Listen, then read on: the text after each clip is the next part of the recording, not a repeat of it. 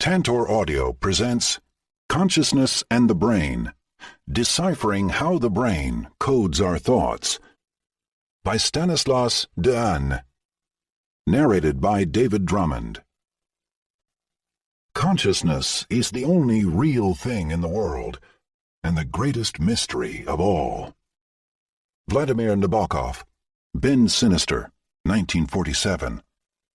The brain is wider than the sky, for put them side by side, the one the other will include with ease, and you beside. Emily Dickinson, circa 1862. Introduction. The Stuff of Thought. Deep inside the Lascaux cave, past the world-renowned Great Hall of the Bulls, where Paleolithic artists painted a colorful menagerie of horses, deer, and bulls, starts a lesser-known corridor known as the Apse.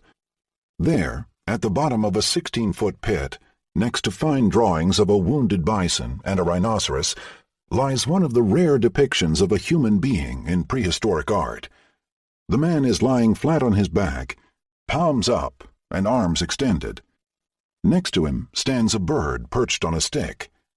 Nearby lies a broken spear that was probably used to disembowel the bison, whose intestines are hanging out. The person is clearly a man, for his penis is fully erect. And this, according to the sleep researcher Michel Jouvet, illuminates the drawing's meaning. It depicts a dreamer and his dream. As Jouvet and his team discovered, dreaming occurs primarily during a specific phase of sleep, which they dubbed paradoxical because it does not look like sleep.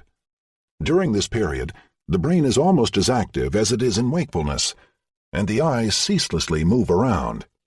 In males, this phase is invariably accompanied by a strong erection, even when the dream is devoid of sexual content. Although this weird physiological fact became known to science only in the 20th century, Jouvet wittily remarks that our ancestors would easily have noticed it. And the bird seems the most natural metaphor for the dreamer's soul. During dreams, the mind flies to distant places and ancient times, free as a sparrow. This idea might seem fanciful, were it not for the remarkable recurrence of imagery of sleep, birds, souls, and erections in the art and symbolism of all sorts of cultures. In ancient Egypt, a human-headed bird, often depicted with an erect phallus, symbolized the Ba, the immaterial soul. Within every human being, it was said, dwelled an immortal Ba that, upon death, took flight to seek the afterworld. A conventional depiction of the great god Osiris, eerily similar to Lascaux's Apse painting, shows him lying on his back, penis erect, while Isis the owl hovers over his body, taking his sperm to engender Horus. In the Upanishads, the Hindu sacred texts, the soul is similarly depicted as a dove that flies away at death and may come back as a spirit. Centuries later, doves and other white-winged birds came to symbolize the Christian soul, the Holy Spirit, and the visiting angels. From the Egyptian phoenix, symbol of resurrection, to the Finnish sielulintu, the soul bird that delivers a psyche to newborn babies and takes it away from the dying, flying spirits appear as a universal metaphor for the autonomous mind. Behind the bird allegory stands an intuition. The stuff of our thoughts differs radically from the lowly matter that shapes our bodies.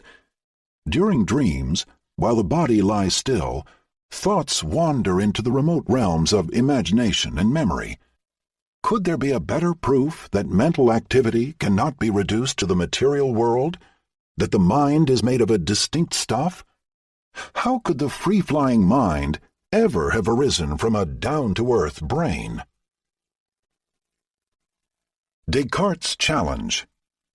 The idea that the mind belongs to a separate realm, distinct from the body, was theorized early on in major philosophical texts such as Plato's Phaedo, 4th century BC, and Thomas Aquinas's Summa Theologica, 1265-74, a foundational text for the Christian view of the soul.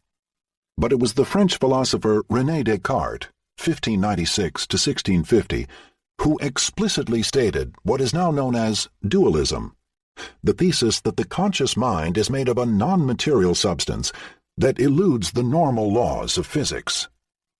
Ridiculing Descartes has become fashionable in neuroscience. Following the publication of Antonio Damasio's best-selling book Descartes' Error in 1994, many contemporary textbooks on consciousness have started out by bashing Descartes for allegedly setting neuroscience research years behind.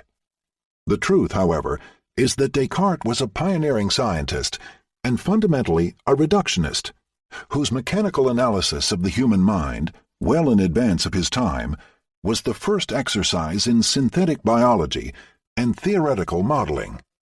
Descartes' dualism was no whim of the moment.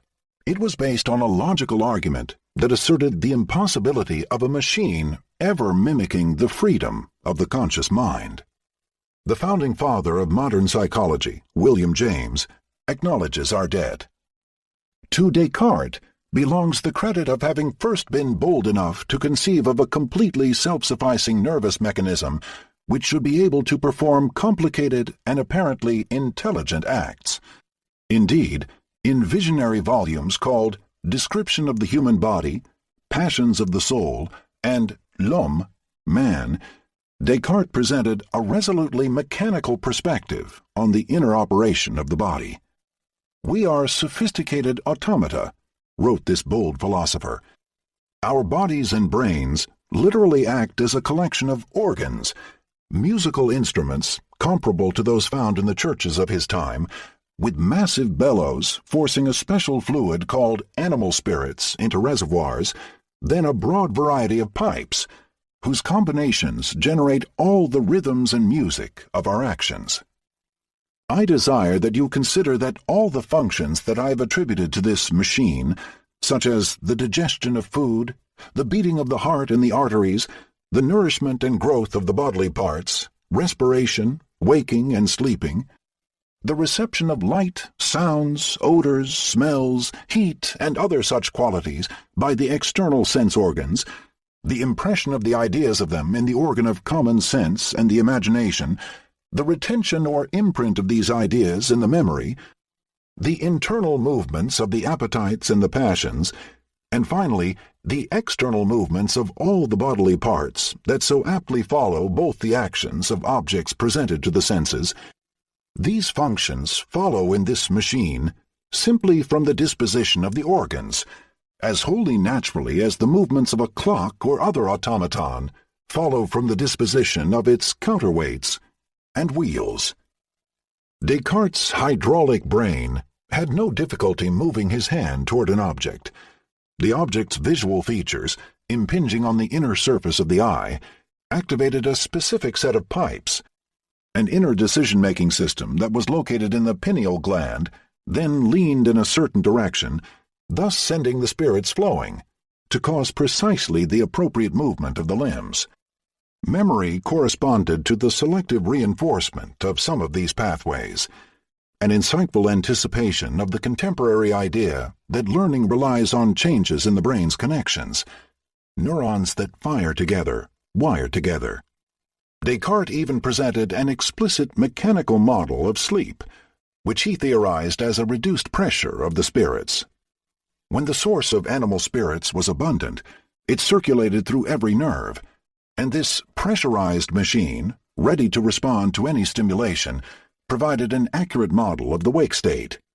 When the pressure weakened, making the lowly spirits capable of moving only a few threads, the person fell asleep. Descartes concluded with a lyrical appeal to materialism, which was quite unexpected, coming from the pen of the founder of substance dualism. To explain these functions, then, it is not necessary to conceive of any vegetative or sensitive soul or any other principle of movement or life other than its blood and its spirits, which are agitated by the heat of the fire that burns continuously in its heart, and which is of the same nature as those fires that occur in inanimate bodies. Why, then, did Descartes affirm the existence of an immaterial soul? because he realized that his mechanical model failed to provide a materialist solution for the higher-level abilities of the human mind. Two major mental functions seemed to lie forever beyond the capacity of his bodily machine. The first was the capacity to report its thoughts using speech. Descartes could not see how a machine might ever use words or other signs by composing them, as we do to declare our thoughts to others. Reflexive cries posed no problem, as a machine could always be wired to emit specific sounds in response to a specific input. But how could a machine ever respond to a query, as even the dumbest person can? Flexible reasoning was the second problematic mental function. A machine is a fixed contraption that can only act rigidly, according to the disposition of its organs. How could it ever generate an infinite variety of thoughts? It must be morally impossible, our philosopher concluded, that there should exist in any machine a diversity of organs sufficient to enable it to act in all the occurrences of life in the way in which our reason enables us to act. Descartes' challenges to materialism stand to this very day. How could a machine like the brain ever express itself verbally, with all the subtleties of human language, and reflect upon its own mental states? And how might it make rational decisions in a flexible manner? Any science of consciousness must address these key issues. The last problem. As humans, we can identify galaxies light years away, study particles smaller than an atom, but we still haven't unlocked the mystery of the 3 pounds of matter that sits between our ears. Barack Obama announcing the Brain Initiative, April 2, 2013. Thanks to Euclid, Carl Friedrich Gauss, and Albert Einstein, we possess a reasonable understanding of the mathematical principles that govern the physical world.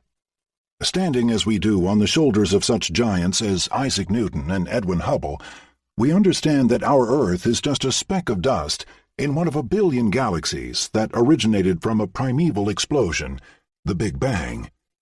And Charles Darwin, Louis Pasteur, James Watson, and Francis Crick showed us that life is made of billions of evolved chemical reactions, just plain physics.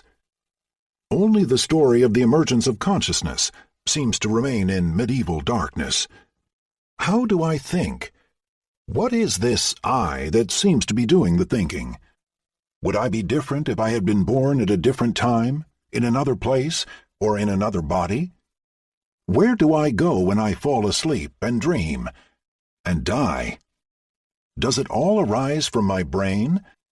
Or am I in part a spirit, made of distinct stuff of thought? These vexing questions have perplexed many a bright mind.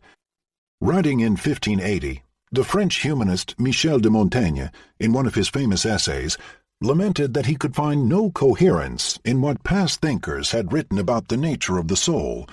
They all disagreed, both on its nature and on its seat within the body. Hippocrates and Herophilus lodged it in the ventricle of the brain, Democritus and Aristotle throughout the body, Epicurus in the stomach, the Stoics within and around the heart, Empedocles in the blood. Galen thought that each part of the body had its own soul.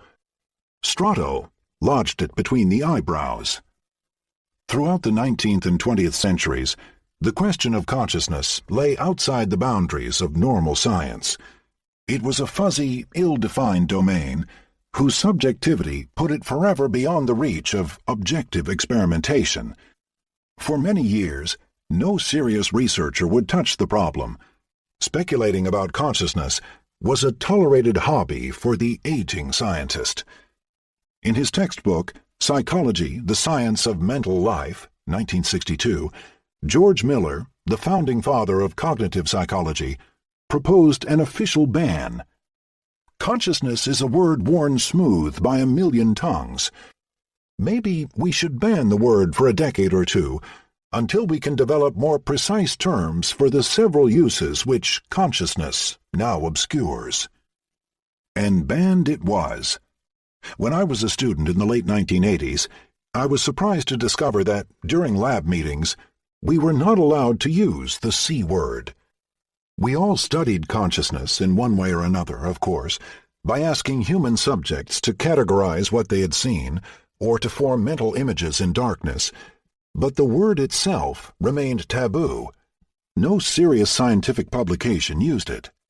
Even when experimenters flashed brief pictures at the threshold of participants' conscious perception, they did not care to report whether the participants saw the stimuli or not. With a few major exceptions, the general feeling was that using the term consciousness added nothing of value to psychological science. In the emerging positive science of cognition, mental operations were to be solely described in terms of the processing of information and its molecular and neuronal implementation. Consciousness was ill-defined, unnecessary, and passé. And then, in the late 1980s, everything changed. Today, the problem of consciousness is at the forefront of neuroscience research.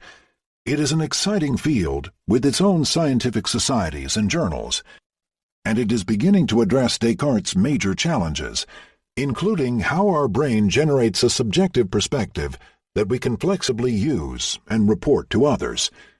This audiobook tells the story of how the tables have turned. Cracking consciousness. In the past 20 years, the fields of cognitive science, neurophysiology, and brain imaging have mounted a solid empirical attack on consciousness. As a result, the problem has lost its speculative status and become an issue of experimental ingenuity. In this audiobook, I will review in great detail the strategy that has turned a philosophical mystery into a laboratory phenomenon. 3 fundamental ingredients have made this transformation possible: the articulation of a better definition of consciousness, the discovery that consciousness can be experimentally manipulated, and a new respect for subjective phenomena. The word consciousness, as we use it in everyday speech, is loaded with fuzzy meanings, covering a broad range of complex phenomena. Our first task, then, will be to bring order to this confused state of affairs. We will have to narrow our subject matter to a definite point that can be subjected to precise experiments. As we will see, the contemporary science of consciousness distinguishes a minimum of 3 concepts: vigilance, the state of wakefulness which varies when we fall asleep or wake up; attention, the focusing of our mental resources onto a specific piece of information; and conscious access, the fact that some of the attended information eventually enters our awareness and becomes reportable to others. What counts as genuine consciousness, I will argue, is conscious access, the simple fact that usually, whenever we are awake, whatever we decide to focus on may become conscious. Neither vigilance nor attention alone is sufficient. When we are fully awake and attentive, sometimes we can see an object and describe our perception to others, but sometimes we cannot. Perhaps the object was too faint, or it was flashed too briefly to be visible. In the first case, we are said to enjoy conscious access, and in the second, we are not. And yet, as we shall see, our brain may be processing the information unconsciously. In the new science of consciousness, conscious access is a well-defined phenomenon, distinct from vigilance and attention. Furthermore, it can be easily studied in the laboratory. We now know of dozens of ways in which a stimulus can cross the border between unperceived and perceived, between invisible and visible, allowing us to probe what this crossing changes in the brain. Conscious access is also the gateway to more complex forms of conscious experience. In everyday language, we often conflate our consciousness with our sense of self, how the brain creates a point of view, an eye that looks at its surroundings from a specific vantage point. Consciousness can also be recursive. Our eye can look down at itself, comment on its own performance, and even know when it does not know something. The good news is that even these higher-order meanings of consciousness are no longer inaccessible to experimentation. In our laboratories, we have learned to quantify what the eye feels and reports, both about the external environment and about itself. We can even manipulate the sense of self, so that people may have an out-of-body experience while they lie inside a magnetic resonance imager. Some philosophers still think that none of these ideas will suffice to solve the problem. The heart of the problem, they believe, lies in another sense of consciousness, which they call phenomenal awareness, the intuitive feeling present in all of us that our internal experiences possess exclusive qualities, unique qualia such as the exquisite sharpness of a tooth pain or the inimitable greenness of a fresh leaf. These inner qualities, they argue, can never be reduced to a scientific neuronal description. By nature, they are personal and subjective, and thus they defy any exhaustive verbal communication to others. But I disagree, and I will argue that the notion of a phenomenal consciousness that is distinct from conscious access is highly misleading and leads down a slippery slope to dualism. We should start simple and first study conscious access. Once we clarify how any piece of sensory information can gain access to our mind and become reportable, then the insurmountable problem of our ineffable experiences will disappear. To see or not to see. Conscious access is deceptively trivial. We lay our eyes on an object, and seemingly immediately, we become aware of its shape, color, and identity. Behind our perceptual awareness, however, lies an intricate avalanche of brain activity that involves billions of visual neurons and that may take nearly half a second to complete before consciousness kicks in. How can we analyze this long processing chain? How can we tell which part corresponds to purely unconscious and automatic operations, and which part leads to our conscious sense of seeing? This is where the second ingredient of the modern science of consciousness kicks in. We now have a strong experimental handle on the mechanisms of conscious perception. In the past 20 years, cognitive scientists have discovered an amazing variety of ways to manipulate consciousness. Even a minuscule change in experimental design can cause us to see or not to see. We can flash a word so briefly that viewers will fail to notice it. We can create a carefully cluttered visual scene in which one item remains wholly invisible to a participant because the other items always win out in the inner competition for conscious perception. We can also distract your attention. As any magician knows, even an obvious gesture can become utterly invisible if the watcher's mind is drawn to another train of thought. And we can even let your brain do the magic. When two distinct images are presented to your two eyes, the brain will spontaneously oscillate and let you see one picture, then the other, but never both at the same time. The perceived image, the one that makes it into awareness, and the losing image, which vanishes into unconscious oblivion, may differ minimally on the input side, but within the brain, this difference must be amplified, because ultimately you can speak about one but not about the other. Figuring out exactly where and when this amplification occurs is the object of the new science of consciousness. The experimental strategy of creating a minimal contrast between conscious and unconscious perception was the key idea that cracked wide open the doors to the supposedly inaccessible sanctuary of consciousness. Over the years, we discovered many well-matched experimental contrasts in which one condition led to conscious perception, while the other did not. The daunting problem of consciousness was reduced to the experimental issue of deciphering the brain mechanisms that distinguish two sets of trials, a much more tractable problem. Turning subjectivity into a science.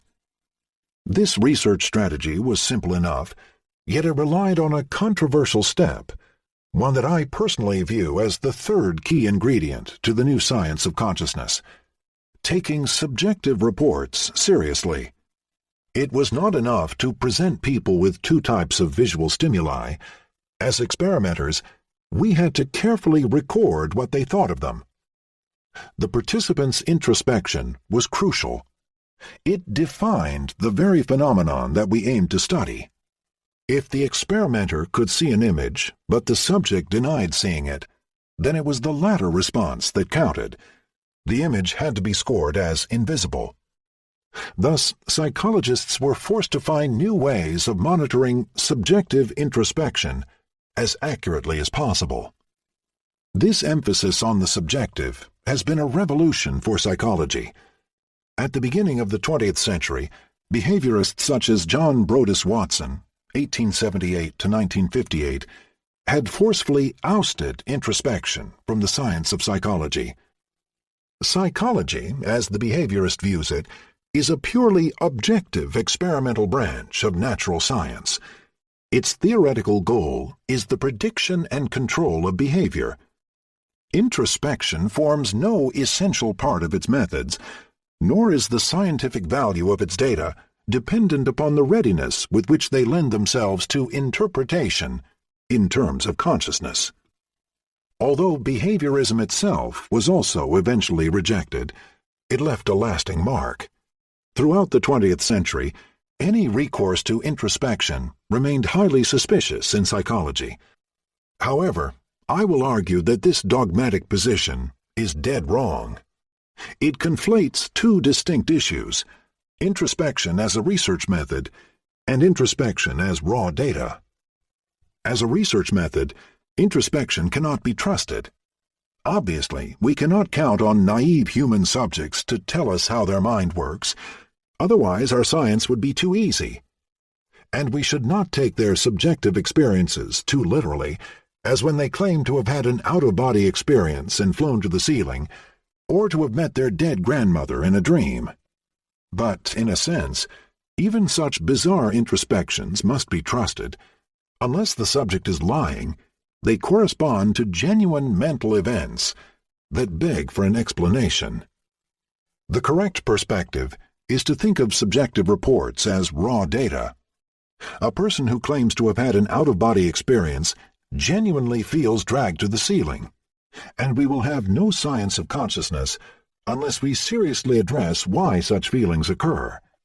In fact, the new science of consciousness makes an enormous use of purely subjective phenomena, such as visual illusions, misperceived pictures, psychiatric delusions, and other figments of the imagination. Only these events allow us to distinguish objective physical stimulation from subjective perception, and therefore to search for brain correlates of the latter, rather than the former. As consciousness scientists, we are never as pleased as when we discover a new visual display that can be subjectively either seen or missed, or a sound that is sometimes reported as audible and sometimes as inaudible. As long as we carefully record on every trial what our participants feel, we are in business, because then we can sort the trials into conscious and unconscious ones and search for brain activity patterns that separate them.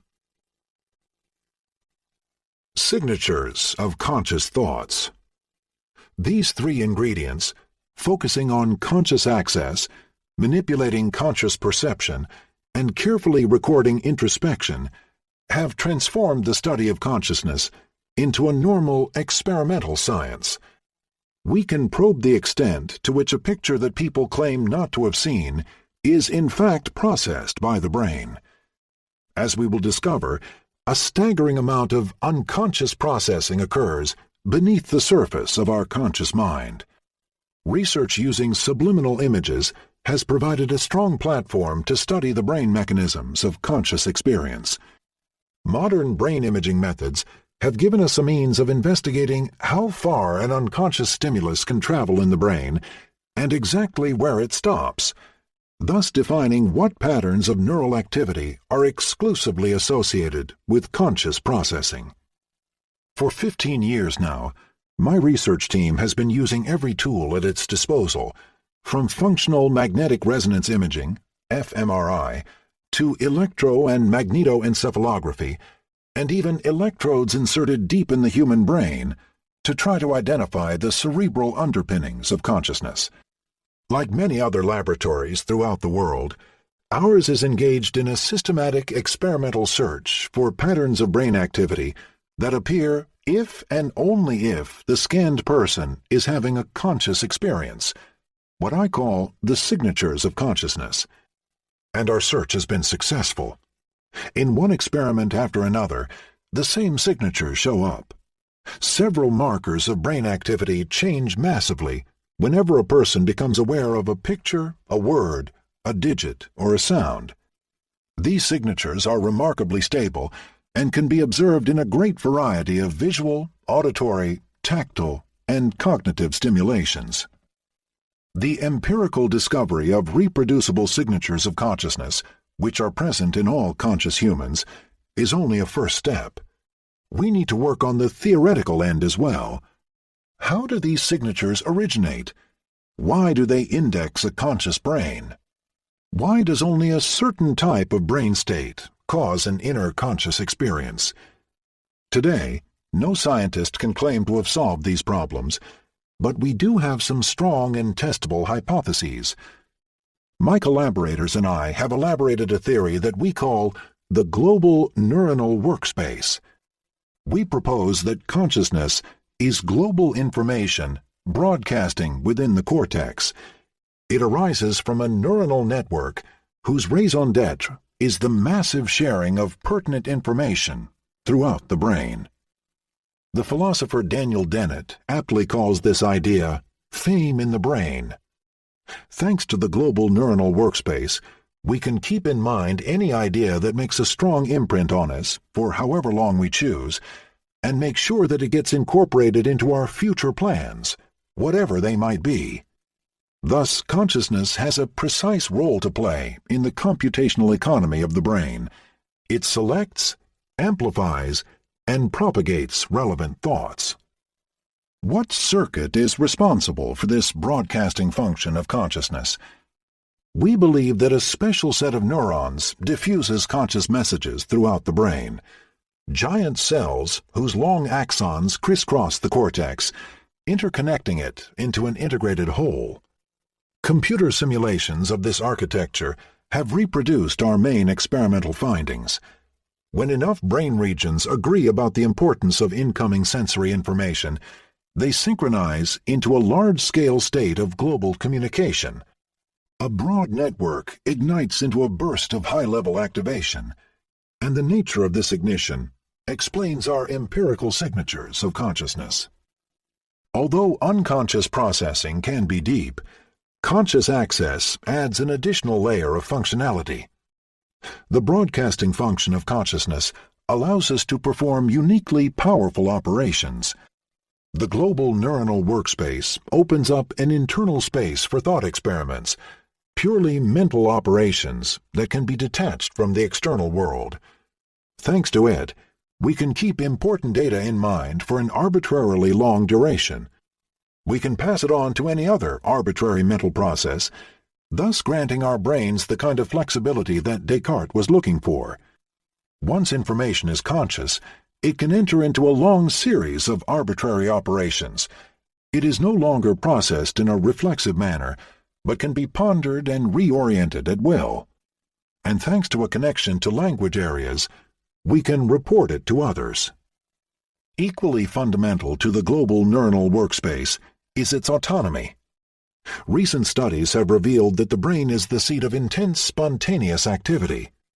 It is constantly traversed by global patterns of internal activity that originate not from the external world, but from within, from the neuron's peculiar capacity to self-activate in a partly random fashion. As a result, and quite opposite to Descartes' organ metaphor, our global neuronal workspace does not operate in an input-output manner, waiting to be stimulated before producing its outputs.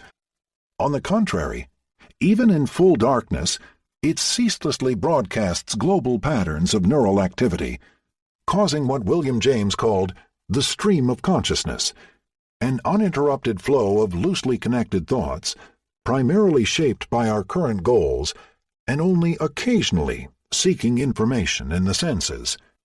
René Descartes could not have imagined a machine of this sort, where intentions, thoughts, and plans continually pop up to shape our behavior. The outcome, I argue, is a free-willing machine that resolves Descartes' challenge and begins to look like a good model for consciousness. The future of consciousness. Our understanding of consciousness remains rudimentary. What does the future hold in store? At the end of this audiobook, we will return to the deep philosophical questions, but with better scientific answers. There I will argue that our growing understanding of consciousness will help us not only resolve some of our deepest interrogations about ourselves, but also face difficult societal decisions and even develop new technologies that mimic the computational power of the human mind. To be sure, many details remain to be nailed down, but the science of consciousness is already more than mere hypothesis. Medical applications now lie within our grasp. In countless hospitals throughout the world, thousands of patients in a coma or a vegetative state lie in terrible isolation, motionless, speechless, their brains destroyed by a stroke, a car accident, or a transient deprivation of oxygen. Will they ever regain consciousness? Might some of them already be conscious, but fully locked in and unable to let us know? Can we help them by turning our brain imaging studies into a real-time monitor of conscious experience? My laboratory is now designing powerful new tests that begin to reliably tell whether a person is or is not conscious. The availability of objective signatures of consciousness is already helping coma clinics worldwide, and will soon also inform the related issue of whether and when infants are conscious. Although no science will ever turn an is into an ought, I am convinced that once we manage to objectively determine whether subjective feelings are present in patients or in infants, we will make better ethical decisions. Another fascinating application of the science of consciousness involves computing technologies. Will we ever be able to imitate brain circuits in silico? Is our current knowledge sufficient to build a conscious computer? If not, what would it take? As consciousness theory improves, it should become possible to create artificial architectures of electronic chips that mimic the operation of consciousness in real neurons and circuits. Will the next step be a machine that is aware of its own knowledge? Can we grant it a sense of self, and even the experience of free will? I now invite you to take a journey into the cutting-edge science of consciousness, a quest that will guarantee deeper meaning to the Greek motto, Know Thyself. 1. Consciousness enters the lab. How did the study of consciousness become a science? First, we had to focus on the simplest possible definition of the problem. Shelving for later the vexing issues of free will and self-consciousness, we concentrated on the narrower issue of conscious access, why some of our sensations turn into conscious perceptions, while others remain unconscious. Then many simple experiments allowed us to create minimal contrasts between conscious and unconscious perception. Today, we can literally render an image visible or invisible at will, under full experimental control. By identifying threshold conditions, in which the very same image is perceived consciously only half the time, we can even keep the stimulus constant and let the brain do the switching. It then becomes crucial to collect the viewer's introspection, because it defines the contents of consciousness. We end up with a simple research program, a search for objective mechanisms of subjective states, systematic signatures in brain activity that index the transition from unconsciousness to consciousness. Consider this visual illusion.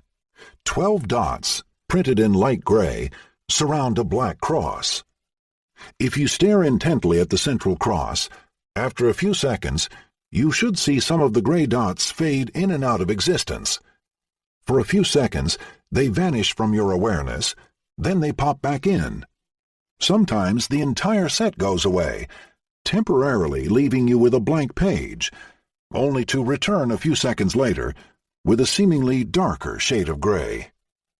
An objectively fixed visual display can pop in and out of our subjective awareness, more or less at random. This profound observation forms the basis of the modern science of consciousness. In the 1990s, the late Nobel Prize winner Francis Crick and the neurobiologist Christoph Koch jointly realized that such visual illusions gave scientists a means to track the fate of conscious versus unconscious stimuli in the brain. Conceptually, at least, this research program poses no major difficulty. During the experiment with the 12 dots, for instance, we can record the discharges of neurons from different places in the brain during moments in which the dots are seen, and compare these recordings with those made during moments in which the dots are not seen. Crick and Koch singled out vision as a domain ripe for such investigations, not only because we are beginning to understand in great detail the neural pathways that carry visual information from the retina to the cortex, but also because there are myriad visual illusions that can be used to contrast visible and invisible stimuli. Do they share anything? Is there a single pattern of brain activity that underlies all conscious states and that provides a unifying signature of conscious access in the brain? Finding such a signature pattern would be a major step forward for consciousness research. In their down-to-earth manner, Crick and Koch had cracked the problem open. Following their lead, dozens of laboratories started studying consciousness through elementary visual illusions such as the one earlier described. 3 features of this research program suddenly put conscious perception within experimental reach. First, the illusions did not require an elaborate notion of consciousness, just the simple act of seeing or not seeing, what I have called conscious access. Second, a great many illusions were available for study. As we shall see, cognitive scientists have invented dozens of techniques to make words, pictures, sounds, and even gorillas disappear at will. And third, such illusions are eminently subjective. Only you can tell when and where the dots disappear in your mind. Yet the results are reproducible. Anyone who watches the figure reports having the same kind of experience. There is no point in denying it. We all agree that something real, peculiar, and fascinating is going on in our awareness. We have to take it seriously. I argue that those 3 crucial ingredients have brought consciousness within the reach of science, focusing on conscious access, using a panoply of tricks to manipulate consciousness at will, and treating subjective reports as genuine scientific data. Let us now consider each of these points in turn. The many facets of consciousness. Consciousness, the having of perceptions, thoughts, and feelings, awareness. The term is impossible to define except in terms that are unintelligible without a grasp of what consciousness means. Nothing worth reading has been written about it. Stuart Sutherland, International Dictionary of Psychology, 1996. Science often progresses by carving out new distinctions that refine the fuzzy categories of natural language. In the history of science, a classic example is the separation of the concepts of heat and temperature. Everyday intuition treats them as one and the same. After all, adding heat to something will increase its temperature, right? Wrong. A block of ice, when heated, will melt while staying at a fixed temperature of 0 degrees Celsius. A material may have a high temperature, for example, a firework spark, which may reach a few thousand degrees Celsius, but have so little heat that it won't burn the skin, because it has very little mass. In the 19th century, distinguishing heat, the amount of energy transferred, from temperature, the average kinetic energy in a body, was key to making progress in thermodynamics. The word consciousness, as we use it in daily conversation, is similar to the layman's heat.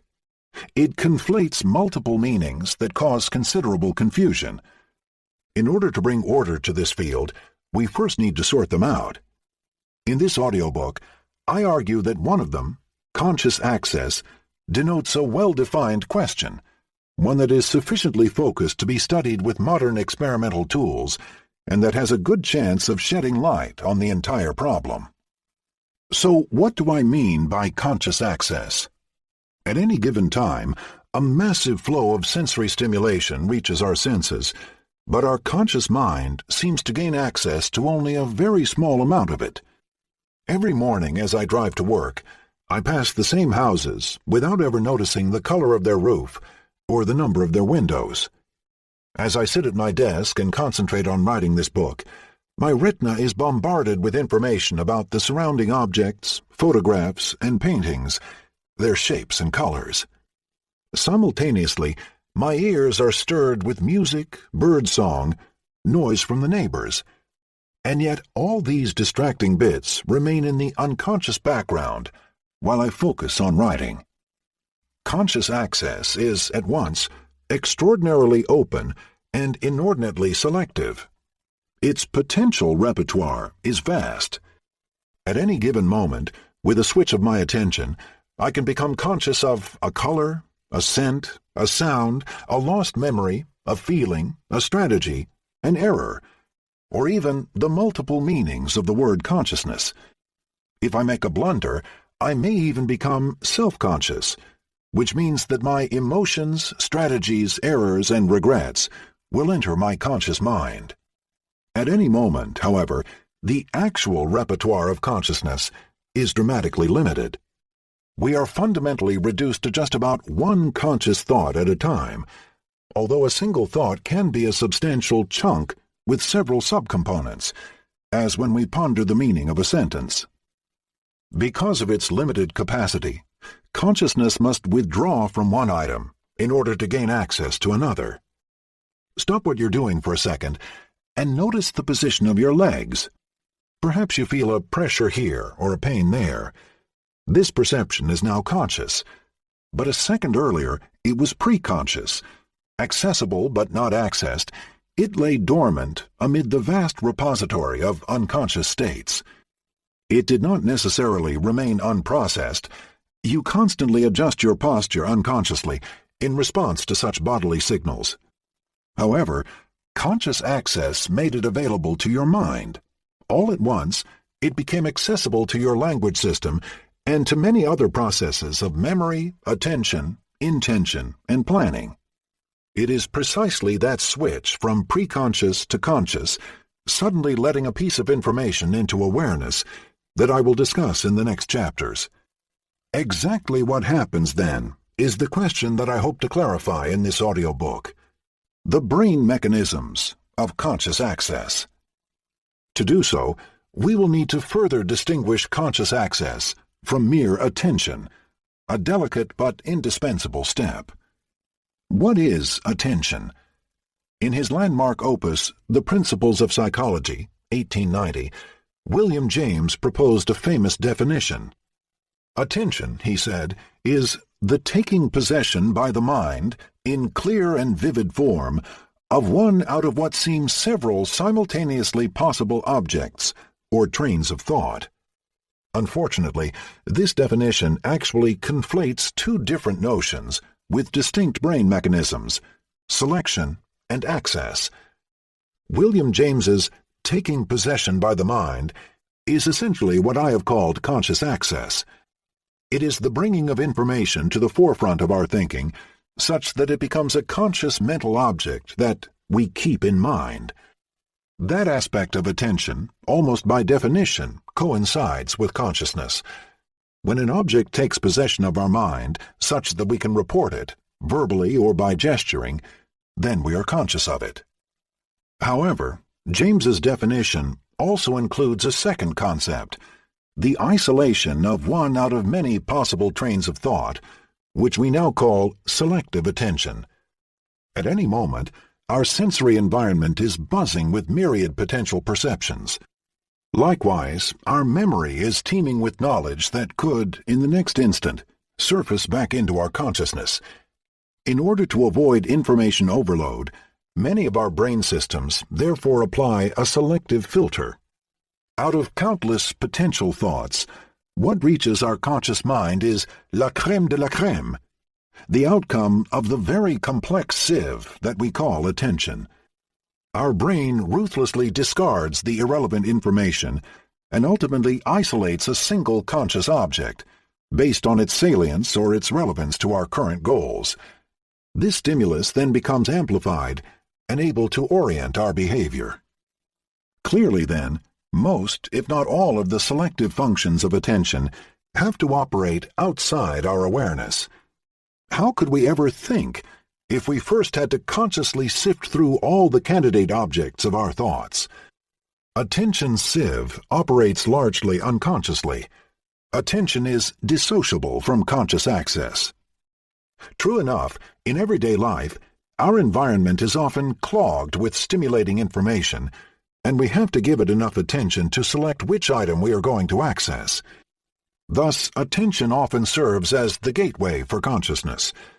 However, in the lab, experimenters can create situations so simple that only one piece of information is present, and then selection is barely needed before that information gets into the subject's awareness.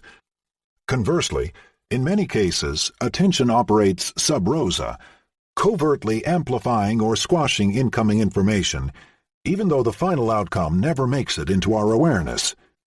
In a nutshell, selective attention and conscious access are distinct processes. There is a third concept that we need to carefully set apart: vigilance, also called intransitive consciousness. In English, the adjective conscious can be transitive. We can be conscious of a trend, a touch, a tingle, or a toothache. In this case, the word denotes conscious access, the fact that an object may or may not enter our awareness. But conscious can also be intransitive, as when we say, "The wounded soldier remained conscious." Here, it refers to a state with many gradations. In this sense, consciousness is a general faculty that we lose during sleep, when we faint, or when we undergo general anesthesia. To avoid confusion, scientists often refer to this sense of consciousness as wakefulness or vigilance. Even these two terms should probably be separated. Wakefulness refers primarily to the sleep-wake cycle, which arises from subcortical mechanisms, whereas vigilance refers to the level of excitement in the cortical and thalamic networks that support conscious states. Both concepts, however, differ sharply from conscious access. Wakefulness, vigilance, and attention are just enabling conditions for conscious access. They are necessary, but not always sufficient to make us aware of a specific piece of information.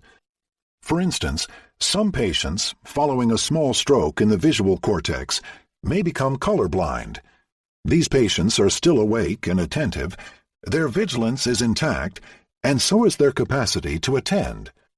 But the loss of a small circuit specialized in color perception prevents them from gaining access to this aspect of the world. In Chapter 6, we will meet patients in a vegetative state who still awaken in the morning and fall asleep at night, yet do not seem to access any information consciously during their waking time. Their wakefulness is intact, yet their impaired brain no longer seems able to sustain conscious states. In most of this book, we will be asking the access question: what happens during consciousness of some thought? In Chapter 6, however, we will return to the vigilance meaning of consciousness and consider the applications of the growing science of consciousness to patients in a coma or a vegetative state, or with related disorders. The word consciousness has still other meanings. Many philosophers and scientists believe that consciousness, as a subjective state, is intimately related to the sense of self. The I seems an essential piece of the puzzle. How can we ever understand conscious perception without first figuring out who is doing the perceiving? In a standard cliché, the first words that a hero utters upon recovering from a knockout blow are, Where am I? My colleague, the neurologist Antonio Damasio, defines consciousness as the self in the act of knowing, a definition that implies that we cannot solve the riddle of consciousness until we know what a self is. The same intuition underlies Gordon Gallup's classic mirror self-recognition test, which probes whether children and animals recognize themselves in a mirror. Self-awareness is attributed to a child who uses the mirror to gain access to hidden parts of his body, for instance, to spot a red sticker surreptitiously placed on his forehead. Children gain the ability to detect the sticker by use of a mirror, typically between 18 and 24 months. Chimpanzees, gorillas, orangutans, and even dolphins, elephants, and magpies have been said to pass this test, leading a group of colleagues to bluntly assert, in the Cambridge Declaration on Consciousness, July 7, 2012, that the weight of evidence indicates that humans are not unique in possessing the neurological substrates that generate consciousness.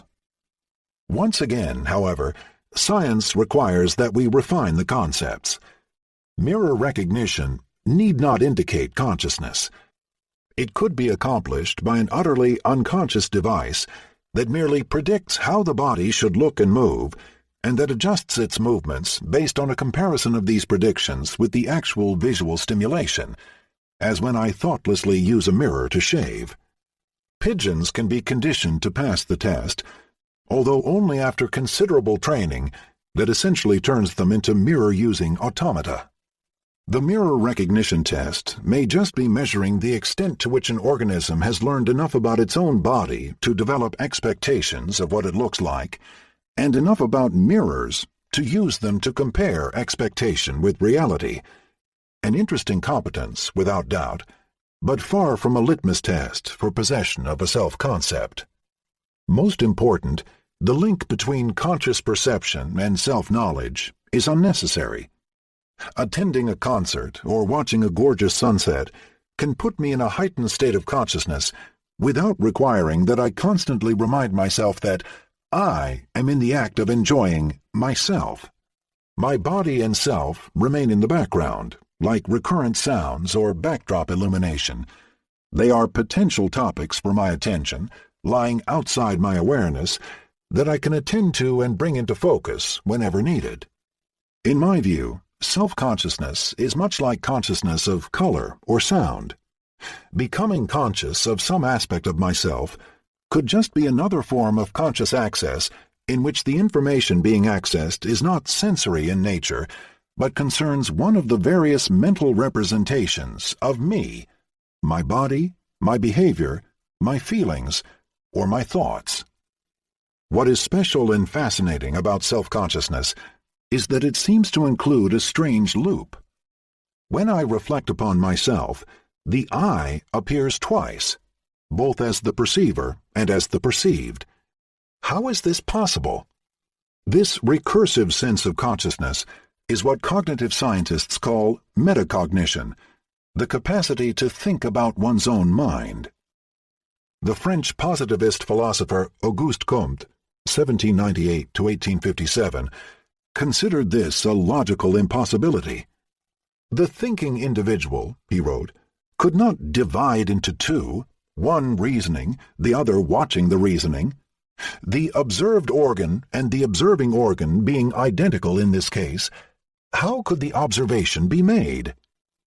Comte was wrong, however. As John Stuart Mill immediately noted, the paradox dissolves when the observing and the observed are encoded at different times or within different systems. One brain system may notice when another fails. We do it all the time, as when we experience a word on the tip of our tongue, we know we should know, notice a reasoning error, we know we erred, or brood over a failed exam. We know we studied, we thought we knew the answers, and we cannot imagine why we failed.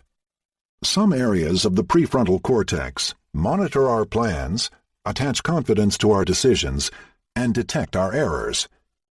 Working as a closed-loop simulator, in tight interaction with our long-term memory and imagination, they support an internal soliloquy that lets us reflect upon ourselves without external help. The very word reflection hints at the mirroring function, whereby some brain areas represent and evaluate the operation of others. All in all, as scientists, we are better off starting with the simplest notion of consciousness, conscious access, or how we become aware of a specific piece of information. The thornier issues of self and recursive consciousness should best be kept for a later time. Maintaining a focus on conscious access, carefully setting it apart from the related concepts of attention, wakefulness, vigilance, self-consciousness, and metacognition, is the first ingredient in our contemporary science of consciousness. Minimal contrasts. The second ingredient that makes the science of consciousness possible is the panoply of experimental manipulations that affects the contents of our consciousness. In the 1990s, cognitive psychologists suddenly realized that they could fiddle with consciousness by contrasting conscious and unconscious states. Pictures, words, and even movies could be made invisible. What happened to those images at the brain level? By carefully delimiting the powers and limits of unconscious processing, one could begin to delineate, as in a photographic negative, the contours of consciousness itself. Combined with brain imaging, this simple idea provided a solid experimental platform for studying the cerebral mechanisms of consciousness. In 1989, the psychologist Bernard Baars, in his important book ambitiously called A Cognitive Theory of Consciousness, forcefully argued that there are in fact dozens of experiments that provide direct forays into the nature of consciousness. Baars added a crucial observation. Many of these experiments provide a minimal contrast, a pair of experimental situations that are minimally different, but only one of which is consciously perceived. Such cases are ideal because they allow scientists to treat conscious perception as an experimental variable that changes considerably, even though the stimulus remains virtually constant. By concentrating on such minimal contrasts and trying to understand what changes in the brain, researchers could get rid of all the irrelevant brain operations that are common to conscious and unconscious processing, and concentrate solely on the brain events that track the switch from the unaware to the aware mode. Consider, for instance, the acquisition of a motor activity such as typing. When we first learn to type, we are slow, attentive, and painfully self-conscious of every move we make. But after a few weeks of practice, typing becomes so fluent that we can do it automatically, while talking or thinking of something else, and without consciously remembering the locations of the keys.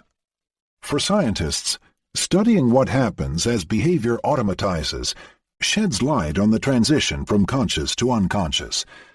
It turns out that this very simple contrast identifies a major cortical network, particularly including regions of the prefrontal lobe that activate whenever conscious access occurs. Studying the converse transition from unconscious to conscious is now equally feasible.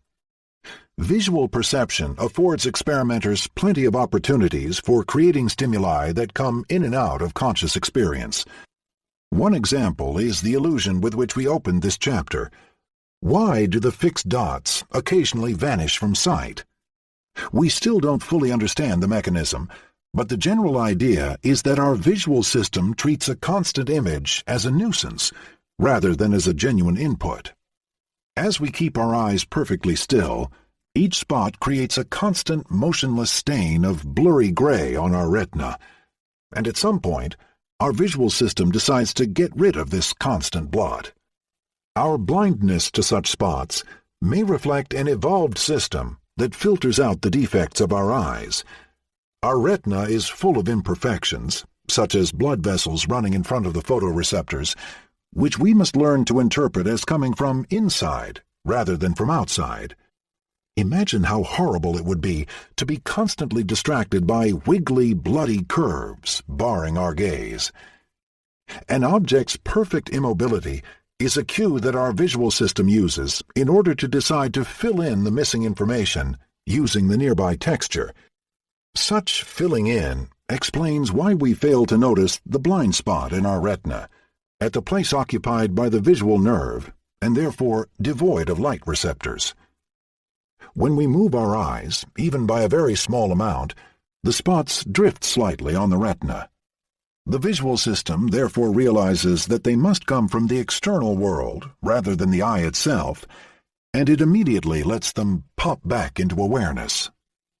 Filling in blind spots is just one of the many visual illusions that let us study the transition from unconscious to conscious. Let us take a quick tour of the many other paradigms available in the cognitive scientist's toolkit. Rival images.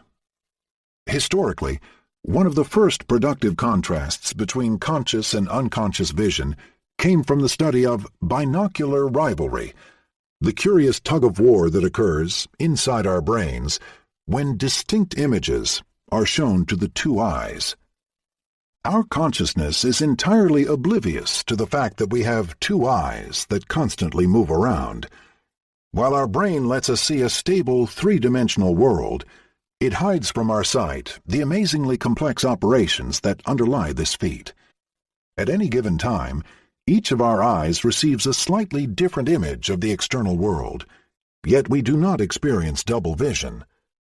Under natural conditions, we typically fail to notice the two images and simply fuse them together into a single homogeneous visual scene. Our brain even takes advantage of the slight space between our two eyes, which induces a relative shift in the two images. As first observed by the English scientist Charles Wheatstone in 1838, it exploits this disparity to locate objects in depth, thus giving us a vivid sense of the third dimension. But what would happen, Wheatstone wondered, if the two eyes received completely different images, such as a picture of a face in one eye and of a house in the other? Would the images still be fused? Could we see two unrelated scenes at once? To find out, Wheatstone built a device that he dubbed the stereoscope. It quickly started a craze for stereo pictures, from landscapes to pornography, that lasted throughout the Victorian era and beyond. Two mirrors, placed in front of the left and right eyes, allowed the presentation of distinct pictures to the two eyes. To Wheatstone's amazement, when the two pictures were unrelated, such as a face and a house, vision became utterly unstable. Instead of fusing the scene, the viewer's perception ceaselessly alternated between one image and the other, with only brief transitions between them. For a few seconds, the face would appear, then it would break down and vanish to reveal the house, and so on in an alteration created solely by the brain. As Wheatstone noted, it does not appear to be in the power of the will to determine the appearance of either image. Rather, the brain, when confronted with an utterly implausible stimulus, seems to waver between two interpretations, face or house. The two incompatible images seem to fight for conscious perception. Hence the term binocular rivalry. Binocular rivalry is an experimenter's dream because it provides a pure test of subjective perception. Although the stimulus is constant, the viewer reports that his vision changes. Furthermore, across time, the very same image changes in status. Sometimes it is fully visible, while at other times it vanishes completely from conscious perception. What happens to it then? By recording data from neurons in monkeys' visual cortex, the neurophysiologists David Leopold and Nikos Logothetis were the first to observe the cerebral fate of seen and unseen visual images. They trained the monkeys to report their perception by using a lever, then showed that monkeys experienced semi-random alternations of the two images, just as we do. They finally tracked the responses of single neurons as the monkey's preferred image faded in and out of conscious experience. The results were clear. At the earliest stage of processing, in the primary visual cortex that acts as the visual gateway into the cortex, Many cells reflected the objective stimuli. Their firing simply depended on which images were presented to the two eyes, and it did not change when the animal reported that his perception had switched. As visual processing progressed to a more advanced level within so-called higher visual areas, such as area V4 and the inferotemporal cortex, more and more neurons began to agree with the animal's report. They fired strongly when the animal reported seeing its preferred image, and much less or not at all when this image was suppressed. This was, literally, the first glimpse of a neuronal correlate of conscious experience. To this day, binocular rivalry remains a privileged mode of access into the neural machinery underlying conscious experience. Hundreds of experiments have been dedicated to this paradigm, and many variants have been invented. For instance, thanks to a new method called continuous flash suppression, it is now possible to keep one of the two images permanently out of sight by continuously flashing a stream of bright, colorful rectangles into the other eye, such that only this dynamic stream is seen. What is the main point of these binocular illusions? They demonstrate that it is possible for a visual image to be physically presented in the eye for a long duration and to progress into the brain areas dedicated to visual processing, yet be totally suppressed from conscious experience. By simultaneously injecting in the two eyes potentially perceivable images, only one of which ends up being perceived, binocular rivalry proves that what matters to consciousness is not the initial stage of peripheral visual processing, where both alternatives are still available, but a later stage, at which a single winning image emerges. Because our consciousness cannot simultaneously apprehend two objects at the same location, our brain is the seat of a fierce competition. Unknown to us, not just two but countless potential perceptions ceaselessly compete for our conscious awareness, and yet at any given time, only one of them makes it into our conscious mind. Rivalry is, indeed, an apt metaphor for this constant fight for conscious access. When attention blinks. Is this rivalry a passive process? Or can we consciously decide which image will be the winner of the fight? When we perceive two competing images, our subjective impression is that we are passively submitted to these ceaseless alternations. That impression is false, however. Attention does play an important role in the cortical competition process. First of all, if we try hard to attend to one of the two images, for instance, the face rather than the house, its perception lasts a little bit longer. That effect, though, is weak. The fight between the two images starts at stages that are not in our control. But most important, the very existence of a single winner depends on our giving it our attention. The fighting arena itself, as it were, is made up of the conscious mind. When we remove our attention from the location where the two images are presented, they cease to compete. The listener may ask, how do we know this? We cannot ask a distracted person what she sees and whether she still perceives the images as alternating, because in order to respond, she would have to attend to that location. At first sight, the task of determining how much you perceive without attending smacks of circularity, much like trying to monitor how your eyes move in a mirror. No doubt your eyes move constantly, but whenever you watch them in a mirror, that very act forces them to remain still. For a long time, trying to study rivalry without attention seemed a self-defeating strategy, like asking what sound a falling tree makes when no one is around to hear it, or how we feel at the precise moment when we fall asleep. But science often achieves the impossible. Peng Zhang and his collaborators at the University of Minnesota realized that they did not have to ask the viewer whether the images were still alternating when she was not attending. All they had to do was to find brain markers of rivalry, which would indicate whether the two images still competed with each other. They already knew that during rivalry, neurons alternatively fire for one or the other image. So could they still measure such alternations, in the absence of attention? Zhang used a technique called frequency tagging, whereby each image is tagged by flickering at its own specific rhythm. The two frequency tags can then be easily picked up on an electroencephalogram recorded by electrodes placed on the head. Characteristically, during rivalry, the two frequencies exclude each other. If one oscillation is strong, the other is weak, reflecting the fact that we perceive only one image at a time. As soon as we cease to attend, however, these alternations stop, and the two tags co-occur independently of each other. Inattention prevents rivalry.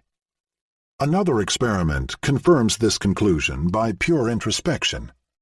When attention is removed from rival images for a fixed duration, the image that is perceived upon return differs from what it should have been had the images continued to alternate during this inattention period.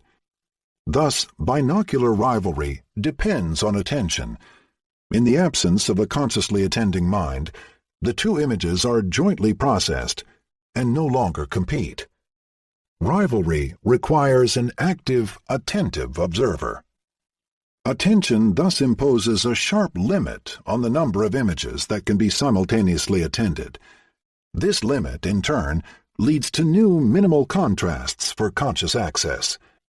One method, aptly called the attentional blink, consists of creating a brief period of invisibility of an image by temporarily saturating the conscious mind.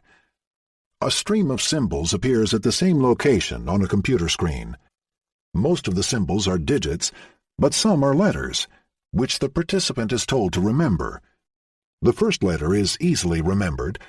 If a second letter occurs half a second or more after the first, it too is accurately committed to memory. If the two letters appear in close succession, however, the second one is often completely missed. The viewer reports seeing only one letter and is quite surprised to learn that there were two of them. The very act of attending to the first letter creates a temporary blink of the mind that annihilates the perception of the second. Using brain imaging, we see that all letters, even the unconscious ones, enter the brain. They all reach early visual areas and may even proceed quite deeply into the visual system to the point of being classified as a target. Part of the brain knows when a target letter has been presented. But somehow this knowledge never makes it into our conscious awareness. To be consciously perceived, the letter must reach a stage of processing that registers it into our awareness. This registering appears tightly limited. At any given time, only one chunk of information can go through it. Meanwhile, everything else in the visual scene remains unperceived. Binocular rivalry reveals a competition between two simultaneous images. During the attentional blink, a similar competition occurs across time between two images that are successively presented at the same location. Our consciousness is often too slow to keep up with a fast rate of image presentation on screen.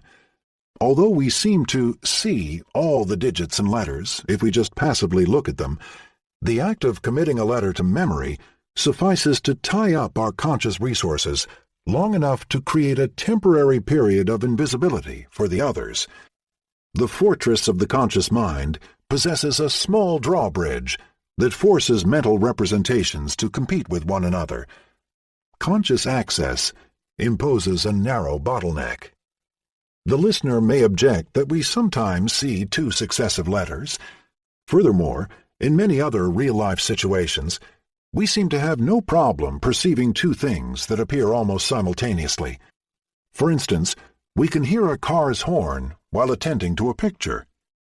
Psychologists call such situations dual tasks because the person is asked to do two things at once. So what happens then? Does dual task performance refute the idea that our conscious awareness is structurally limited to one chunk at a time? No. The evidence shows that, even in such cases, we are still tightly limited. We never really process two unrelated items consciously at exactly the same moment. When we attempt to attend to two things at once, The impression that our consciousness is immediate and online with both stimuli is just an illusion. In truth, the subjective mind does not perceive them simultaneously. One of them gets accessed and enters awareness, but the second must wait. This bottleneck creates an easily measurable processing delay, which is aptly called the psychological refractory period. While the conscious mind is processing a first item at a conscious level, it appears to be temporarily refractory to further inputs, and therefore to be very late in processing them. While it is processing the first item, the second one lingers in an unconscious buffer. It stays there until the processing of the first item is complete. We remain oblivious to this unconscious waiting period. But how could it be otherwise? Our consciousness is occupied elsewhere, so we have no means of stepping outside the system and realizing that our conscious perception of the second item is delayed. As a consequence, whenever we are mentally preoccupied, our subjective perception of the timing of events can be systematically wrong. Once we are engaged in a first task, then are asked to estimate when a second item appeared, we wrongly postdate it to the moment when it entered our consciousness. Even when two inputs are objectively simultaneous, we fail to perceive their simultaneity and systematically feel that the first one that we attended to appeared earlier than the other. In truth, this subjective delay arises solely from the sluggishness of our consciousness. The attentional blink and the refractory period are deeply related psychological phenomena. Whenever the conscious mind is occupied, all other candidates for awareness have to wait in an unconscious buffer, and the wait is risky. At any time, due to internal noise, distracting thoughts, or other incoming stimuli, a buffered item may be erased and vanish from awareness, the blink. Experiments indeed confirm that, during a dual task, both refractoriness and blinking occur. Conscious perception of the second item is always delayed, and the probability of a complete blackout increases with the duration of the delay. During most dual-task experiments, the blink lasts only a fraction of a second. Committing a letter to memory, indeed, requires only a brief moment. What happens, however, when we perform a much longer, distracting task? The surprising answer is that we can become totally oblivious to the external world. Avid readers, concentrated chess players, and focused mathematicians know all too well that intellectual absorption can create long periods of mental isolation, during which we lose all awareness of our surroundings. The phenomenon, dubbed inattentional blindness, is easily demonstrated in the lab. In one experiment, 27 participants gaze at the center of a computer screen, but are told to attend to the top side. A letter will soon appear there, they are told, and they will have to remember it. They train on this task for 2 trials. Then, on the third, simultaneously with the peripheral letter, an unexpected shape also appears at the center. It may be a large dark spot, a digit, or even a word, and it may last for nearly a second. But amazingly, up to 2/3 of the participants fail to notice it. They report seeing the peripheral letter and nothing else. Only when the trial is rerun do they realize, to their utter surprise, that they missed a major visual event. In brief, inattention breeds invisibility. For another classic demonstration, consider Dan Simon's and Christopher Chabris' extraordinary experiment known as the Invisible Gorilla. A film shows 2 teams, one wearing white T-shirts, one wearing black, practicing basketball. Viewers are asked to count the passes made by the team wearing white. The movie lasts about 30 seconds, and with a little concentration, nearly everyone counts 15 passes. And then the experimenter asks, "Did you see the gorilla?" "Of course not." The tape is rewound, and there it is. In the middle of the film, an actor dressed in a gorilla suit enters the stage, bangs his chest several times in full sight, then leaves. A majority of the viewers fail to detect the gorilla in the first showing. They swear that there never was one. They are so sure of themselves that they accuse the experimenter of showing a different movie the second time. The very act of concentrating on the players wearing white t-shirts makes a black gorilla vanish into oblivion. In cognitive psychology, the gorilla study is a landmark. At about the same time, researchers discovered dozens of similar situations in which inattention leads to temporary blindness. People turn out to be terrible witnesses. Simple manipulations can make us unconscious of even the most blatant parts of a visual scene.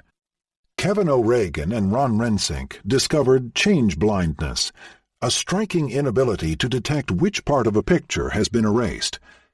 Two versions of the picture, with or without a deletion, alternate on screen every second or so, with just a short blank between them. Viewers swear that the two pictures are identical. Even when the change is huge, a jet loses its engine, or highly relevant. In a driving scene, the central road line changes from broken to continuous. Dan Simons demonstrated change blindness in a staged experiment using live actors. An actor asks a student for directions on the Harvard campus. The conversation is briefly interrupted by passing workers, and once it resumes, 2 seconds later, the original actor has been replaced by a second. Even though the two people have different hair and clothing styles, most students fail to notice the swap. An even more remarkable case is Petter Johansson's study of choice blindness. In this experiment, a male subject is shown two cards, each with a picture of a female face, and chooses which he prefers. The card bearing the chosen picture is passed to him, but while it is briefly held face down, the experimenter surreptitiously swaps the two cards. The participant ends up holding a picture of the face that he did not choose. Half of the participants are oblivious to this manipulation. They happily proceed to comment on the choice they never made, and readily invent explanations for why this face is definitely more attractive than the other. For the most spectacular demonstration of visual unawareness, connect to YouTube and search for Who Done It, a brief detective movie commissioned by the London Transportation Department. A distinguished British detective grills 3 suspects and ends up arresting one of them. Nothing suspicious, until the movie rewinds, the camera backs up, and we suddenly realize that we missed massive anomalies. Within 1 minute, no fewer than 21 elements of the visual scene were incoherently changed right in front of our eyes. 5 assistants swapped the furniture, replaced a huge stuffed bear with a medieval suit of armor, and helped the actors change their coats and trade the objects that they held. A naive spectator misses it all. The impressive change blindness movie ends with the mayor of London's moralizing words, "It's easy to miss something you're not looking for. On a busy road, this could be fatal. Look out for cyclists." And the mayor is right. Flight simulation studies have shown that trained pilots, when communicating with traffic control, become so oblivious to other events that they may even crash into a plane that they fail to detect. The lesson is clear. Inattention can make virtually any object vanish from our consciousness.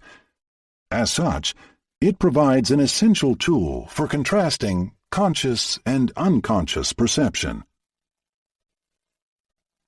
Masking conscious perception.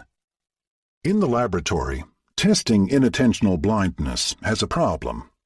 Experiments require replication over hundreds of trials, but inattention is a very labile phenomenon. On the first trial, most naive viewers miss even a massive change, but the slightest hint of the manipulation is enough to make them become watchful. As soon as they are on the alert, the change's invisibility is compromised. Furthermore, although unattended stimuli can create a powerful subjective feeling of unconsciousness, scientists find it quite hard to prove, beyond a reasonable doubt, that participants are truly unaware of the changes that they claim not to have seen. One may question them after every trial, but this procedure is slow and puts them on the lookout. Another possibility is to postpone the questioning until the end of the whole experiment, but this is equally problematic because forgetting then becomes an issue. After a few minutes, viewers may underestimate what they had been aware of. Some researchers suggest that during change blindness experiments, participants are always aware of the whole scene, but simply failed to commit most of the details to memory.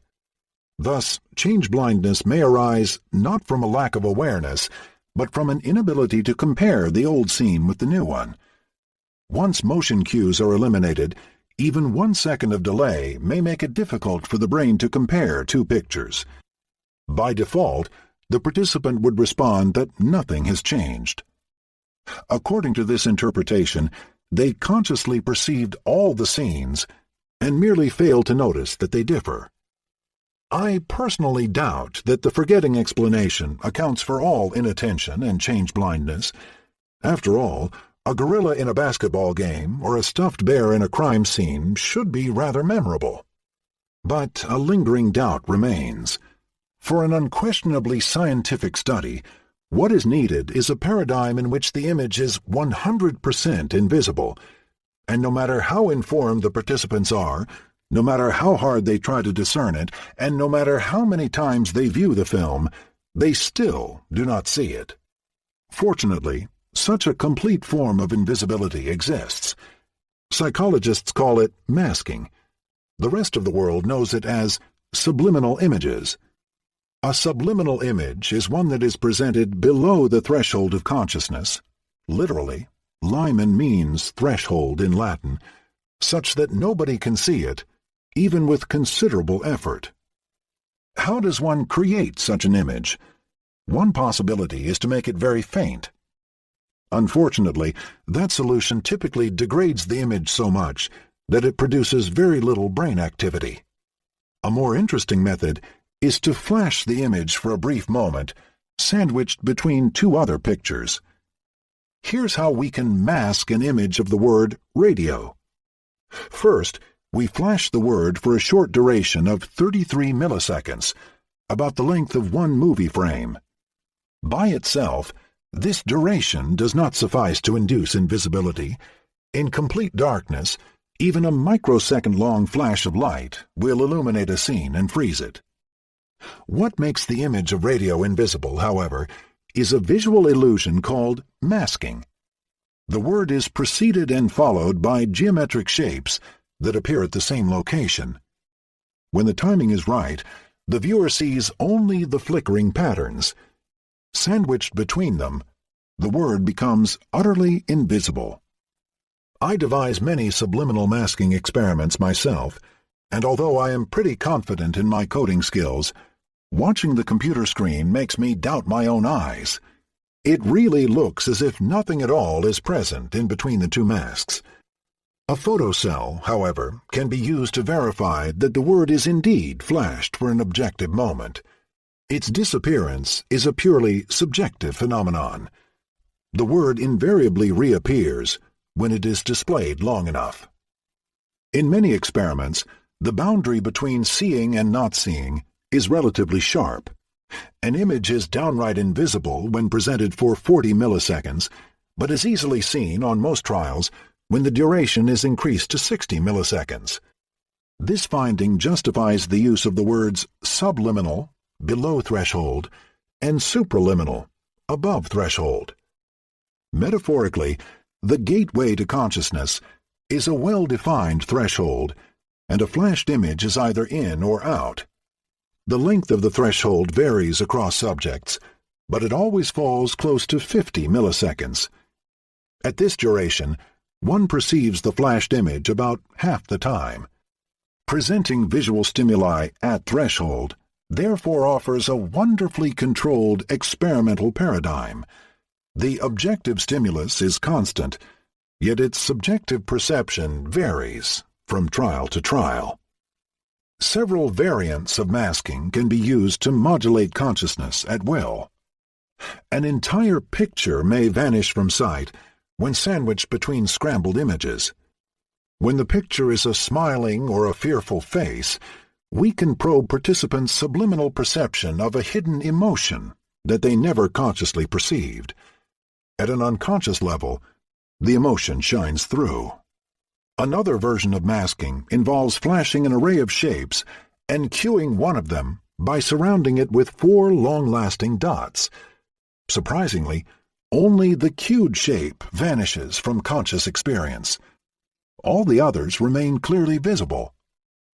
Because they last longer than the array, the 4 dots and the white space that they enclose appear to replace and wipe out any conscious perception of a shape at that location. Hence, this method is called substitution masking.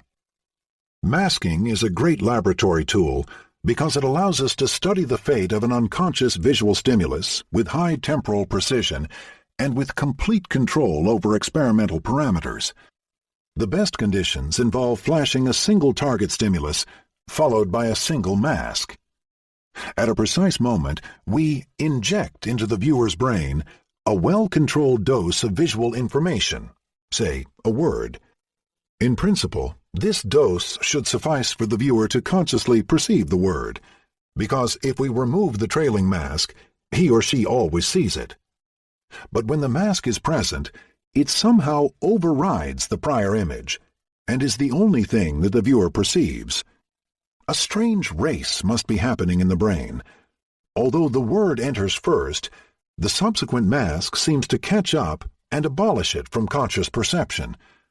One possibility is that the brain behaves like a statistician weighing the evidence before deciding whether one item or two were present.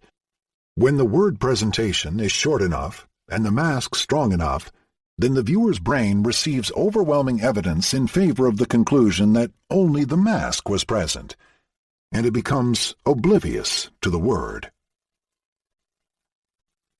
Primacy of the subjective. Can we guarantee that masked words and pictures are truly unconscious? In my lab's latest experiments, we simply ask the participants, after each trial, whether they saw a word or not. Several of our colleagues quibble over this procedure, which they judge too subjective. But such skepticism seems off the mark. By definition, in consciousness research, subjectivity is at the heart of our subject matter. Fortunately, we also have other means of convincing the skeptics. First, masking is a subjective phenomenon that induces considerable agreement among viewers. Below a duration of about 30 milliseconds, all participants in every trial deny seeing a word. Only the minimal duration that they require before perceiving something varies somewhat. Most important, it is easy to verify that during masking, subjective invisibility has objective consequences. In trials where subjects report seeing nothing, they usually cannot name the word. Only when forced to respond do they perform slightly above chance, a finding that indicates a degree of subliminal perception, and to which we will return in the next chapter. A few seconds later, they fail to make even the simplest judgments, such as deciding whether a masked digit is larger or smaller than the number 5. In one of my lab's experiments, we repeatedly presented the same list of 37 words up to 20 times, but with masks that made them invisible. At the end of the experiment, we asked viewers to select these old words from among new ones that had not been presented. They were utterly unable to do so, suggesting that the masked words had left no trace in their memory. All this evidence points to an important conclusion, the third key ingredient in our budding science of consciousness. Subjective reports can and should be trusted.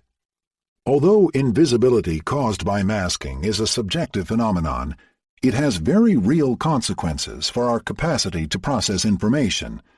In particular, it drastically reduces our naming and memory abilities. Near the masking threshold, the trials that a viewer labels as conscious are accompanied by a massive change in the amount of available information, which is reflected not only in a subjective feeling of being aware, but also in a host of other improvements in processing the stimulus. Whatever information we are conscious of, we can name it, rate it, judge it, or memorize it much better than we can when it is subliminal. In other words, human observers are neither random nor whimsical about their subjective reports. When they report an honest-to-God feeling of seeing, such conscious access corresponds to a massive change in information processing, which almost always results in an enhanced performance. In other words, contrary to a century of behaviorist and cognitive suspicion, introspection is a respectable source of information. Not only does it provide valuable data, which can often be confirmed objectively by behavioral or brain imaging measures, it also defines the very essence of what a science of consciousness is about. We are looking for an objective explanation of subjective reports, signatures of consciousness, or sets of neuronal events that systematically unfold in the brain of a person whenever she experiences a certain conscious state. By definition, only she can tell us about it. In a 2001 review that became a manifesto of the field, my colleague Leonel Nakash and I summarized this position as follows. Subjective reports are the key phenomena that a cognitive neuroscience of consciousness purports to study. As such, they constitute primary data that need to be measured and recorded, along with other psychophysiological observations. This being said, we should not be naive about introspection. While it certainly provides raw data for the psychologist, it is not a direct window into the operations of the mind. When a neurological or psychiatric patient tells us that he sees faces in the dark, we do not take him literally, but neither should we deny that he has had this experience. We just need to explain why he has had it, perhaps because of a spontaneous, possibly epileptic activation of the face circuits in his temporal lobe. Even in normal people, introspection can be demonstrably wrong. By definition, we have no access to our many unconscious processes, but this does not prevent us from making up stories about them. For instance, many people think that when they read a word, they recognize it instantaneously and, as a whole, based on its overall shape. But actually, a sophisticated series of letter-based analyses occurs in their brain, of which they are completely unaware. As a second example, consider what happens when we try to make sense of our past actions. People often invent all sorts of contorted, after-the-fact interpretations for their decisions, oblivious to their true, unconscious motivations. In a classic experiment, consumers were shown 4 pairs of nylon stockings and asked to judge which pair was the best quality. In fact, all the stockings were identical, but people nevertheless showed a strong preference for whichever pair was presented on the right side of the shelf. When asked to explain their choice, none of them ever mentioned the role of shelf location. Instead, they commented at some length on the quality of the fabric. In this instance, introspection was demonstrably delusional. In that sense, the behaviorists were right. As a method, introspection provides a shaky ground for a science of psychology because no amount of introspection will tell us how the mind works. However, as a measure, introspection still constitutes the perfect, indeed the only platform on which to build a science of consciousness because it supplies a crucial half of the equation, namely how subjects feel about some experience, however wrong they are about the ground truth. To attain a scientific understanding of consciousness, we cognitive neuroscientists just have to determine the other half of the equation, which objective neurobiological events systematically underlie a person's subjective experience. Sometimes, as we just saw for masking, subjective reports can be immediately corroborated by objective evidence.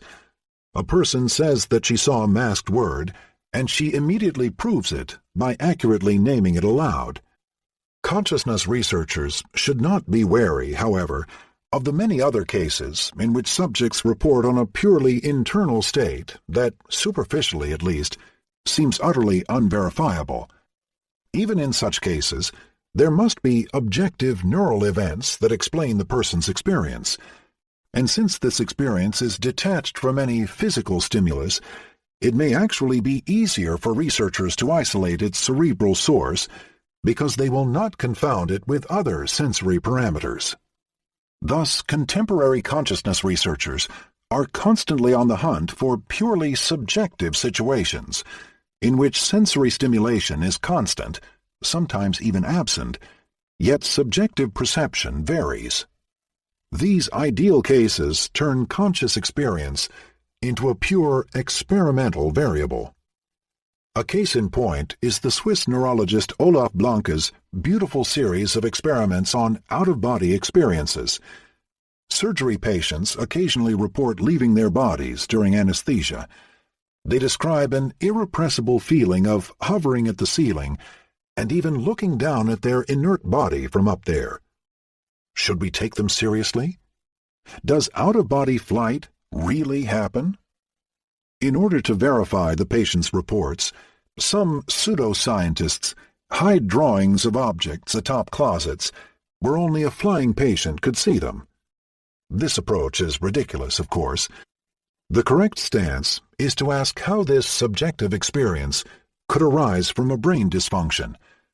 What kind of brain representation, Blanke asked, underlies our adoption of a specific point of view on the external world? How does the brain assess the body's location? After investigating many neurological and surgery patients, Blanke discovered that a cortical region in the right temporoparietal junction, when impaired or electrically perturbed, repeatedly caused a sensation of out-of-body transportation. This region is situated in a high-level zone where multiple signals converge, those arising from vision, from somatosensory and kinesthetic systems, our brain's map of bodily touch, muscular, and action signals, and from the vestibular system, the biological inertial platform located in our inner ear, which monitors our head movements. By piecing together these various clues, the brain generates an integrated representation of the body's location relative to its environment. However, this process can go awry if the signals disagree or become ambiguous as a result of brain damage. Out-of-body flight really happens then. It is a real physical event, but only in the patient's brain, and as a result, in his subjective experience. The out-of-body state is, by and large, an exacerbated form of the dizziness that we all experience when our vision disagrees with our vestibular system, as on a rocking boat. Blanke went on to show that any human can leave her body. He created just the right amount of stimulation via synchronized but delocalized visual and touch signals to elicit an out-of-body experience in the normal brain. Using a clever robot, he even managed to recreate the illusion in a magnetic resonance imager.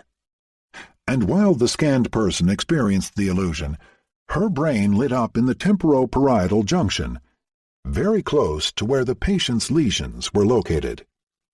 We still do not know exactly how this region works to generate a feeling of self-location. Still, the amazing story of how the out-of-body state moved from parapsychological curiosity to mainstream neuroscience gives a message of hope. Even outlandish subjective phenomena can be traced back to their neural origins. The key is to treat such introspections with just the right amount of seriousness.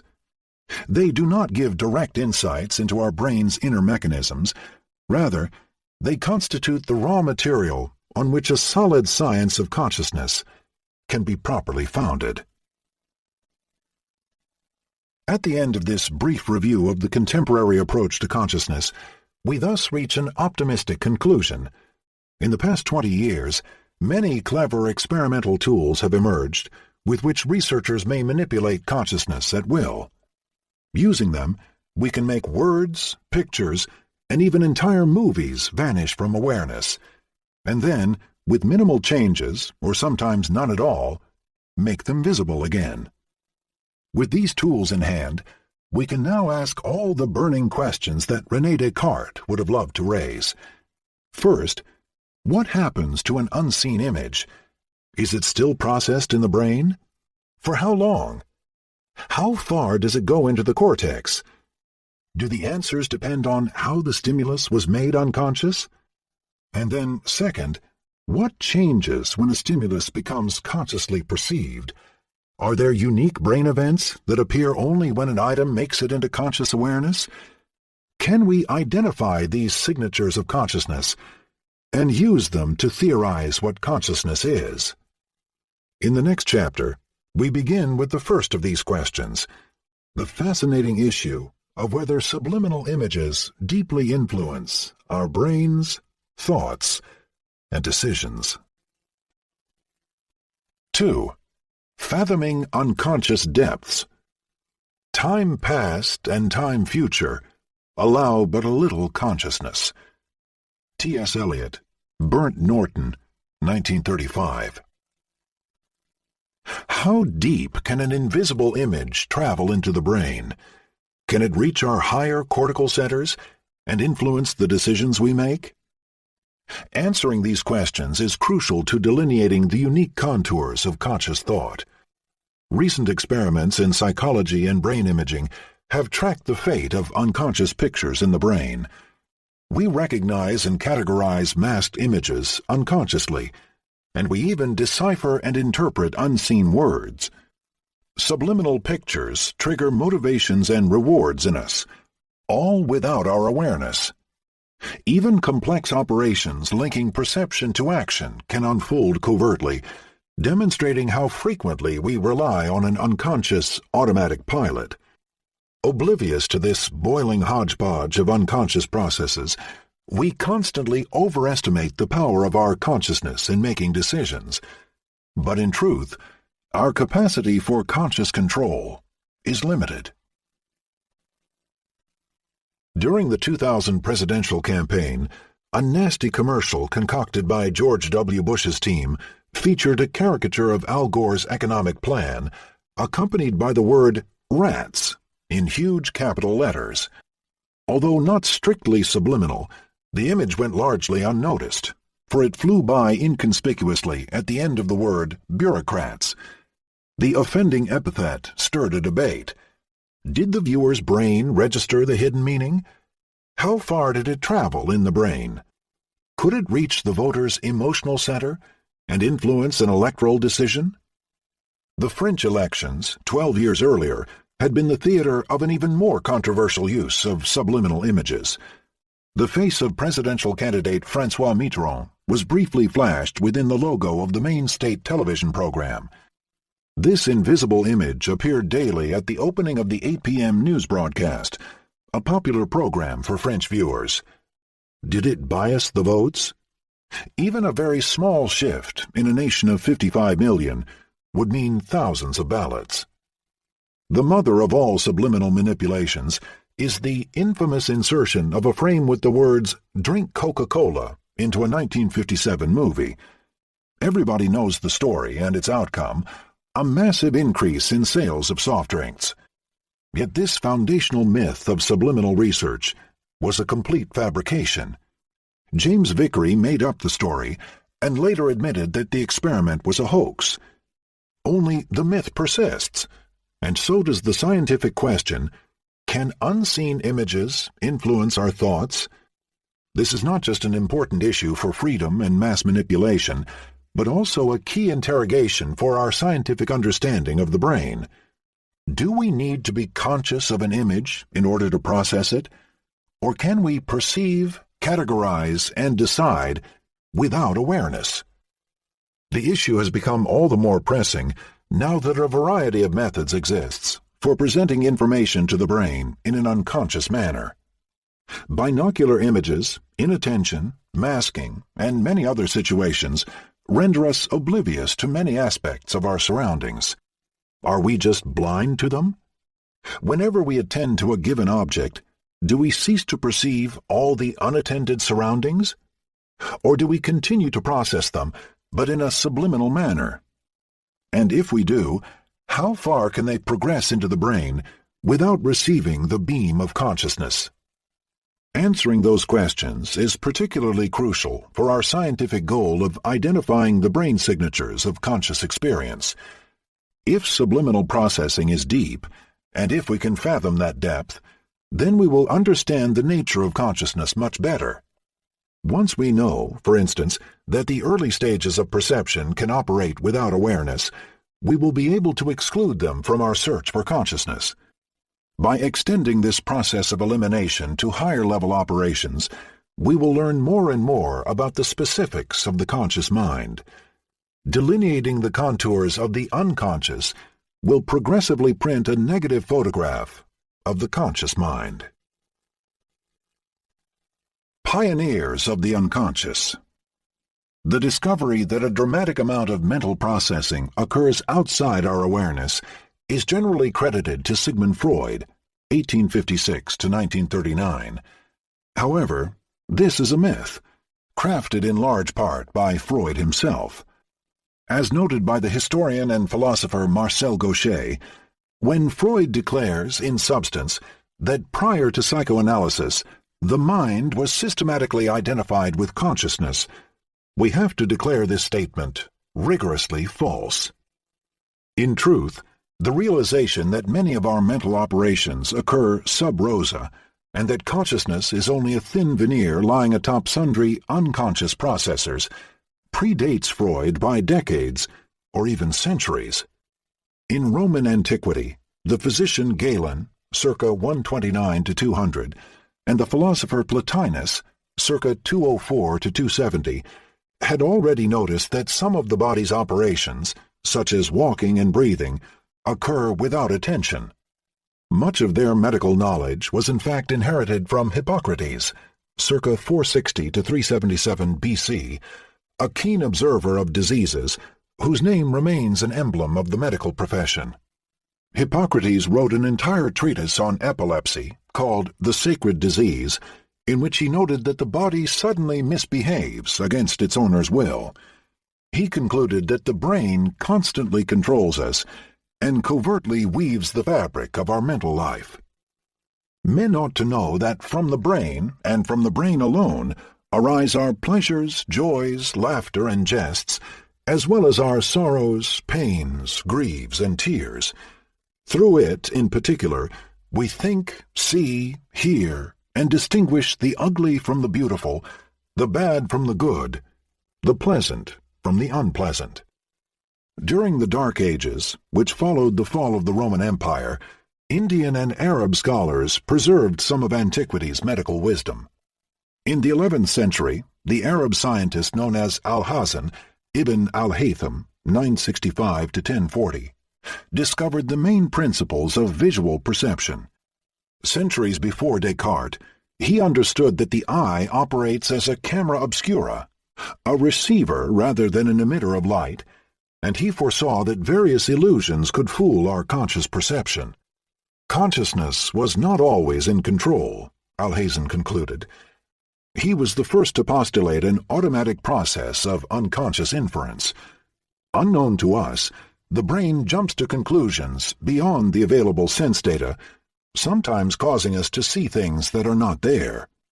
8 centuries later, the physicist Hermann von Helmholtz, in his 1867 book, Physiological Optics, would use the very same term, unconscious inference, to describe how our vision automatically computes the best interpretation compatible with incoming sense data.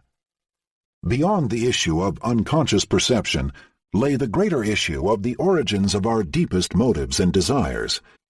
Centuries before Freud, many philosophers, including Augustine, 354 to 430, Thomas Aquinas, 1225 to 74, Descartes, 1596 to 1650, Spinoza, 1632 to 77, and Leibniz, 1646 to 1716, noted that the course of human actions is driven by a broad array of mechanisms that are inaccessible to introspection, from sensory-motor reflexes to unaware motives and hidden desires. Spinoza cited a hodgepodge of unconscious drives, a child's desire for milk, an injured person's will for revenge, a drunkard's craving for the bottle, and a chatterbox's uncontrollable speech. During the 18th and 19th centuries, the first neurologists discovered proof after proof of the omnipresence of unconscious circuits in the nervous system. Marshall Hall, 1790 to 1857, pioneered the concept of a reflex arc, linking specific sensory inputs to particular motor outputs, and he emphasized our lack of voluntary control over basic movements that originate in the spinal cord. Following in his footsteps, John Hewlings Jackson, 1835 to 1911, underscored the hierarchical organization of the nervous system, from the brainstem to the cerebral cortex, and from automatic operations to increasingly voluntary and conscious ones. In France, the psychologists and sociologists Théodule Ribot, 1839 to 1916, Gabriel Tarde, 1843 to 1904, and Pierre Janet, 1859 to 1947, stressed the broad range of human automatisms, from practical knowledge stored in our action memory, Ribot, to unconscious imitation, Tarde, and even to subconscious goals that date from early childhood and become defining facets of our personality, Genet. French scientists were so advanced that when the ambitious Freud published his first claims to fame, Genet protested that he owned the paternity of many of Freud's ideas.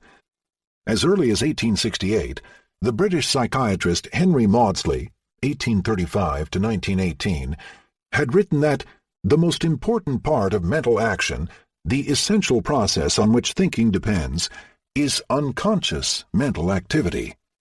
Another contemporary neurologist, Sigmund Exner, who was Freud's colleague in Vienna, had stated in 1899, "We shouldn't say, 'I think, I feel,' but rather, 'It thinks in me, es denkt in mir. It feels in me, es fühlt in mir.'" A full 20 years prior to Freud's reflections in The Ego and the Id, Das Ich und das Es, published in 1923. At the turn of the century, the ubiquity of unconscious processes was so well accepted that in his major treatise, The Principles of Psychology, 1890, the great American psychologist and philosopher William James could boldly state, "All these facts, taken together, form unquestionably the beginning of an inquiry which is destined to throw a new light into the very abysses of our nature. They prove one thing conclusively, namely, that we must never take a person's testimony, however sincere, that he has felt nothing, as proof positive that no feeling has been there. Any human subject, he surmised, will do all sorts of incongruous things, of which he remains quite unaware." Relative to this flurry of neurological and psychological observations, clearly demonstrating that unconscious mechanisms drive much of our lives, Freud's own contribution appears speculative. It would not be a huge exaggeration to say that, in his work, the ideas that are solid are not his own, while those that are his own are not solid. In hindsight, it is particularly disappointing that Freud never tried to put his views to an empirical test. The late 19th and early 20th centuries saw the birth of experimental psychology. New empirical methods flourished, including the systematic collection of precise response times and errors. But Freud seemed content with proposing metaphorical models of the mind without seriously testing them. One of my favorite writers, Vladimir Nabokov, had no patience with Freud's method, and nastily barked, "Let the credulous and the vulgar continue to believe that all mental woes can be cured by a daily application of old Greek myths to their private parts. I really do not care." The seat of unconscious operations. In spite of the major medical advances of the 19th and 20th centuries, only 20 years ago, in the 1990s, when my colleagues and I started to apply brain imaging techniques to subliminal perception, an enormous amount of confusion still surrounded the issue of unseen pictures in the brain. Many conflicting accounts of a division of labor were being proposed. The simplest idea was that the cortex, the folded sheets of neurons that form the surface of our two cerebral hemispheres, was conscious, while all the other circuits were not. The cortex, the most evolved part of the brain in mammals, hosts the advanced operations that underlie attending, planning, and speaking. Thus, it was a fairly natural hypothesis to consider that whatever information reached the cortex had to be conscious. Unconscious operations, by contrast, were thought to take place solely within specialized brain nuclei such as the amygdala or the colliculus, which had evolved to perform dedicated functions such as the detection of fearful stimuli or the movement of the eyes. These groups of neurons form subcortical circuits, so called because they lie underneath the cortex. A different but equally naive proposal introduced a dichotomy between the two hemispheres of the brain. The left hemisphere, which hosts the language circuits, could report on what it was doing. Therefore, it would be conscious, while the right wouldn't. A third hypothesis was that some cortical circuits were conscious, while others were not. Specifically, whatever visual information is carried through the brain by the ventral root, which recognizes the identity of objects and faces, would necessarily be conscious. Meanwhile, information carried by the dorsal visual root, which goes through the parietal cortex and uses object shape and location to guide our actions, would forever lie on the unconscious dark side. None of these simplistic dichotomies held up to scrutiny. Based on what we now know, virtually all of the brain's regions can participate in both conscious and unconscious thought. To get to this conclusion, however, clever experiments were needed to progressively expand our understanding of the range of the unconscious. Initially, simple experiments in patients with brain injuries suggested that unconscious operations brooded in the hidden basement of the brain, beneath the cortex. The amygdala, for instance, an almond-shaped group of neurons located beneath the temporal lobe, flags important emotionally laden situations of everyday life. It is particularly crucial for coding fear. Frightening stimuli, such as the sight of a snake, can activate it on a fast track from the retina, well before we register the emotion at a conscious cortical level. Many experiments have indicated that such emotional appraisals are made extraordinarily quickly and unconsciously, mediated by the fast circuitry of the amygdala. Early in the 1900s, the Swiss neurologist Édouard Claparède demonstrated an unconscious emotional memory. While he was shaking the hand of an amnesic patient, he pricked her with a pen, and the next day, while her amnesia prevented her from recognizing him, she emphatically refused to shake his hand. Such experiments provided a first proof that complex emotional operations could unfold below the level of awareness, and they always seemed to arise from a set of subcortical nuclei specialized for emotional processing. Another source of data on subliminal processing was blind sight patients, those with lesions of the primary visual cortex, the main source of visual inputs into the cortex. The oxymoronic term blind sight may seem bizarre, but it accurately describes these individuals' Shakespearean condition: to see, but not to see. A lesion in the primary visual cortex should make a person blind, and it does deprive such patients of their conscious vision. They assure you that they cannot see anything in a specific part of the visual field, which corresponds precisely to the destroyed area of cortex, and they behave as if they were blind. Incredibly enough, however, when an experimenter shows them objects or flashes of light, they accurately point to them. In a zombie-like manner, they unconsciously guide their hand to locations that they do not see. Blind sight, indeed. Which intact anatomical pathways support unconscious vision in blind sight patients? Clearly, in these patients, some visual information still makes it through from the retina to the hand, bypassing the lesion that makes them blind. Because the entry point into the patient's visual cortex had been destroyed, the researchers initially suspected that their unconscious behavior arose entirely from subcortical circuits. A key suspect was the superior colliculus, a nucleus in the midbrain that specializes in the cross-registration of vision, eye movements, and other spatial responses. Indeed, the first functional MRI study of blindsight demonstrated that unseen targets triggered a strong activation in the superior colliculus. But that study also contained evidence that the unseen stimuli evoked activations in the cortex. And sure enough, later research confirmed that invisible stimuli could still activate both the thalamus and higher-level visual areas of the cortex, somehow bypassing the damaged primary visual area.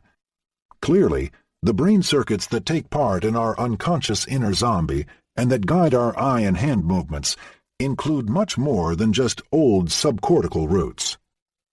Another patient, studied by the Canadian psychologist Melvin Goodale, strengthened the case for a cortical contribution to unconscious processing. At the age of 34, DF suffered carbon monoxide intoxication. Lack of oxygen caused dramatic and irreversible damage to her left and right lateral visual cortexes.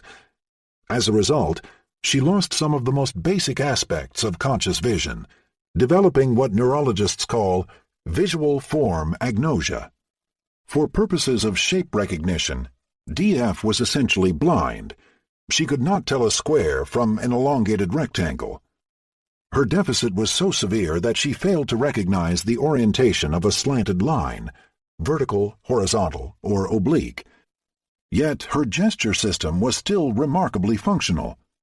When asked to post a card through a slanted slit, whose orientation she consistently failed to perceive, her hand behaved with perfect accuracy.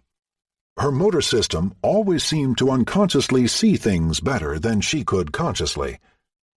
She also adapted the size of her grasp to the objects that she reached for, yet she was utterly unable to do so voluntarily, using the finger-to-thumb distance as a symbolic gesture for perceived size. DF's unconscious ability to perform motor actions seemed to vastly exceed her capacity for consciously perceiving the same visual shapes. Goodale and his collaborators argued that her performance could not be explained solely by subcortical motor pathways, but had to involve the cortex of the parietal lobes as well. Although DF was unaware of it, information about the size and orientation of objects was still proceeding unconsciously down her occipital and parietal lobes. There, intact circuits extracted visual information about size, location, and even shape that she could not consciously see. Since then, severe blindsight and agnosia have been studied in a host of similar patients. Some of them could navigate a busy hallway without bumping into objects, all the while claiming total blindness.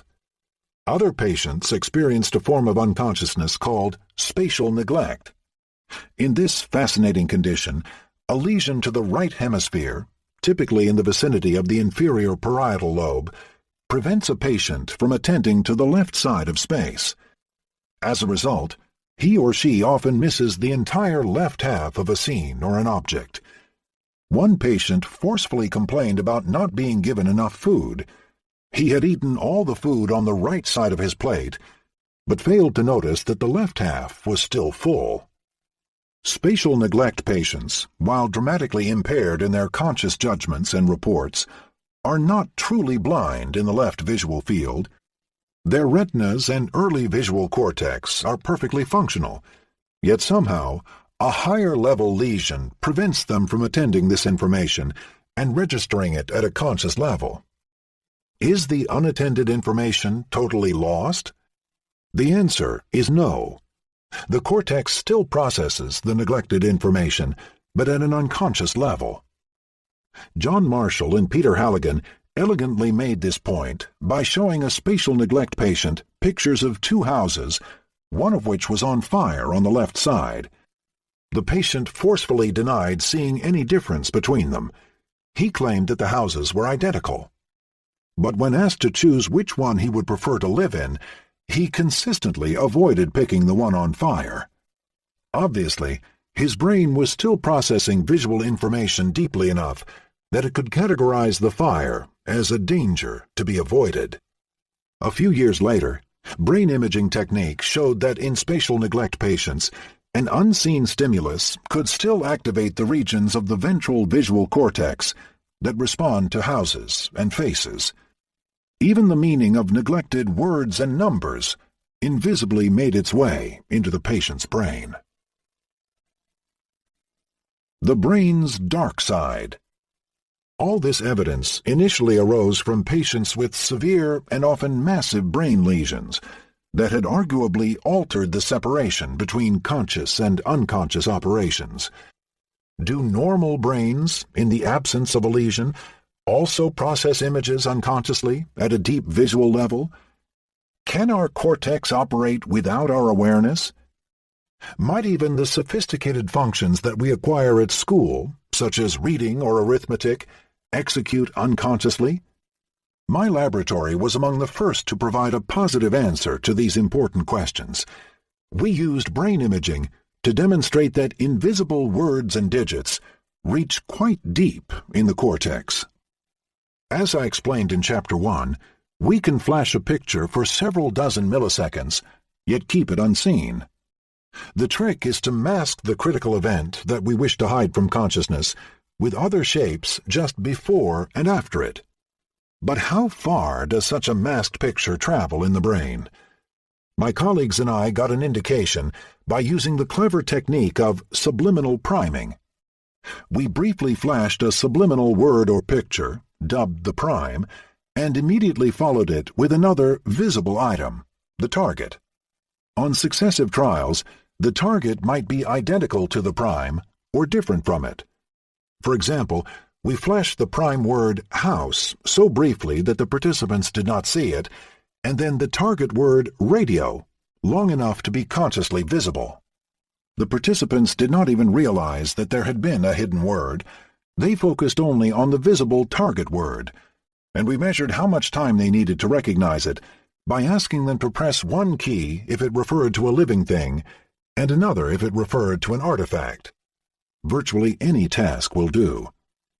The fascinating finding, replicated in dozens of experiments, is that the prior presentation of a word, even unconsciously, speeds up its processing when the same word reappears consciously. As long as the two presentations are separated by less than a second, repetition leads to facilitation, even when it goes totally undetected. Thus, people respond faster and make fewer errors when radio precedes radio than when an unrelated word such as house is presented. This finding is called subliminal repetition priming. Much as one primes a pump by flushing water into it, we can prime the circuit for word processing by an unseen word. We now know that the priming information that is sent down the brain can be quite abstract. For instance, priming works even when the prime is in lowercase radio, and the target is in uppercase radio. Visually, these shapes are radically different. The lowercase a looks nothing like the uppercase A. Only a cultural convention attaches those two shapes to the same letter. Amazingly, experiments show that in expert readers, this knowledge has become totally unconscious and is compiled in the early visual system. Subliminal priming is just as powerful when the same physical word is repeated, lowercase radio, as when the case is changed, lowercase radio, uppercase radio.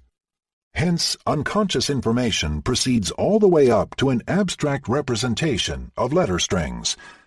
From the mere glimpse of a word, the brain manages to quickly identify the letters independently of superficial changes in letter shapes. The next step was to understand where this operation occurs. As my colleagues and I proved, brain imaging is sensitive enough to identify the small activation elicited by an unconscious word. Using functional magnetic resonance imaging, fMRI, we made whole brain pictures of areas that were affected by subliminal priming. The results showed that a large chunk of the ventral visual cortex could be activated unconsciously. The circuit included a region called the fusiform gyrus, which houses advanced mechanisms of shape recognition and implements the early stages of reading. Here, priming did not depend on the shape of the word. This brain area was clearly able to process the abstract identity of a word without caring whether it was in upper or lower case. Prior to these experiments, some researchers had postulated that the fusiform gyrus always took part in conscious processing. It formed the so-called ventral visual root that allowed us to see shapes. Only the dorsal root, they thought, linking the occipital visual cortex with the action systems of the parietal cortex, was the seat of unconscious operations. By demonstrating that the ventral root, which cares about the identity of pictures and words, could also operate in an unconscious mode, our experiments and others helped dispel the simplistic idea that the ventral root was conscious while the dorsal root was not. Both circuits, although they are seated high up in the cortex, appeared to be capable of operating below the level of conscious experience. Binding without consciousness. Year after year, research on subliminal priming has dispelled many myths about the role of consciousness in our vision. One now discarded idea was that although the individual elements of a visual scene could be processed without awareness, consciousness was needed to bind them together. Without conscious attention, features such as motion and color floated freely around and were not bound together into the appropriate objects. The various sites of the brain had to piece the information together into a single binder or object file before a global percept could arise. Some researchers postulated that this binding process, made possible by neuronal synchrony or re-entry, was the hallmark of conscious processing. We now know that they were wrong. Some visual bindings can occur without consciousness. Consider the binding of letters into a word. The letters must clearly be attached together in a precise left-to-right arrangement so as not to confuse words like range and anger, where the movement of a single letter makes a huge difference. Our experiments demonstrated that such binding is achieved unconsciously. We found that subliminal repetition priming occurred when the word uppercase range was preceded by lowercase range, but not when uppercase range was preceded by lowercase anger, indicating that subliminal processing is highly sensitive not just to the presence of letters, but also to how they are arranged. In fact, responses to uppercase range preceded by lowercase anger were no faster than responses to uppercase range preceded by an unrelated word such as lowercase tulip. Subliminal perception is not fooled by words that have 80% of their letters in common. A single letter can radically alter the pattern of subliminal priming. In the past 10 years, such demonstrations of subliminal perception have been replicated hundreds of times, not just for written words, but also for faces, pictures, and drawings. They led to the conclusion that what we experience as a conscious visual scene is a highly processed image, quite different from the raw input that we receive from the eyes. We never see the world as our retina sees it. In fact, it would be a pretty horrible sight, a highly distorted set of light and dark pixels, blown up toward the center of the retina, masked by blood vessels, with a massive hole at the location of the blind spot, where cables leave for the brain. The image would constantly blur and change as our gaze moved around. What we see instead is a three-dimensional scene, corrected for retinal defects, mended at the blind spot, stabilized for our eye and head movements, and massively reinterpreted based on our previous experience of similar visual scenes. All these operations unfold unconsciously, although many of them are so complicated that they resist computer modeling. For instance, our visual system detects the presence of shadows in the image and removes them. At a glance, our brain unconsciously infers the sources of lights and deduces the shape, opacity, reflectance, and luminance of the objects. Whenever we open our eyes, a massively parallel operation takes place in our visual cortex, but we are unaware of it. Uninformed of the inner workings of our vision, we believe that the brain works hard only when we feel that we are working hard. For instance, when we're doing math or playing chess. We have no idea how hard it is also working behind the scenes to create this simple impression of a seamless visual world. Playing chess unconsciously. For another demonstration of the power of our unconscious vision, consider chess playing. When Grandmaster Garry Kasparov concentrates on a chess game, does he have to consciously attend to the configuration of pieces in order to notice that, say, a black rook is threatening the white queen? Or can he focus on the master plan while his visual system automatically processes those relatively trivial relations among pieces? Our intuition is that in chess experts, the parsing of board games becomes a reflex. Indeed, research proves that a single glance is enough for any grandmaster to evaluate a chessboard and to remember its configuration in full detail because he automatically parses it into meaningful chunks. Furthermore, a recent experiment indicates that this segmenting process is truly unconscious. A simplified game can be flashed for 20 milliseconds, sandwiched between masks that make it invisible, and still influence a chessmaster's decision. The experiment works only on expert chess players, and only if they are solving a meaningful problem, such as determining if the king is under check or not. It implies that the visual system takes into account the identity of the pieces, rook or knight, and their locations, then quickly binds together this information into a meaningful chunk. Black king under check. These sophisticated operations occur entirely outside conscious awareness.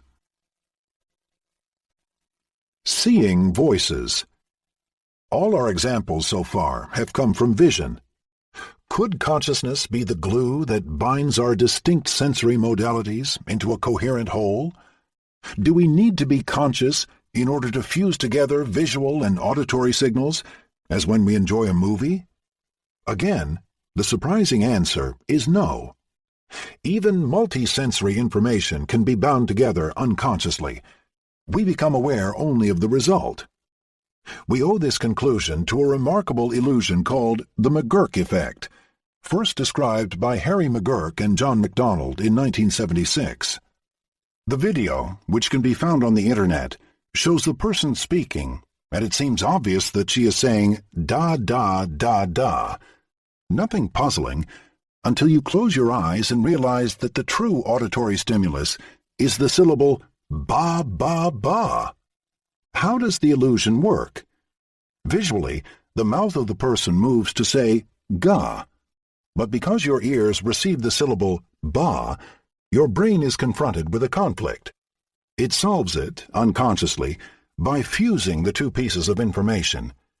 If the two inputs are well synchronized, it binds the information together into a single intermediate percept, the syllable da, a compromise between the auditory ba and the visual ga. This auditory illusion shows us again how late and reconstructed our conscious experience is. As surprising as it seems, we do not hear the sound waves that reach our ears, nor do we see the photons entering our eyes. What we gain access to is not a raw sensation, but an expert reconstruction of the outside world.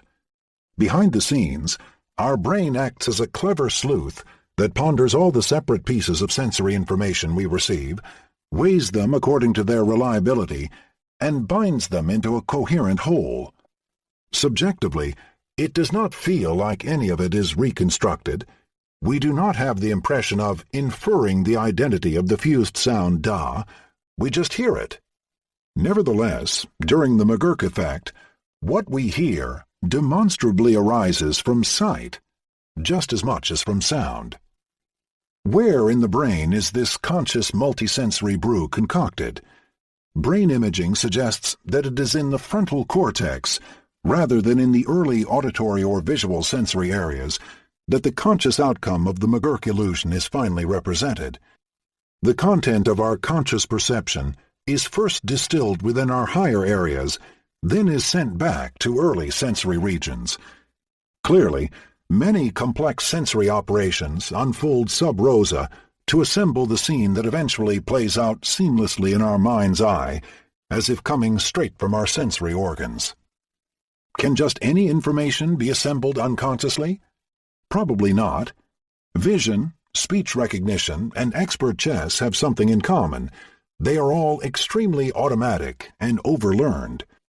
This is presumably why their information can be bound without awareness. The neurophysiologist Wolf Zinger has suggested that we should perhaps distinguish two types of bindings. Routine bindings would be those that are coded by dedicated neurons committed to specific combinations of sensory inputs. Non-routine bindings, by contrast, are those that require the de novo creation of unforeseen combinations, and they may be mediated by a more conscious state of brain synchrony. This more nuanced view of how our cortex synthesizes our perceptions seems much more likely to be correct. From birth on, the brain receives intensive training in what the world looks like.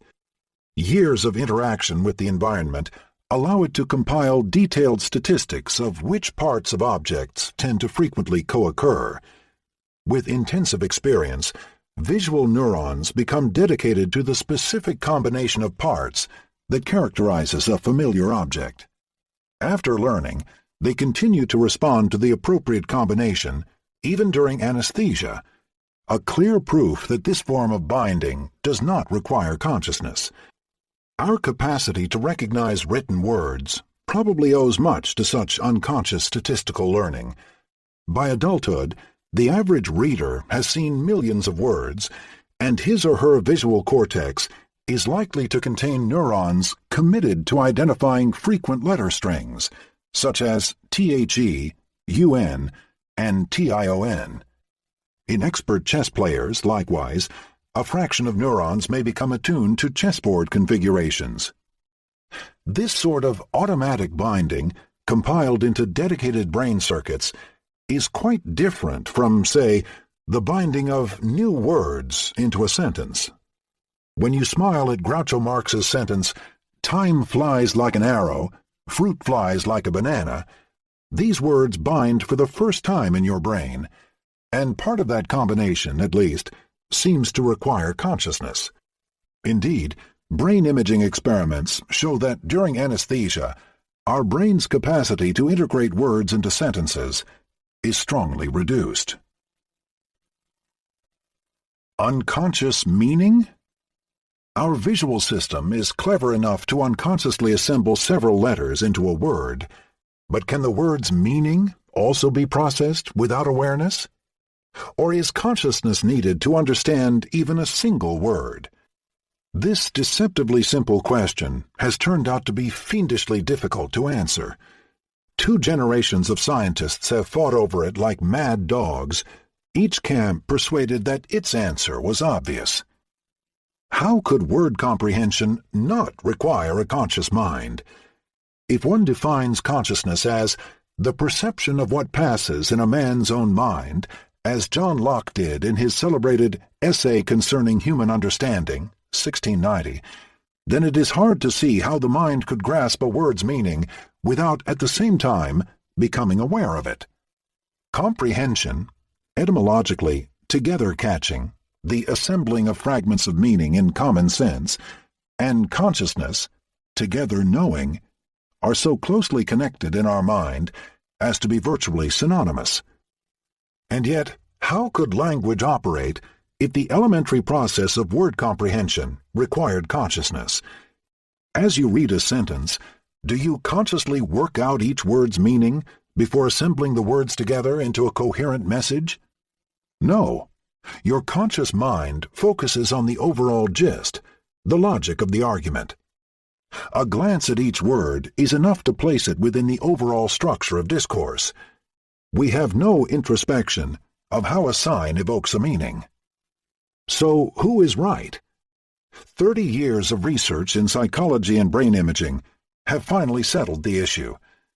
The story of how it was done is interesting, a wild waltz of conjectures and refutations progressively converging toward a stable truth. It all started in the 1950s with studies of the cocktail party effect. Picture yourself at a noisy party. Dozens of conversations around you mix up, but you manage to concentrate on just one of them. Your attention operates as a filter that selects one voice and thwarts all others. Or does it? The British psychologist Donald Broadbent postulated that attention acts as an early filter that interrupts processing at a low level. Unattended voices are blocked at a perceptual level, he surmised, before they can have any influence on comprehension. But this view does not survive scrutiny. Imagine that suddenly one of the party's guests, standing behind you, casually calls your name, even in a low voice. Immediately, your attention switches to that speaker. This implies that your brain did indeed process the unattended word, all the way up to a representation of its meaning as a proper name. Careful experimentation confirms this effect, and even shows that unattended words can bias a listener's judgment of the conversation that he or she focuses on. Cocktail party and other divided attention experiments suggest an unconscious comprehension process, but do they offer watertight evidence? No. In those experiments, listeners deny splitting their attention and swear that they could not hear the unattended stream, that is, before their name was called. But how can we be sure? Skeptics easily destroy such experiments by denying that the unattended stream is truly unconscious. Perhaps the listener's attention switches very quickly from one stream to the other, or perhaps one or two words pass through during a blank period. The cocktail party effect, although impressive in a real-life context, was hard to transform into a laboratory test of unconscious processing. In the 1970s, the Cambridge psychologist Anthony Marcel went one step further. He used the masking technique to flash words below the threshold of conscious perception. With this method, he achieved complete invisibility. Every participant, on every trial, denied seeing any word. Even when they were told that a hidden word was present, they could not perceive it. When they were asked to venture a response, they remained unable to say whether the hidden string was an English word or just a random string of consonants. Nevertheless, Marcel was able to show that the participants' brains processed the hidden word unconsciously all the way to its meaning. In a key experiment, he flashed a color word such as blue or red. Participants denied seeing the word, but when they were subsequently asked to choose a patch of the corresponding color, they were faster by about 1/20th of a second than when they had been exposed to another, unrelated word. Thus, an unseen color word could prime them to choose the corresponding color. This seemed to imply that their brains had unconsciously registered the meaning of the hidden word. Marcel's experiments uncovered another striking phenomenon. The brain seemed to unconsciously process all possible meanings of words, even when they were ambiguous or irrelevant. Imagine that I whisper in your ear the word bank. A financial institution comes to your mind, but on second thought, perhaps I meant the edge of a river. Consciously, we seem to become aware of only one meaning at a time. Which meaning gets selected is clearly biased by the context. Seeing the word bank in the context of Robert Redford's beautiful 1992 movie A River Runs Through It primes the water-related meaning. In the lab, one can show that even a single word, such as river, suffices to make the word bank prime the word water, while seeing save before bank primes the word money. Crucially, this adaptation to context seems to occur only at the conscious level. When the prime word was masked down to a subliminal level, Marcel observed a joint activation of both meanings. After flashing the word bank, both money and water were primed, even when a strong context favored the river meaning. Thus, our unconscious mind is clever enough to store and retrieve, in parallel, all the possible semantic associations of a word, even when the word is ambiguous, and even when only one of its meanings actually fits in the context.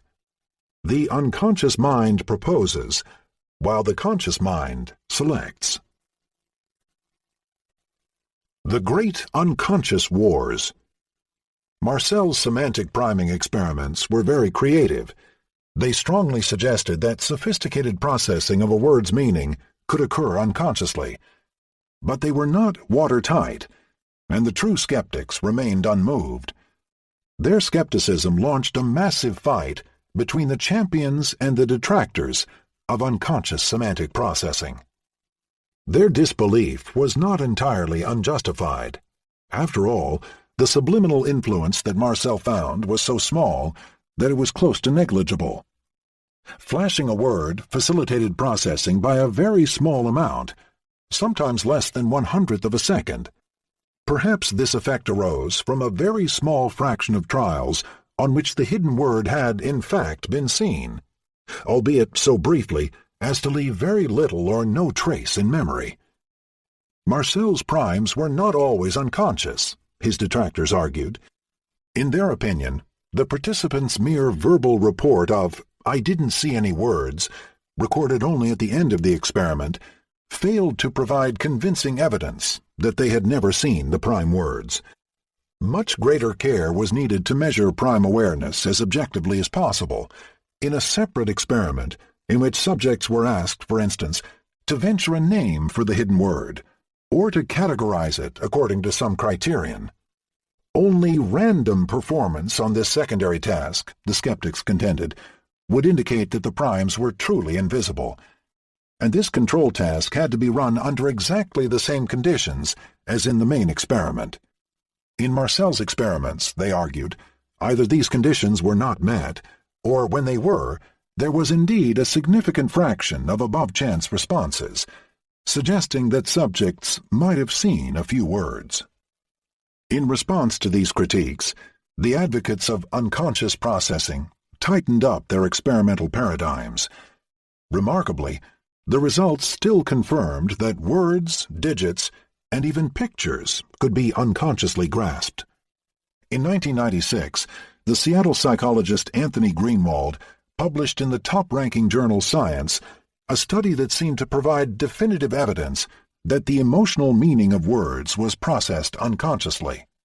He had asked participants to classify words as emotionally positive or negative by clicking one of two response keys.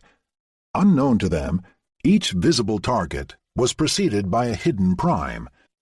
The word pairs were either congruent, reinforcing each other's meaning, both positive or both negative, as when happy was followed by joy, or incongruent, for example, rape followed by joy.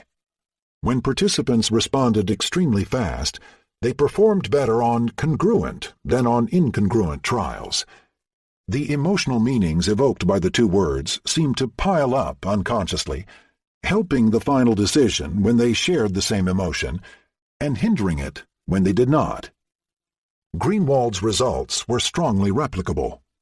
Most subjects not only swore that they could not see the hidden primes, but were objectively unable to judge their identity or emotion above chance level.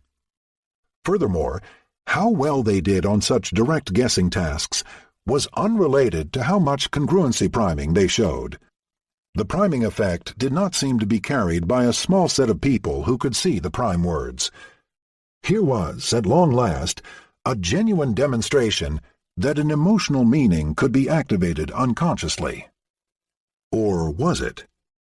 Although the strict referees of Science magazine accepted it, Tony Greenwald was a tougher critic of his own work, and a few years later, with his student Richard Abrams, he came up with an alternative interpretation of his own experiment. He pointed out that his experiment had used only a small set of repeated words. Perhaps, he surmised, the participants responded to the same words so often and under such a tough time pressure that they ended up associating the letters themselves rather than the meanings with the response categories, thus bypassing meaning. The explanation was not absurd because in the science experiment, subjects repeatedly saw the same words as primes and as targets, and always classified them according to the same rule. After consciously classifying happy 20 times as a positive word, Greenwald realized, perhaps their brains wired up a direct, non-semantic route from the meaningless letters HAPPY to the positive response. Alas, this hunch turned out to be correct. In this experiment, priming was indeed subliminal, but it bypassed meaning. First, Greenwald showed that meaningless scrambled primes were just as effective as the real words. HIPAP was just as powerful a prime as happy. Second, he carefully manipulated the resemblance of the words that people consciously saw with those that served as hidden primes. In a crucial experiment, two of the conscious words were tulip and humor, which participants obviously classified as positive. Greenwald then recombined their letters to create a negative word, tumor, which he presented only unconsciously. The fascinating finding was that unconsciously, the negative word tumor primed a positive response. Subliminally, the participant's brain put tumor together with the words tulip and humor from which it was derived, even though their meaning could not be more different. This was a definite proof that priming depended on a shallow association between specific sets of letters and their corresponding response. Greenwald's experiment involved unconscious perception, but not the word's deeper meaning.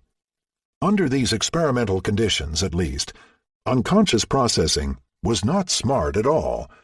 Instead of caring about a word's meaning, it merely depended on the mapping between letters and responses. Anthony Greenwald had destroyed the semantic interpretation of his own science paper. Unconscious arithmetic. By 1998, although unconscious semantic processing remained as elusive as ever, my colleagues and I realized that Greenwald's experiments were perhaps not the final word. An unusual feature of those experiments is that the participants were asked to respond within a strict deadline of 400 milliseconds. This delay seemed too short to compute the meaning of a rare word such as tumor. Given such a tight deadline, the brain had time only to associate letters with responses. Perhaps with a more relaxed schedule, it would unconsciously analyze a word's meaning. So Lionel Nakash and I started some experiments that would definitely prove that a word's meaning could be unconsciously activated. To maximize our chances of obtaining a large unconscious effect, we settled on language's simplest category of meaningful words, numbers. Numbers below 10 are special. They are very short words, frequent, extremely familiar, and overlearned since early childhood. Their meaning is transparently simple. They can be conveyed in a remarkably compact form, by a single digit. In our experiment, we therefore flashed the numbers 1, 4, 6, and 9, preceded and followed by a string of random letters that made them entirely invisible. Immediately afterward, we displayed a second number, this time clearly visible. We asked our participants to follow the simplest possible instruction. Please tell us, as fast as you can, whether the number that you see is larger or smaller than 5. They had no idea that there was a hidden number. In a separate test, at the end of the experiment, we showed that even when they knew there was one, they could not see it or classify it as large or small. Still, the invisible numbers caused semantic priming. When they were congruent with the target, for example, both larger than 5, the participants responded more quickly than when they were incongruent, for example, one smaller and the other larger. For instance, flashing a subliminal digit 9 accelerated the response to 9 and 6, but slowed the response to 4 and 1. Using brain imaging, we detected a trace of this effect at the cortical level. We observed a very tiny activation in the motor cortex commanding the hand that would have been an appropriate response to the invisible stimulus. Unconscious votes were traversing the brain from perception to motor control. This effect could arise only from an unconscious categorization of the meaning of invisible words or digits. Subsequent work put the final nail in the skeptic's coffin. Our subliminal effect was entirely independent of the notation used for the numbers. The word 4 primed the number 4 just as much as an exact repetition of the number 4 primed the number 4, suggesting that all the effect arose at the level of abstract meaning. We later showed that priming persisted when the prime was an invisible visual number and the target a conscious spoken number. In our initial experiment, the effect might have been caused by a direct association between visual shapes and responses, the same problem that had plagued Greenwald's experiments with emotional words. However, subliminal number priming avoided this criticism. We proved that hidden numbers that had never been consciously seen in the entire experiment still caused semantic priming. By imaging brain activation with functional MRI, we even obtained direct evidence that the number sense regions of the brain in the left and right parietal lobes were influenced by the unseen number. These regions encode the quantity meaning of numbers and are thought to house neurons tuned to specific quantities. During subliminal priming, their activity decreased whenever we displayed the same number twice. For example, the word 9 followed by the number 9. This is a classical phenomenon called repetition suppression or adaptation, which indicates that the neurons recognize that the same item is displayed twice. It seemed that the neurons coding for quantity were habituating to seeing the same number twice, even when the first presentation was unconscious. The evidence had mounted. A higher brain area cared about a specific meaning and could be activated without consciousness. The final knockout came when our colleagues demonstrated that the number priming effect varies as a direct function of the overlap in number meaning. The strongest priming was obtained by displaying the same quantity twice. For example, a subliminal word 4 preceding the number 4.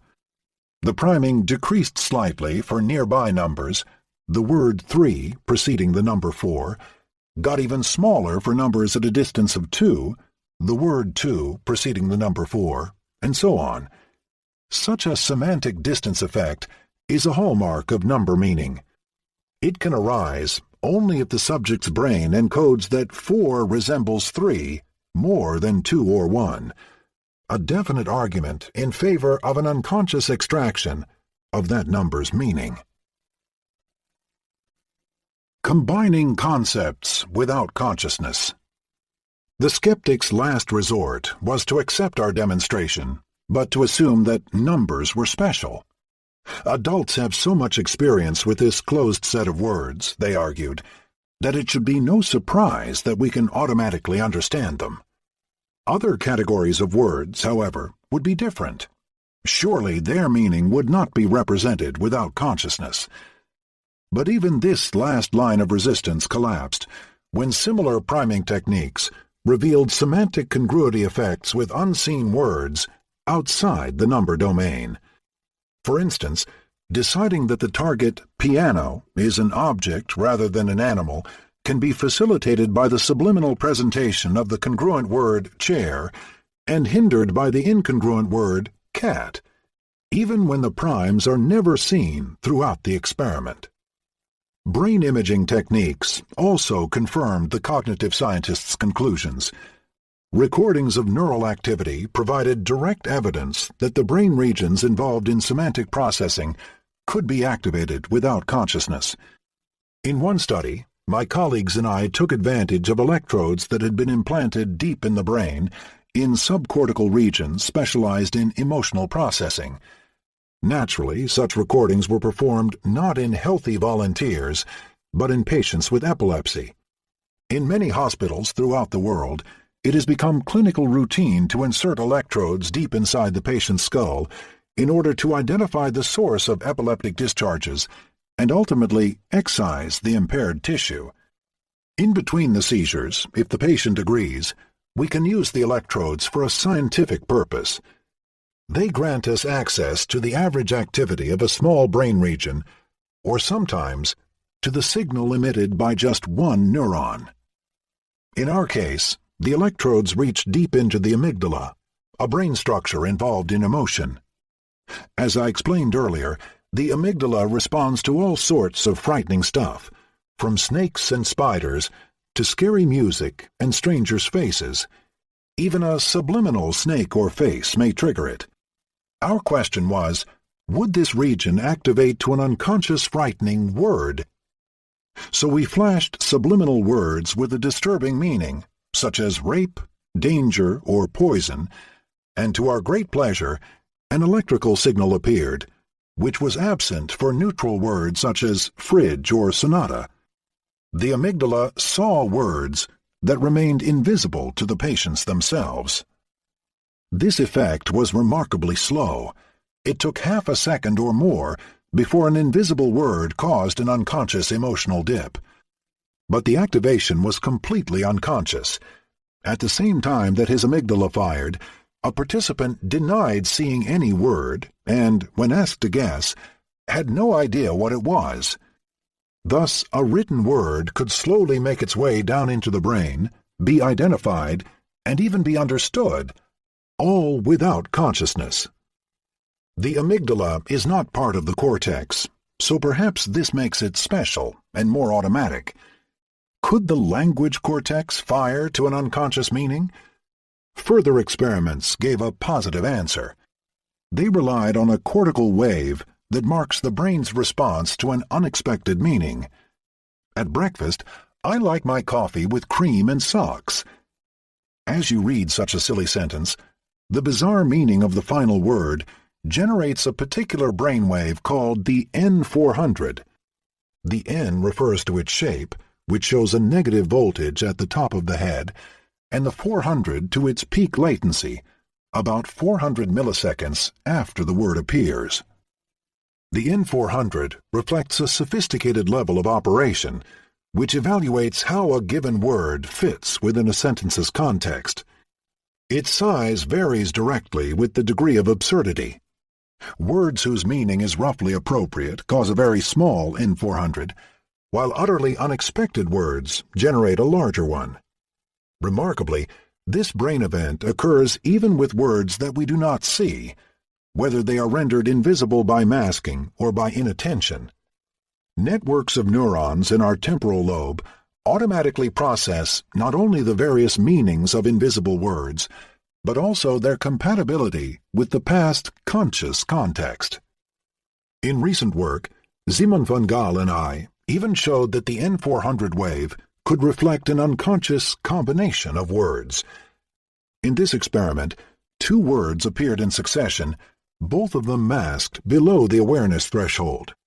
They were selected to form unique combinations of positive or negative meanings: not happy, very happy, not sad, and very sad. Immediately after this subliminal sequence, the subject saw a positive or negative word, say war or love. The N400 wave emitted by this conscious word was modulated by the global unconscious context. Not only did war evoke a large N400 when preceded by the incongruous word happy, but this effect was strongly modulated, up or down, by the intensifier very or the negation not. Unconsciously, the brain registered the incongruity of a very happy war and judged not happy war or very sad war as better fits. That experiment is as close as one gets to proving that the brain can unconsciously process the syntax and meaning of a well-formed word phrase.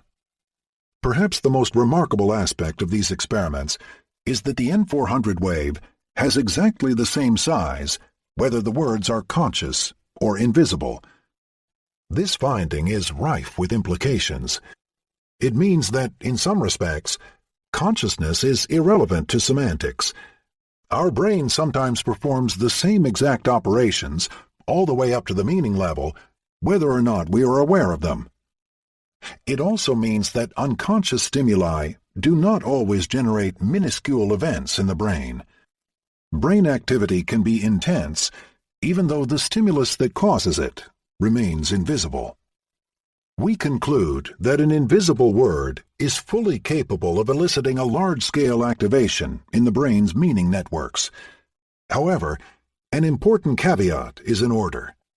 Accurate reconstruction of the sources of semantic brainwaves shows that the unconscious activity is confined to a narrow and specialized brain circuit. During unconscious processing, brain activity remains within the boundaries of the left temporal lobe, which is the primary side of the language networks that process meaning. Later, we shall see that conscious words, conversely, gain the upper hand over much larger brain networks that invade the frontal lobes and that underlie the special subjective sense of having the word in mind. What this means is that, ultimately, unconscious words are not as influential as conscious ones. Attentive but unconscious. The discovery that a word or a digit can travel throughout the brain, bias our decisions, and affect our language networks, all the while remaining unseen, was an eye-opener for many cognitive scientists. We had underestimated the power of the unconscious. Our intuitions, it turned out, could not be trusted. We had no way of knowing what cognitive processes could or could not proceed without awareness. The matter was entirely empirical. We had to submit, one by one, each mental faculty to a thorough inspection of its component processes and decide which of those faculties did or did not appeal to the conscious mind. Only careful experimentation could decide the matter, but with techniques such as masking and attentional blink in our hands, testing the depth and limits of unconscious processing had never been so easy. The past 10 years have now seen a flurry of novel results challenging our picture of the human unconscious. Consider attention. Nothing seems more closely related to consciousness than the capacity to attend to stimuli. Without attention, we may remain totally unaware of external stimuli, as made clear by Dan Simons's Gorilla movie and a zillion other effects of inattentional blindness. Whenever there are multiple competing stimuli, attention seems to be a necessary gateway to conscious experience. In such conditions, at least, consciousness requires attention. Amazingly, however, the converse statement turns out to be false. Several recent experiments demonstrate that our attention can also be deployed unconsciously. It would be strange indeed if attending required the supervision of awareness. The role of attention, as already noted by William James, is to select one out of several possible objects of thought. It would be oddly inefficient for our mind to be constantly distracted by dozens or even hundreds of possible thoughts, and to examine each of them consciously before deciding which one is worthy of a further look. The determination of which objects are relevant and should be amplified is better left to automatic processes that operate sub rosa in a massively parallel manner. Unsurprisingly, it turns out that our attentional spotlight is operated by armies of unconscious workers that silently sift through piles of rubble before one of them hits gold and alerts us of its finding. In recent years, experiment after experiment has revealed the operation of selective attention without consciousness. Suppose we flash a stimulus in the corner of your eye so briefly that you cannot see it. Several experiments have shown that, although it remains unconscious, such a flash may still attract your attention. You will become more attentive, and therefore faster and more accurate at attending to other stimuli presented at that same location, although you have no idea that a hidden cue caught your eye. Conversely, a hidden picture may slow you down when its content is irrelevant to the task at hand. Interestingly, this effect works better when the distracting stimulus remains unconscious than when it is visible. A conscious distractor can be voluntarily extinguished, while an unconscious one preserves all its nuisance potential because we are unable to learn to control it. Loud noises, blinking lights, and other unexpected sensory events, as we all know, can irrepressibly attract our attention. However hard we try to ignore them, they invade our mental privacy. Why? They are, in part, an alerting mechanism, keeping us on the watch for potential dangers. As we concentrate on doing our taxes or on playing a favorite video game, it would be unsafe to tune out completely. Unexpected stimuli, such as a scream or the call of our own name, must remain able to break through our current thoughts, and therefore the filter called selective attention must continually operate outside our awareness in order to decide which incoming inputs call for our mental resources. Unconscious attention acts as a constant watchdog. Psychologists long thought that such automatic and bottom-up processes of the mind were the only ones that operated unconsciously. Psychologists' favorite metaphor for unconscious processing was that of a spreading activation, a wave that starts from the stimulus and passively spreads through our brain circuits. A hidden prime climbed up the hierarchy of visual areas, progressively contacting processes of recognition, meaning attribution, and motor programming as it tagged along with, without ever being influenced by, the subject's conscious will, intention, and attention. Thus, the results of subliminal experiments were thought to be independent of the participants' strategies and expectations. Consider it a major surprise, then, when our experiments shattered this consensus. We proved that subliminal priming is not a passive, bottom-up process operating independent of attention and instructions. In fact, attention determines whether an unconscious stimulus is or is not processed. An unconscious prime that is presented at an unexpected time or place produces virtually no priming onto a subsequent target. Even the mere repetition effect, the accelerated response to radio followed by radio, varies with how much attention is allocated to these stimuli. The act of attending causes a gain that massively amplifies the brain waves evoked by stimuli presented at the attended time and place. Remarkably, unconscious stimuli benefit from this attentional spotlight just as much as conscious ones do. In other words, attention can amplify a visual stimulus and still leave it too weak to break into our awareness. Conscious intentions can even affect the orientation of our unconscious attention. Imagine that you are shown a set of shapes and are asked to detect only the squares while ignoring the circles. On a critical trial, a square appears on the right and a circle on the left, but both shapes are masked, so that you fail to detect them. You press randomly, not knowing on which side the square was shown. But a marker of parietal lobe activation called the N2PC reveals an unconscious orientation of your attention toward the appropriate side. Your visual attention is surreptitiously attracted to the correct target, even on totally invisible trials, and even if you eventually select the wrong response side. Similarly, during the attentional blink, within an entire stream of letters, the symbol that is arbitrarily designated as a target evokes noticeably more brain activity, even though it remains undetected. On such trials, attention begins to unconsciously sieve the shapes for their relevance, although this process falls short of bringing the target stimulus into participants' conscious awareness. The value of an invisible coin. How does our attention decide whether a stimulus is relevant?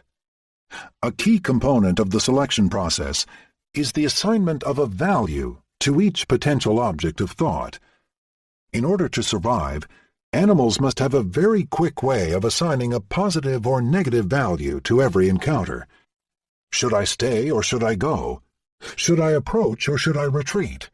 Is this a valuable treat or a poisonous trap?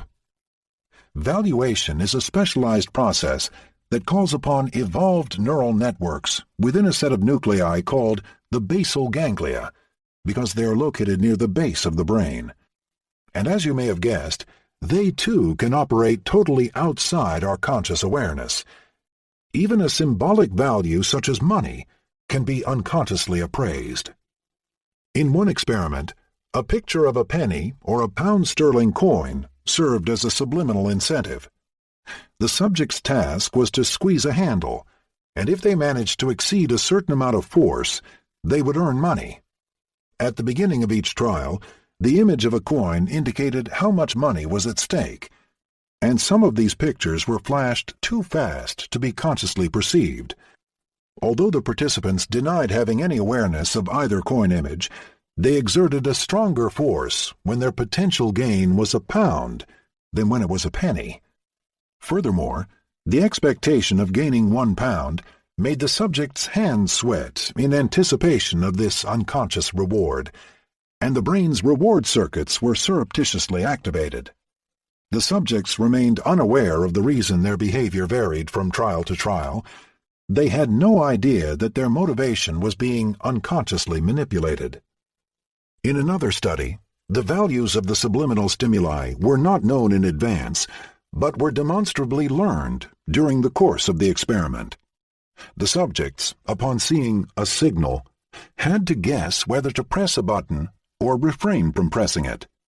After each instance, they were told whether they had gained or lost money as a result of pressing or not pressing. Unknown to them, a subliminal shape, flashed within the signal, indicated the correct response.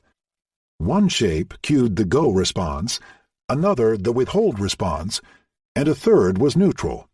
When it appeared, there was a 50% chance that either response would be rewarded. After playing this game for a few minutes, subjects inexplicably got better at this task. They still could not see the shapes that were hidden within the signal, but they had the hot hand and began to earn a significant sum of money. Their unconscious value system had kicked in. The positive go shape began to trigger key presses, while the negative withhold shape evoked systematic withholding. Brain imaging showed that a specific region of the basal ganglia, called the ventral striatum, had attached the relevant values to each shape. In brief, symbols that the subjects had never seen had nevertheless acquired a meaning.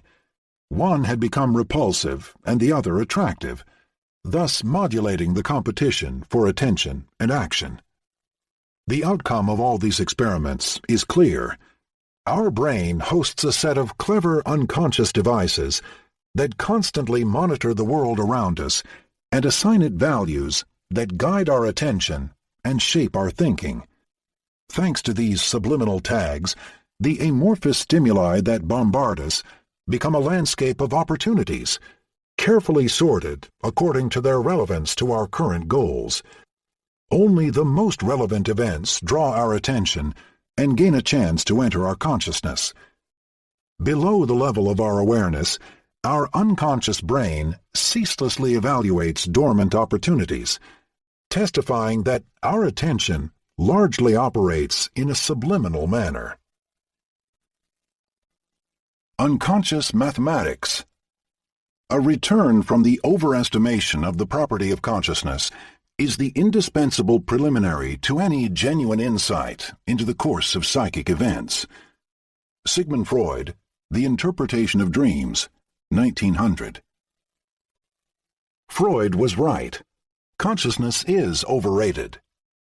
Consider this simple truism. We are conscious only of our conscious thoughts. Because our unconscious operations elude us, we constantly overestimate the role that consciousness plays in our physical and mental lives. By forgetting the amazing power of the unconscious, we over-attribute our actions to conscious decisions and therefore mischaracterize our consciousness as a major player in our daily lives. In the words of the Princeton psychologist Julian Jaynes, consciousness is a much smaller part of our mental life than we are conscious of, because we cannot be conscious of what we are not conscious of. Paraphrasing Douglas Hofstadter's whimsically circular law of programming, a project always takes longer than you expect, even when you take into account Hofstadter's law. One might elevate this statement to the level of a universal law. We constantly overestimate our awareness, even when we are aware of the glaring gaps in our awareness. The corollary is that we dramatically underestimate how much vision, language, and attention can occur outside our awareness. Might some of the mental activities that we consider hallmarks of the conscious mind actually run unconsciously? Consider mathematics. One of the world's greatest mathematicians ever, Henri Poincaré, reported several curious incidents in which his unconscious mind seemed to do all the work. I left Caen, where I was living, to go on a geologic excursion under the auspices of the School of Mines. The incidents of the travel made me forget my mathematical work. Having reached Coutances, we entered an omnibus to go someplace or other. At the moment when I put my foot on the step, the idea came to me, without anything in my former thoughts seeming to have paved the way for it, that the transformations I had used to define the Fuchsian functions were identical with those of non-Euclidean geometry. I did not verify the idea. I should not have had time, as upon taking my seat in the omnibus, I went on with a conversation already commenced, but I felt a perfect certainty. On my return to Caen, for conscience' sake, I verified the result at my leisure. And then again, I turned my attention to the study of some arithmetical questions, apparently without much success, and without a suspicion of any connection with my preceding researches. Disgusted with my failure, I went to spend a few days at the seaside, and thought of something else.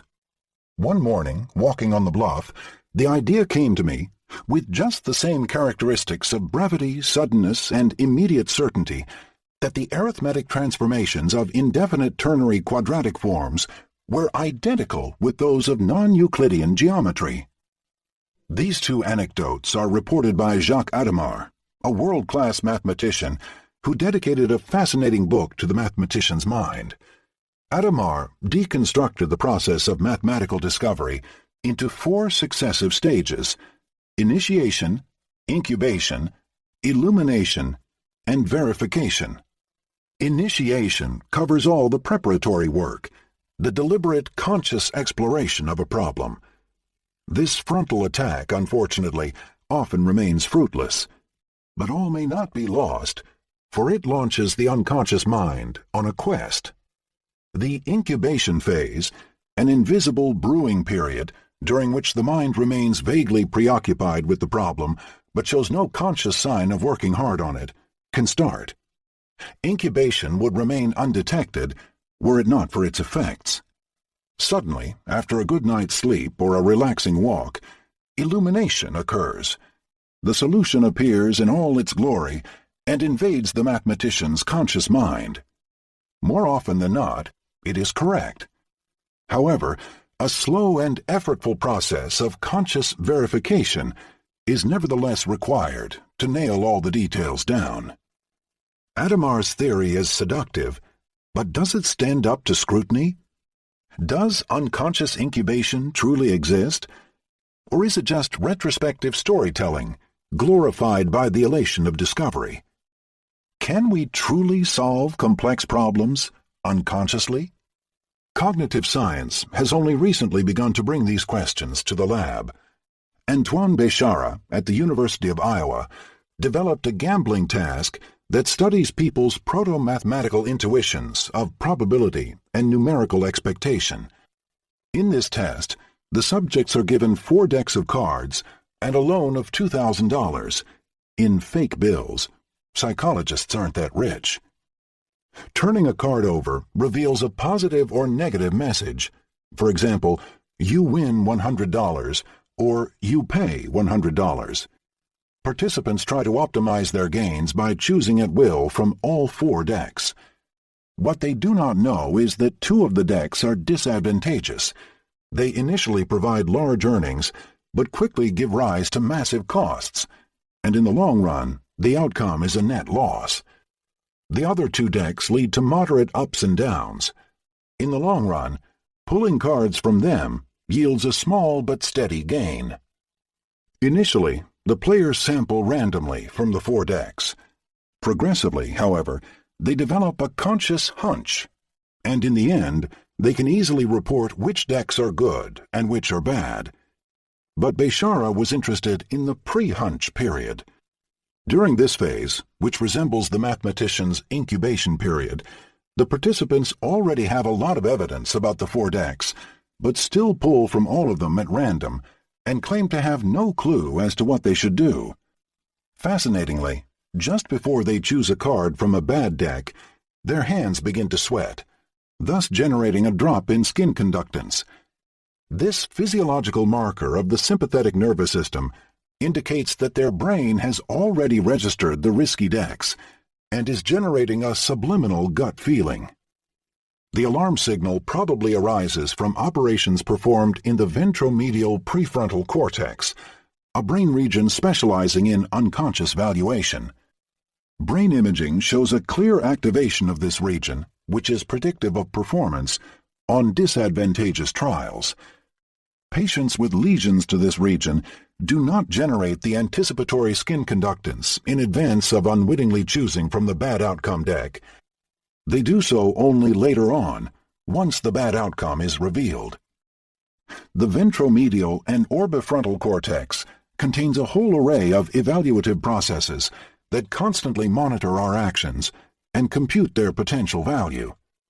Beshara's research suggests that these regions often operate outside our conscious awareness. Although we have the impression of making random choices, our behavior may, in fact, be guided by unconscious hunches. Having a hunch is not exactly the same as resolving a mathematical problem, but an experiment by Abt Dijksterhuis comes closer to Adamar's taxonomy and suggests that genuine problem-solving may indeed benefit from an unconscious incubation period. The Dutch psychologist presented students with a problem in which they were to choose from among 4 brands of cars, which differed by up to 12 features. The participants read the problem, then half of them were allowed to consciously think about what their choice would be for 4 minutes. The other half were distracted for the same amount of time by solving anagrams. Finally, both groups made their choice.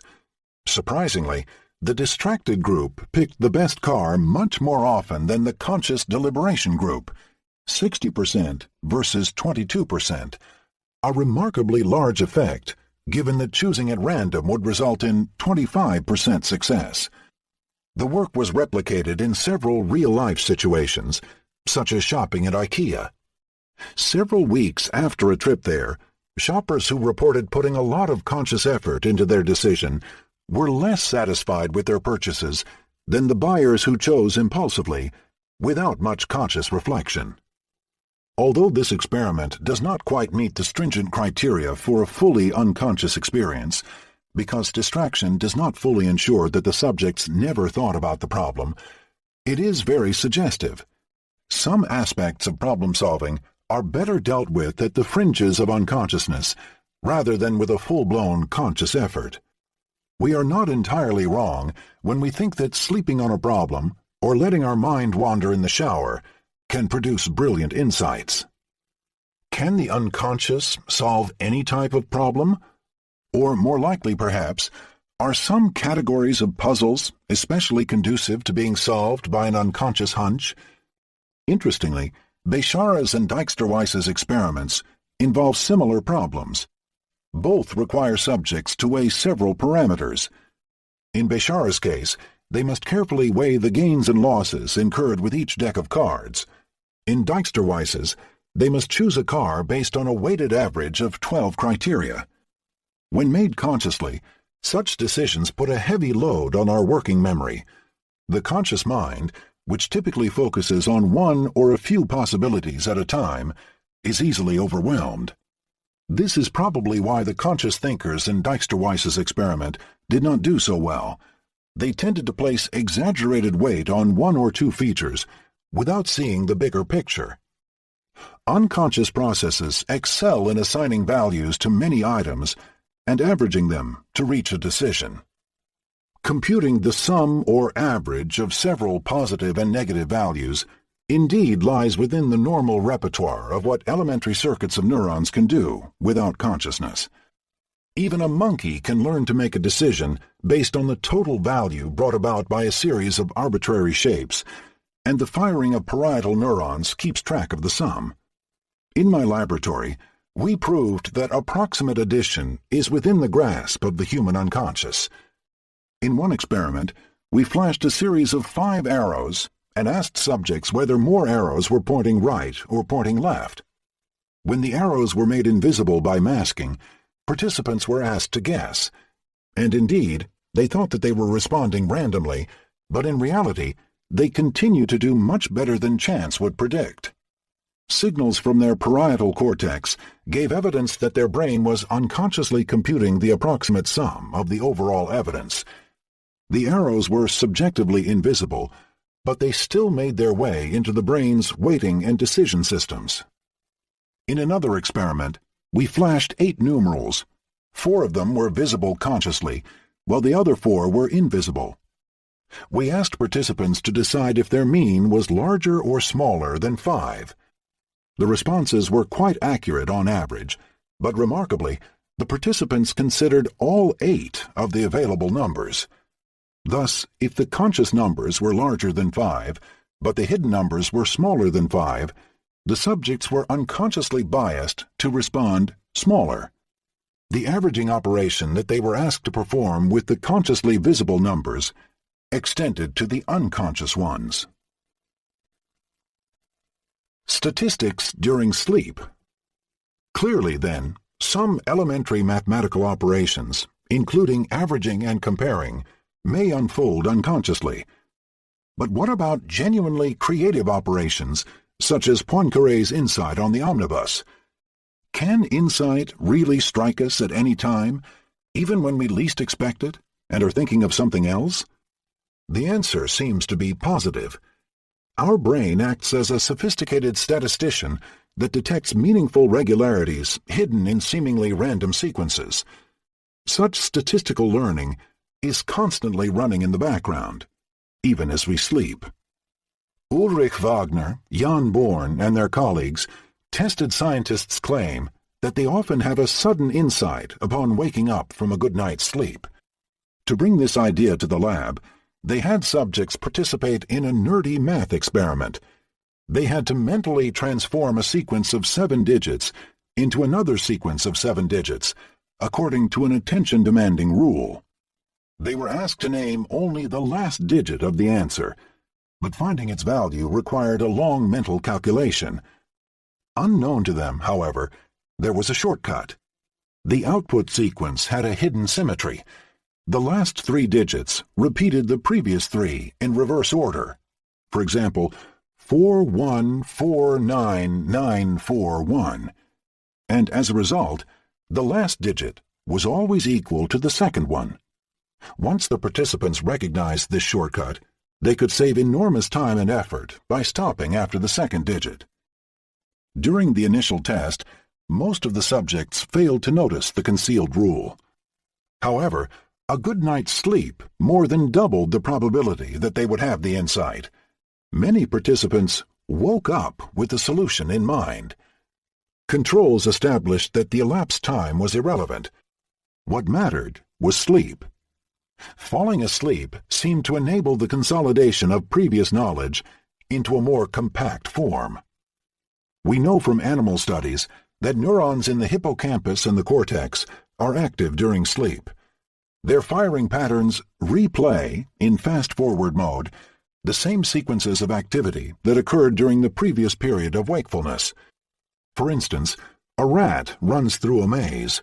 Then, upon falling asleep, his brain reactivates his place-coding neurons so precisely that the pattern can be used to decode the locations where he is mentally traveling, but at a much faster speed, and sometimes even in reverse order. Perhaps this temporal compression offers the possibility of treating a sequence of digits as a near-simultaneous spatial pattern, thus permitting the detection of hidden regularities by classical learning mechanisms. Whatever the neurobiological explanation, sleep is clearly a period of boiling unconscious activity that supports much memory consolidation and insight. A subliminal bag of tricks. These laboratory demonstrations are a far cry from the type of mathematical thinking that Poincaré had in mind when he was unconsciously exploring Fuchsian functions and non-Euclidean geometry. However, that gap is being reduced as innovative experiments study the greater range of operations that can be performed, at least in part, without awareness. It was long thought that the mind's central executive, a cognitive system that controls our mental operations, avoids automatic responses, switches tasks, and detects our errors, was the sole province of the conscious mind. But recently, sophisticated executive functions have been shown to operate unconsciously, based on invisible stimuli. One such function is the ability to control ourselves and inhibit our automatic responses. Imagine performing a repetitive task, such as pressing a key whenever a picture appears on screen, except that on rare occasions the picture depicts a black disk, and then you absolutely have to refrain from clicking. This is called the stop signal task, and much research shows that the ability to inhibit a routine response is a marker of the mind's central executive system. The Dutch psychologist Simon van Gaal asked whether refraining from responding requires consciousness. Would subjects still manage to avoid clicking if the stop signal was subliminal? Amazingly, the answer was yes. When an unconscious stop signal was briefly flashed, the participants' hands slowed down, and occasionally they stopped responding altogether. They did so without understanding why, because the stimulus that triggered this inhibition remained unseen. These findings indicate that invisible is not synonymous with out of control. Even an invisible stop signal can trigger a wave of activity that spreads deep into the executive networks that allow us to control our actions.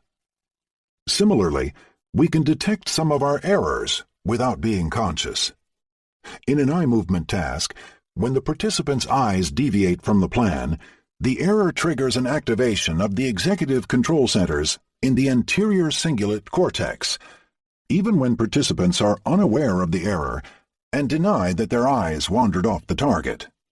Unconscious signals can even cause a partial switch to another task. When subjects are shown a conscious cue that tells them to change from task 1 to task 2, flashing this cue below the threshold for awareness still has the effect of slowing them down and triggering a partial task switch at the cortical level. In a nutshell, psychology has amply demonstrated not only that subliminal perception exists, but that a whole array of mental processes can be launched without consciousness, even though in most cases they do not run to full completion. The unconscious clearly has a large bag of tricks, from word comprehension to numerical addition, and from error detection to problem solving.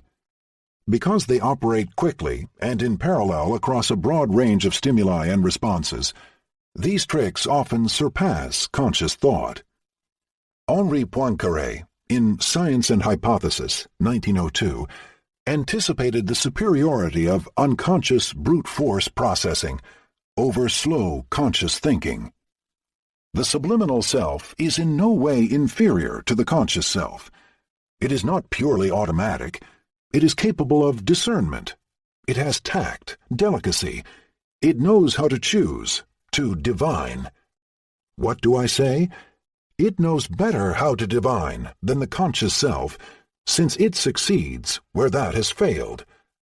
In a word, is not the subliminal self superior to the conscious self? Contemporary science answers Poincaré's question with a resounding yes. In many respects, our mind's subliminal operations exceed its conscious achievements.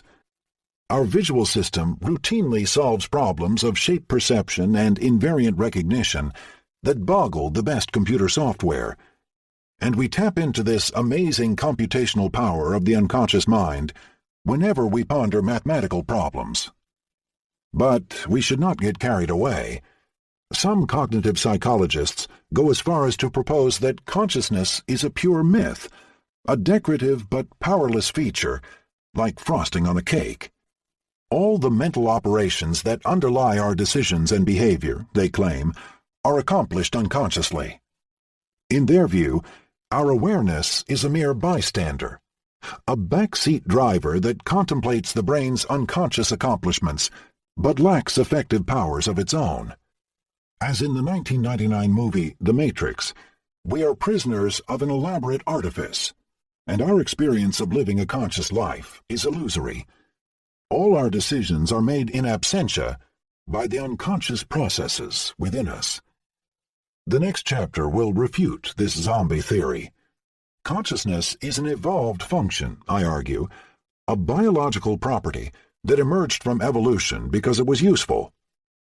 Consciousness must therefore fill a specific cognitive niche and address a problem that the specialized parallel systems of the unconscious mind could not. Ever insightful, Poincaré noted that in spite of the brain's subliminal powers, the mathematician's unconscious cogs did not start clicking unless he had made a massive initial conscious attack on the problem during the initiation phase. And later on, after the aha experience, only the conscious mind could carefully verify, step by step, what the unconscious seemed to have discovered. Henry Moore made exactly the same point in The Sculptor Speaks, 1937. Though the non-logical, instinctive, subconscious part of the mind must play its part in the artist's work, he also has a conscious mind, which is not inactive. The artist works with a concentration of his whole personality, and the conscious part of it resolves conflicts, organizes memories, and prevents him from trying to walk in two directions at the same time. We are now ready to walk into the unique realm of the conscious mind. 3. What is consciousness good for? The particulars of the distribution of consciousness, so far as we know them, point to its being efficacious. William James, Principles of Psychology, 1890. Why did consciousness evolve? Can some operations be carried out only by a conscious mind? Or is consciousness a mere epiphenomenon, a useless or even illusory feature of our biological makeup? In fact, consciousness supports a number of specific operations that cannot unfold unconsciously. Subliminal information is evanescent, but conscious information is stable. We can hang on to it for as long as we wish. Consciousness also compresses the incoming information, reducing an immense stream of sense data to a small set of carefully selected bite-sized symbols. The sampled information can then be routed to another processing stage, allowing us to perform carefully controlled chains of operations, much like a serial computer. This broadcasting function of consciousness is essential. In humans, it is greatly enhanced by language, which lets us distribute our conscious thoughts across the social network. In the history of biology, few questions have been debated as heatedly as finalism or teleology, whether it is meaningful to speak of organs as designed or evolved for a specific function, a final cause, or telos in Greek. In the pre-Darwinian era, finalism was the norm, as the hand of God was seen as a hidden designer of all things. The great French anatomist Georges Cuvier constantly appealed to teleology when interpreting the functions of the body organs. Claws were for catching prey, lungs were for breathing, and such final causes were the very conditions of existence of the organism as an integrated whole. Charles Darwin radically altered the picture by pointing to natural selection rather than design as an undirected force blindly shaping the biosphere. The Darwinian view of nature has no need for divine intention. Evolved organs are not designed for their function, they merely grant their possessor a reproductive advantage. In a dramatic reversal of perspective, anti-evolutionists seized as counterexamples to Darwin what they viewed as obvious examples of non-advantageous designs. Why does the peacock carry a huge, visually stunning but clumsy tail? Why did Megaloceros, the extinct Irish elk, carry a gigantic pair of antlers spanning up to 12 feet, so bulky that it has been blamed for the species' demise? Darwin retorted by pointing to sexual selection. It is advantageous for males who compete for female attention to develop elaborate, costly, and symmetrical displays, advertising their fitness. The lesson was clear. Biological organs did not come labeled with a function, and even clumsy contraptions, tinkered with by evolution, could bring a competitive edge to their possessors. During the 20th century, the synthetic theory of evolution further dissolved the teleological picture.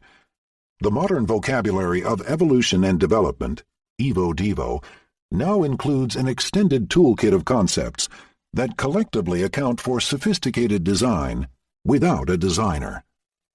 Spontaneous pattern generation. The mathematician Alan Turing first described how chemical reactions may lead to the emergence of organized features such as the zebra's stripes or the melon's ribs. On some cone shells, sophisticated pigmentation patterns self-organize under an opaque layer, clearly proving their lack of intrinsic utility. They are a mere offshoot of chemical reactions with their own raison d'etre. Allometric relations. An increase in the overall size of the organism, which may be advantageous in its own right, may lead to a proportionate change in some of its organs, which may not. The Irish elk's outlandish antlers probably resulted from such an allometric change. Spandrels. The late Harvard paleontologist Stephen Jay Gould coined this term to refer to features of the organism that arise as necessary byproducts of its architecture, but that might later be co-opted or exapted into another role. An example may be the male nipple, an inconsequential but necessary outcome of the organism's bow plan for constructing advantageous female breasts. Bearing these biological concepts in mind, we can no longer assume that any human biological or psychological trait, including consciousness, necessarily plays a positive functional role in our species' worldwide success. Consciousness could be a happenstance decorative pattern, or the chance outcome of a massive increase in brain size that occurred in our species of the genus Homo, or even a mere spandrel, a consequence of other vital changes. This view matches the intuition of the French writer Alexandre Viollet, who whimsically stated that consciousness, like the appendix, serves no role but to make us sick. In the 1999 movie Being John Malkovich, the puppeteer Craig Schwartz laments the inutility of introspection. Consciousness is a terrible curse. I think, I feel, I suffer. And all I ask in return is the opportunity to do my work. Is consciousness a mere epiphenomenon? Should it be likened to the loud roar of a jet engine, a useless and painful but unavoidable consequence of the brain's machinery, inescapably arising from its construction? The British psychologist Max Velmans clearly leans toward this pessimistic conclusion. An impressive array of cognitive functions, he argues, are indifferent to awareness. We may be aware of them, but they would continue to run equally well if we were mere zombies. The popular Danish science writer Tor Nørretranders coined the term user illusion to refer to our feeling of being in control, which may well be fallacious. Every one of our decisions, he believes, stems from unconscious sources. Many other psychologists agree. Consciousness is the proverbial backseat driver, a useless observer of actions that forever lie beyond its control. In this audiobook, however, I explore a different road, what philosophers call the functionalist view of consciousness. Its thesis is that consciousness is useful. Conscious perception transforms incoming information into an internal code that allows it to be processed in unique ways. Consciousness is an elaborate functional property, and as such is likely to have been selected across millions of years of Darwinian evolution because it fulfills a particular operational role. Can we determine what that role is? We cannot rewind evolutionary history, but we can use the minimal contrast between seen and unseen images to characterize the uniqueness of conscious operations. Using psychological experiments, we can probe which operations are feasible without consciousness and which are uniquely deployed when we report awareness. This chapter will show that, far from blacklisting consciousness as a useless feature, these experiments point to consciousness as being highly efficacious. Unconscious statistics, conscious sampling. My picture of consciousness implies a natural division of labor. In the basement, an army of unconscious workers does the exhausting work, sifting through piles of data. Meanwhile, at the top, a select board of executives, examining only a brief of the situation, slowly makes conscious decisions. Chapter 2 laid out the powers of our unconscious mind. A great variety of cognitive operations, from perception to language understanding, decision, action, evaluation, and inhibition, can unfold, at least partially, in a subliminal mode. Below the conscious stage, myriad unconscious processors, operating in parallel, constantly strive to extract the most detailed and complete interpretation of our environment. They operate as nearly optimal statisticians who exploit every slightest perceptual hint, a faint movement, a shadow, a splotch of light, to calculate the probability that a given property holds true in the outside world. Much as the Weather Bureau combines dozens of meteorological observations to infer the chance of rain in the next few days, our unconscious perception uses incoming sense data to compute the probability that colors, shapes, animals, or people are present in our surroundings. Our consciousness, on the other hand, offers us only a glimpse of this probabilistic universe, what statisticians call a sample from this unconscious distribution.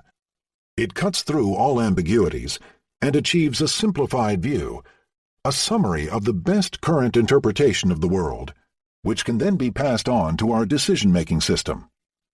This division of labor between an army of unconscious statisticians and a single conscious decision-maker may impose itself on any moving organism by that organism's very necessity of acting upon the world.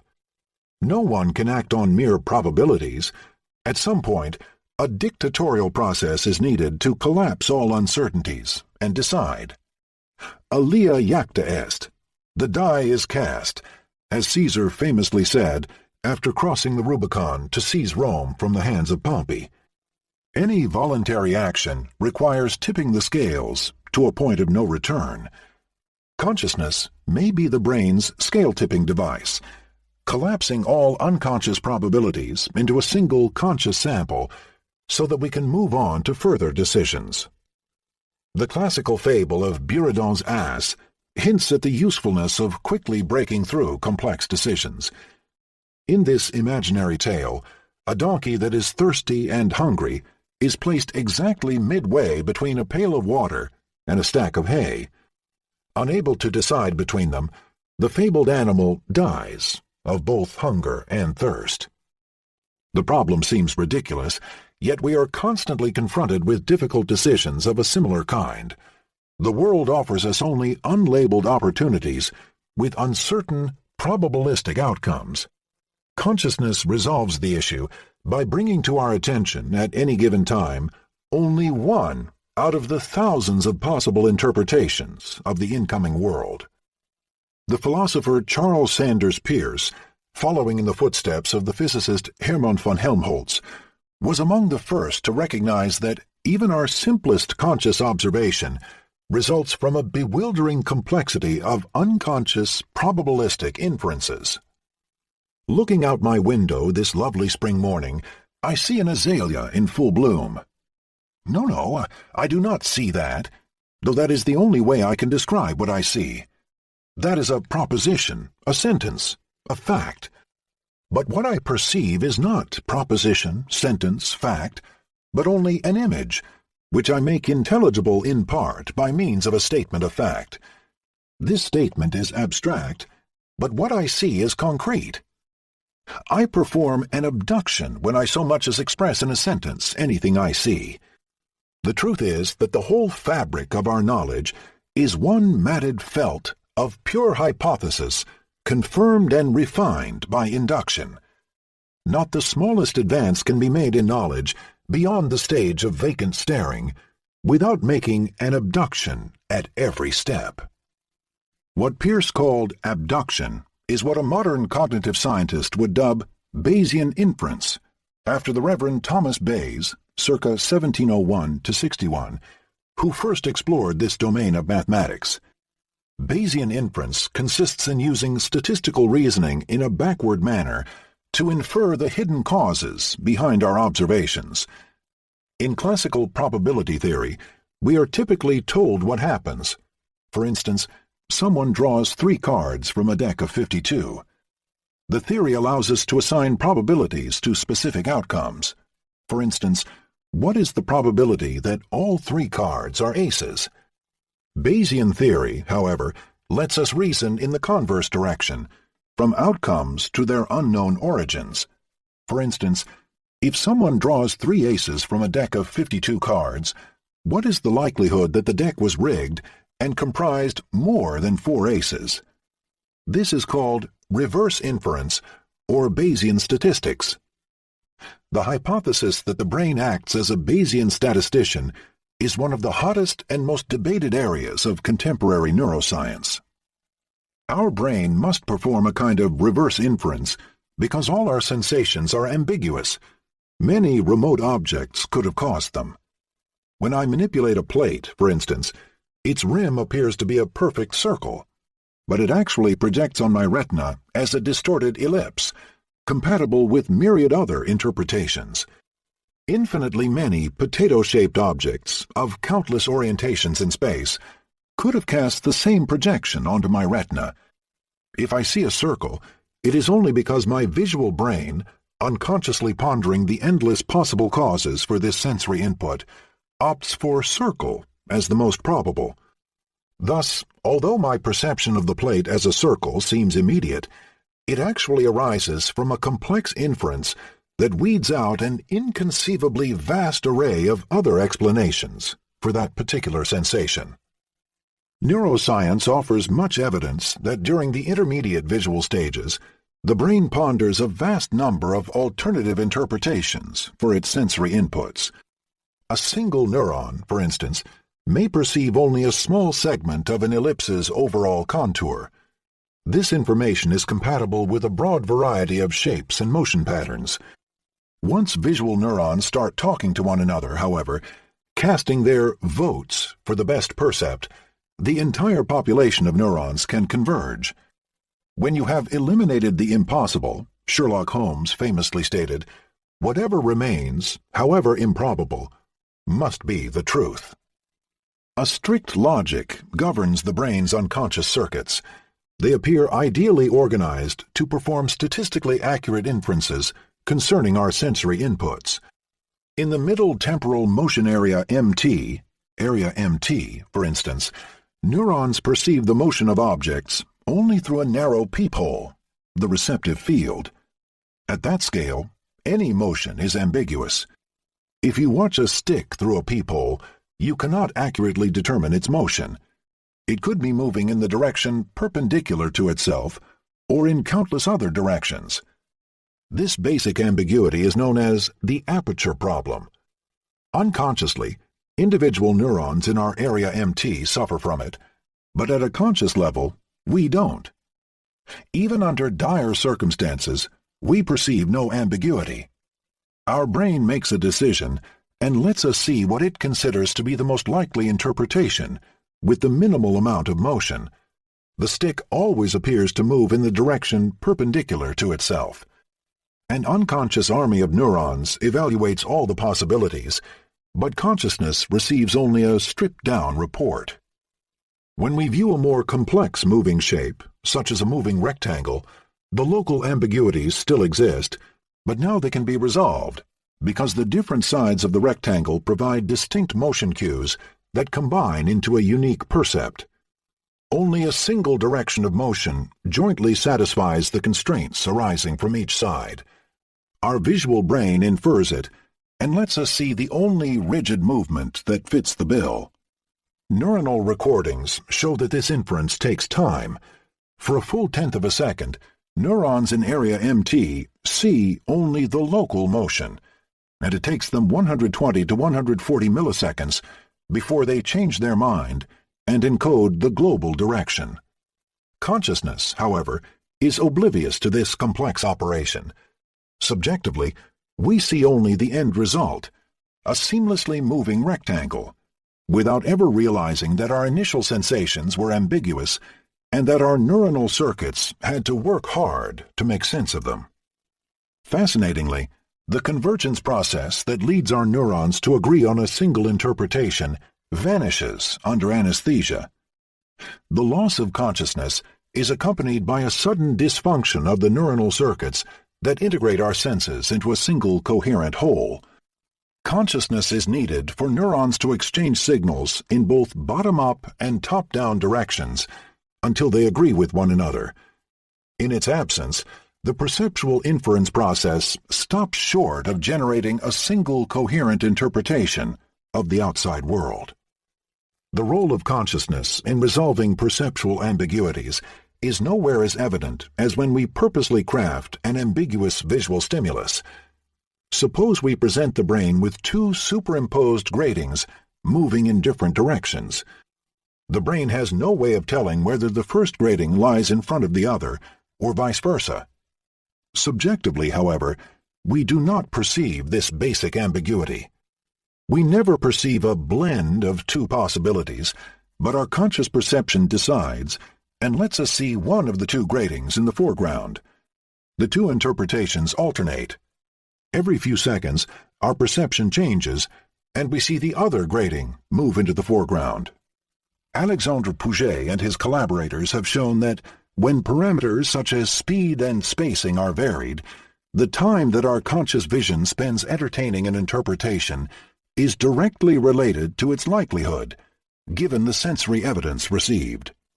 What we see at any time tends to be the most likely interpretation, but other possibilities occasionally pop up and stay in our conscious vision for a time duration that is proportional to their statistical likelihood.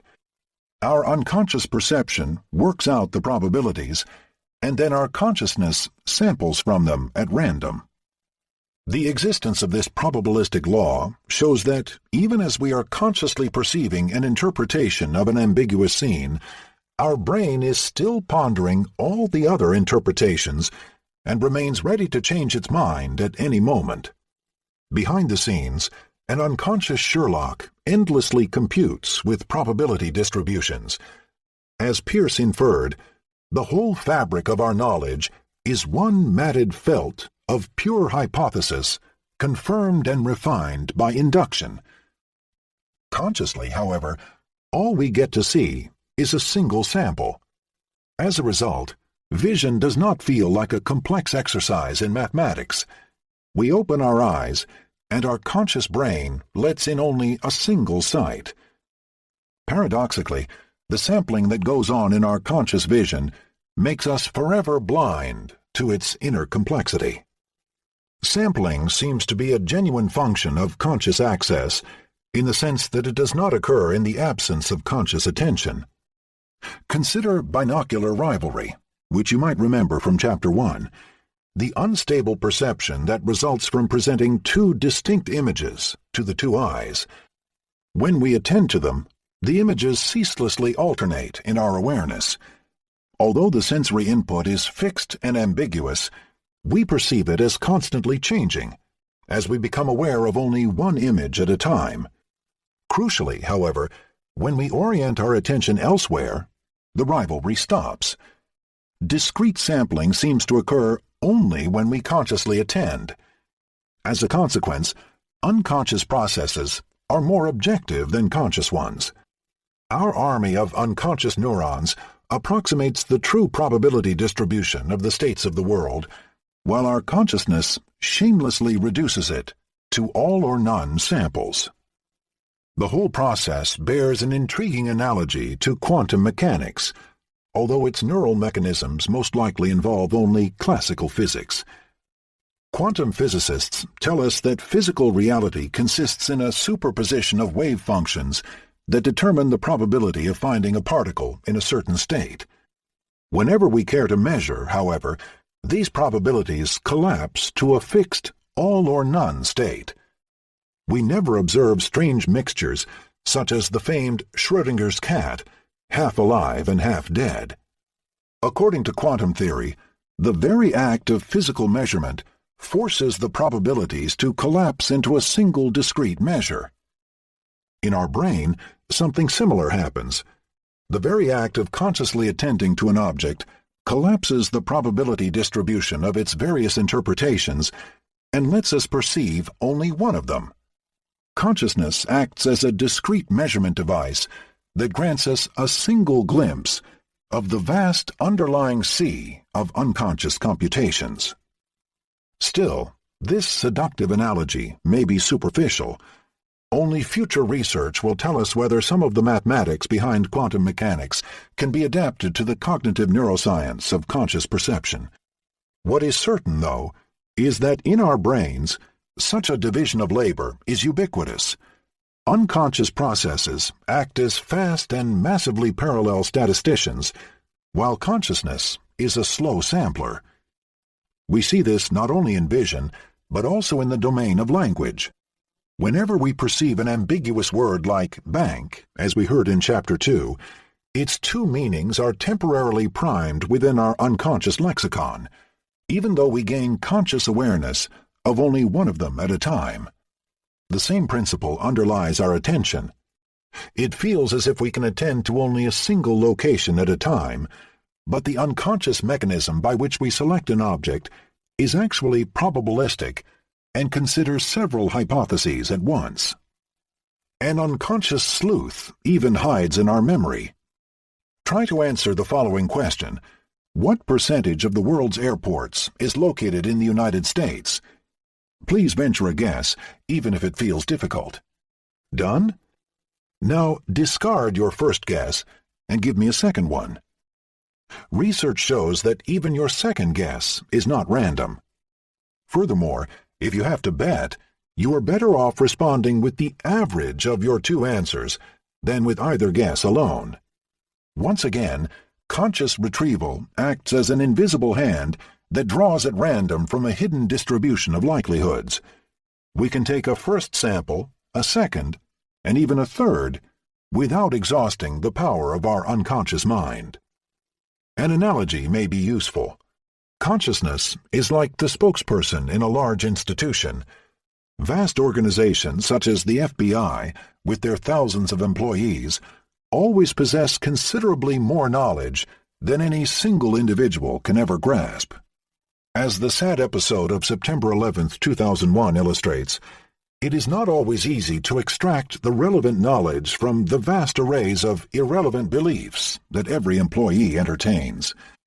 In order to avoid drowning in the bottomless sea of facts, the President relies on short briefs compiled by a pyramidal staff, and he lets a single spokesperson express this common wisdom.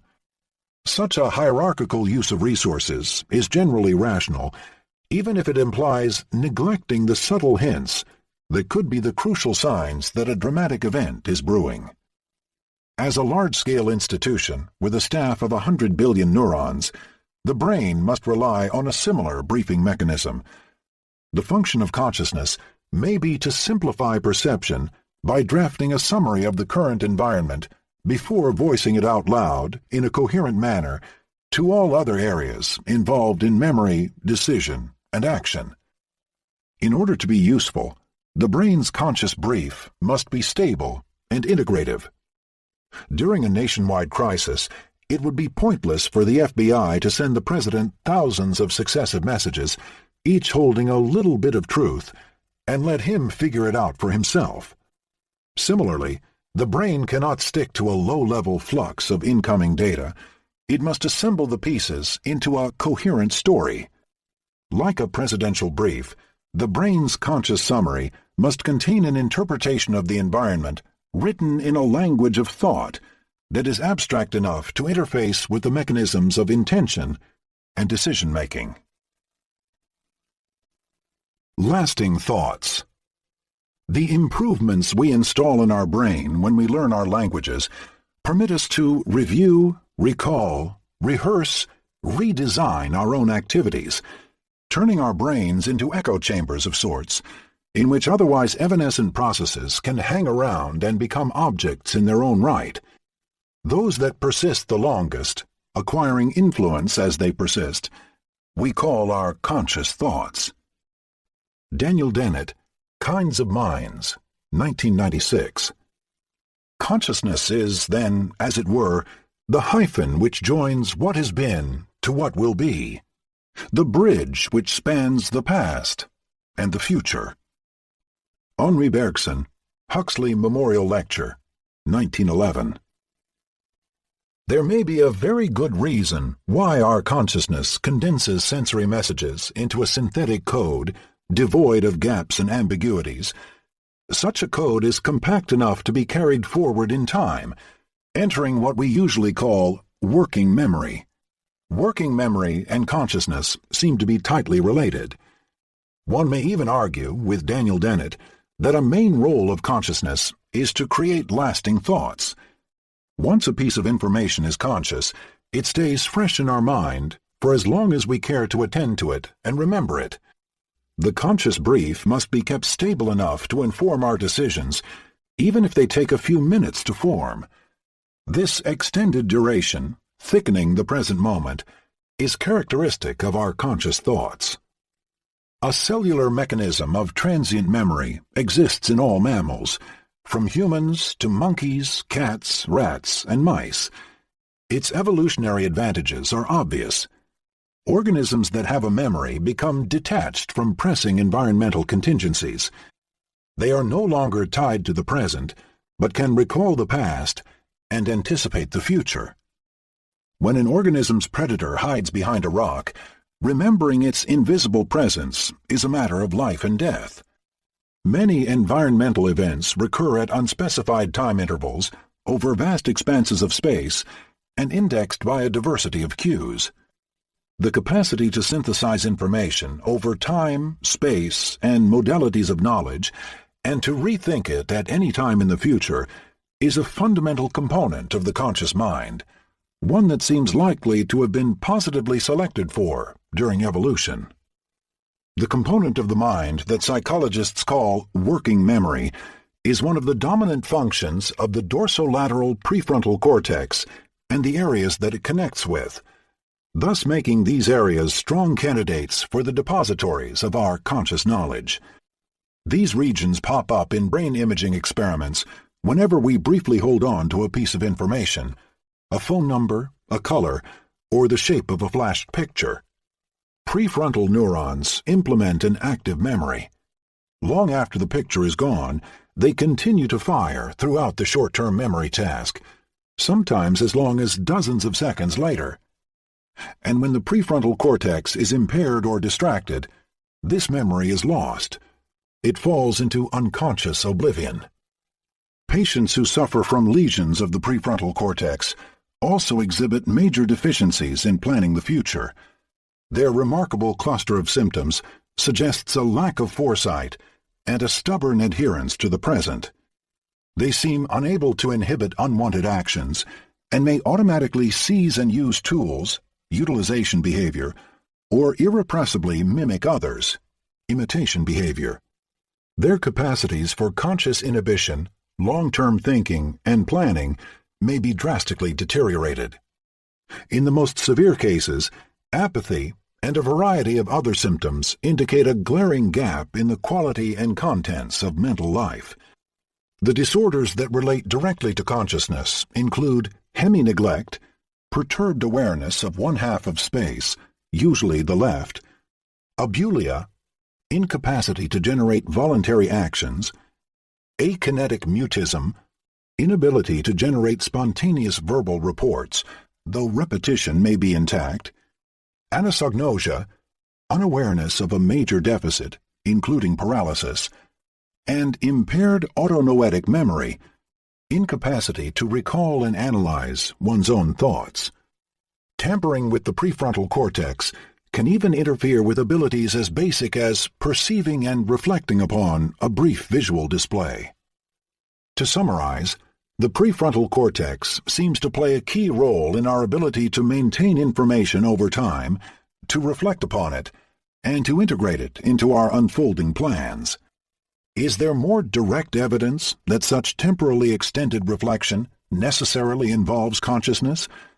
The cognitive scientists Robert Clark and Larry Squire conducted a wonderfully simple test of temporal synthesis, time-lapse conditioning of the eyelid reflex. At a precisely timed moment, a pneumatic machine puffs air toward the eye. The reaction is instantaneous. In rabbits and humans alike, the protective membrane of the eyelid immediately closes. Now precede the delivery of air with a brief warning tone. The outcome is called Pavlovian conditioning, in memory of the Russian physiologist Ivan Petrovich Pavlov, who first conditioned dogs to salivate at the sound of a bell in anticipation of food. After a short training, the eye blinks to the sound itself in anticipation of the air puff. After a while, an occasional presentation of the isolated tone suffices to induce the eyes wide shut response. The eye closure reflex is fast, but is it conscious or unconscious? The answer, surprisingly, depends on the presence of a temporal gap. In one version of the test, usually termed delayed conditioning, the tone lasts until the puff arrives. Thus, the two stimuli briefly coincide in the animal's brain, making the learning a simple matter of coincidence detection. In the other, called trace conditioning, the tone is brief, separated from the subsequent air puff by an empty gap. This version, although minimally different, is clearly more challenging. The organism must keep an active memory trace of the past tone in order to discover its systematic relation to the subsequent air puff. To avoid any confusion, I will call the first version coincidence-based conditioning. The first stimulus lasts long enough to coincide with the second, thus removing any need for memory, and the second, memory trace conditioning. The subject must keep in mind a memory trace of the sound in order to bridge the temporal gap between it and the obnoxious air puff. The experimental results are clear. Coincidence-based conditioning occurs unconsciously, while for memory trace conditioning, a conscious mind is required. In fact, coincidence-based conditioning does not require any cortex at all. A decerebrate rabbit, without any cerebral cortex, basal ganglia, limbic system, thalamus, and hypothalamus, still shows eyelid conditioning when the sound and the puff overlap in time. In memory trace conditioning, however, no learning occurs unless the hippocampus and its connected structures, which include the prefrontal cortex, are intact. In human subjects, memory trace learning seems to occur if and only if the person reports being aware of the systematic predictive link between the tone and the air puff. Elderly people, amnesiacs, and people who were simply too distracted to notice the temporal relationship show no conditioning at all, whereas these manipulations have no effect whatsoever on coincidence-based conditioning. Brain imaging shows that the subjects who gain awareness are precisely those who activate their prefrontal cortex and hippocampus during the learning. Overall, the conditioning paradigm suggests that consciousness has a specific evolutionary role, learning over time, rather than simply living in the instant. The system formed by the prefrontal cortex and its interconnected areas, including the hippocampus, may serve the essential role of bridging temporal gaps. Consciousness provides us with a remembered present, in the words of Gerald Edelman. Thanks to it, a selected subset of our past experiences can be projected into the future and cross-linked with the present sensory data. What is particularly interesting about the memory trace conditioning test is that it is simple enough to be administered to all sorts of organisms, from infants to monkeys, rabbits, and mice. When mice take the test, they activate anterior brain regions that are homologous to the human prefrontal cortex. The test may thus be tapping one of the most basic functions of consciousness, an operation so essential that it may also be present in many other species. If a temporally extended working memory requires consciousness, is it impossible to stretch our unconscious thoughts across time? Empirical measures of the duration of subliminal activity suggest that it is. Subliminal thoughts last only for an instant. The lifetime of a subliminal stimulus can be estimated by measuring how long one has to wait before its effect decays to zero. The result is very clear. A visible image may have a long-lasting effect, but an invisible one exerts only a short-lived influence on our thoughts. Whenever we render an image invisible by masking, it nevertheless activates visual, orthographic, lexical, or even semantic representations in the brain, but only for a brief duration. After a second or so, the unconscious activation generally decays to an undetectable level. Many experiments show that subliminal stimuli undergo a rapid exponential decay in the brain. Summarizing these findings, my colleague Lionel Nakache concluded, contradicting the French psychoanalyst Jacques Lacan, that the unconscious is not structured as a language, but as a decaying exponential. With effort, we may keep subliminal information alive for a slightly longer period, but the quality of this memory is so degraded that our recall, after a few seconds' delay, barely exceeds the level of chance. Only consciousness allows us to entertain lasting thoughts. The human Turing machine. Once information is in mind, protected from temporal decay, can it enter into specific operations? Do some cognitive operations require consciousness and lie beyond the scope of our unconscious thought processes? The answer seems to be positive. In humans, at least, consciousness gives us the power of a sophisticated serial computer. For instance, try to compute 12 times 13 in your head. Finished? Did you feel each of the arithmetic operations churning in your brain, one after the other? Can you faithfully report the successive steps that you took and the intermediate results that they returned? The answer is usually yes.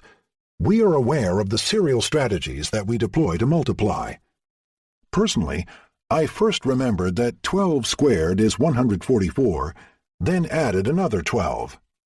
Others may multiply the digits, one after the other, according to the classical multiplication recipe. The point is, whatever strategy we use, we can consciously report it. And our report is accurate. It can be cross-validated by behavioral measures of response time and eye movements. Such accurate introspection is unusual in psychology. Most mental operations are opaque to the mind's eye. We have no insight into the operations that allow us to recognize a face, plan a step, add 2 digits, or name a word. Somehow, multi-digit arithmetic is different. It seems to consist of a series of introspectable steps. I propose that there is a simple reason for it. Complex strategies, formed by stringing together several elementary steps, what computer scientists call algorithms, are another of consciousness's uniquely evolved functions. Would you be able to calculate 12 times 13 unconsciously if the problem was presented to you in a subliminal flash? No, never. A slow dispatching system seems necessary to store intermediate results and pass them on to the next step. The brain must contain a router that allows it to flexibly broadcast information to and from its internal routines. This seems to be a major function of consciousness, to collect the information from various processors, synthesize it, and then broadcast the result, a conscious symbol, to other arbitrarily selected processors. These processors, in turn, apply their unconscious skills to this symbol, and the entire cycle may repeat a number of times. The outcome is a hybrid serial parallel machine, in which stages of massively parallel computation are interleaved with a serial stage of conscious decision-making and information routing. Together with the physicists Mariano Sigman and Ariel Zilberberg, I have begun to explore the computational properties that such a device would possess. It closely resembles what computer scientists call a production system, a type of program introduced in the 1960s to implement artificial intelligence tasks. A production system comprises a database, also called working memory, and a vast array of if-then production rules.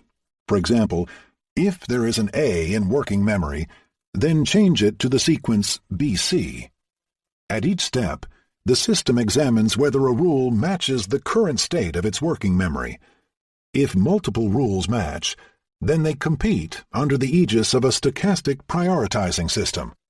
Finally, the winning rule ignites and is allowed to change the contents of working memory before the entire process resumes.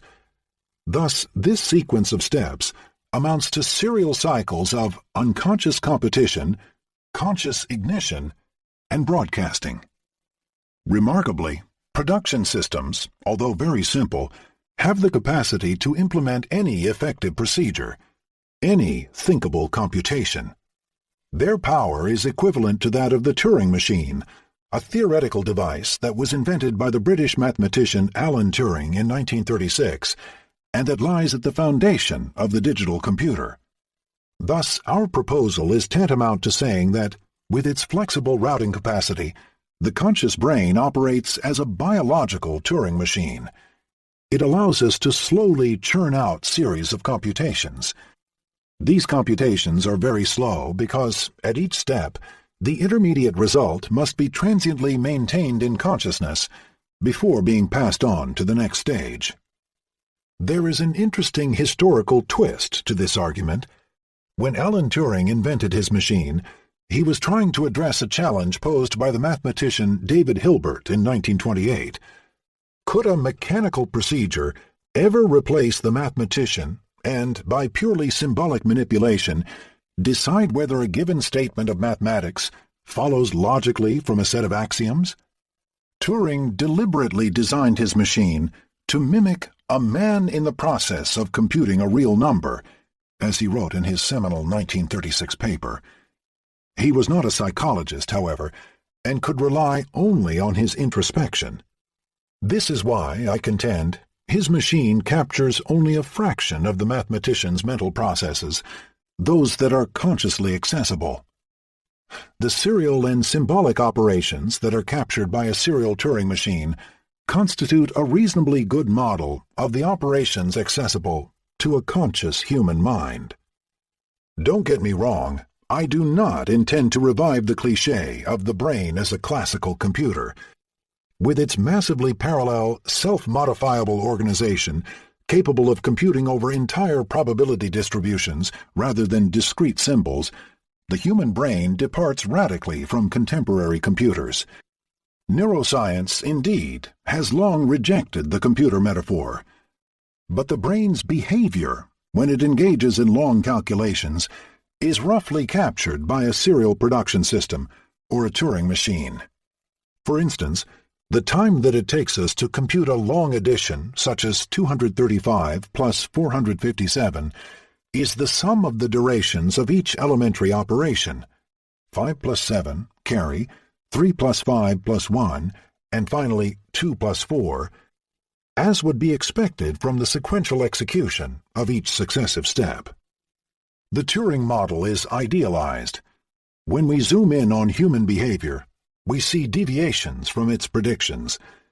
Instead of being neatly separate in time, successive stages slightly overlap and create an undesired crosstalk among operations. During mental arithmetic, the second operation can start before the first one is fully finished. Jerome Sacker and I studied one of the simplest possible algorithms. Take a number n, add 2 to it, n plus 2, and then decide if the result is larger or smaller than 5. N plus 2 greater than 5? We observed interference.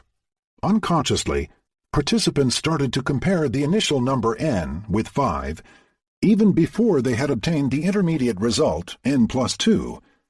In a computer, such a silly error would never occur. A master clock controls each step, and digital routing ensures that each bit always reaches its intended destination. The brain, however, never evolved for complex arithmetic. Its architecture, selected for survival in a probabilistic world, explains why we make so many errors during mental calculation. We painfully recycle our brain networks for serial calculations, using conscious control to exchange information in a slow and serial manner.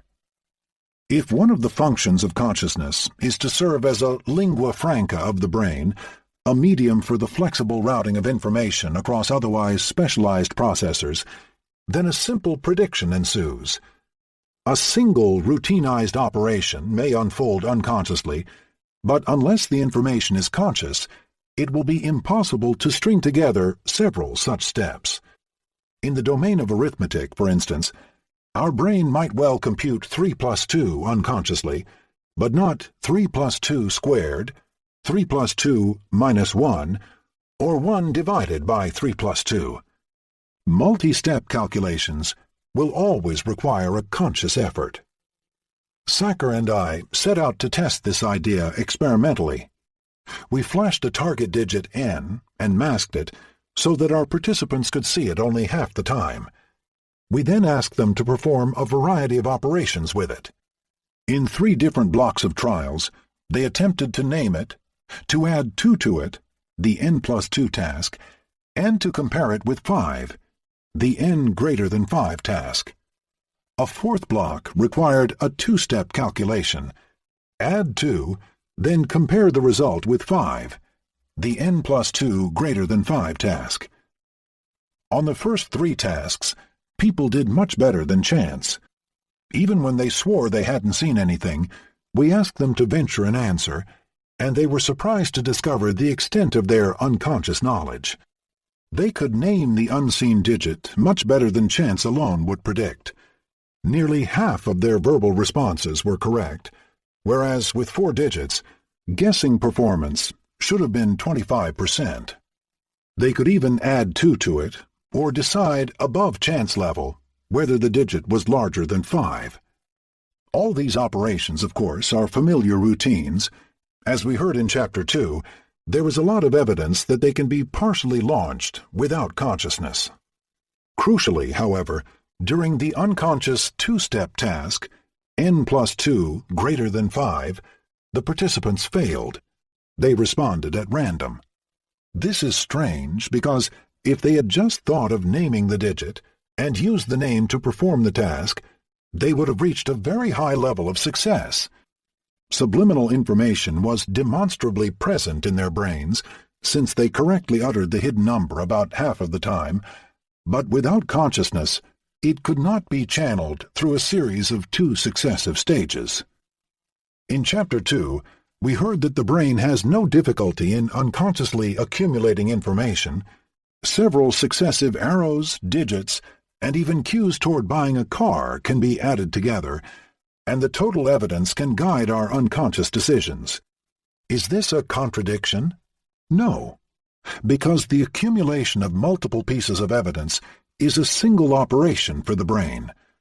Once a neuronal accumulator is open, any information, whether conscious or unconscious, can bias it one way or the other.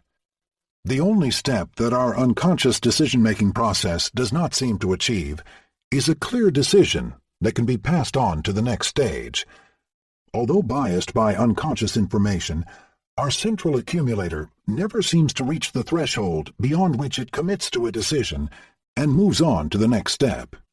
As a consequence, in a complex calculation strategy, our unconscious remains stuck at the level of accumulating evidence for the first operation and never goes on to the second. A more general consequence is that we cannot reason strategically on an unconscious hunch. Subliminal information cannot enter into our strategic deliberations. This point seems circular, but it isn't. Strategies are, after all, just another type of brain process, so it isn't so trivial that this process cannot be deployed without consciousness. Furthermore, it has genuine empirical consequences.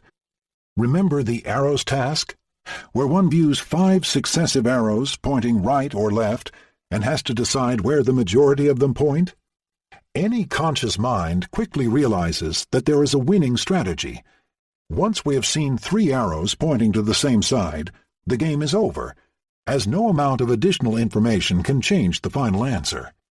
Participants readily exploit this strategy to get more quickly through the task.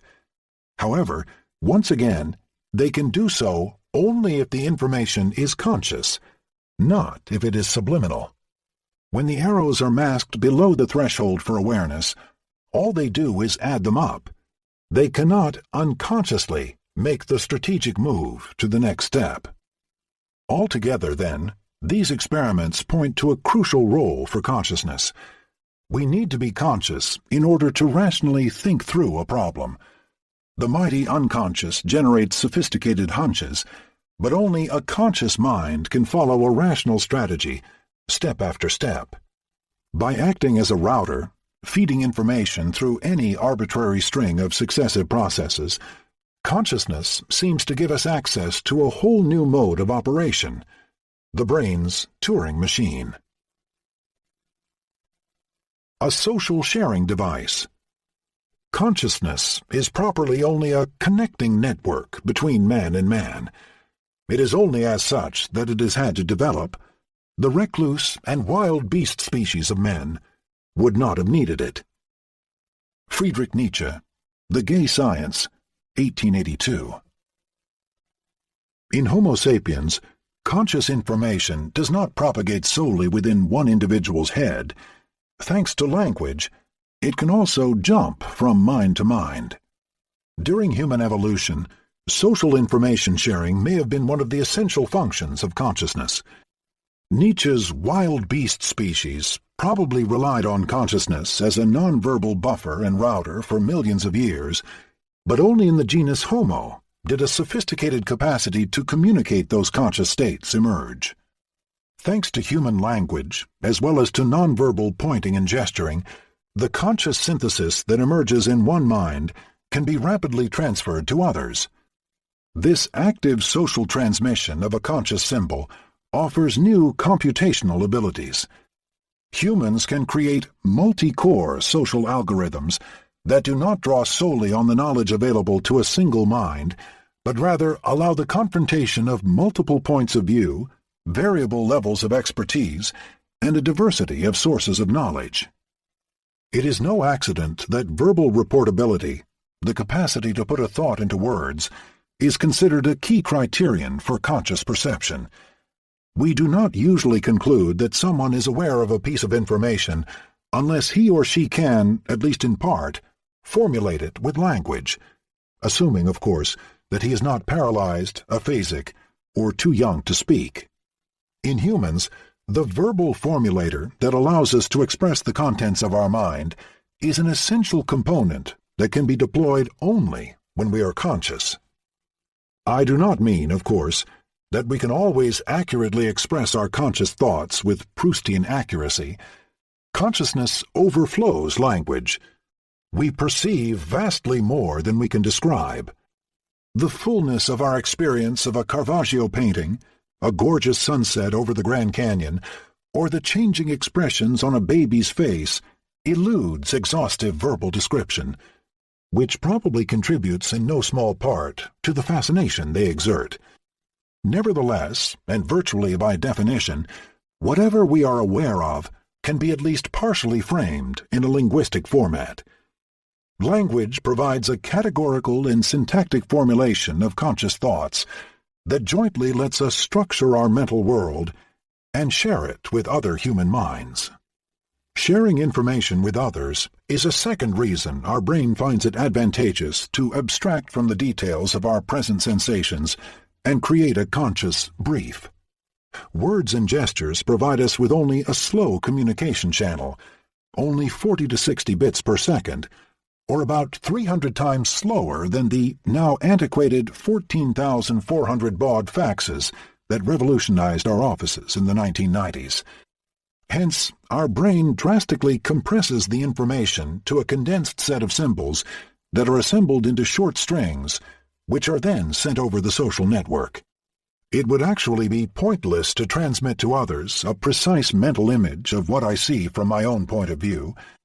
What others want is not a detailed description of the world as I see it, but a summary of the aspects that are likely to also be true from my interlocutor's viewpoint. A multisensory, viewer-invariant, and durable synthesis of the environment. In humans, at least, consciousness seems to condense information into exactly the kind of précis that other minds are likely to find useful. The listener may object that language often serves trivial goals, such as exchanging the latest gossip about which Hollywood actress slept with whom. According to the Oxford anthropologist Robin Dunbar, close to 2/3 of our conversations may concern such social topics. He even proposed the grooming and gossip theory of language evolution, according to which language emerged solely as a bonding device. Can we prove that our conversations are more than tabloids? Can we show that they pass on to others precisely the sort of condensed information that is needed to make collective decisions? The Iranian psychologist Bahadur Bahrami recently proved this idea using a clever experiment. He had pairs of subjects perform a simple perceptual task. They were shown 2 displays, and their goal was to decide on each trial whether the first or the second contained a near-threshold target image. The 2 participants were first asked to give independent responses. The computer then revealed their choices, and if they disagreed, the subjects were asked to resolve the conflict through a brief discussion. What is particularly smart about this experiment is that, in the end, on each trial, the pair of subjects behaved as a single participant.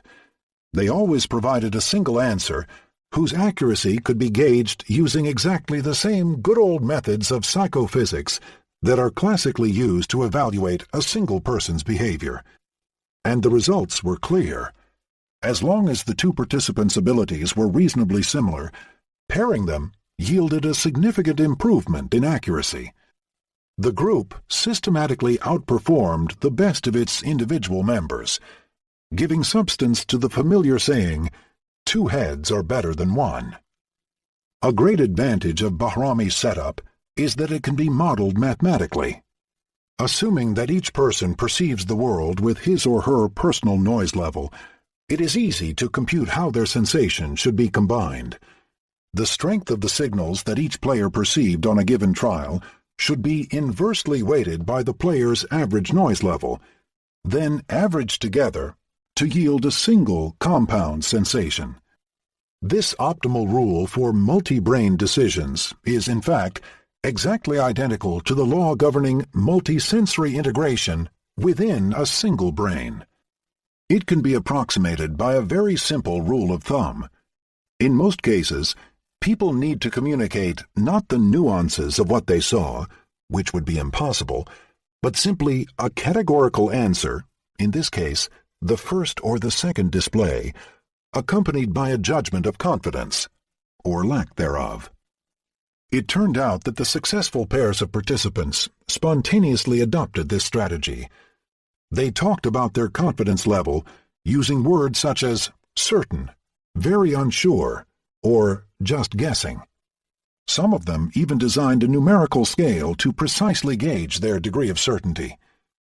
Using such confidence-sharing schemes, their paired performance shot up to a very high level, essentially indistinguishable from the theoretical optimum. Bahrami's experiment readily explains why judgments of confidence occupy such a central location in our conscious minds. In order to be useful to us and to others, each of our conscious thoughts must be earmarked with a confidence label. Not only do we know what we know, or that we don't, but whenever we are conscious of a piece of information, we can ascribe to it a precise degree of certainty or uncertainty.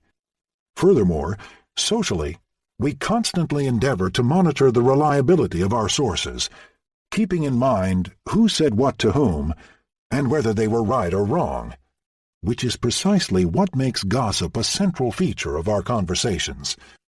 These evolutions, largely unique to the human brain, point to the evaluation of uncertainty as an indispensable component of our social decision-making algorithm. Bayesian decision theory tells us that the very same decision-making rules should apply to our own thoughts and to those that we receive from others. In both cases, optimal decision-making demands that each source of information, whether internal or external, should be weighted, as accurately as possible, by an estimate of its reliability before all the information is brought together into a single decision space.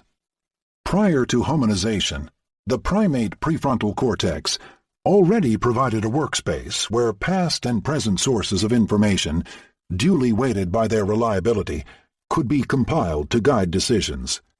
From there, a key evolutionary step, perhaps unique to humans, seems to have opened this workspace to social inputs from other minds.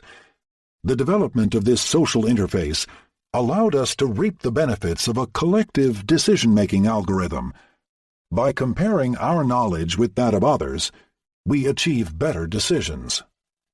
Thanks to brain imaging, we are beginning to elucidate which brain networks support information sharing and reliability estimation. Whenever we deploy our social competence, the most anterior sectors of the prefrontal cortex, in the frontal pole and along the midline of the brain, within the ventromedial prefrontal cortex, are systematically activated. Posterior activations often occur as well, in a region lying at the junction of the temporal and parietal lobes, as well as along the brain's midline, the precuneus. These distributed areas form a brain-scale network, tightly interconnected by powerful long-distance fiber tracks, involving the prefrontal cortex as a central node. This network figures prominently among the circuits that turn on during rest, whenever we have a few seconds to ourselves.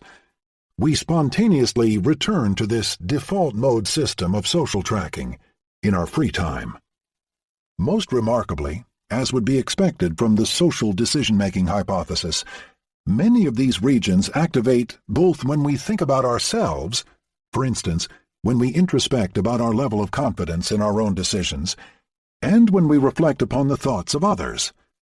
The frontal pole and ventromedial prefrontal cortex, in particular, show very similar response profiles during judgments about ourselves and about others, to such an extent that thinking hard about one may prime the other.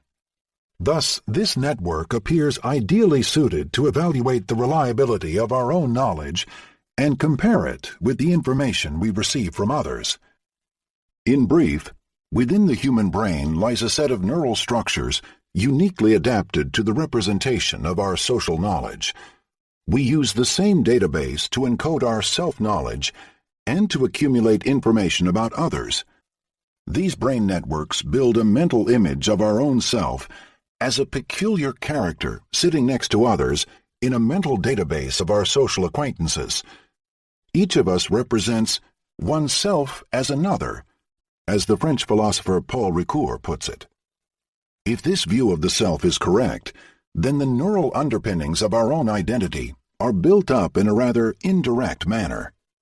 We spend our life monitoring our behavior as well as that of others, and our statistical brain constantly draws inferences about what it observes, literally making up its mind as it proceeds. Learning who we are is a statistical deduction from observation. Having spent a lifetime with ourselves, we reach a view of our own character, knowledge, and confidence that is only a bit more refined than our view of other people's personalities. Furthermore, our brain does enjoy privileged access to some of its inner workings. Introspection makes our conscious motives and strategies transparent to us, while we have no sure means of deciphering them in others. Yet we never genuinely know our true selves. We remain largely ignorant of the actual unconscious determinants of our behavior, and therefore we cannot accurately predict what our behavior will be in circumstances beyond the safety zone of our past experience. The Greek motto, "Know thyself," when applied to the minute details of our behavior, remains an inaccessible ideal. Our self is just a database that gets filled in through our social experiences, in the same format with which we attempt to understand other minds, and therefore it is just as likely to include glaring gaps, misunderstandings, and delusions. Needless to say, these limits of the human condition have not escaped novelists. In his introspective novel, Thinks, the British contemporary writer David Lodge depicts his two main characters, the English teacher Helen and the artificial intelligence mogul Ralph, exchanging thoughtful reflections upon the self, while lightly flirting at night in an outdoor jacuzzi. Helen: I suppose it must have a thermostat. Does that make it conscious? Ralph: not self-conscious. It doesn't know it's having a good time. Unlike you and me. Helen: I thought there was no such thing as the self. Ralph: no such thing, no, if you mean a fixed, discrete entity. But of course there are selves. We make them up all the time, like you make up stories. Helen: are you saying our lives are just fictions? Ralph: in a way. It's one of the things we do with our spare brain capacity. We make up stories about ourselves. Partially deluding ourselves may be the price we pay for a uniquely human evolution of consciousness. The ability to communicate our conscious knowledge with others in rudimentary form, but with exactly the sort of confidence evaluation that is mathematically needed to reach a useful collective decision. Imperfect as it is, our human ability for introspecting and social sharing has created alphabets, cathedrals, jet planes, and lobster thermidor. For the first time in evolution, it has also allowed us to voluntarily create fictive worlds. We can tweak the social decision-making algorithm to our advantage by faking, forging, counterfeiting, fibbing, lying, perjuring, denying, forswearing, arguing, refuting, and rebuffing. Vladimir Nabokov, in his Lectures on Literature, 1980, saw it all.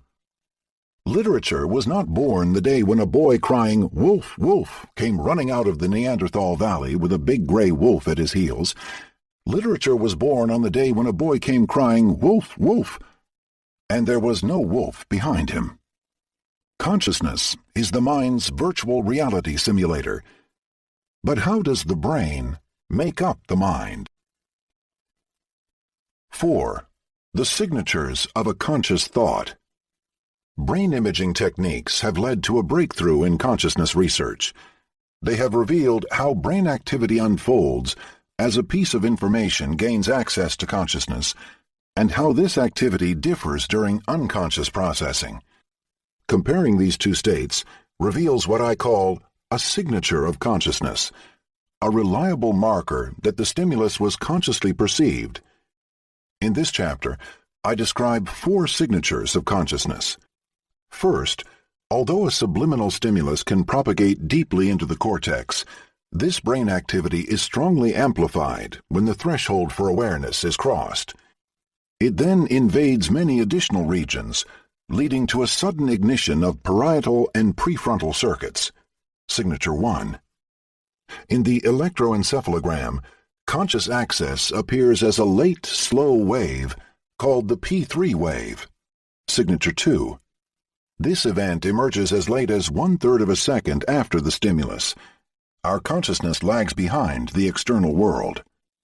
By tracking brain activity with electrodes placed deep inside the brain, 2 more signatures can be observed. A late and sudden burst of high-frequency oscillations, signature 3, and a synchronization of information exchanges across distant brain regions, signature 4.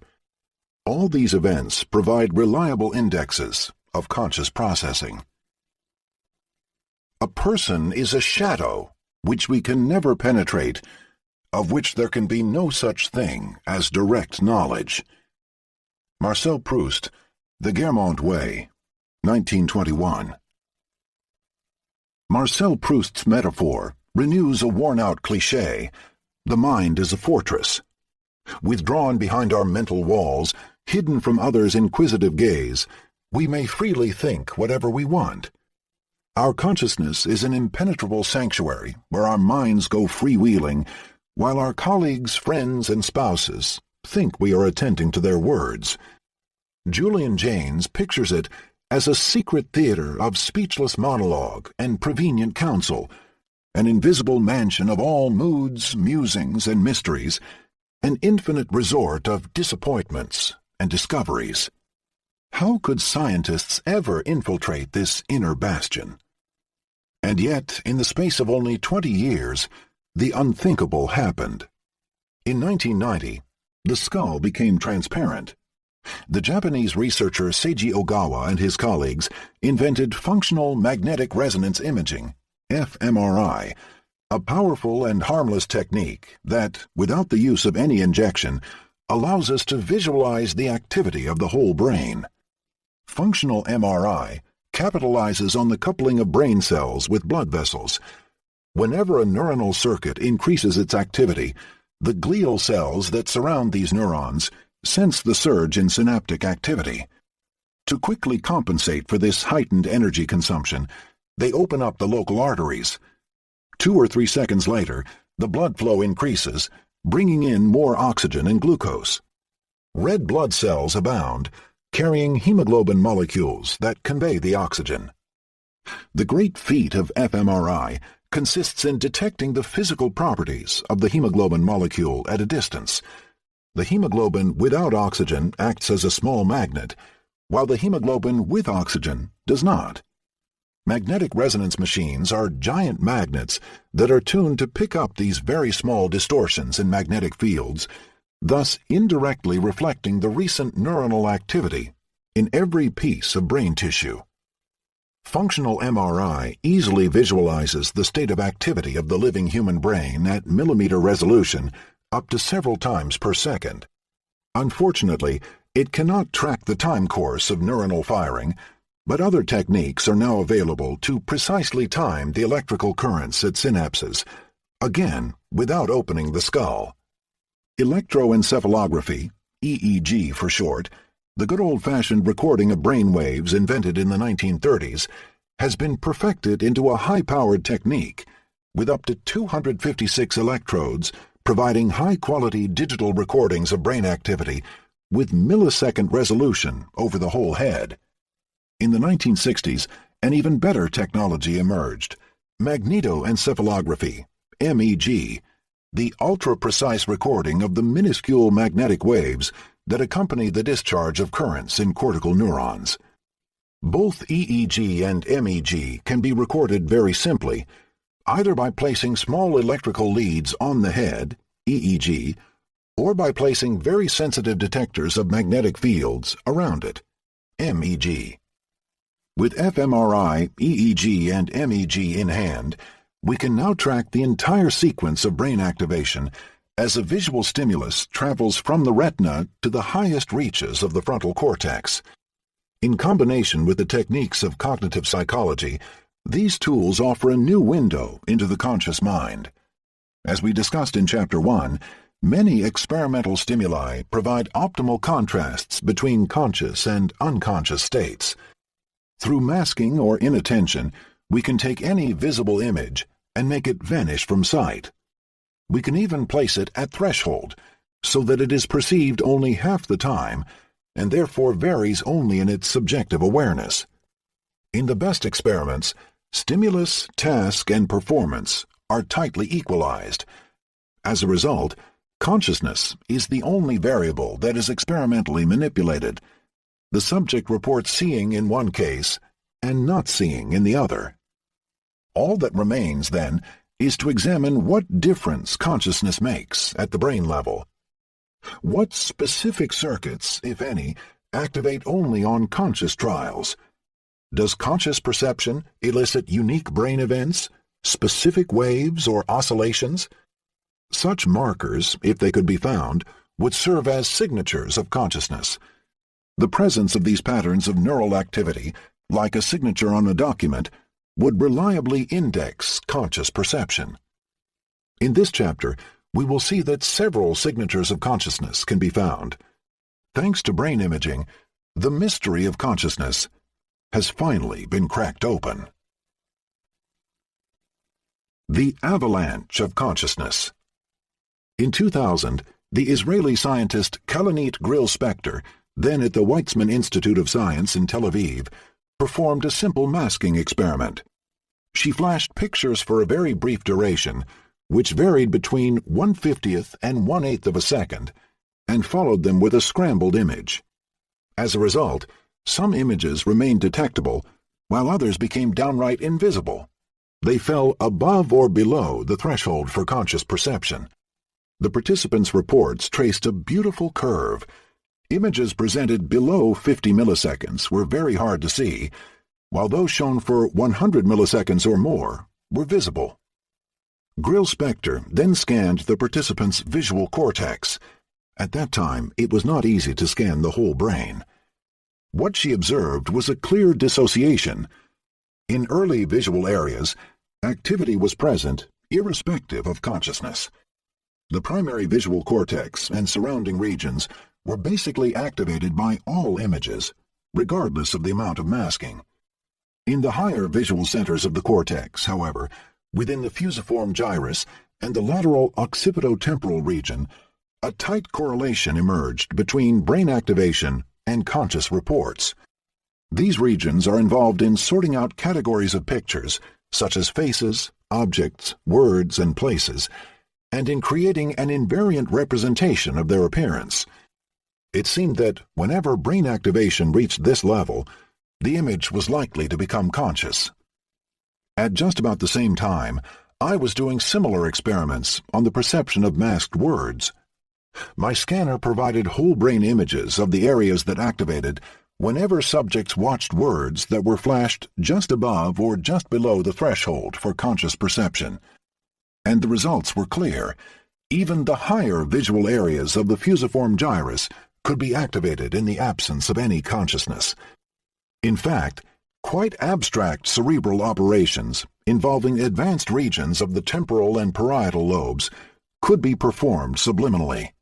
For instance, the recognition that lowercase piano and uppercase piano are the same word, or that the digit 3 and the word 3 mean the same quantity. Nevertheless, when the threshold for conscious perception was crossed, I too saw massive changes in those higher visual centers. Their activity was strongly amplified. In the key region for letter recognition, the visual word form area brain activation was multiplied by 12.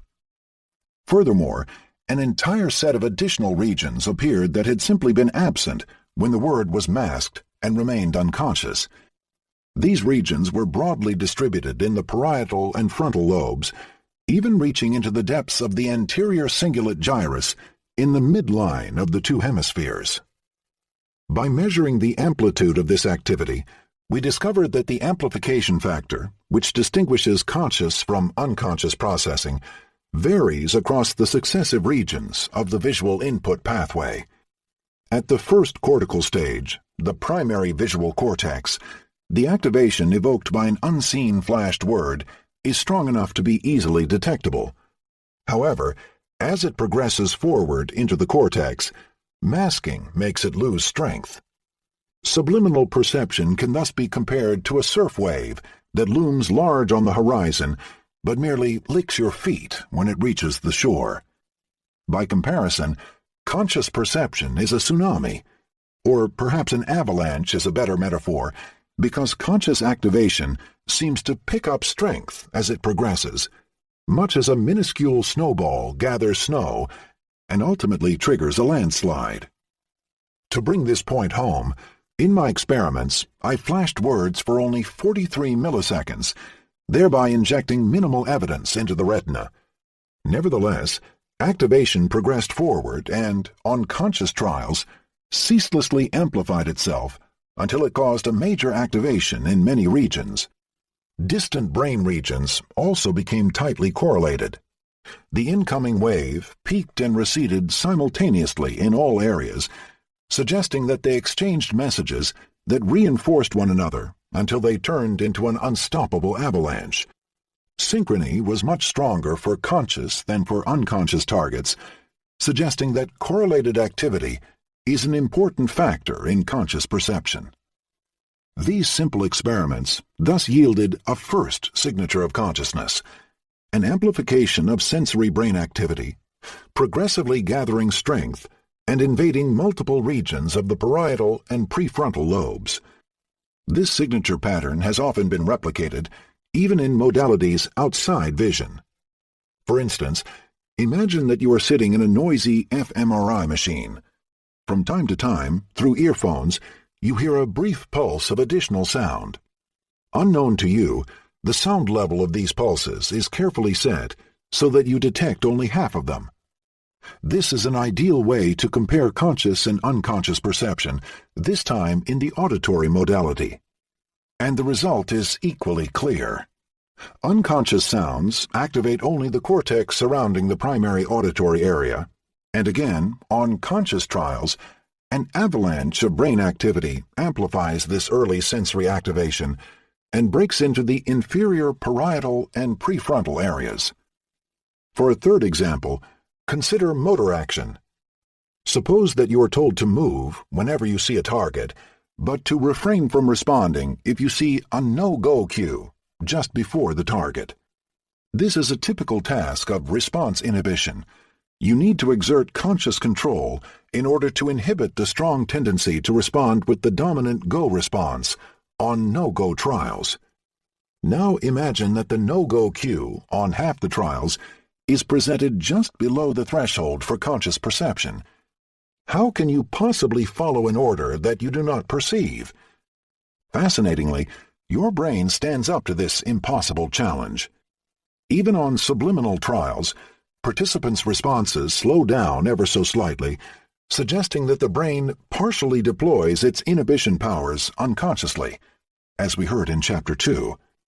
Brain imaging shows that this subliminal inhibition relies on two regions associated with the control of motor commands, the pre-supplementary motor area and the anterior insula.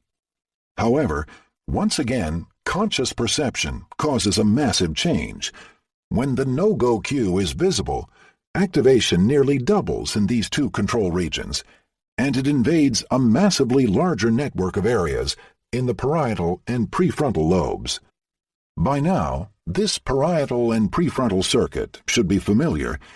Its sudden activation systematically appears as a reproducible signature of conscious awareness. Timing the conscious avalanche. Although functional magnetic resonance imaging is a wonderful tool for localizing where in the brain the activation occurs, it is unable to tell us precisely when. We cannot really use it to measure how fast and in which order the successive brain areas light up when we become aware of a stimulus. To accurately time the conscious avalanche, the more precise methods of electro- and magnetoencephalography, EEG and MEG, are the perfect tools. A few electrodes pasted onto the skin or magnetic sensors surrounding the head let us track brain activity with millisecond precision. In 1995, Claire Sargent and I designed a careful EEG study that, for the first time, isolated the time course of conscious access. We tracked the cortical fate of identical images that sometimes were consciously perceived and sometimes went totally undetected.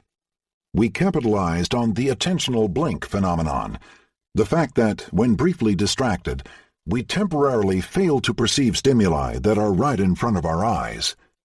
Sargent and I asked our participants to detect words, but we also briefly distracted them by preceding each word with another set of letters that they had to report.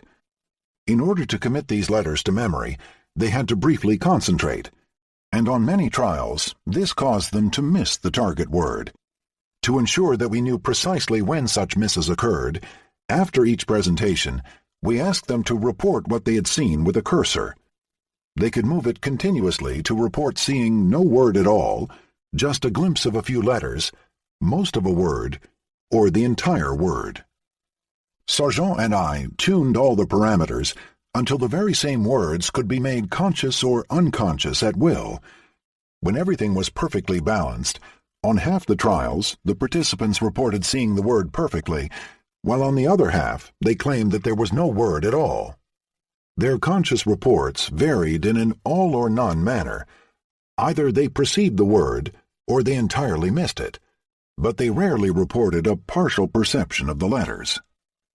Simultaneously, our recording showed that the brain was also undergoing a sudden change of mind, discontinuously jumping from the invisible to the perceived state. Initially, within the early visual system, the visible and invisible words evoked no difference in activity at all. Conscious and unconscious words, like any visual stimulation, evoked an indistinguishable stream of brain waves over the posterior part of the visual cortex. These waves are called the P1 and the N1, to indicate that the first one is positive and peaks around 100 milliseconds, while the second is negative and reaches its maximum at about 170 milliseconds. Both waves reflected the progression of visual information through a hierarchy of visual areas, and this initial progression seemed totally unaffected by consciousness. Activation was very strong and exactly as intense when the word could be reported as when it remained totally invisible. Clearly, the word was entering the visual cortex normally, whether the viewer could later report seeing it or not. Just a few hundredths of a second later, however, the pattern of activation changed radically. Suddenly, between 200 and 300 milliseconds after the word onset, brain activity faded on unconscious trials, whereas on conscious trials, it steadily progressed toward the front of the brain. By about 400 milliseconds, the difference had become huge. Only the conscious words caused intense activity in the left and right frontal lobes, the anterior cingulate cortex, and the parietal cortex. After more than half a second, the activation returned to the visual regions at the back of the brain, including the primary visual cortex. Many other researchers have observed this backward wave, but we do not really know what it means. Perhaps a sustained memory of the conscious visual representation. Given that our original stimulus was exactly the same on visible and invisible trials, the swiftness of the transition from unconscious to conscious was striking. In less than 1/10 of a second, between 200 and 300 milliseconds after the stimulus appeared, our recordings went from no difference at all to a massive all-or-none effect. Although it looked as if all words started out with a similar amount of activity flowing into the visual cortex, on conscious trials, this wave built up strength and broke through the dike of the frontal and parietal networks, suddenly flooding into a much larger expanse of cortex. On unconscious trials, conversely, the wave remained safely contained within the brain's posterior systems, leaving the conscious mind untouched, and therefore in total oblivion of what happened. Unconscious activity did not subside immediately, however. For about half a second, unconscious waves continued to reverberate within the left temporal lobe at sites that have been associated with the meanings of words. In Chapter 2, we saw how, during the attentional blink, unseen words continue to activate their meanings. This unconscious interpretation occurs within the confines of the temporal lobe. Only its overflow into the broader ranges of the frontal and parietal lobes signals conscious perception. The conscious avalanche produces a simple marker that is easily picked up by electrodes glued to the top of the head. On conscious trials only, an ample voltage wave sweeps through this region. It starts around 270 milliseconds and peaks anywhere between 350 and 500 milliseconds. This slow and massive event has been called the P3 wave because it is the third large positive peak after a stimulus appears, or the P300 wave because it often starts around 300 milliseconds. It is only a few microvolts in size, 1,000,000 times smaller than a AA battery. However, such a surge of electrical activity is easily measurable with modern amplifiers. The P3 wave is our second signature of consciousness. A variety of paradigms have now shown that it can be easily recorded whenever we suddenly gain access to a conscious percept. By looking closer at our recordings, we discovered that the evolution of the P3 wave also explains why our participants failed to see the target word. In our experiment, there were in fact two P3 waves. The first P3 was evoked by the initial string of letters, which served to distract attention and was always consciously perceived. The second was elicited by the target word when it was seen. Fascinatingly, there was a systematic trade-off between these two events. Whenever the first P3 wave was large and long, the second one was much more likely to be absent, and those were precisely the trials on which the target was likely to be missed. Conscious access thus operated as a push and pull system. Whenever the brain was occupied for a long time by the first string, as indexed by a long P3 wave, it could not simultaneously attend to the second word. Consciousness of one seemed to exclude consciousness of the other. René Descartes would have been delighted. He was the first to note that we cannot be very attentive to several things at once, a limitation of consciousness that he attributed to the simple mechanical fact that the pineal gland could lean to only one side at a time. Leaving aside this discredited brain localization, Descartes was right. Our conscious brain cannot experience two ignitions at once and lets us perceive only a single conscious chunk at a given time. Whenever the prefrontal and parietal lobes are jointly engaged in processing a first stimulus, they cannot simultaneously re-engage toward a second one. The very act of concentrating on the first item often prevents us from perceiving the second. Sometimes we do end up perceiving it, but then its P3 wave is sharply delayed. This is the refractory period phenomenon that we met in Chapter 1. Before a second target enters consciousness, it must wait until the conscious mind is done with the first one. Consciousness lags behind the world. An important consequence of these observations is that our consciousness of unexpected events lags considerably behind the real world. Not only do we consciously perceive only a very small proportion of the sensory signals that bombard us, but when we do, it is with a time lag of at least 1/3 of a second. In this respect, our brain is like an astronomer who watches for supernovae. Because the speed of light is finite, the news from distant stars takes millions of years to reach us. Likewise, because our brain accumulates evidence at a sluggish speed, the information that we attribute to the conscious present is outdated by at least 1/3 of a second. The duration of this blind period may even exceed half a second when the input is so faint that it calls for a slow accumulation of evidence before crossing the threshold for conscious perception. This is analogous to the astronomer's long exposure shooting, which lets the light from faint stars accumulate on a sensitive photographic plate. As we just saw, consciousness can be delayed even further when the mind is occupied elsewhere. This is why you should not use your cell phone while driving. Even a seemingly reflex response, such as hitting the brakes when you see the taillights of the car in front of you, slows down when your conscious mind is distracted. We are all blind to the limits of our attention and do not realize that our subjective perception lags behind the objective events in the outside world. But most of the time, it does not matter. We can enjoy a beautiful sunset or listen to a symphony orchestra concert without realizing that the colors we see and the music we hear date from half a second ago. When we are passively listening, we do not really care exactly when the sounds were emitted. And even when we need to act, the world is often slow enough for our delayed conscious responses to remain roughly appropriate. It is only when we try to act in real time that we realize how slow our awareness is. Any pianist who rushes through an allegro knows better than to attempt to control each of his flying fingers. Conscious control is way too slow to tramp into this fast dance.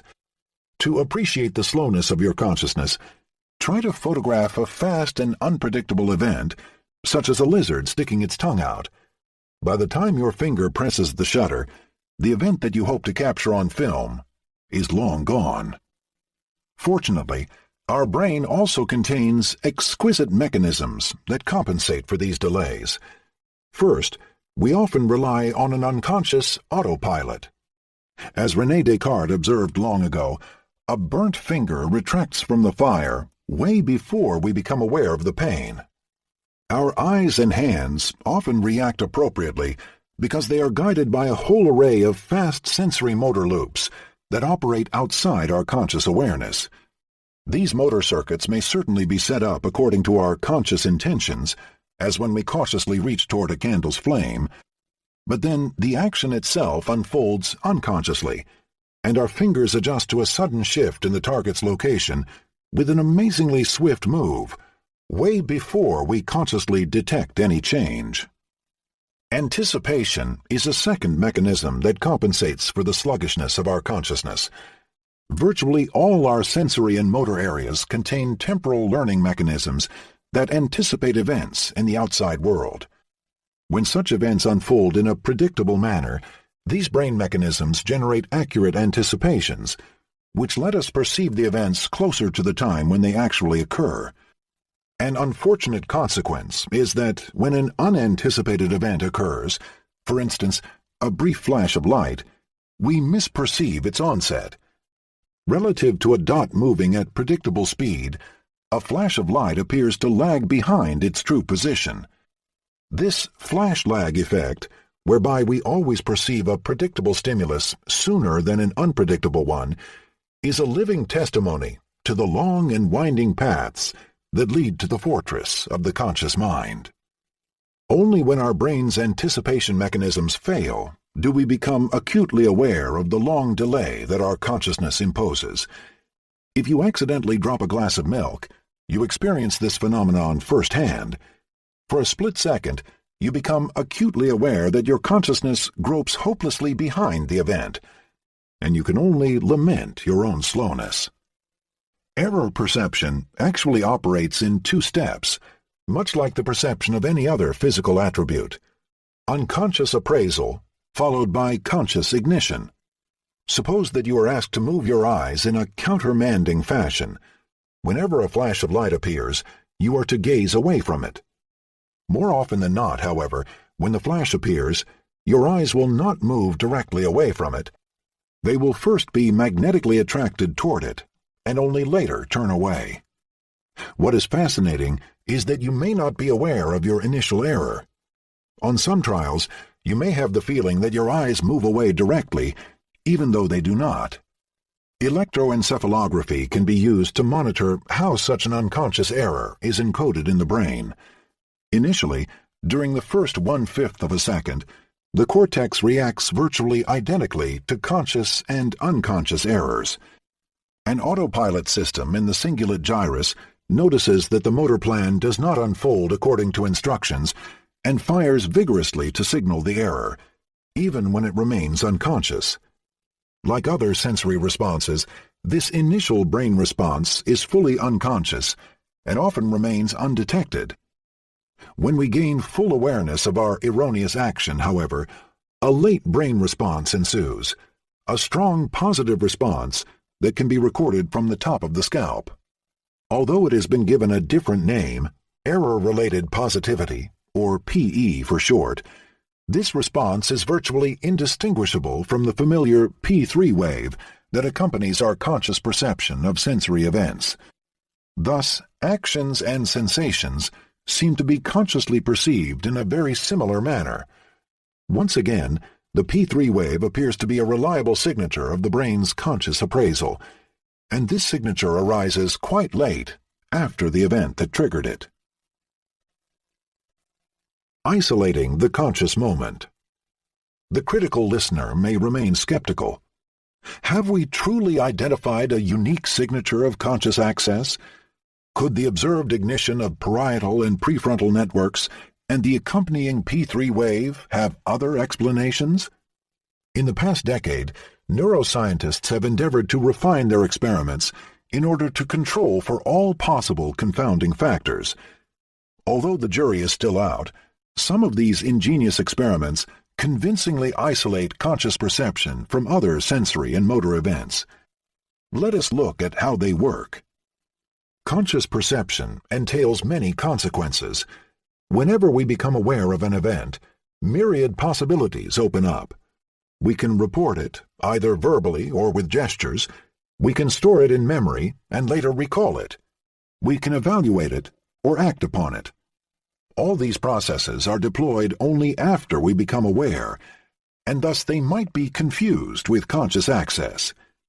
Does the brain activity that we observe on conscious trials have anything specific to do with conscious access? To address this difficult issue, my fellow researchers and I have tried hard to match conscious and unconscious trials.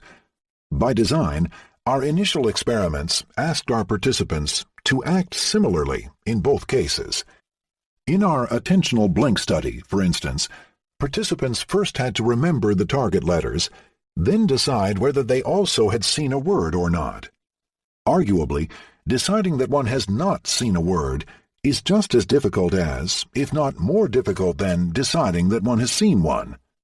Furthermore, participants made both seen and unseen responses using the same kind of movement, a left or right-hand key press. None of these factors could explain our finding of a large P3 wave with strong parietal and prefrontal activation on seen word trials, but not on unseen word ones.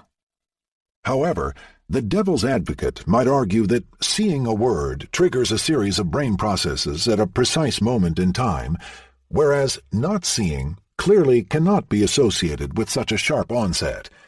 One has to wait until the end of a trial in order to decide that one hasn't seen anything. Could such a temporal dilution explain the differences in brain activation? Using a clever trick, Hak-Wan Lau and Richard Passingham rejected this possibility. They relied on the surprising phenomenon of blind sight. As we heard in Chapter 2, subliminal images that are flashed for a short duration, although invisible, may still induce cortical activations that sometimes reach the motor cortex. As a result, participants accurately respond to a target that they deny seeing, hence the term blind sight. Lau and Passingham cleverly used this effect to equalize objective motor performance on conscious and unconscious trials. Participants did exactly the same thing in both cases.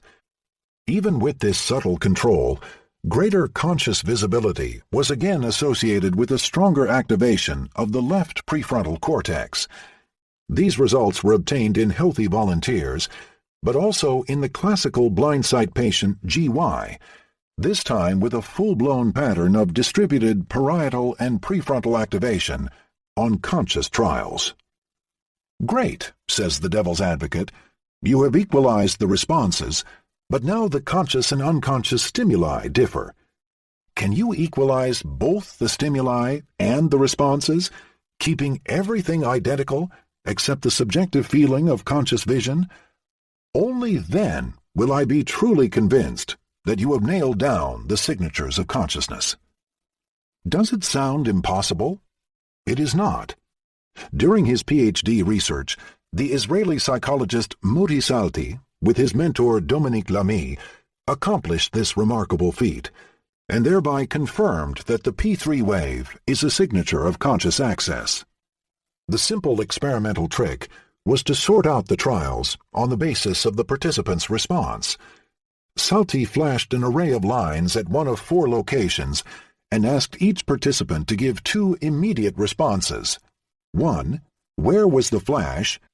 2. Did you see it, or did you just guess?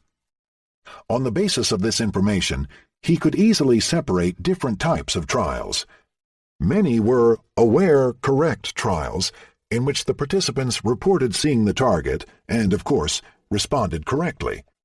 However, due to blind sight, there were also a large number of unaware, correct trials, in which the participants denied seeing anything, yet responded correctly. So here was the perfect control. Same stimulus, same response, but different awareness. EEG recordings showed that all the early brain activations, up to about 250 milliseconds, were strictly identical. The 2 types of trials differed in only one feature, the P3 wave, which after 270 milliseconds grew to a massively larger size on conscious trials than on unconscious trials. Not only its amplitude, but also its topography was distinctive. While unconscious stimuli evoked a small positive wave over the posterior parietal cortex, presumably reflecting the unconscious processing chain that led to the correct response, only conscious perception elicited an expansion of this activation into the left and right frontal lobes. Playing the devil's advocate himself, Salty considered whether his results could be explained by a mixture of unconscious trials, some with random responding and others with normal size P3. His analyses squarely rejected this alternative model.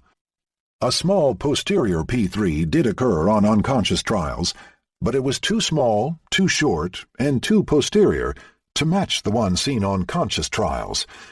It merely indicated that, on unseen trials, the avalanche of brain activity started but quickly fizzled and stopped short of triggering a global P3 event. Only the full-size P3, when it extended bilaterally over the prefrontal cortex, genuinely indexed a neural process that was unique to conscious perception.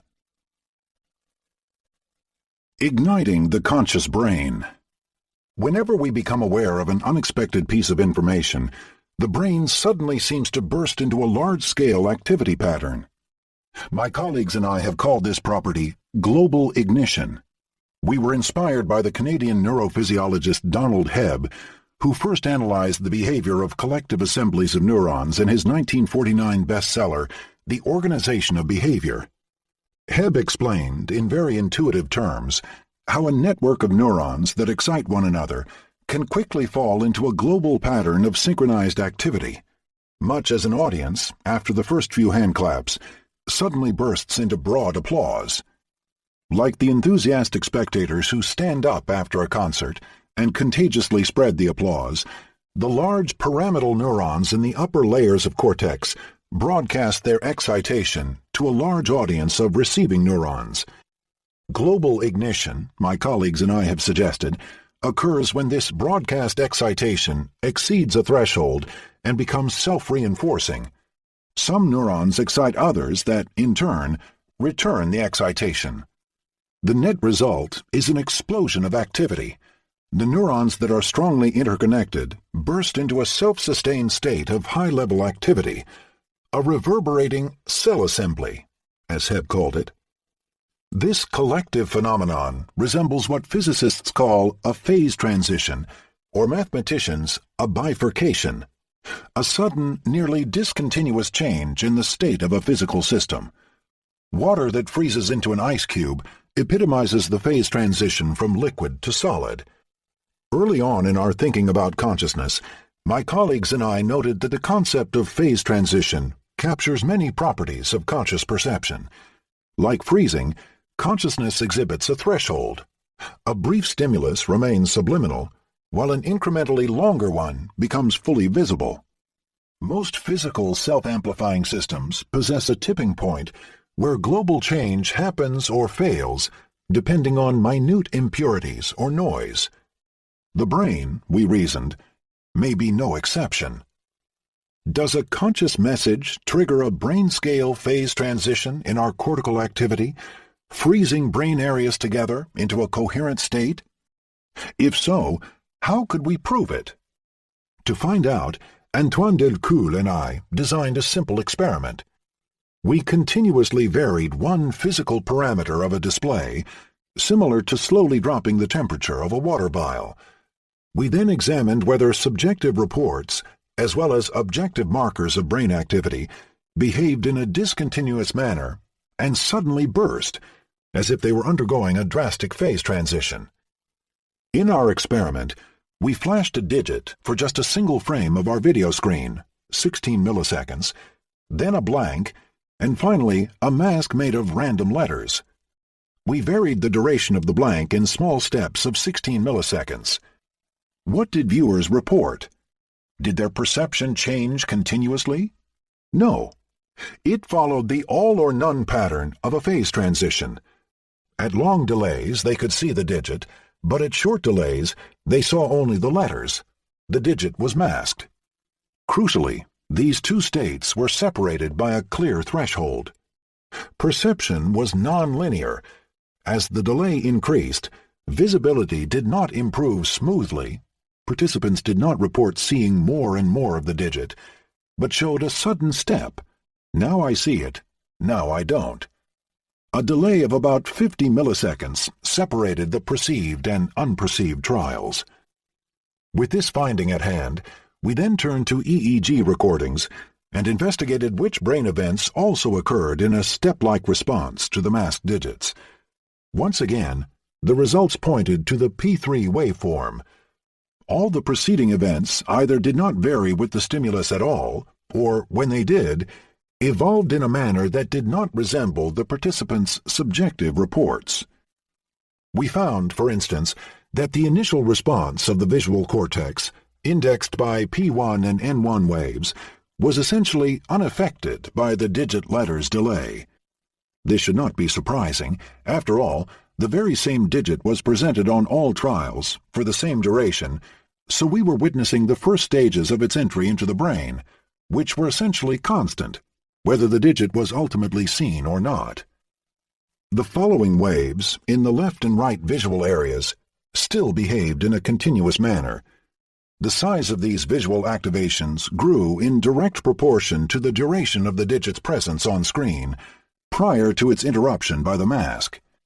The flash digit was able to progress into the brain to the point where its activity was cut short by the letter mask.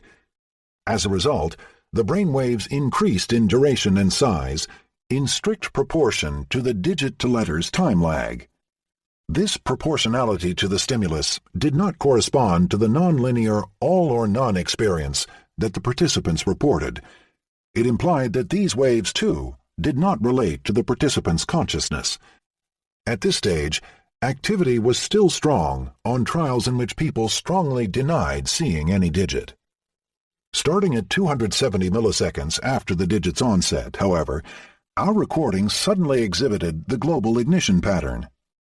The brain waves showed a sudden divergence, with an avalanche of activation that built up quickly and strongly on trials where the participant reported seeing the digit.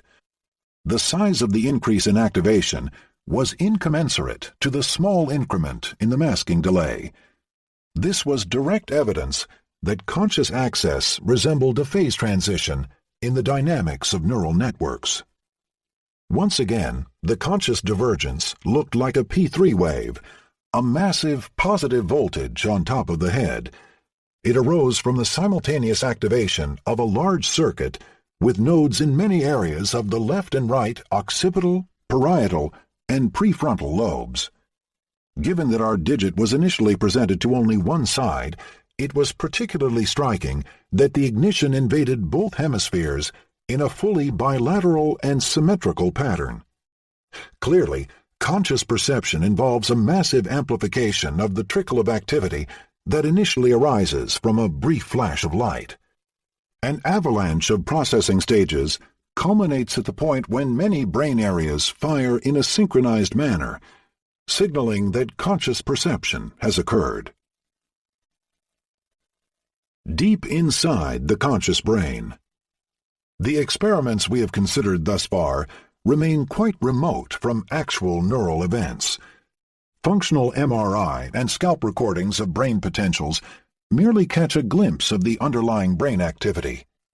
Recently, however, explorations of conscious ignition have been given a new twist. In epilepsy patients, electrodes are being placed directly inside the brain, giving us a direct view of cortical activity. As soon as this method became available, my team used it to track down the cortical fate of a seen or unseen word. Our findings, together with those of many others, strongly support the concept of an avalanche leading to a global ignition. In one study, we combined data from 10 patients to paint a picture of the step-by-step progression of a word into the cortex. Through electrodes placed all along the visual pathway, we could monitor the progression of our stimulus through successive stages and sort them out as a function of whether the patient reported seeing it or not seeing it. The initial activation was very similar, but the two traces quickly diverged for seen and unseen trials. After about 300 milliseconds, the difference became massive. On unseen trials, activity died out so quickly that frontal activation was virtually absent. On seen trials, however, it was massively amplified. In 1/3 of a second, the brain shifted from a very small difference to a massive all-or-none ignition. With our focal electrodes, we could evaluate how far a conscious message was broadcast. Remember that we were recording from electrode sites chosen solely for the monitoring of epilepsy. Thus, their location bore no specific relation to the goal of our study. Nevertheless, nearly 70% of them showed a significant influence of the consciously perceived words, as opposed to only 25% for unconsciously perceived words. The simple conclusion: unconscious information remains confined to a narrow brain circuit, while consciously perceived information is globally distributed to the vast majority of the cortex for an extended time. Intracranial recordings also provided a unique window into the temporal pattern of cortical activity. Electrophysiologists distinguish many different rhythms in the EEG signal. The awake brain emits a variety of electrical fluctuations that are coarsely defined by their frequency bands, conventionally labeled with Greek letters. The bestiary of brain oscillations includes the alpha band, 8 to 13 Hz, the beta band, 13 to 30 Hz, and the gamma band, 30 Hz and higher. When a stimulus enters the brain, it perturbs the ongoing fluctuations by reducing or shifting them, as well as by imposing new frequencies of its own. Analyzing these rhythmic effects in our data led us to a new view of the signatures of conscious ignition. Whenever we presented a subject with a word, whether it was seen or unseen, we saw a wave of enhanced gamma band activity in the brain. The brain emitted enhanced electrical fluctuations in this high-frequency band, which typically reflects neuronal discharges, within the first 200 milliseconds after the word appeared. However, this burst of gamma rhythms later died out for the unseen words, while it remained sustained for the seen words. By 300 milliseconds, an all-or-none difference was in place. The very same pattern was observed by Rafi Malach and his colleagues at the Weizmann Institute. A massive increase in gamma band power, starting around 300 milliseconds after the stimulus, thus constitutes our third signature of conscious perception. These results shed new light on an old hypothesis concerning the role of 40 Hz oscillations in conscious perception. As early as the 1990s, the late Nobel Prize winner Francis Crick, together with Christoph Koch, speculated that consciousness might be reflected in a brain oscillation at around 40 Hz, 25 pulses per second, reflecting the circulation of information between the cortex and the thalamus. We now know that this hypothesis was too strong. Even an unconscious stimulus can induce high-frequency activity, not only at 40 Hz, but over the entire gamma band. Indeed, we should not be surprised that high-frequency activity accompanies both conscious and unconscious processing. Such activity is present in virtually any group of active cortical neurons, whenever inhibition is present to scope the neuronal discharges into high-frequency rhythmic patterns. But what our experiments show is that such activity is strongly enhanced during the ignited conscious state. It is the late amplification of gamma band activity, rather than its mere presence, that constitutes a signature of conscious perception. The brain web. Why does the brain generate synchronized neuronal oscillations? Probably because synchrony facilitates the transmission of information. Within the vast neuronal forests of the cortex, with their millions of cells discharging at random, it would be easy to lose track of a small assembly of active neurons. If they shout in unison, however, their voice is much more likely to be heard and relayed. Excitatory neurons often orchestrate their discharges in order to broadcast a significant message. In essence, Synchrony opens up a channel of communication between distant neurons. Neurons that oscillate together share windows of opportunity during which they are all ready to receive signals from one another. The synchrony that we researchers observe in our macroscopic recordings may indicate that, at the microscopic scale, thousands of neurons are exchanging information. What may be particularly significant for conscious experience are instances when such exchanges occur not only between two local regions, but across many distant regions of the cortex, thus forming a coherent brain-scale assembly. In agreement with this idea, several teams have observed that the massive synchronization of electromagnetic signals across the cortex constitutes a fourth signature of conscious perception. Once again, the effect occurs primarily within a late time window. About 300 milliseconds after an image appears, many distant electrodes start to synchronize, but only if the image is consciously perceived. Invisible images create only a temporary synchrony, spatially restricted to the back of the brain, where operations unfold without awareness. Conscious perception, by contrast, involves long-distance communication and a massive exchange of reciprocal signals that has been termed a brain web. The frequency at which this brain web is established varies across studies, but it typically occurs in the lower frequencies of the beta band, 13 to 30 Hz, or the theta band, 3 to 8 Hz. Presumably, these slow carrier frequencies are the most convenient for bridging over the significant delays that are involved in transmitting information across distances of several centimeters. We still do not understand exactly how millions of neuronal discharges, distributed across time and space, encode a conscious representation. Evidence is mounting that frequency analysis, although a useful mathematical technique, cannot be the whole answer. Most of the time, the brain does not truly oscillate at a precise frequency. Rather, neuronal activity fluctuates in broadband patterns that wax and wane, span many frequencies, yet somehow remain synchronized across the vast distances of the brain. Furthermore, frequencies tend to be nested inside one another. High-frequency bursts fall at predictable moments relative to lower-frequency fluctuations.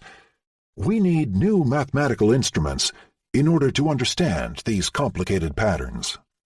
One interesting tool that my colleagues and I have applied to our brain recordings is Granger causality analysis.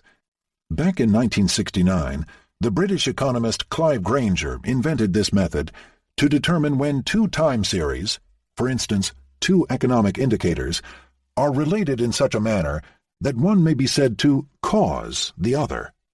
Recently, the method has been extended to neuroscience.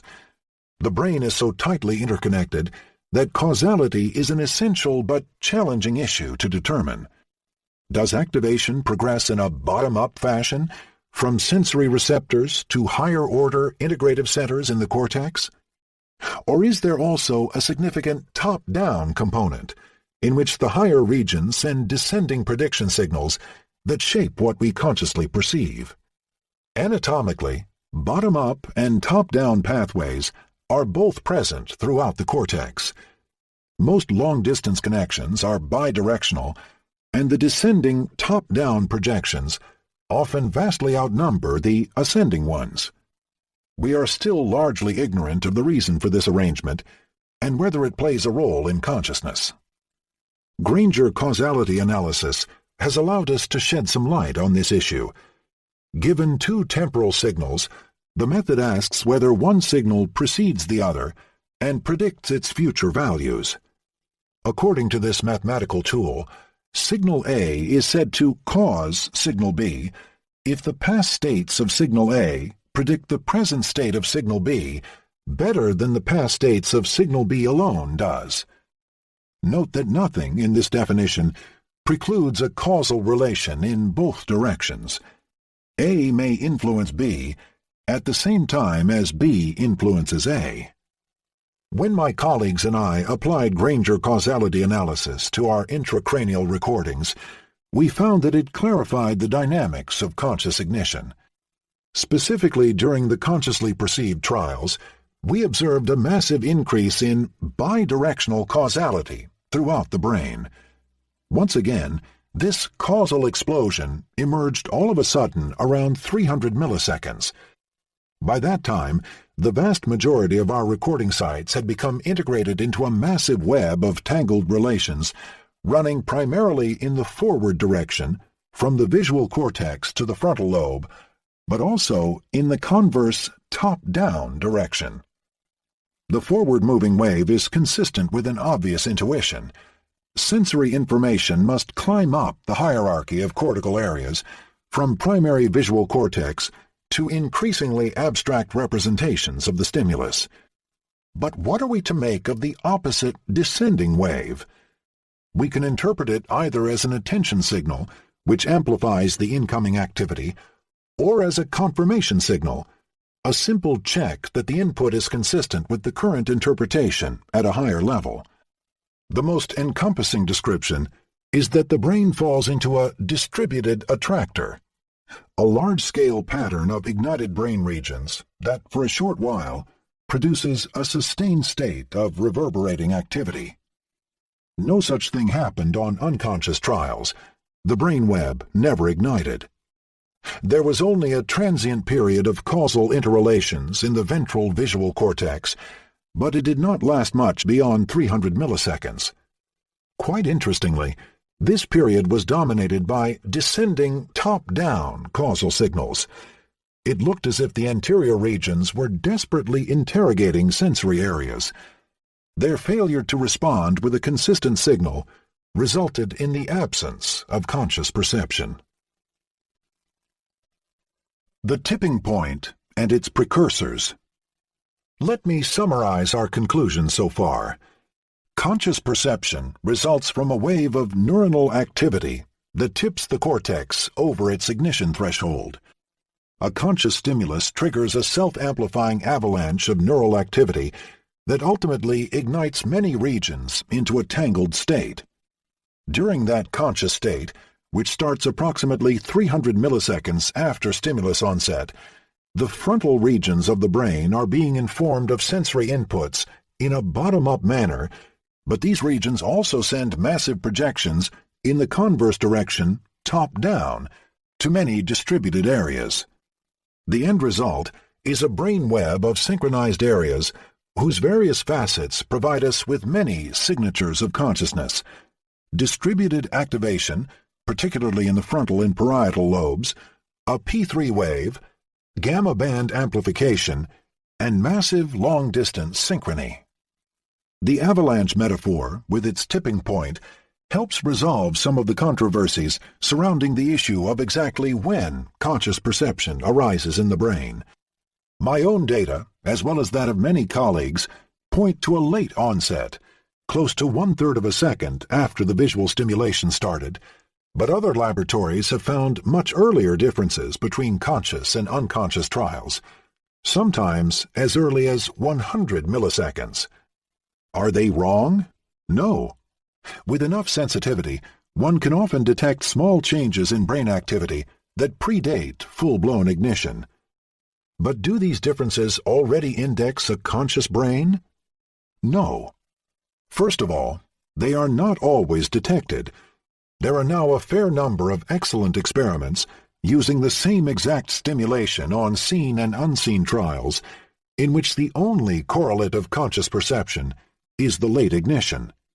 Second, the shape of the early changes does not fit with conscious reports. During masking, for instance, early events increase linearly with stimulus duration, while subjective perception is non-linear. Finally, early events typically exhibit only a small amplification on conscious trials, on top of a large subliminal activation. Again, such a small change does not fit the bill. It means that a large activation remains present on trials where the person reports no awareness at all.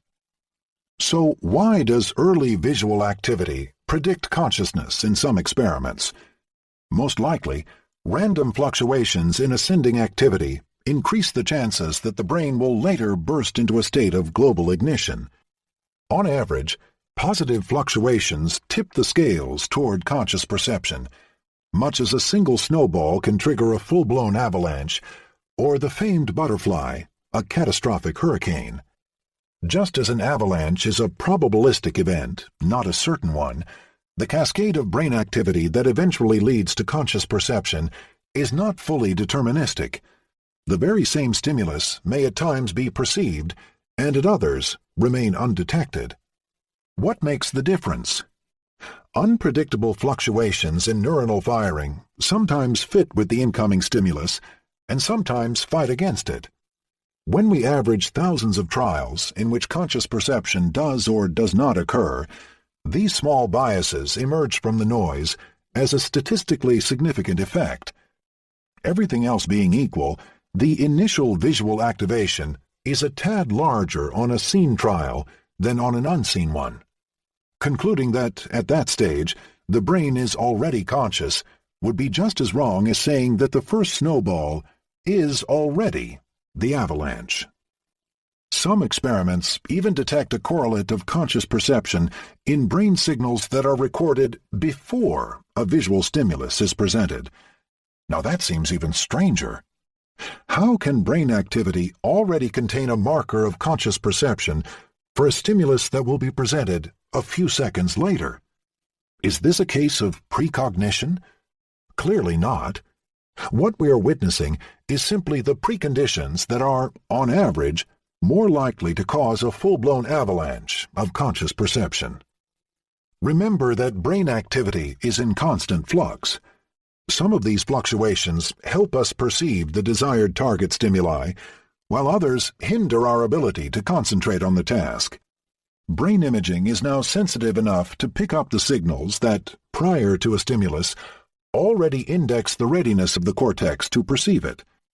As a result, when we average backward in time, starting from the knowledge that conscious perception did occur, we find that these early events act as partial predictors of later awareness. However, they are not yet constitutive of a conscious state. Conscious perception seems to arise later on when pre-existing biases and incoming evidence combine into a full-blown ignition. These observations point to an all-important conclusion. We must learn to distinguish the mere correlates of consciousness from the genuine signatures of consciousness. Although the quest for the brain mechanisms of conscious experience is often described as a search for neural correlates of consciousness, this phrase is inadequate. Correlation is not causation, and a mere correlate is therefore insufficient. Too many brain events correlate with conscious perception, including, as we just saw, fluctuations that precede the stimulus itself and thus cannot logically be considered as coding for it. What we are looking for is not just any statistical relation between brain activity and conscious perception, but a systematic signature of consciousness, which is present whenever conscious perception occurs and absent whenever it does not, and which encodes the full subjective experience that a person reports. Decoding a conscious thought. Let us play the devil's advocate again. Might global ignition act as a mere alert tone, a siren that plays whenever we become aware of something? Might it bear no specific relation to the details of our conscious thoughts? Might it just be a surge of global excitation, unrelated to the actual contents of subjective experience? Many general-purpose nuclei in the brainstem and thalamus do indeed seem to label the moments that call for our attention. The locus ceruleus, for instance, is a cluster of neurons located down in the brainstem that deliver a particular neurotransmitter, norepinephrine, to a large expanse of the cortex whenever a stressful, attention-demanding event occurs. A burst of norepinephrine may well accompany the exciting event of becoming aware of a visual percept, and some have suggested that this is exactly what is reflected by the massive P3 wave that we observe on the scalp during conscious access. The discharge of norepinephrine neurons would bear no unique relation to consciousness. It would constitute a nonspecific signal essential for our overall vigilance, but devoid of the fine-grained distinctions that form the fabric of our conscious mental life. Calling such a brain event the medium of consciousness would be like confusing the thump of the Sunday newspaper on our doorstep with the actual text that conveys the news. So, how could we separate the genuine conscious code from its accompanying unconscious bells and whistles? In principle, the answer is easy. We need to search the brain for a decodable neural representation whose content correlates 100% with our subjective awareness. The conscious code that we are looking for should contain a full record of the subject's experience, replete with exactly the same level of detail as the person perceives. It should be insensitive to features that she misses, even if they are physically present in the input. Conversely, it should encode the subjective content of our conscious perception, even if that perception is an illusion or a hallucination. It should also preserve our subjective sense of perceived similarity. When we see a diamond and a square as two distinct shapes, rather than rotated versions of each other, so should the brain's conscious representation. The conscious code should also be highly invariant. It should stay put whenever we feel that the world is stable, but change as soon as we see it moving. This criterion strongly constrains the search for signatures of consciousness, because it almost certainly excludes all our early sensory areas. As we walk down a corridor, the walls project a constantly changing image on our retinas, but we are oblivious to this visual motion and perceive a stable room. Motion is omnipresent in our early visual areas, but not in our awareness. 3 or 4 times per second, our eyes jiggle around. As a result, on the retina, as well as in most of our visual areas, the entire image of the world slips back and forth. Fortunately, we remain oblivious to this nauseating swirling. Our perception remains steady. Even when we gaze at a moving target, we do not perceive the background scenery gliding in the opposite direction. In the cortex, our conscious code must therefore be similarly stabilized. Somehow, thanks to the motion sensors in our inner ear and to predictions arising from our motor commands, we manage to subtract out our own motion and perceive our environment as an invariant entity. Only when these predictive motor signals are bypassed, for instance, when you move your eye by gently poking it with a finger, does the whole world seem moving. The visual slippage induced by our own motion is just one of many cues that our brain edits out of our conscious brief. Many other features set our conscious world apart from the blurry signals that reach our senses. When we watch TV, for instance, the image flickers 50 to 60 times per second, and recordings show that this hidden rhythm enters our primary visual cortex, where neurons flicker at the same frequency. Fortunately, we do not perceive those rhythmic flashes. The fine-grained temporal information that is present in our visual areas is filtered out before it reaches our awareness. Likewise, a very fine mesh of lines is encoded by our primary visual cortex, even though it cannot be seen. But our consciousness is not just nearly blind, it is an active observer that dramatically enhances and transforms the incoming image. On the retina, and at the earliest stages of cortical processing, the center of our vision is massively expanded relative to the periphery. Many more neurons care about the center of our gaze than about the surroundings. Yet we do not perceive the world as through a giant magnifying lens, nor do we experience a sudden expansion of whichever face or word we decide to look at. Consciousness ceaselessly stabilizes our perception. As a final example of the massive discrepancy between the initial sense data and our conscious perception of them, consider color. Outside the center of our gaze, the retina contains very few color-sensitive cones, and yet we are not colorblind in the periphery of our visual field. We do not walk into a black-and-white world, marveling at how color appears whenever we gaze at something. Rather, our conscious world appears in full color. Each of our retinas even has a huge gap called the blind spot, at the place where our optic nerve leaves. And yet, fortunately, we do not perceive a black hole in our inner picture of the world. All these arguments prove that early visual responses cannot contain the conscious code.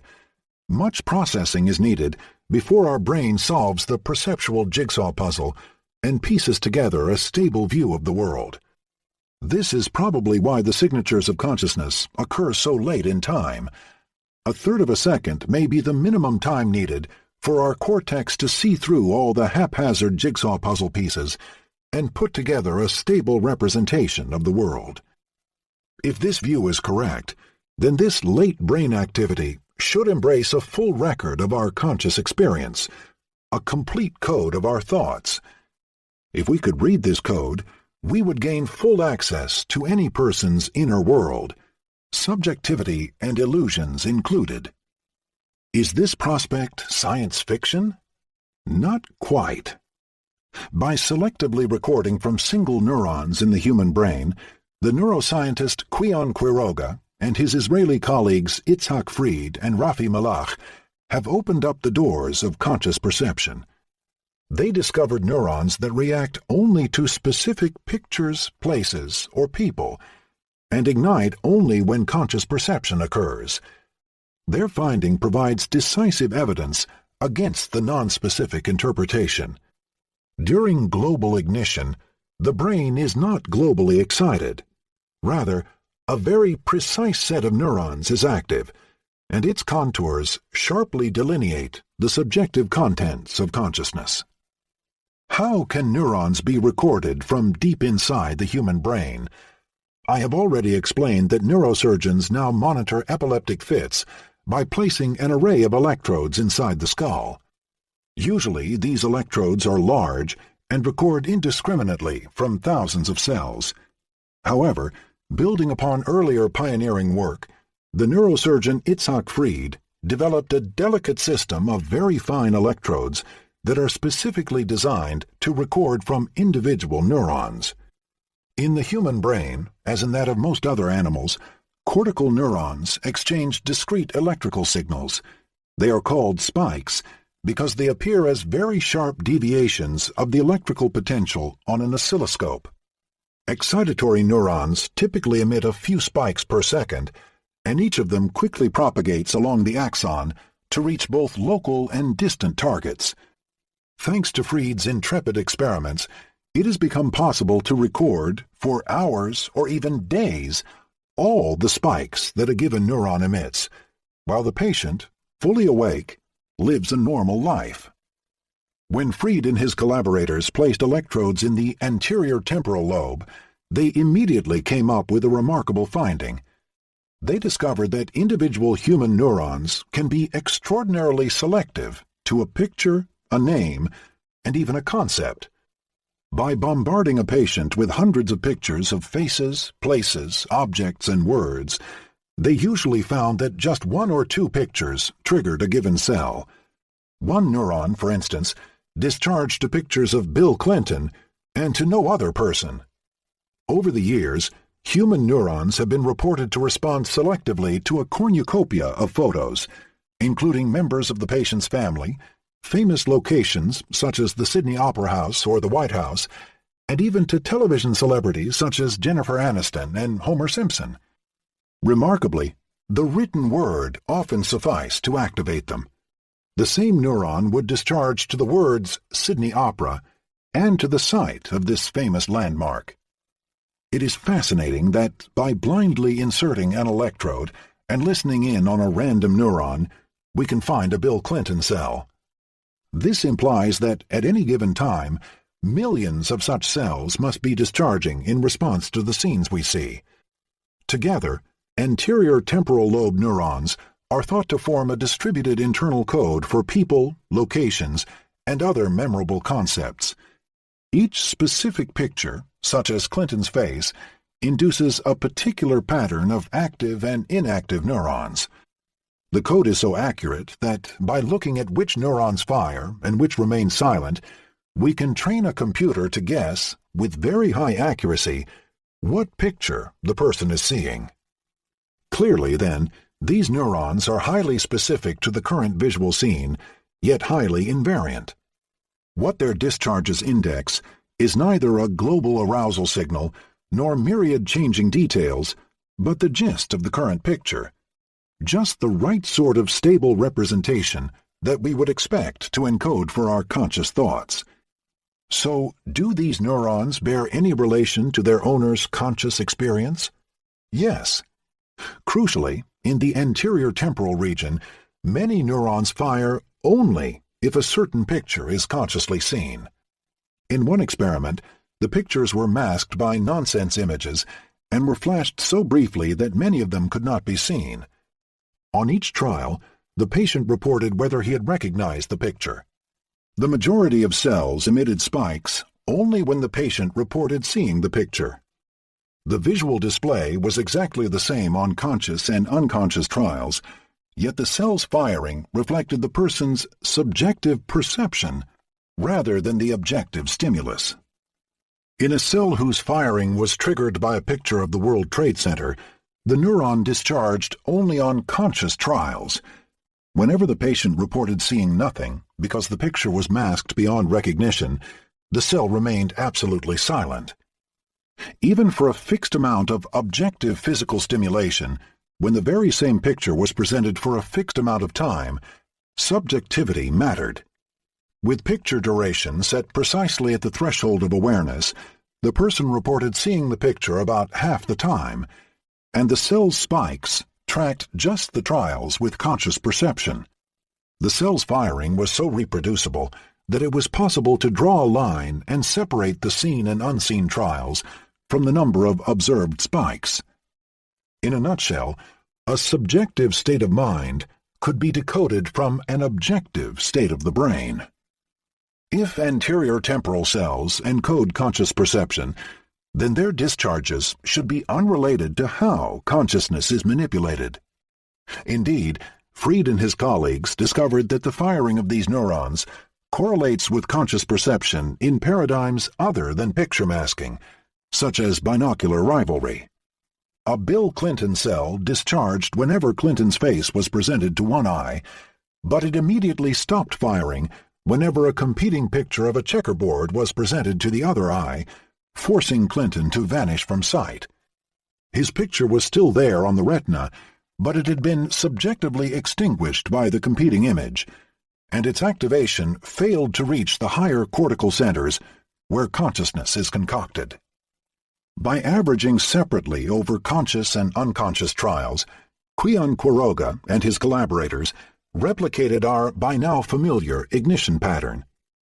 Whenever a picture was consciously seen, after about 1/3 of a second, anterior temporal cells started to fire vigorously and for a sustained duration. Because different images activate different cells, those discharges cannot reflect a mere arousal of the brain. Rather, we are witnessing the contents of consciousness. The pattern of active and inactive cells forms an internal code for the contents of subjective perception. This conscious code is demonstrably stable and reproducible. The very same cell fires whenever the patient thinks of Bill Clinton. In fact, merely imagining a picture of the former president is enough for the cell to activate in the absence of any objective external stimulation. The majority of anterior temporal neurons exhibit the same selectivity for actual and imagined pictures. Memory recall also activates them. One cell, which fired when the patient was viewing a video of The Simpsons, discharged again every time the patient, in full darkness, recalled seeing that movie clip. Although individual neurons track what we imagine and perceive, it would be wrong to conclude that a single cell suffices to induce a conscious thought. Conscious information is probably distributed within myriad cells. Imagine several million neurons spread throughout the associative areas of the cortex, each coding for a fragment of the visual scene. Their synchronous discharges form macroscopic brain potentials, strong enough to be picked up by classical electrodes located in or even outside the skull. The firing of a single cell is undetectable at a distance, But because conscious perception mobilizes huge cell assemblies, we can, to some extent, determine whether a person is seeing a face or a building just from the topography of the large electrical potentials emitted by her visual cortex.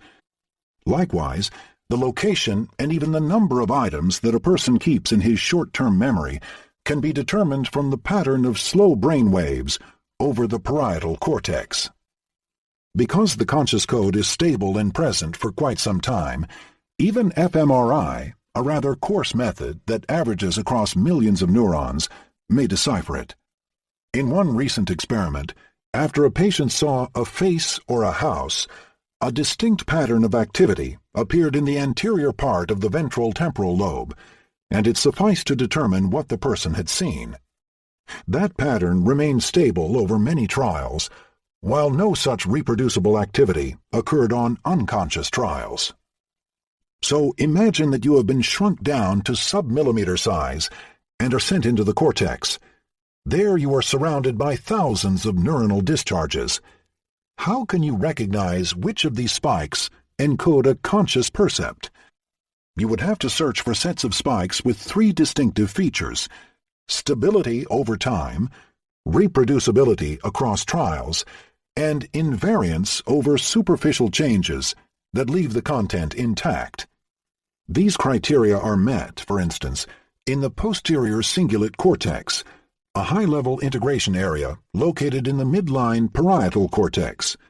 There, the neural activity evoked by a visual stimulus remains stable as long as the object itself stays put, even when the eyes move. Furthermore, neurons in this region are tuned to the location of objects in the outside world. Even as we look around, they maintain an invariant level of firing. This point is far from trivial because during eye movements, the entire visual image slips over our primary visual cortex.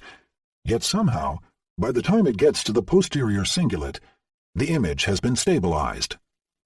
The posterior cingulate region, where invariant location cells dwell, is closely connected to a site called the parahippocampal gyrus, next to the hippocampus, where place cells are found.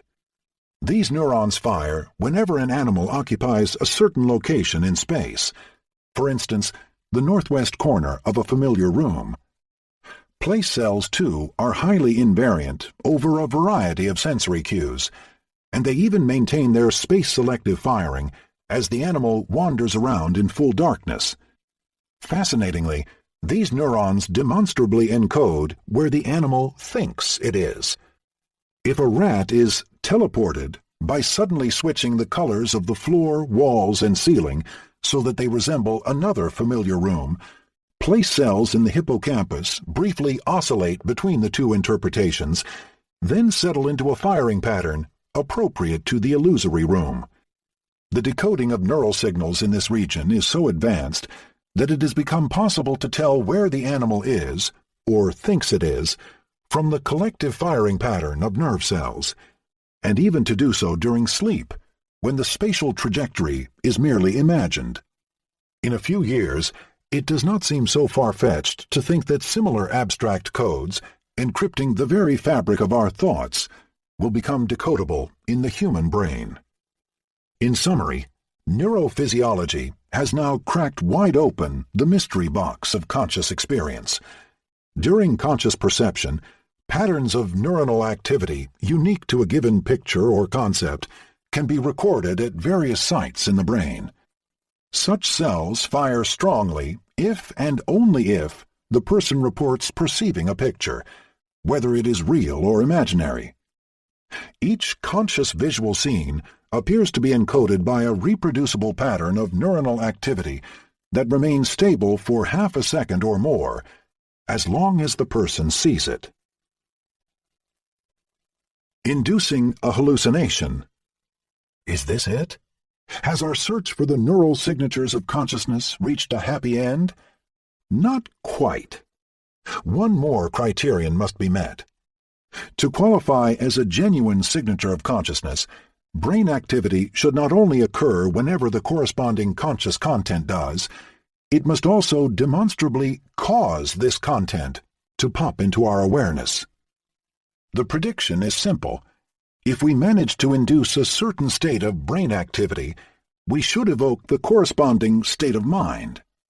If a matrix-like stimulator could recreate in our brain the precise state of neuronal firing that our circuits were in the last time we saw a sunset, we should visualize it with full clarity. A full-blown hallucination, indistinguishable from the original experience. Such a recreation of brain states may sound far-fetched, but it is not. It happens every night.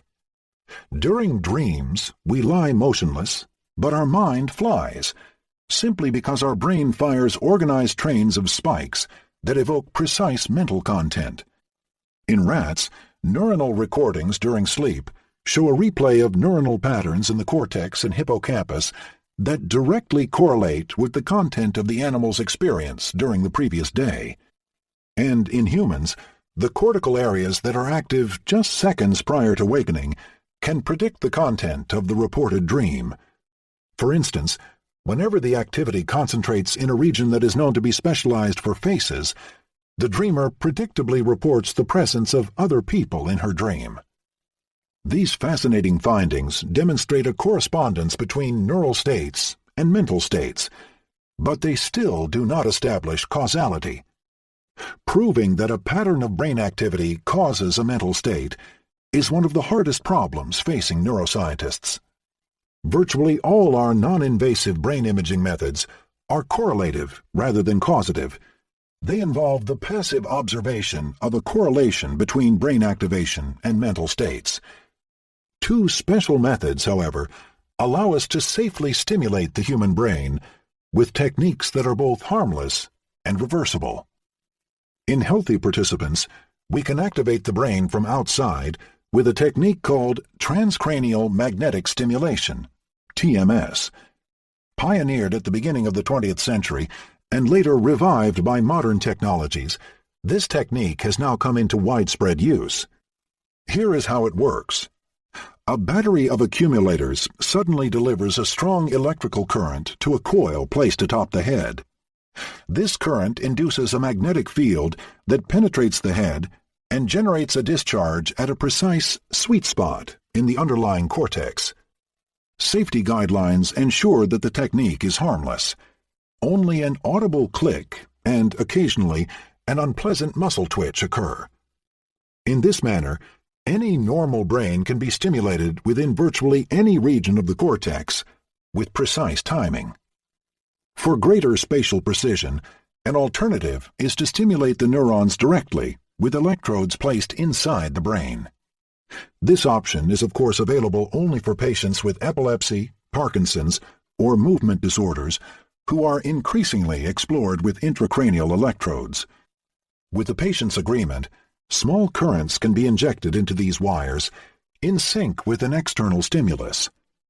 An electrical discharge can even be applied during surgery.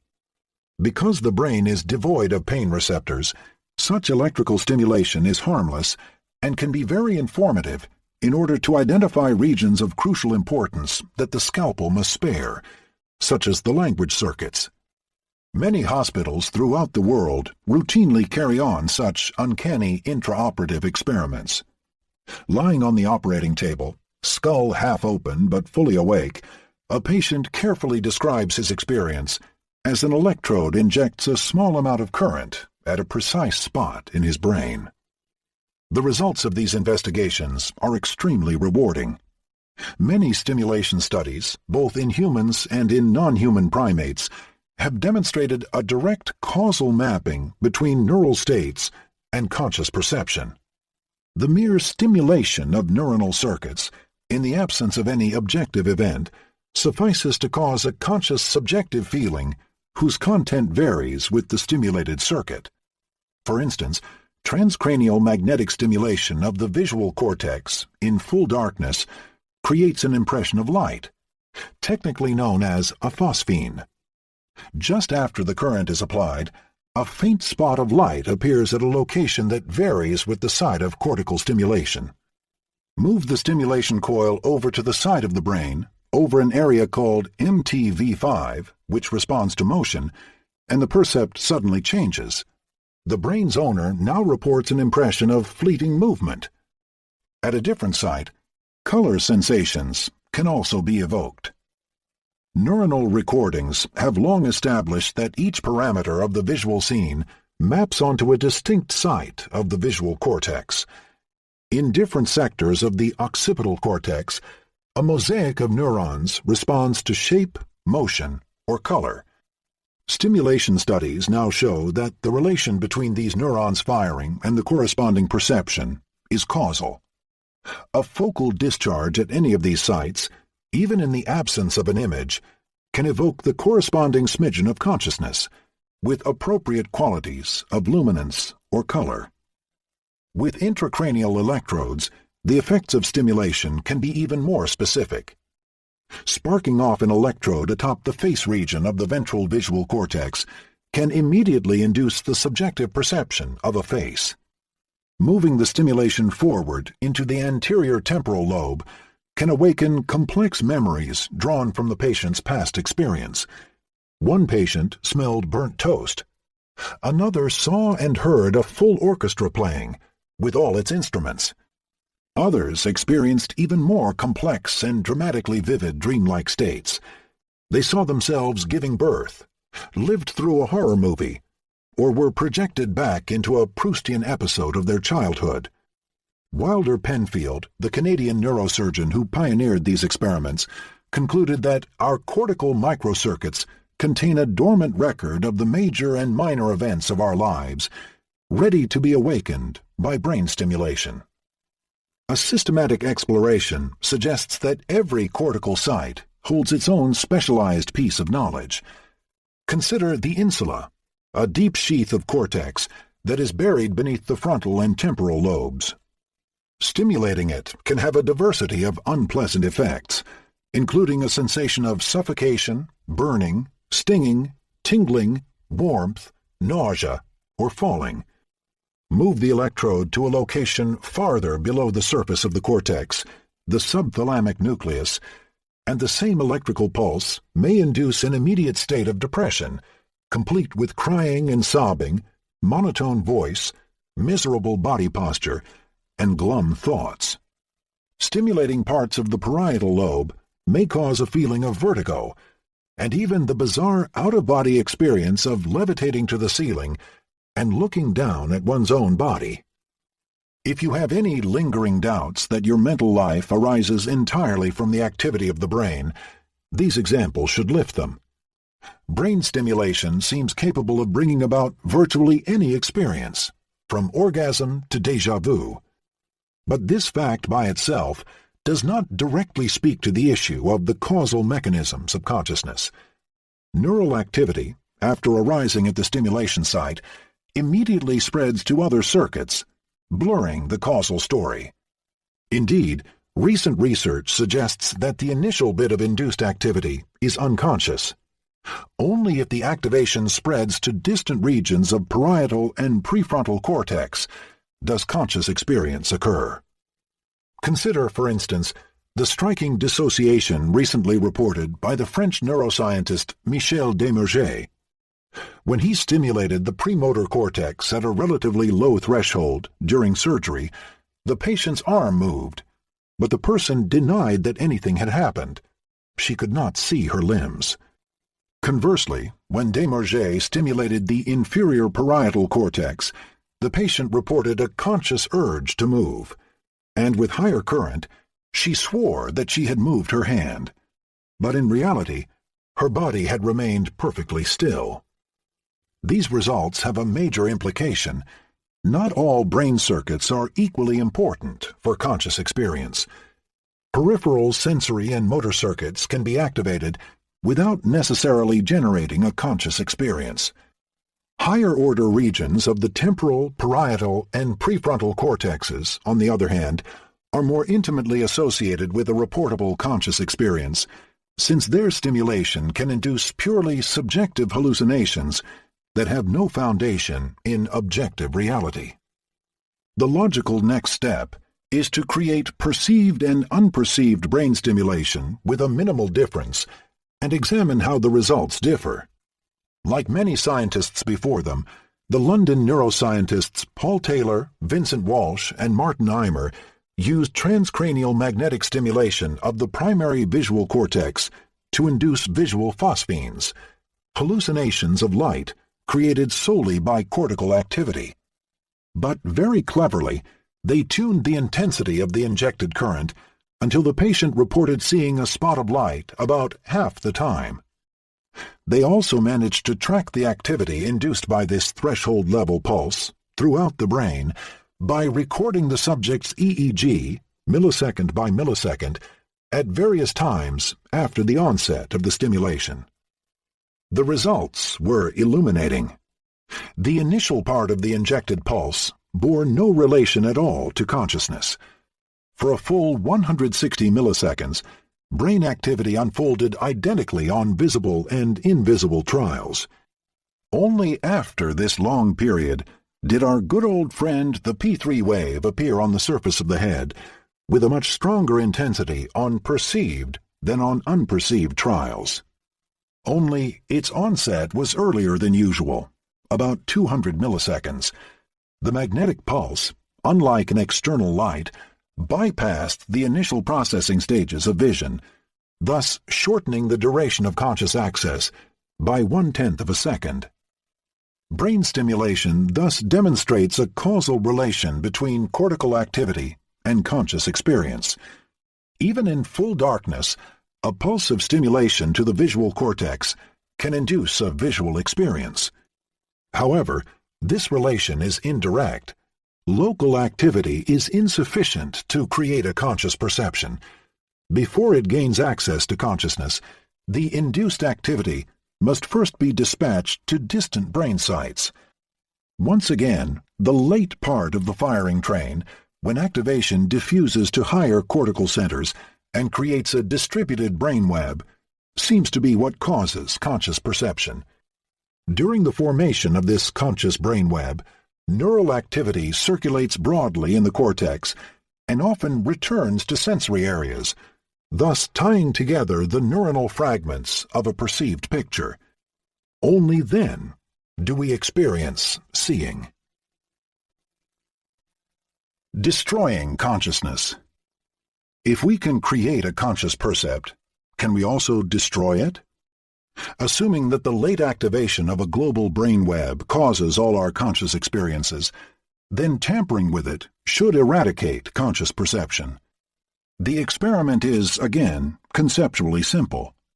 First, present the subject with a visible stimulus well above the normal threshold for conscious perception, and then use a pulse of current to zap the late long-distance network that supports consciousness. The subject should report that there was no stimulus at all, that he was unaware of seeing anything. Or imagine that the pulse does not simply destroy the global state of neuronal activity, but replaces it with a different one. Then the subject should report becoming conscious of the content attached to the substituted neuronal state, a subjective experience that may have nothing to do with the true state of the world. Although this may sound like science fiction, several variants of this experiment have already been performed with considerable success. One version used a dual transcranial magnetic stimulator, which can induce currents in two distinct brain regions at two arbitrary moments. The recipe is simple. First, excite the motion area MTV5 with a pulse of electrical current.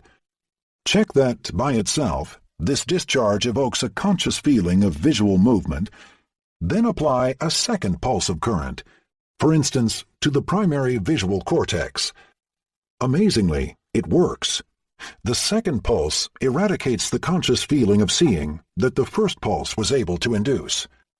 This result proves that the initial pulse, by itself, fails to cause a conscious experience. The induced activation must loop back to the primary visual cortex before being consciously perceived. Consciousness lives in the loops. Reverberating neuronal activity circulating in the web of our cortical connections causes our conscious experiences. Even more fascinating, cortical stimulation can be combined with genuine visual images to create novel illusions. For instance, stimulating the visual cortex 1/5 of a second after briefly flashing a picture can induce its replay in consciousness. The participant reports seeing the picture a second time, confirming that a trace of it was still lingering in the visual cortex 200 milliseconds after its first appearance. The effect is particularly strong when the person is told to keep the picture in memory. Those results suggest that when we hold an image in mind, our brain literally keeps it alive in the firing of neurons in the visual cortex at a sub-threshold level, ready to be reenacted by a pulse of stimulation. How global is the brain web that creates our conscious world? According to the Dutch neurophysiologist Victor Lama, whenever two areas form a local loop, such that area A speaks to area B, and then B talks back to A, this is already sufficient to induce a form of consciousness. Such a loop makes the activation reverberate, causing recurrent processing, the re-injection of information into the same circuit that originated it. We could even define consciousness as recurrent processing, Lama writes.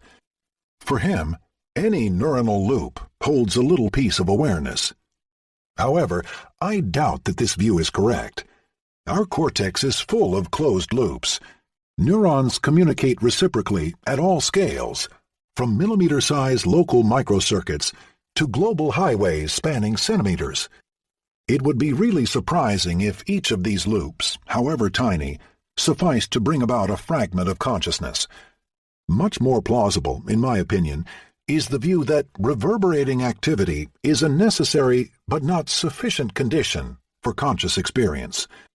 Only the long-distance loops, bringing in prefrontal and parietal regions, would create a conscious code.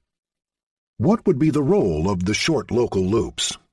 They are probably indispensable for early, unconscious visual operations, during which we piece together the multiple fragments of a scene. With their very small receptive fields, visual neurons cannot immediately apprehend the global properties of the image, such as the presence of a large shadow. Interactions among many neurons are needed before such global properties are established. So, is it the local loops or the global loops that induce consciousness? Some scientists argue for local loops because they tend to disappear under anesthesia, but such evidence is inconclusive. Reverberating activity may be one of the first features to go when the brain is bathed in anesthetics, a consequence rather than a cause of the loss of consciousness. Tampering with brain activity using the finer technique of brain stimulation tells another story. Zapping the short-distance loops within the primary visual cortex about 60 milliseconds after flashing a visual image does affect conscious perception, but crucially, the very same stimulation also disrupts unconscious processing. Blind sight, the capacity to make above-chance judgments on subliminal visual information, is destroyed together with conscious sight. This observation implies that the initial stages of local cortical processing, when activity circulates in local loops, are not exclusively associated with conscious perception. They correspond to unconscious operations and merely set the brain on the appropriate course that, much later, will result in conscious perception. If my view is correct, then conscious appraisal arises from the later activation of multiple synchronized regions of parietal and prefrontal cortex, and thus zapping those regions should have a major effect. Indeed, a great variety of studies in normal subjects using transcranial magnetic stimulation to interfere with brain activity have now demonstrated that parietal or frontal stimulation creates a transient invisibility. Virtually all the visual conditions of stimulation that make pictures temporarily invisible, such as masking and inattentional blindness, can be strongly enhanced by briefly disrupting the left or right parietal region. For instance, a faint but otherwise visible patch of color vanishes from sight when a parietal region is zapped. Most remarkable is a study performed by Hak-Wan Lau and his team, then at the University of Oxford, in which the left and right prefrontal regions were both temporarily obliterated. Each dorsolateral prefrontal lobe was bombarded by 600 pulses, grouped into short bouts of 20 seconds, first left, then right. The paradigm is called theta burst because the current pulses are arranged to specifically disrupt the theta rhythm, 5 cycles per second, one of the preferred frequencies at which the cortex passes messages over long distances. Bilateral theta burst stimulation has a long-lasting effect that amounts to a virtual lobotomy. For about 20 minutes, the frontal lobes are inhibited, leaving the experimenters ample time to evaluate the impact on perception. The results were subtle. Objectively, nothing was changed. The stoned participants continued to perform equally well in judging which shape had been shown. A diamond or a square, presented close to the threshold for conscious perception. Their subjective reports, however, told another story. For several minutes, they lost confidence in their judgments. They became unable to rate how well they perceived the stimuli, and they had a subjective feeling that their vision had become unreliable. Like the philosopher's zombie, they perceived and acted well, but without a normal sense of how well they were doing. Before the participants were zapped, their ratings of stimulus visibility correlated well with their objective performance. Like any of us, whenever they felt that they could see the stimulus, they could indeed identify its shape with near-perfect accuracy. And whenever they felt that the shapes were invisible, their responses were essentially random. During the temporary lobotomy, however, this correlation was lost. Quite surprisingly, the participants' subjective reports became unrelated to their actual behavior. This is the exact definition of blindsight, a dissociation between subjective perception and objective behavior. This condition, which is usually associated with a major brain lesion, could now be reproduced in any normal brain by interfering with the operation of the left and right frontal lobes. Clearly, these regions play a causal role in the cortical loops of consciousness. A thing which thinks. But what then am I? A thing which thinks. What is a thing which thinks? It is a thing which doubts, understands, affirms, desires, wills, refuses, which also imagines and feels. René Descartes, Meditation 2, 1641. Putting together all the evidence inescapably leads us to a reductionist conclusion.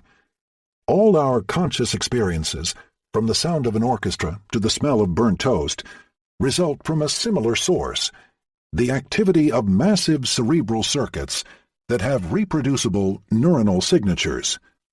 During conscious perception, groups of neurons begin to fire in a coordinated manner, first in local specialized regions, then in the vast expanses of our cortex. Ultimately, they invade much of the prefrontal and parietal lobes, while remaining tightly synchronized with earlier sensory regions. It is at this point, where a coherent brain web suddenly ignites, that conscious awareness seems to be established. In this chapter, we discovered no fewer than 4 reliable signatures of consciousness, physiological markers that index whether the participant experienced a conscious percept. First, a conscious stimulus causes an intense neuronal activation that leads to a sudden ignition of parietal and prefrontal circuits. Second, in the EEG, conscious access is accompanied by a slow wave called the P3 wave, which emerges as late as 1/3 of a second after the stimulus. Third, conscious ignition also triggers a late and sudden burst of high-frequency oscillations. Finally, many regions exchange bidirectional and synchronized messages over long distances in the cortex, thus forming a global brain web. One or more of these events could still be an epiphenomenon to consciousness, much like the steam whistle in a locomotive, systematically accompanying it, but contributing nothing to it. Causality remains hard to assess using neuroscience methods. Nevertheless, Several pioneering experiments have begun to demonstrate that interfering with high-level cortical circuitry can disrupt subjective perception while leaving unconscious processing intact. Other stimulation experiments have induced hallucinations, such as illusory points of light or an anomalous sense of body motion. While these studies are too rudimentary to paint a detailed picture of the conscious state, they leave no doubt that the electrical activity of neurons can cause a state of mind, or equally easily, destroy an existing one. In principle, we neuroscientists believe in the philosopher's fantasy of a brain in a vat, powerfully illustrated by the movie The Matrix. By stimulating the appropriate neurons and silencing others, we should be able to recreate, at any given time, hallucinations of any of the myriad subjective states that people routinely entertain. Neural avalanches should cause mental symphonies.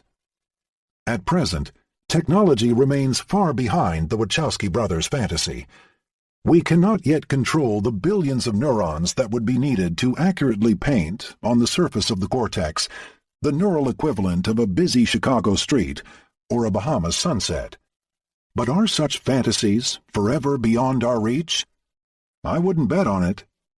In the hands of contemporary bioengineers, motivated by the need to restore functions in blind, paralyzed, or Parkinsonian patients, neurotechnologies are quickly progressing. Silicon chips with thousands of electrodes can now be implanted in the cortex of experimental animals, dramatically increasing the bandwidth of brain-computer interfaces. Even more exciting are the recent breakthroughs in optogenetics, a fascinating technique that drives neurons by light rather than by electrical current. The crux of the technique is the discovery in algae and bacteria of light-sensitive molecules called opsins that convert light's photons into electrical signals, the neuron's basic currency. The genes for opsins are known, and their properties can be genetically engineered. Injecting a virus carrying these genes into an animal's brain and restricting their expression to a precise subset of neurons has made it possible to add new photoreceptors to the brain's toolkit. Deep inside the cortex, in dark places normally insensitive to light, shining a laser suddenly triggers a flood of neuronal spikes with millisecond precision. Using optogenetics, neuroscientists can selectively activate or inhibit any brain circuit. The technique has even been used to awaken a sleeping mouse by stimulating its hypothalamus. Soon, we should be able to induce even more differentiated states of brain activity, and therefore recreate, de novo, a specific conscious percept. Stay tuned, as the next 10 years are likely to yield major new insights into the neuronal code that supports our mental life. 5. Theorizing consciousness. I shall consider human actions and desires as though I were concerned with lines, planes, and solids. Baruch Spinoza, Ethics, 1677. We have discovered signatures of conscious processing, but what do they mean? Why do they occur?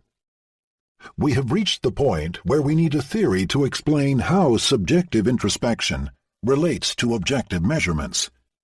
In this chapter, I introduce the global neuronal workspace hypothesis, my laboratory's 15-year effort to make sense of consciousness.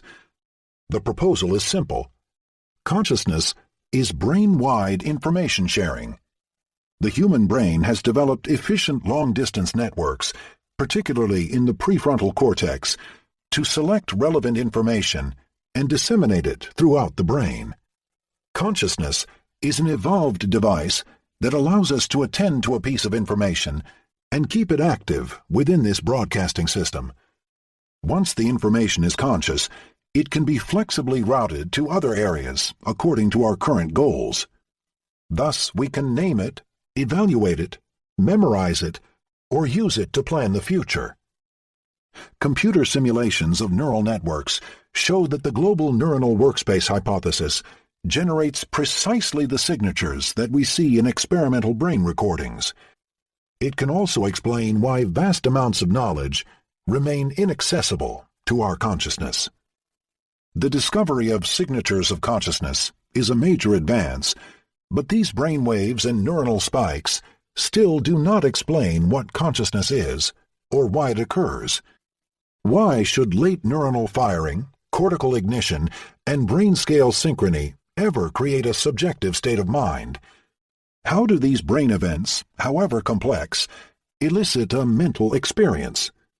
Why should the firing of neurons in brain area V4 elicit a perception of color, and those in area V5 a sense of motion? Although neuroscience has identified many empirical correspondences between brain activity and mental life, the conceptual chasm between brain and mind seems as broad as it ever was. In the absence of an explicit theory, the contemporary search for the neural correlates of consciousness may seem as vain as Descartes' ancient proposal that the pineal gland is the seat of the soul. This hypothesis seems deficient because it upholds the very division that a theory of consciousness is supposed to resolve, the intuitive idea that the neural and the mental belong to entirely different realms. The mere observation of a systematic relationship between these two domains cannot suffice. What is required is an overarching theoretical framework, a set of bridging laws that thoroughly explain how mental events relate to brain activity patterns.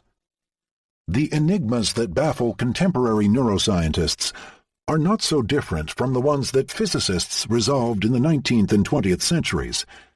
How, they wondered, do the macroscopic properties of ordinary matter arise from a mere arrangement of atoms? Whence the solidity of a table if it consists almost entirely of a void, sparsely populated by a few atoms of carbon, oxygen, and hydrogen? What is a liquid, a solid, a crystal, a gas, a burning flame? How do their shapes and other tangible features arise from a loose cloth of atoms? Answering these questions required an acute dissection of the components of matter, but this bottom-up analysis was not enough. A synthetic mathematical theory was needed. The kinetic theory of gases, first established by James Clerk Maxwell and Ludwig Boltzmann, famously explained how macroscopic variables of pressure and temperature emerged from the motion of atoms in a gas. It was the first in a long line of mathematical models of matter. A reductionist chain that now accounts for substances as diverse as our glues and soap bubbles, the water percolating in our coffee pots, and the plasma in our distant sun. A similar theoretical effort is now needed to close the gap between brain and mind. No experiment will ever show how the 100 billion neurons in the human brain fire at the moment of conscious perception. Only mathematical theory can explain how the mental reduces to the neural. Neuroscience needs a series of bridging laws, analogous to the Maxwell-Boltzmann theory of gases, that connect one domain with the other. This is no easy task.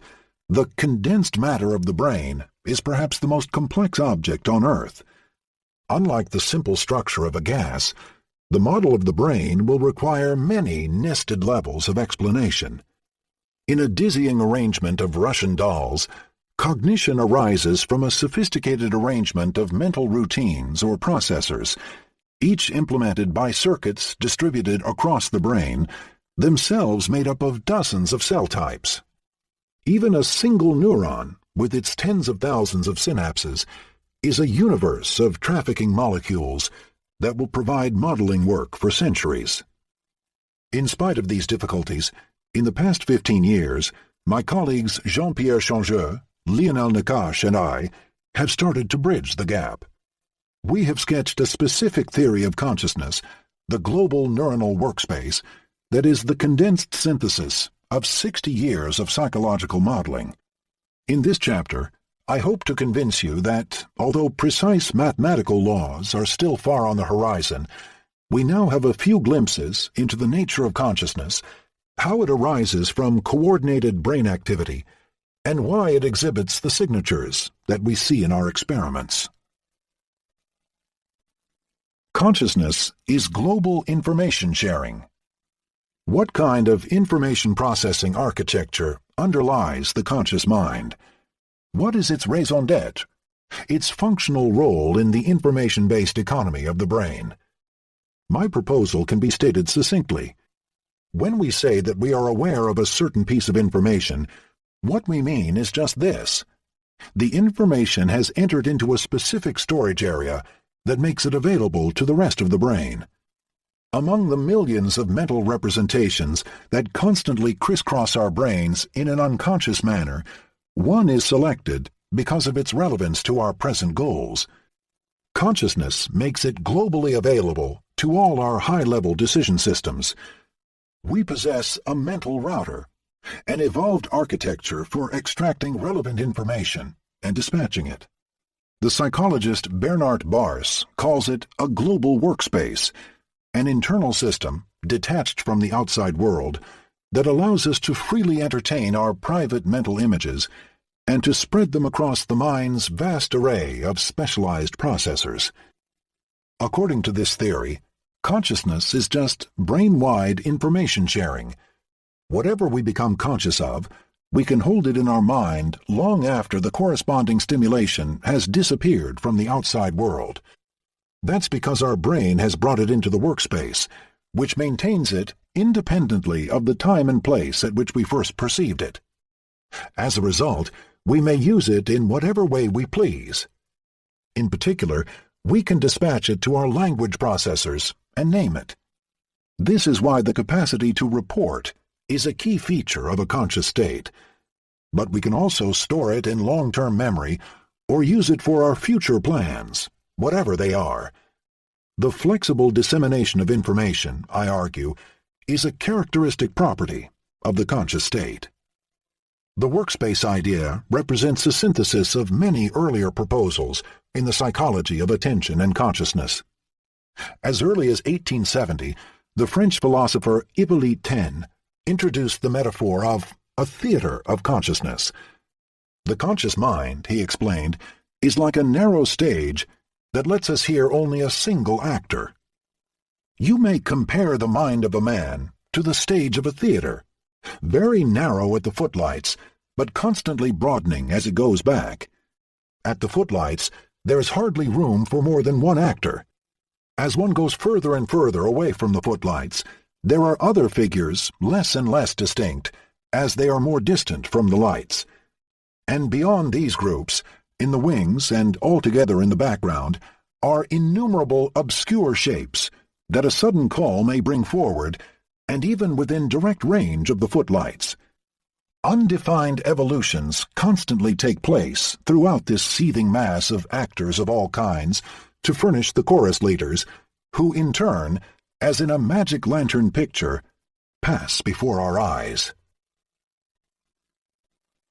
Decades before Freud, Taine's metaphor implied that while only a single item makes it into our awareness, our mind must comprise an enormous variety of unconscious processors. What a massive support staff for a one-man show! At any given moment, the content of our consciousness arises from myriad covert operations, a backstage ballet that remains hidden from sight. The philosopher Daniel Dennett reminds us that we must be wary of the theater allegory, for it can lead to a great sin, the homunculus fallacy. If consciousness is a stage, who is the audience? Do they too have little brains, with a mini-stage and all? And who in turn watches it? One must constantly resist the absurd Disney-like fantasy of a homunculus standing in our brains, peering at our screens and commanding our acts. There is no I who looks inside us. The stage itself is the I. There is nothing wrong with the stage metaphor, provided that we eliminate the intelligence of the audience and replace it with explicit operations of an algorithmic nature. As Dennett whimsically states, one discharges fancy homunculi from one's scheme by organizing armies of idiots to do the work. Bernard Bars's version of the workspace model eliminates the homunculus. The audience of the global workspace is not a little man in the head, but a collection of other unconscious processors that receive a broadcast message and act upon it, each according to its own competence. Collective intelligence arises from the broad exchange of messages selected for their pertinence. This idea is not new. It dates back to the inception of artificial intelligence, when researchers proposed that subprograms would exchange data via a shared blackboard, a common data structure similar to the clipboard in a personal computer. The conscious workspace is the clipboard of the mind. Ten's narrow stage, too tiny to let more than a single actor perform at a time, vividly exemplifies another idea with a long history, that consciousness arises from a limited capacity system that deals with only one thought at a time. During World War II, the British psychologist Donald Broadbent developed a better metaphor, borrowed from the newborn theory of information and computing. Studying airplane pilots, he realized that, even with training, they could not easily attend to two simultaneous trains of speech, one in each ear. Conscious perception, he surmised, must involve a limited capacity channel, a slow bottleneck that processes only one item at a time. The subsequent discovery of the attentional blink and the psychological refractory period, as we heard in Chapter 2, strongly supported this notion. While our attention is attracted by a first item, we become utterly blind to others. Modern cognitive psychologists have developed a variety of essentially equivalent metaphors, picturing conscious access as a central bottleneck or a second processing stage, a VIP lounge to which only the happy few are admitted.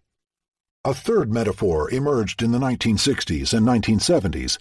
It depicted consciousness as a high-level supervision system, a high-powered central executive that controls the flow of information in the rest of the nervous system. As William James had noted in his 1890 masterpiece, The Principles of Psychology, consciousness looks like an organ added for the sake of steering a nervous system grown too complex to regulate itself. Taken literally, this statement smacks of dualism. Consciousness is not an outsider added to the nervous system, but a full in-house participant. In this sense, our nervous system does achieve the remarkable feat of regulating itself, but it does so in a hierarchical manner.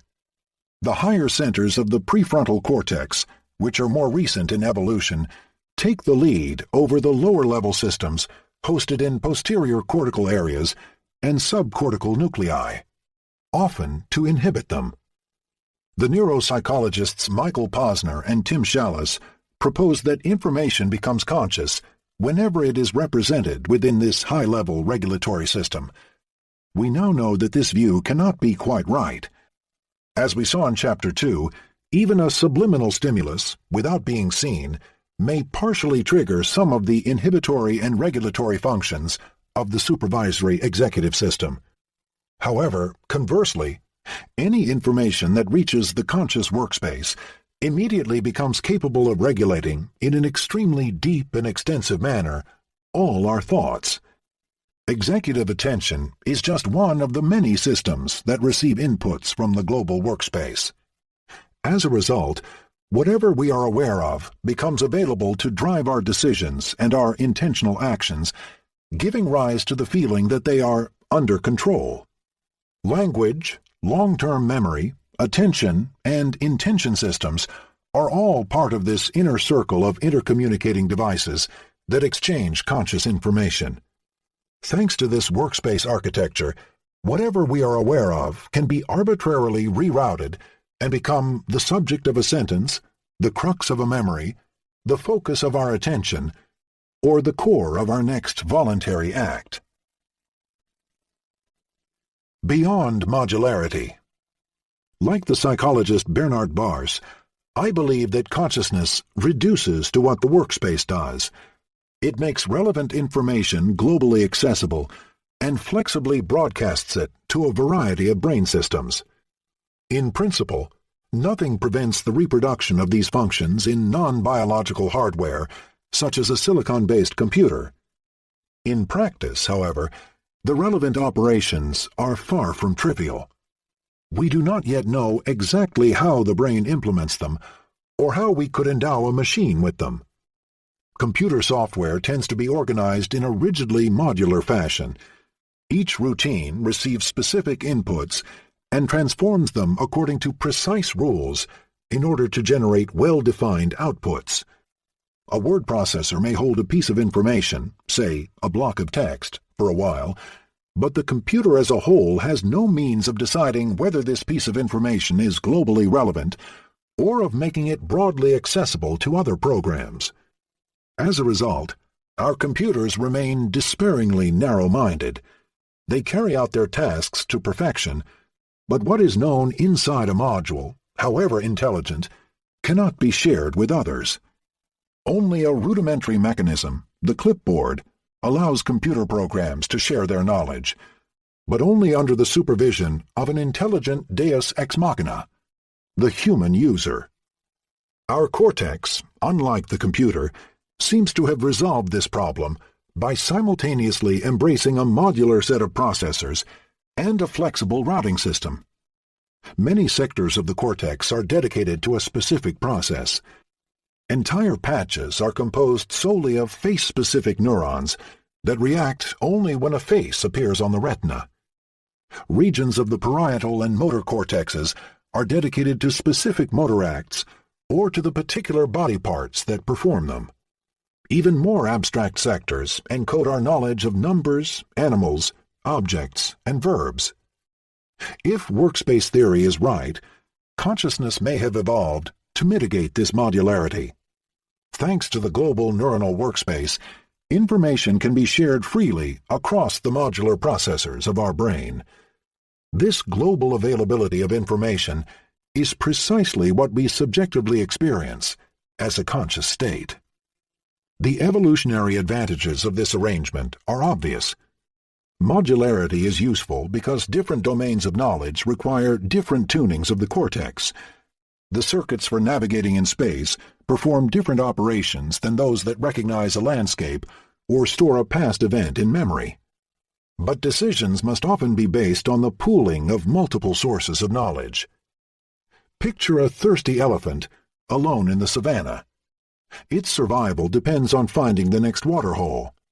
Its decision to walk toward a distant and invisible location must be based on the most efficient use of available information, including a mental map of space, the visual recognition of landmarks, trees, and paths, and a recall of past successes and failures at finding water.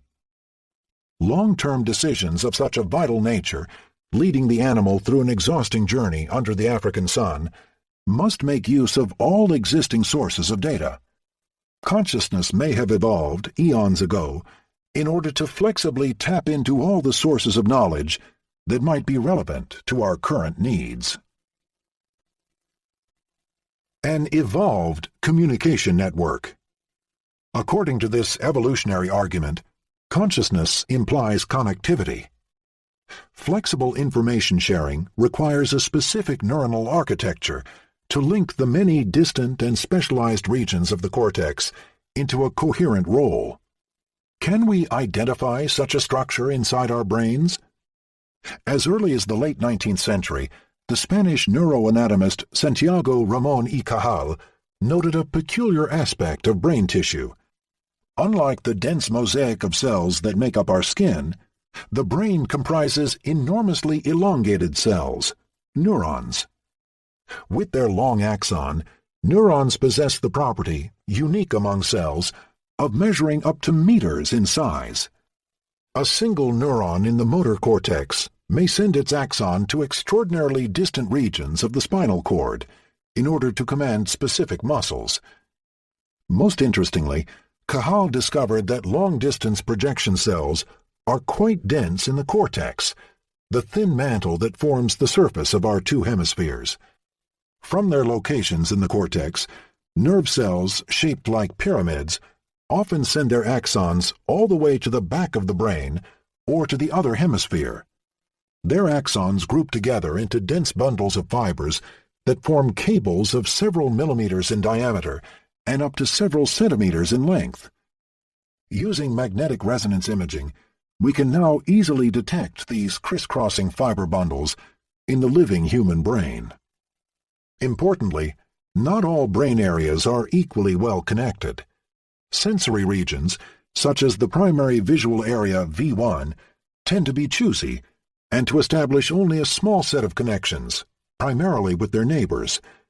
Early visual regions are arranged in a coarse hierarchy. Area V1 speaks primarily to V2, which in turn speaks to V3 and V4, and so on. As a result, early visual operations are functionally encapsulated.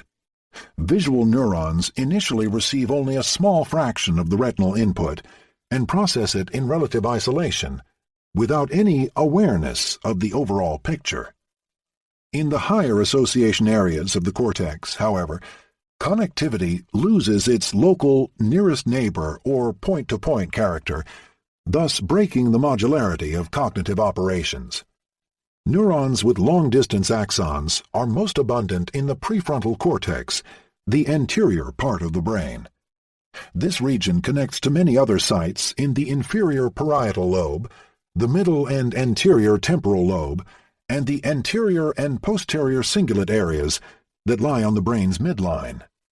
These regions have been identified as major hubs, the brain's main interconnection centers.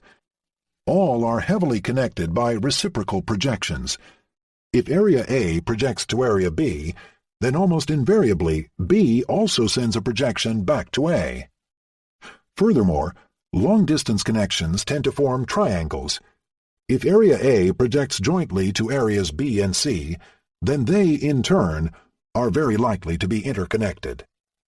These cortical regions are strongly connected to additional players, such as the central-lateral and intralaminar nuclei of the thalamus, involved in attention, vigilance, and synchronization, the basal ganglia, crucial for decision-making and action, and the hippocampus, essential for memorizing the episodes of our lives and for recalling them.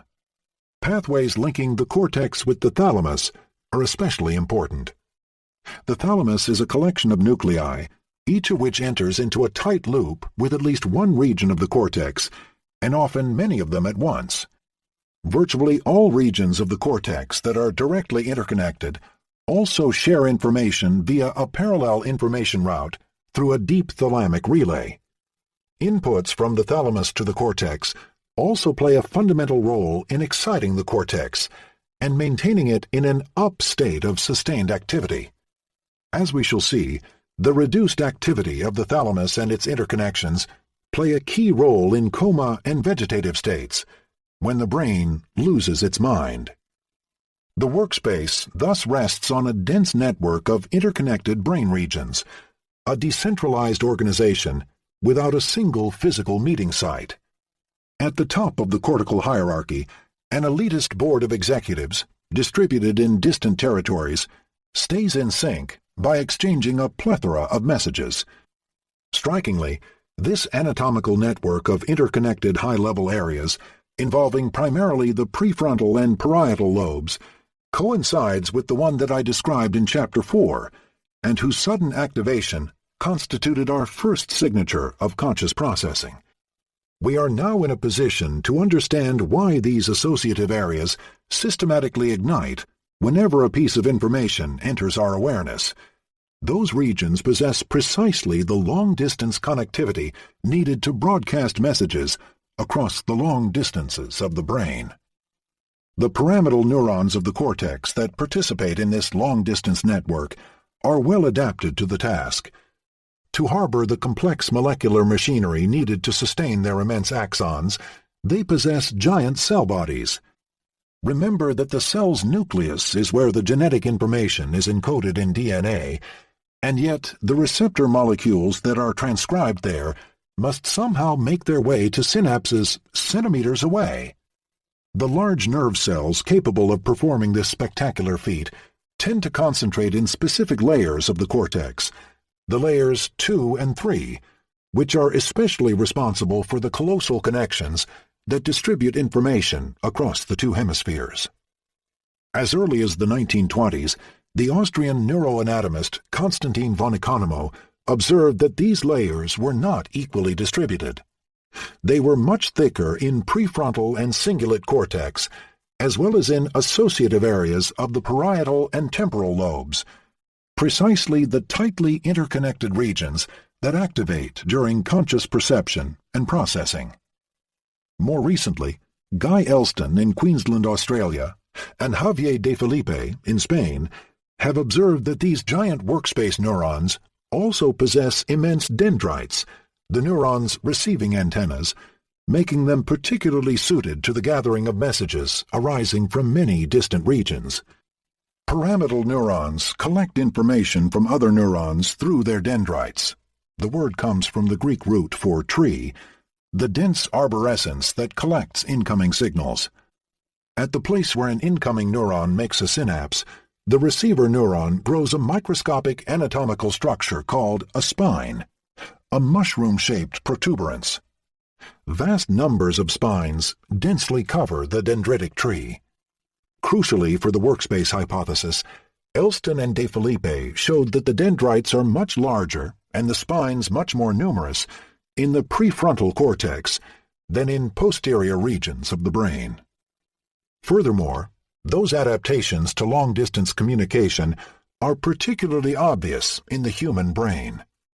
Relative to our primate cousins, our prefrontal neurons are more branched and contain more spines. Their dense jungle of dendrites is controlled by a family of genes that are uniquely mutated in humans.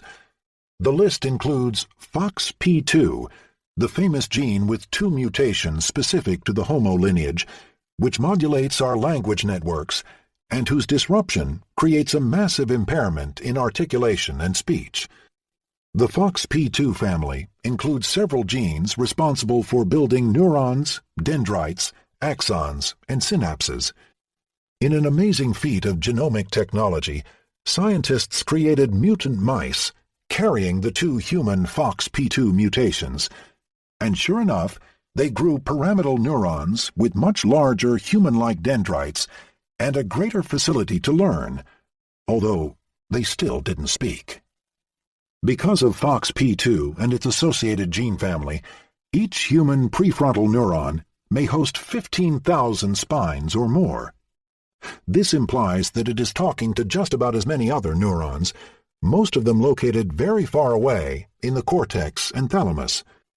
This anatomical arrangement looks like the perfect adaptation to meet the challenge of collecting information anywhere in the brain, and once it has been deemed relevant enough to enter the global workspace, broadcast it back to thousands of sites.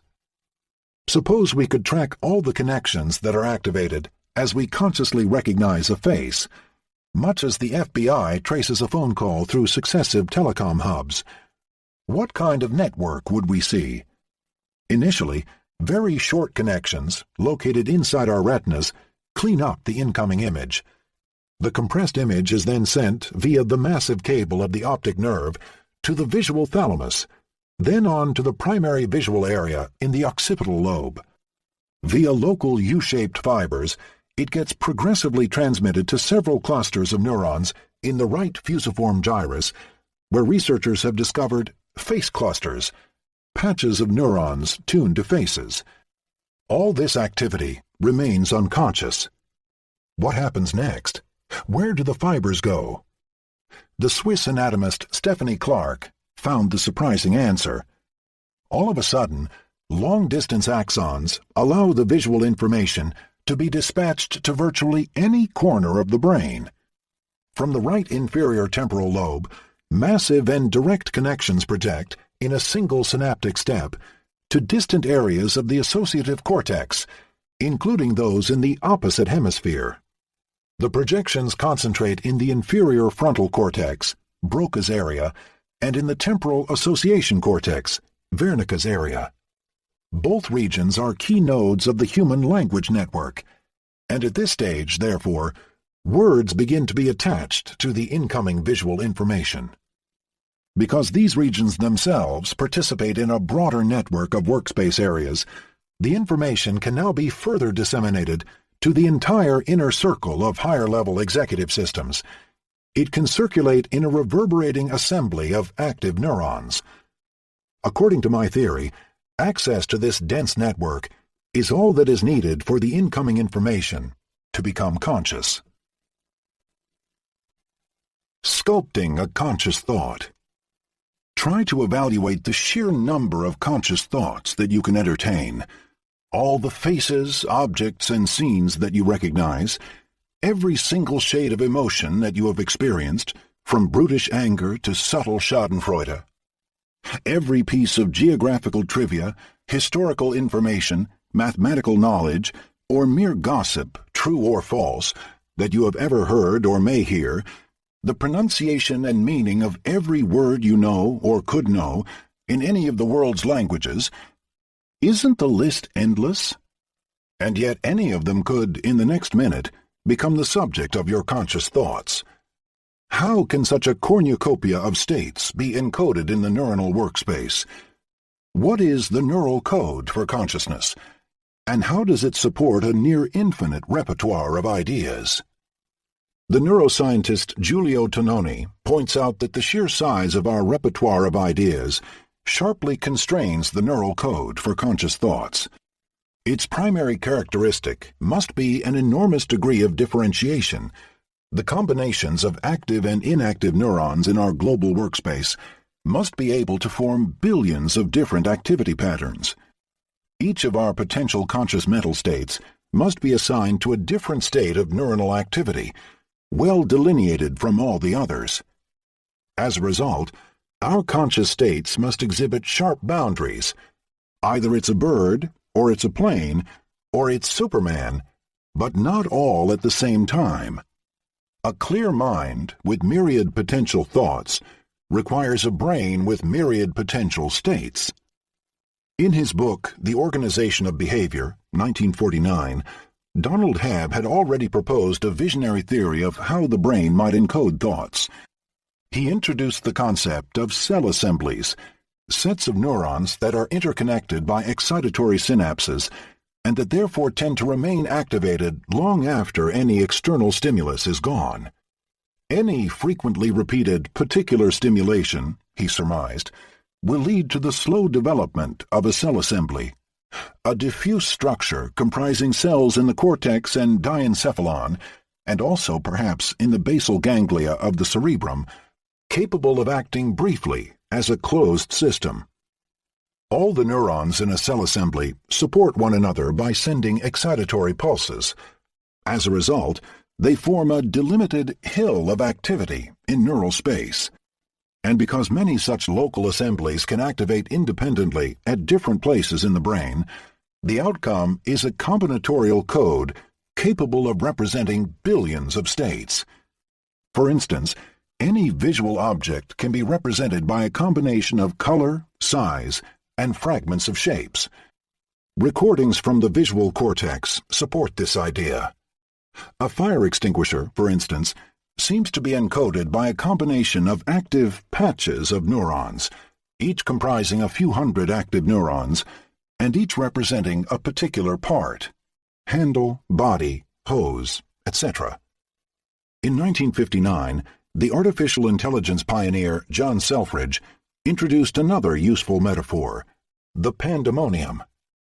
He envisioned the brain as a hierarchy of specialized demons, each of which proposes a tentative interpretation of the incoming image.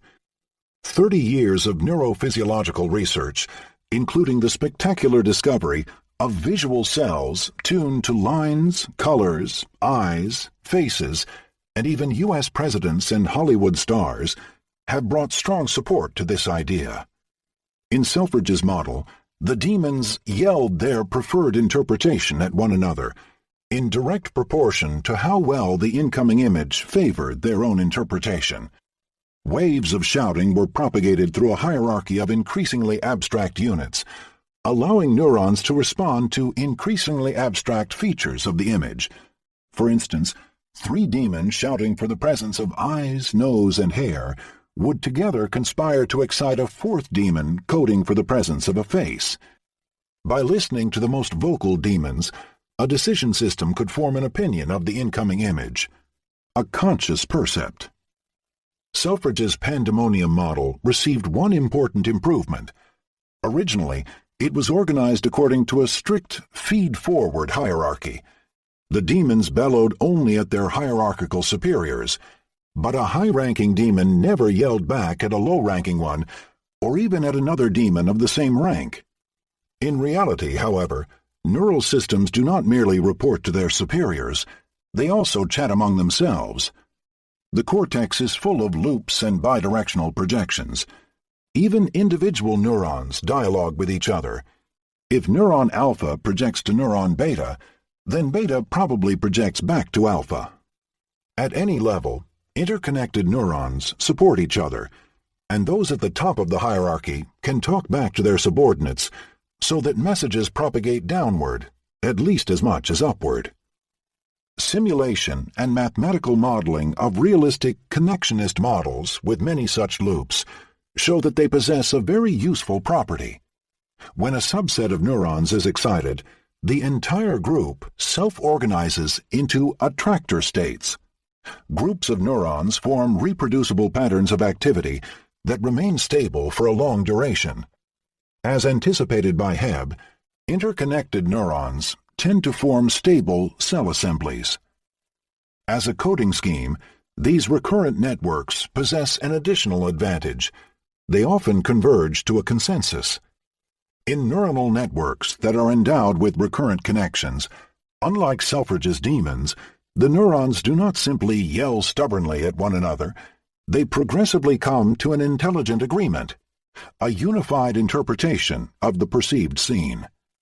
The neurons that receive the greatest amount of activation mutually support one another and progressively suppress any alternative interpretation. As a result, missing parts of the image can be restored and noisy bits can be removed. After several iterations, the neuronal representation encodes a cleaned-up, interpreted version of the perceived image. It also becomes more stable, resistant to noise, internally coherent, and distinct from other attractor states. Francis Crick and Christoph Koch describe this representation as a winning neural coalition and suggest that it is the perfect vehicle for a conscious representation. The term coalition points to another essential aspect of the conscious neuronal code. It must be tightly integrated. Each of our conscious moments coheres as one single piece. When contemplating Leonardo da Vinci's Mona Lisa, we do not perceive a disemboweled Picasso with detached hands, Cheshire cat smile, and floating eyes. We retrieve all these sensory elements, and many others, a name, a meaning, a connection to our memories of Leonardo's genius, and they are somehow bound together into a coherent whole. Yet each of them is initially processed by a distinct group of neurons, spread centimeters apart on the surface of the ventral visual cortex. How do they get attached to one another? One solution is the formation of a global assembly, thanks to the hubs provided by the higher sectors of cortex. These hubs, which the neurologist Antonio Damasio calls convergent zones, are particularly predominant in the prefrontal cortex, but also in other sectors of the anterior temporal lobe, inferior parietal lobe, and a midline region called the precuneus. All send and receive numerous projections to and from a broad variety of distant brain regions, allowing the neurons there to integrate information over space and time. Multiple sensory modules can therefore converge onto a single coherent interpretation, a seductive Italian woman. This global interpretation may, in turn, be broadcast back to the areas from which the sensory signals originally arose. The outcome is an integrated whole.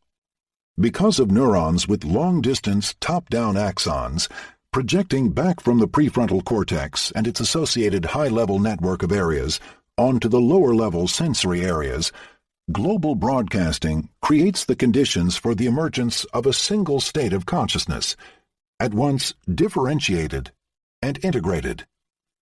This permanent back-and-forth communication is called re-entry by the Nobel Prize winner Gerald Edelman. Model neuronal networks suggest that re-entry allows for a sophisticated computation of the best possible statistical interpretation of the visual scene. Each group of neurons acts as an expert statistician, and multiple groups collaborate to explain the features of the input. For instance, a shadow expert decides that it can account for the dark zone of the image, but only if the light comes from the top left. A lighting expert agrees, and using this hypothesis, explains why the top parts of the objects are illuminated. A third expert then decides that once these two effects are accounted for, the remaining image looks like a face. These exchanges continue until every bit of the image has received a tentative interpretation. The shape of an idea. Cell assemblies, a pandemonium, competing coalitions, attractors, convergent zones with re-entry. Each of these hypotheses seems to hold a grain of truth, and my own theory of a global neuronal workspace draws heavily from them. It proposes that a conscious state is encoded by the stable activation, for a few tenths of a second, of a subset of active workspace neurons. These neurons are distributed in many brain areas, and they all code for different facets of the same mental representation. Becoming aware of the Mona Lisa involves the joint activation of millions of neurons that care about objects, fragments of meaning, and memories. During conscious access, thanks to the workspace neuron's long axons, all these neurons exchange reciprocal messages in a massively parallel attempt to achieve a coherent and synchronous interpretation. Conscious perception is complete when they converge. The cell assembly that encodes this conscious content is spread throughout the brain. Fragments of relevant information, each distilled by a distinct brain region, cohere because all the neurons are kept in sync in a top-down manner by neurons with long-distance axons. Neuronal synchrony may be a key ingredient. There is growing evidence that distant neurons form giant assemblies by synchronizing their spikes with ongoing background electrical oscillations. If this picture is correct, the brain web that encodes each of our thoughts resembles a swarm of fireflies that harmonize their discharges according to the overall rhythm of the group's pattern. In the absence of consciousness, moderate-sized cell assemblies may still synchronize locally. For instance, when we unconsciously encode a word's meaning inside the language networks of our left temporal lobe. However, because the prefrontal cortex does not gain access to the corresponding message, it cannot be broadly shared, and therefore remains unconscious. Let us conjure one more mental image of this neuronal code for consciousness. Picture the 16 billion cortical neurons in your cortex. Each of them cares about a small range of stimuli. Their sheer diversity is flabbergasting. In the visual cortex alone, one finds neurons that care about faces, hands, objects, perspective, shape, lines, curves, colors, 3D depth. Each cell conveys only a few bits of information about the perceived scene. Collectively, though, they are capable of representing an immense repertoire of thoughts. The global workspace model claims that, at any given moment, out of this enormous potential set, a single object of thought gets selected and becomes the focus of our consciousness. At this moment, all the relevant neurons activate in partial synchrony under the aegis of a subset of prefrontal cortex neurons. It is crucial to understand that in this sort of coding scheme, the silent neurons, which do not fire, also encode information. Their muteness implicitly signals to others that their preferred feature is not present or is irrelevant to the current mental scene. A conscious content is defined just as much by its silent neurons as by its active ones. In the final analysis, conscious perception may be likened to the sculpting of a statue. Starting with a raw block of marble, and chipping away most of it, the artist progressively exposes his vision. Likewise, starting with hundreds of millions of workspace neurons, initially uncommitted and firing at their baseline rate, our brain lets us perceive the world by silencing most of them, keeping only a small fraction of them active. The active set of neurons delineates, quite literally, the contours of a conscious thought. The landscape of active and inactive neurons can explain our second signature of consciousness, the P3 wave that I described in Chapter 4, a large positive voltage that peaks at the top of the scalp. During conscious perception, a small subset of workspace neurons becomes active and defines the current content of our thoughts, while the rest are inhibited. The active neurons broadcast their message throughout the cortex by sending spikes down their long axons. At most places, however, these signals land on inhibitory neurons. They act as a silencer that hushes entire groups of neurons. Please remain silent. Your features are irrelevant. A conscious idea is encoded by small patches of active and synchronized cells, together with a massive crown of inhibited neurons. Now, the geometrical layout of the cells is such that, in the active ones, synaptic currents travel from the superficial dendrites toward the cell's bodies. Because all these neurons are parallel to one another, their electrical currents add up, and on the surface of the head, they create a slow negative wave over the regions that encode the conscious stimulus. The inhibited neurons, however, dominate the picture, and their activity adds up to form a positive electrical potential. Because many more neurons are inhibited than are activated, all these positive voltages end up forming a large wave on the head, the P3 wave, that we easily detect whenever conscious access occurs. We have explained our second signature of consciousness. The theory readily explains why the P3 wave is so strong, generic, and reproducible. It mostly indicates what the current thought is not about.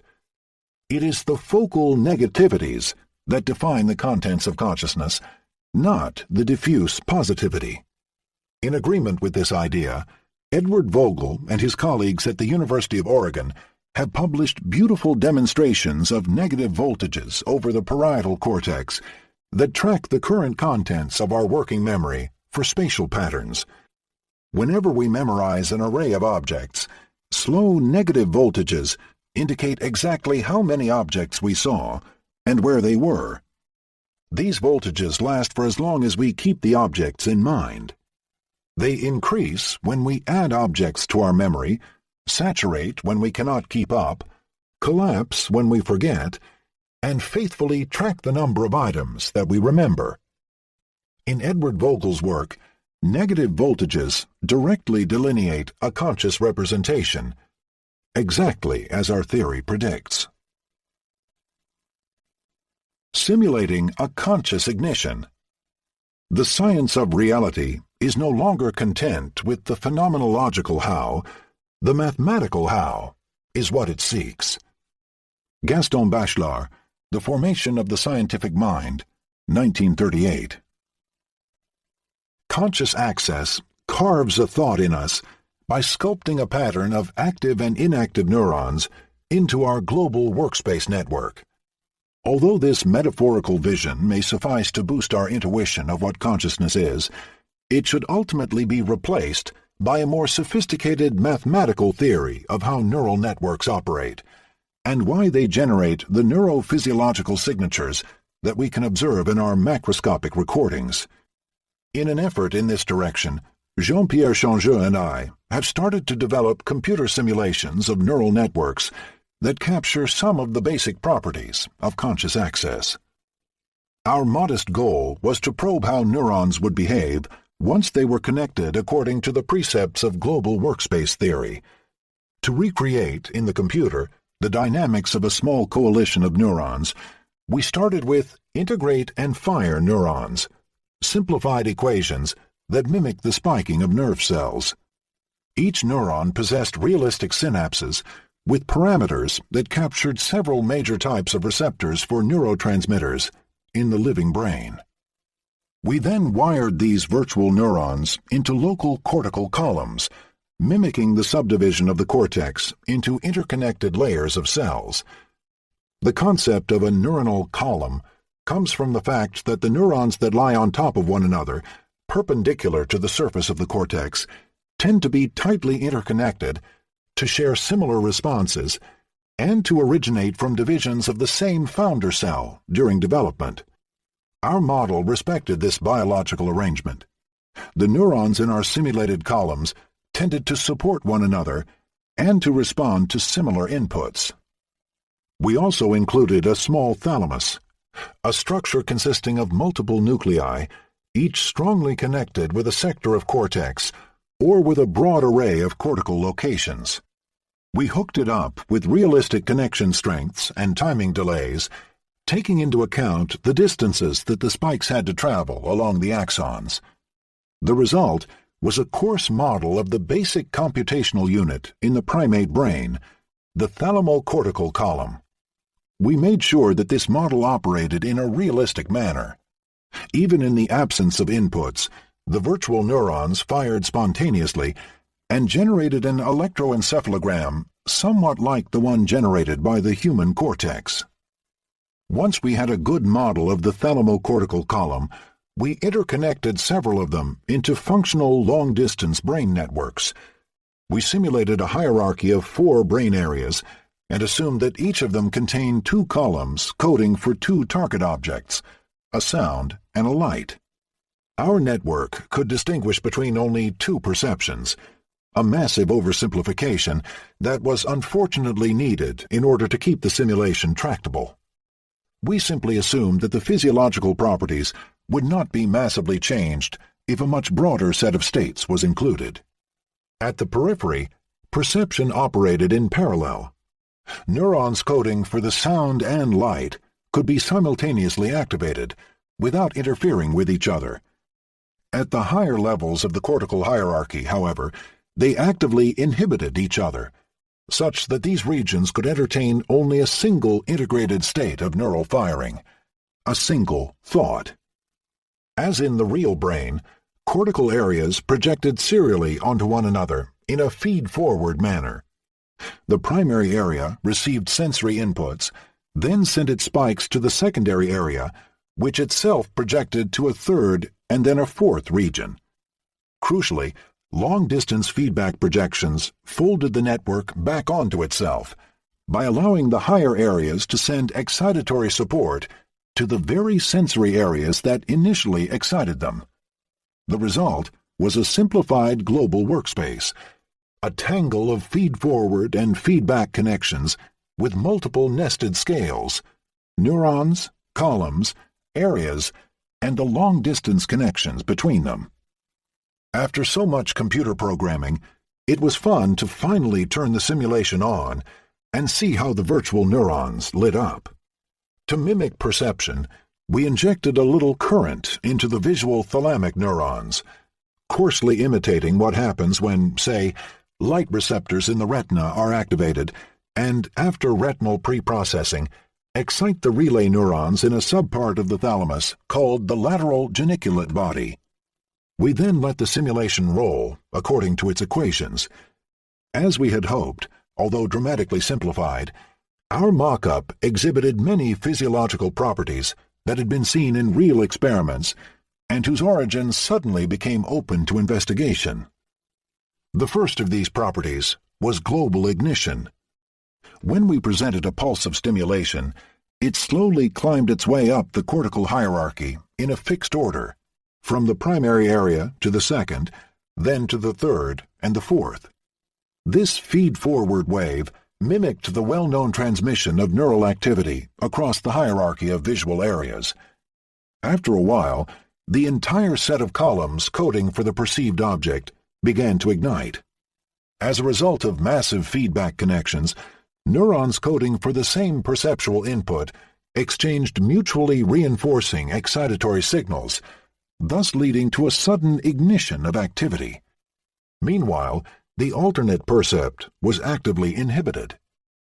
This sustained activation lasted for hundreds of milliseconds. Its duration was essentially unrelated to that of the initial stimulus. Even a brief external pulse could lead to a sustained reverberating state. These experiments captured the essence of how the brain forms a long-lasting representation of a flashed picture and maintains it online. The model's dynamics reproduced the properties that we had observed in our electroencephalographic and intracranial recordings. Most simulated neurons showed a late and sudden increase in the overall synaptic currents that they received. Excitation progressed forward, but also returned to the original sensory areas that started it, mimicking the late amplification that we had seen in sensory areas during conscious access. In the simulation, the ignited state also led to a reverberation of neuronal activity across the model's many nested loops, within a cortical column, from cortex to thalamus and back, and across the long distances of the cortex. The net effect was an increase in oscillatory fluctuations in a broad band of frequencies, with a prominent peak in the gamma range, 30 Hz and above. At the time of global ignition, spikes became strongly coupled and synchronized among the neurons coding for the conscious representation. In brief, the computer simulation mimicked our 4 empirical signatures of conscious access. By simulating this process, we gained novel mathematical insights. Conscious access corresponded to what the theoretical physicist calls a phase transition, the sudden transformation of a physical system from one state to another. As I explained in Chapter 4, a phase transition occurs, for instance, when water turns into ice. The H2O molecules suddenly assemble into a rigid structure with new emergent features. During a phase transition, the physical properties of the system often change suddenly and discontinuously. In our computer simulations, likewise, the spiking activity jumped from an ongoing state of low spontaneous activity to a temporary moment of elevated spiking and synchronized exchanges. It is easy to see why this transition was nearly discontinuous. Since the neurons at the higher level sent excitation to the very units that activated them in the first place, the system possessed 2 stable states, separated by an unstable ridge. The simulation either stayed at a low level of activity, or as soon as the input increased beyond a critical value, snowballed into an avalanche of self-amplification, suddenly plunging a subset of neurons into frantic firing. The fate of a stimulus of intermediate intensity was therefore unpredictable. Activity either quickly died out or suddenly jumped to a high level. This aspect of our simulations fits nicely with a 150-year-old concept in psychology, the idea that consciousness possesses a threshold that sharply delineates unconscious, subliminal, from conscious, supraliminal thoughts. Unconscious processing corresponds to neuronal activation that propagates from one area to the next without triggering a global ignition. Conscious access, on the other hand, corresponds to the sudden transition toward a higher state of synchronized brain activity. The brain, however, is vastly more complicated than a snowball. Reaching an adequate theory of the phase transitions that actually occur in the dynamics of actual neural networks will take many more years. Actually, our simulations already contained 2 nested phase transitions. One of them, which I just explained, involved a global ignition. However, the threshold for this ignition was itself under the control of another phase transition, which corresponded to the awakening of the entire network. Each pyramidal neuron in our simulated cortex received a vigilance signal, a small amount of current that summarized, in highly simplified form, the well-known activating effects of acetylcholine, noradrenaline, and serotonin ascending from various nuclei in the brainstem, basal forebrain, and hypothalamus, and turning the cortex on. Our model thus captured changes in the state of consciousness, the switch from an unconscious to a conscious brain. When the vigilance signal was low, spontaneous activity was drastically reduced, and the ignition property disappeared. Even a strong sensory input, while activating thalamic and cortical neurons in primary and secondary areas, quickly fizzled without making it over the threshold for global ignition. In this state, our network therefore behaved as a sleepy or anesthetized brain. It responded to stimuli, but only in its peripheral sensory areas. Activation typically failed to climb all the way up to the workspace areas and ignite a full-blown cell assembly. As we increased the vigilance parameter, however, a structured electroencephalogram emerged in the model, and ignition by external stimuli suddenly recovered. The threshold for this ignition varied with the model's drowsiness, indicating how a heightened vigilance increases the probability that we detect even faint sensory inputs. The restless brain. I tell you, one must still have chaos in one to give birth to a dancing star. I tell you, ye have still chaos in you. Friedrich Nietzsche, Thus Spoke Zarathustra, 1883–85. Another fascinating phenomenon emerged in our simulation: spontaneous neuronal activity. We did not have to constantly stimulate our network. Even in the absence of any input, neurons would spontaneously fire, triggered by random events at their synapses. And this chaotic activity self-organized into recognizable patterns. At high levels of the vigilance parameter, complex patterns of firing continuously waxed and waned on our computer screens. Within them, we occasionally recognized a global ignition, triggered in the absence of any stimulus.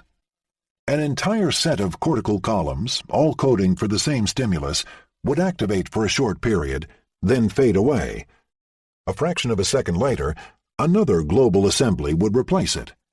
Without any cueing, the network self-organized into a series of random ignitions, closely resembling those evoked during the perception of external stimuli. The only difference was that spontaneous activity tended to start at the higher cortical levels within workspace areas and to propagate downward into the sensory regions, the converse of what happened during perception. Do such bouts of endogenous activity exist in the real brain? Yes. In fact, organized spontaneous activity is omnipresent in the nervous system. Anyone who has ever seen an EEG knows this. The two hemispheres constantly generate massive high-frequency electrical waves, whether the person is awake or asleep. This spontaneous excitation is so intense that it dominates the landscape of brain activity. By comparison, the activation evoked by an external stimulus is barely detectable, and much averaging is needed before it can be observed. Stimulus-evoked activity accounts for only a very small amount of the total energy consumed by the brain, probably less than 5%. The nervous system primarily acts as an autonomous device that generates its own thought patterns. Even in the dark, while we rest and think of nothing, our brain constantly produces complex and ceaselessly changing arrays of neuronal activity. Organized patterns of spontaneous cortical activity were first observed in animals. Using voltage-sensitive dyes, which transform invisible voltages into visible changes in light reflectance, Amiram Grinwald and his colleagues at the Weizmann Institute recorded the electrical activity of a large patch of cortex for an extended period of time. Fascinatingly, even though the animal was anesthetized, complex patterns emerged. In the dark, without any stimulation, a visual neuron would suddenly start to discharge at a higher rate. It was not alone. Imaging showed that, at the very same moment, a whole assembly of neurons had spontaneously activated. A similar phenomenon exists in the human brain. Images of brain activation during quiet rest revealed that, far from remaining silent, the human brain exhibits constantly changing patterns of cortical activity. Global networks, often distributed across the two hemispheres, activate similarly in different people.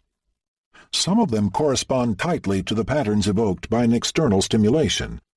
For instance, a large subset of the language circuit activates when we listen to a story, but it also discharges spontaneously when we rest in darkness, giving support to the notion of internal speech. The meaning of this resting state activity remains a matter of debate among neuroscientists. Some of it may simply indicate that the brain's random discharges followed the existing network of anatomical connections. Where else could they go? Indeed, part of the correlated activation remains present during sleep, under anesthesia, or in unconscious patients. However, in awake and attentive participants, another part seems to directly betray the subject's ongoing thoughts. For instance, one of the resting state networks, called the default mode network, turns on whenever we reflect upon our personal situation, retrieve autobiographical memories, or compare our thoughts with those of others. When people lie in the scanner, and we wait until their brain is in this default state before asking them what they were thinking of, they report that they had been mind-wandering into their own thoughts and memories, more so than when they were interrupted at other times. Thus, the particular network that is spontaneously activated predicts, at least in part, the mental state of the person. In a nutshell, ceaseless neuronal discharges create our ruminating thoughts. Furthermore, this internal stream competes with the external world. During moments of high default mode activity, the presentation of an unexpected stimulus, such as a picture, no longer evokes a large P3 brainwave, as it does in an attentive subject. Endogenous states of consciousness interfere with our ability to become aware of external events. Spontaneous brain activity invades the global workspace and, if absorbing, can block access to other stimuli for extended periods of time. We met a variant of this phenomenon in Chapter 1 under the name of inattentional blindness. My colleagues and I were enormously pleased when our computer simulation exhibited the very same sort of endogenous activity. Bouts of spontaneous ignition occurred in front of our eyes, and they were more likely to be globally coherent when the simulation's vigilance parameter was high. Crucially, during this period, if we stimulated the network with an external input, even way above the normal ignition threshold, its progression was blocked and did not lead to global ignition. Internal activity competed with external drives. Our simulation could mimic inattentional blindness and the attentional blink, two phenomena that epitomize the brain's inability to consciously attend to two things at once.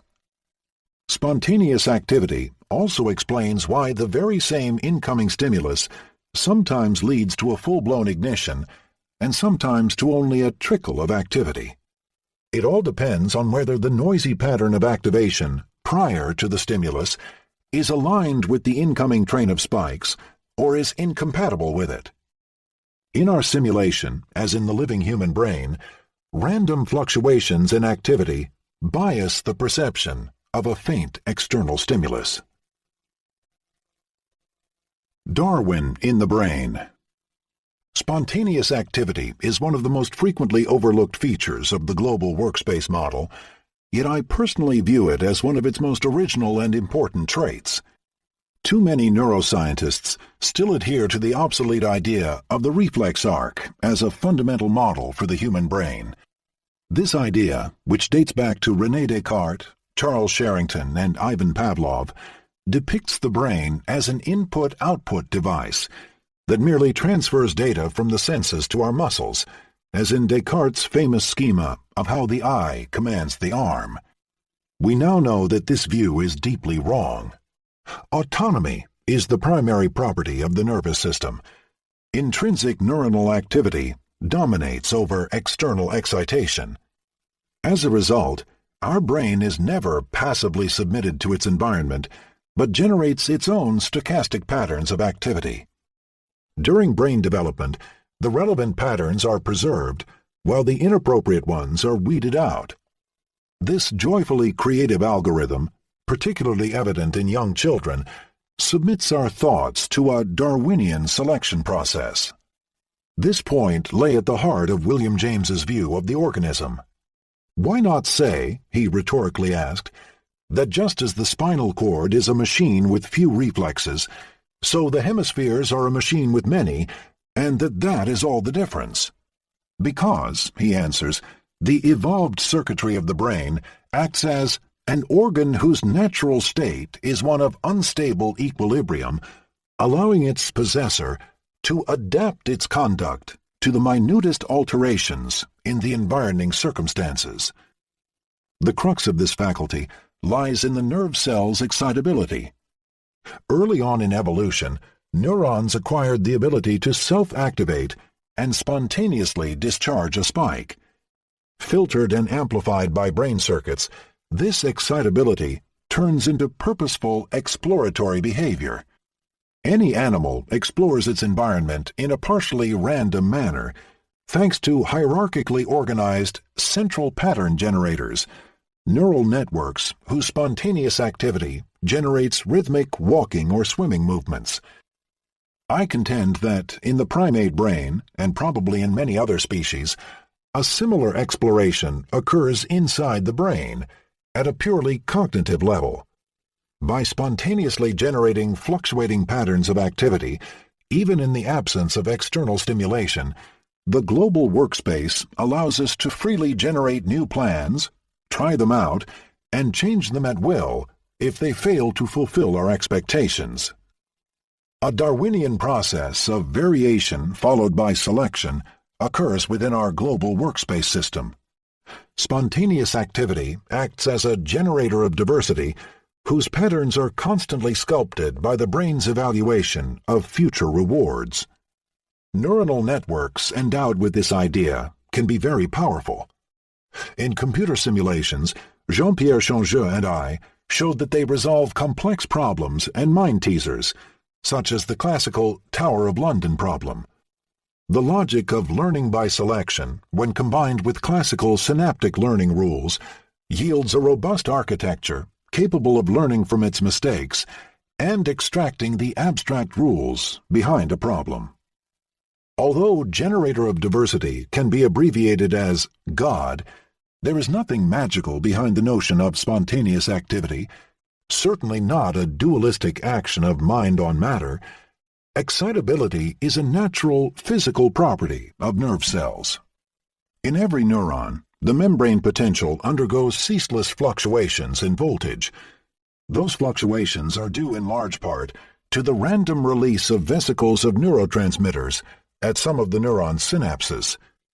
In the final analysis, this randomness arises from thermal noise, which constantly rocks and rolls our molecules around. One would think that evolution would minimize the impact of this noise, as engineers do in digital chips, when they set very distinct voltages for zeros and ones, so that thermal noise cannot offset them.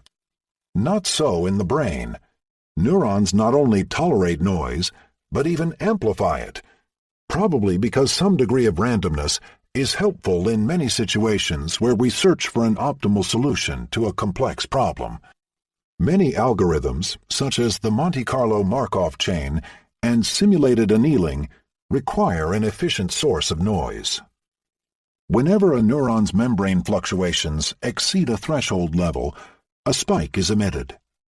Our simulations show that these random spikes can be shaped by the vast sets of connections that link neurons into columns, assemblies, and circuits until a global activity pattern emerges. What starts out as a local noise ends up as a structured avalanche of spontaneous activity that corresponds to our covert thoughts and goals. It is humbling to think that the stream of consciousness, the words and images that constantly pop up in our mind and make up the texture of our mental life, finds its ultimate origin in random spikes sculpted by the trillions of synapses laid down during our lifelong maturation and education.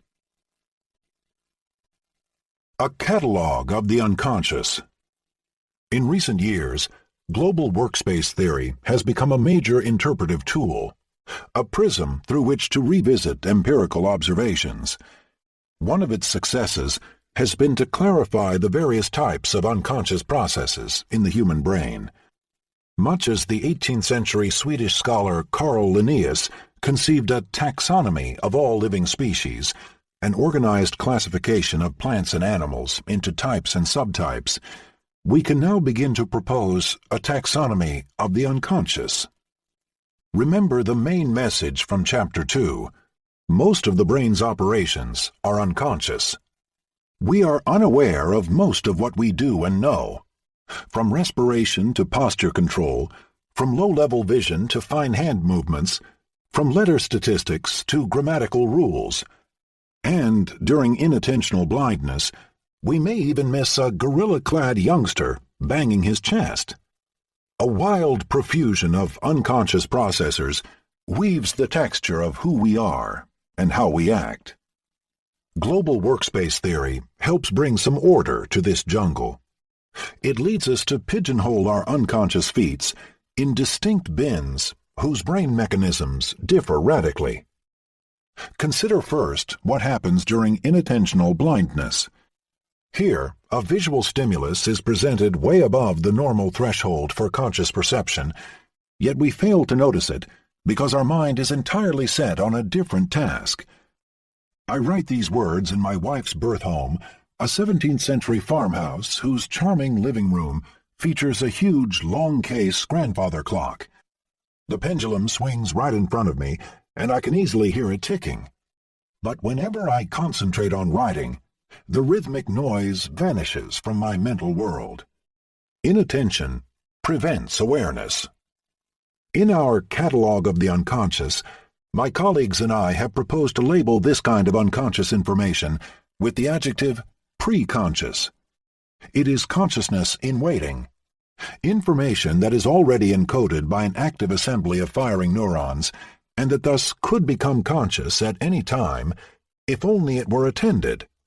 Yet it isn't. Actually, we borrowed the word from Sigmund Freud. In his Outline of Psychoanalysis, he observed that some processes may cease to be conscious, but can become conscious once more without any trouble.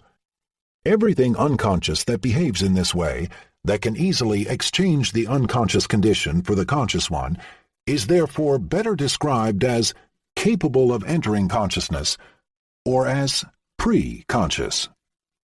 Simulations of the global workspace point to a putative neuronal mechanism for the preconscious state. When a stimulus enters our simulation, its activation propagates and ultimately ignites the global workspace. In turn, this conscious representation creates a fringe of surrounding inhibition that prevents a second stimulus from entering at the same time. This central competition is unavoidable. I noted earlier that a conscious representation is defined as much by what it is not as by what it is. According to our hypothesis, some workspace neurons must be actively silenced in order to delimit the current conscious content and signal what it is not. This diffuse inhibition creates a bottleneck within the higher centers of the cortex.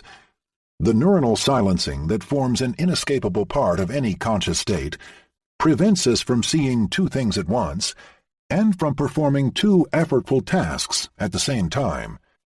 It does not, however, preclude the activation of early sensory areas.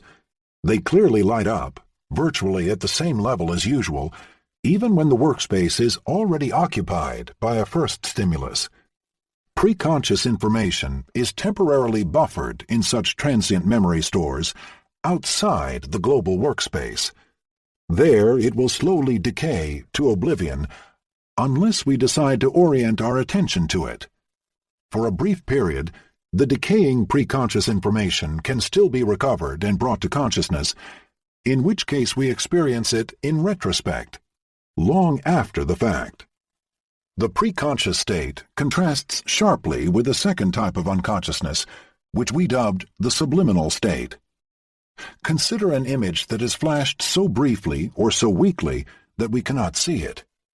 Here, the situation is very different. However hard we attend, we are unable to perceive the hidden stimulus. Sandwiched between geometrical shapes, the masked word forever escapes us.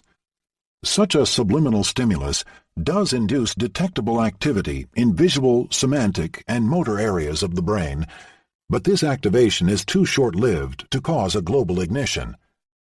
My lab simulations again capture this state of affairs.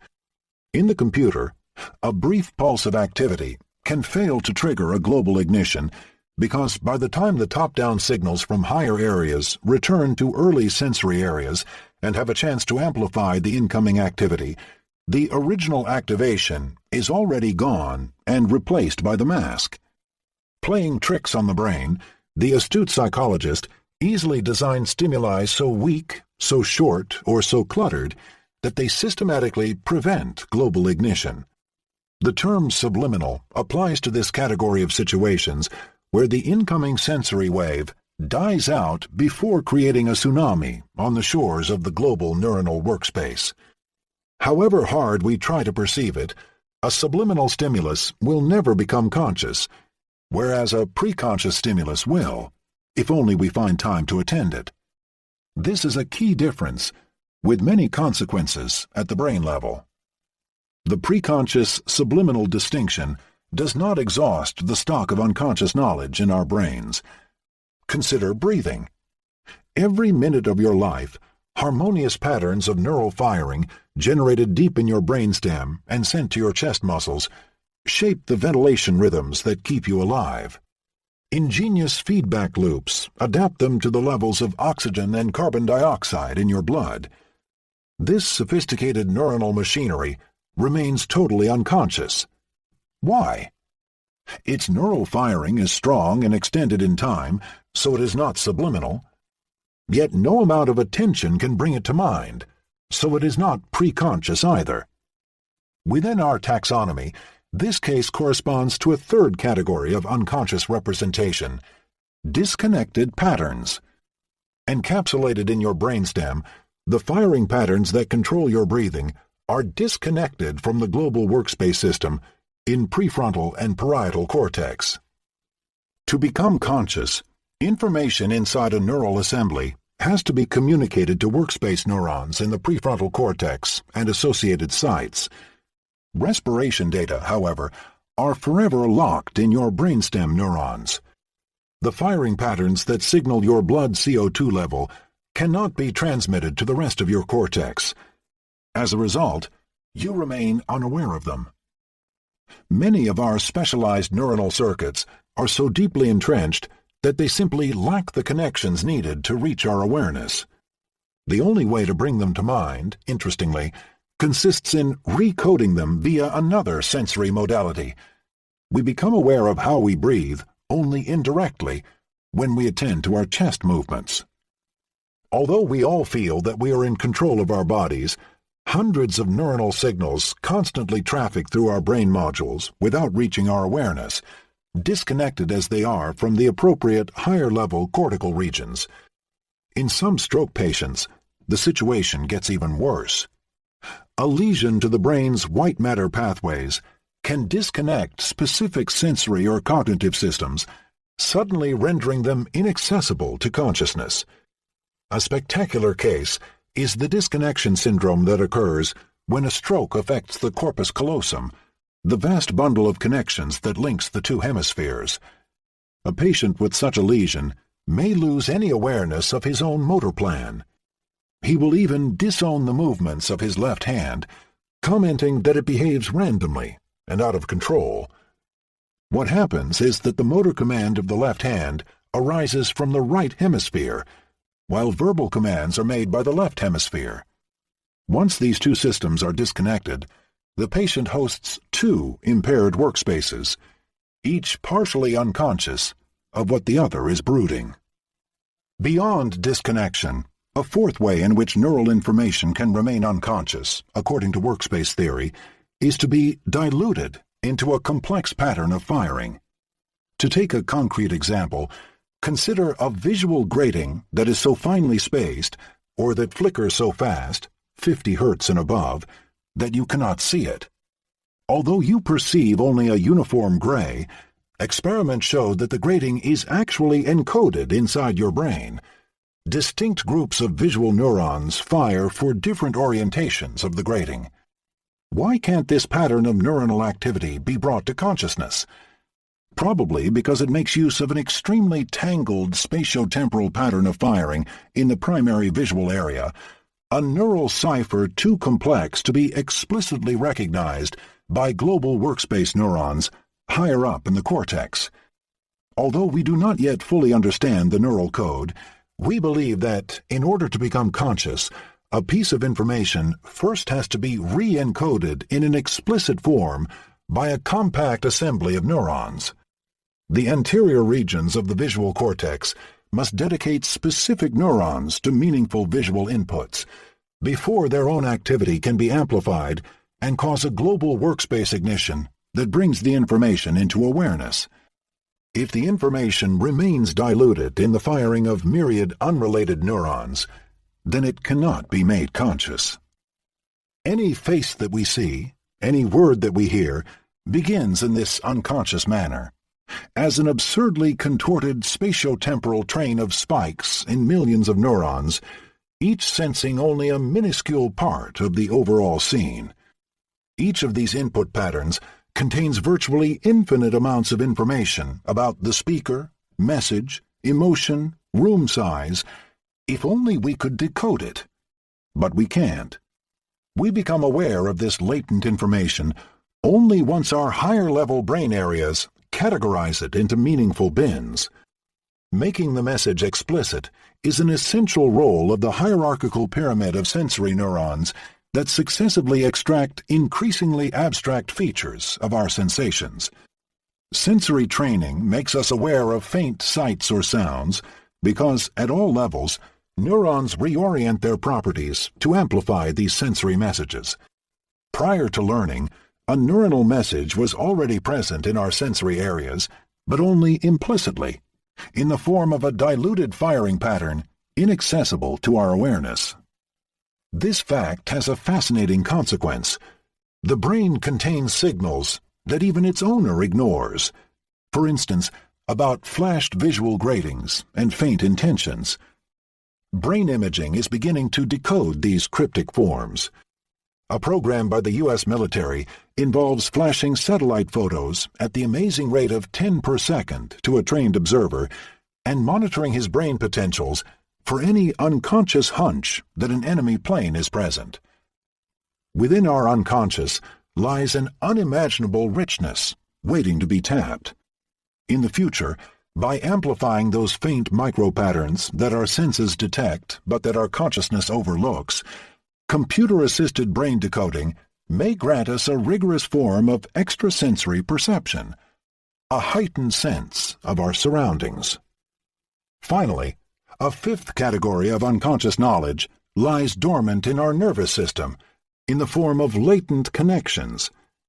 According to workspace theory, we become aware of neuronal firing patterns only if they form active brain-scale assemblies. Inordinately larger amounts of information, however, are stored in our quiescent synaptic connections.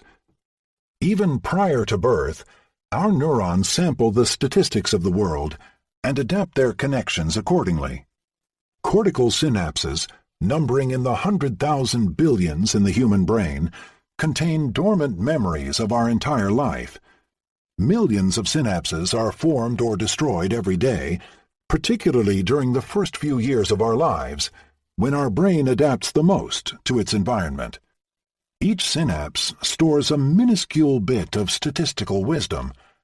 How likely is my presynaptic neuron to fire just before my postsynaptic one? Everywhere in the brain, such connection strengths lie at the foundation of our learned unconscious intuitions. In early vision, cortical connections compile statistics of how adjacent lines connect to form the contours of objects. In auditory and motor areas, they store our covert knowledge of sound patterns. There, years of piano practice induce a detectable change in gray matter density, presumably due to changes in synaptic densities, dendritic sizes, white matter structure, and the supporting glial cells. And in the hippocampus, a curly structure underneath the temporal lobes, synapses gather our episodic memories, where, when, and with whom an event happened. Our memories may lie dormant for years, their content compressed into a distribution of synaptic spines. We cannot tap into this synaptic wisdom directly, because its format is quite different from the pattern of neuronal firing that supports conscious thoughts. To retrieve our memories, we need to convert them from dormant to active. During memory retrieval, our synapses promote the reenactment of a precise pattern of neuronal firing, and only then do we consciously recall. A conscious memory is just an old conscious moment, the approximate reconstruction of a precise pattern of activation that once existed. Brain imaging shows that memories have to be transformed into explicit neuronal activity patterns that invade the prefrontal cortex and the interconnected cingulate regions before we regain consciousness of a specific episode of our lives. Such reactivation of distant cortical areas during conscious recall fits perfectly with our workspace theory. The distinction between latent connections and active firing explains why we remain utterly unaware of the grammatical rules by which we process speech. In the sentence, "John believes that he is clever," can the pronoun he refer to John himself? Yes. What about "he believes that John is clever"? No. And "the speed with which he solved the problem pleased John"? Yes. We know the answers, but we have no idea of the rules by which we get them. Our language networks are wired to process words and phrases, but this wiring diagram is permanently inaccessible to our awareness. Global workspace theory can explain why. The knowledge is in the wrong format for conscious access. Grammar contrasts dramatically with arithmetic. When we multiply 24 by 31, we are supremely conscious. Each intermediate operation, its nature and order, and even the occasional errors that we make, are accessible to our introspection. When we process speech, by contrast, we remain paradoxically speechless about our internal processes. The problems cracked by our syntax processor are just as hard as arithmetic, but we are clueless as to how we solve them. Why this difference? Complex arithmetical computations are performed step by step under the direct control of key nodes of the workspace network, prefrontal, cingulate, and parietal areas. Such complex sequences are explicitly coded in the firing of prefrontal neurons. Individual cells encode our intentions, our plans, individual steps, their number, and even our errors and their corrections. Thus, for arithmetic, both the plan and how it unfolds are explicitly coded in neural firing within the neuronal network that supports consciousness. Grammar, by contrast, is implemented by bundles of connections linking the left superior temporal lobe and inferior frontal gyrus, and it spares the networks for conscious, effortful processing in dorsolateral prefrontal cortex. During anesthesia, a large part of the temporal language cortex continues to process speech in an autonomous manner, without awareness. We do not know how neurons encode grammatical rules, but once we do, I predict that their coding scheme will differ radically from that of mental arithmetic. Subjective states of matter. In summary, the theory of a global neuronal workspace makes sense of a large number of observations about consciousness and its brain mechanisms. It explains why we become aware of only a scrawny portion of the knowledge stored in our brains. To be consciously accessible, information must be encoded as an organized pattern of neuronal activity in higher cortical regions, and this pattern must, in turn, ignite an inner circle of tightly interconnected areas, forming a global workspace. The characteristics of this long-distance ignition account for the signatures of consciousness, identified in brain imaging experiments. Although my lab's computer simulations reproduce some features of conscious access, they are a long way from mimicking the actual brain.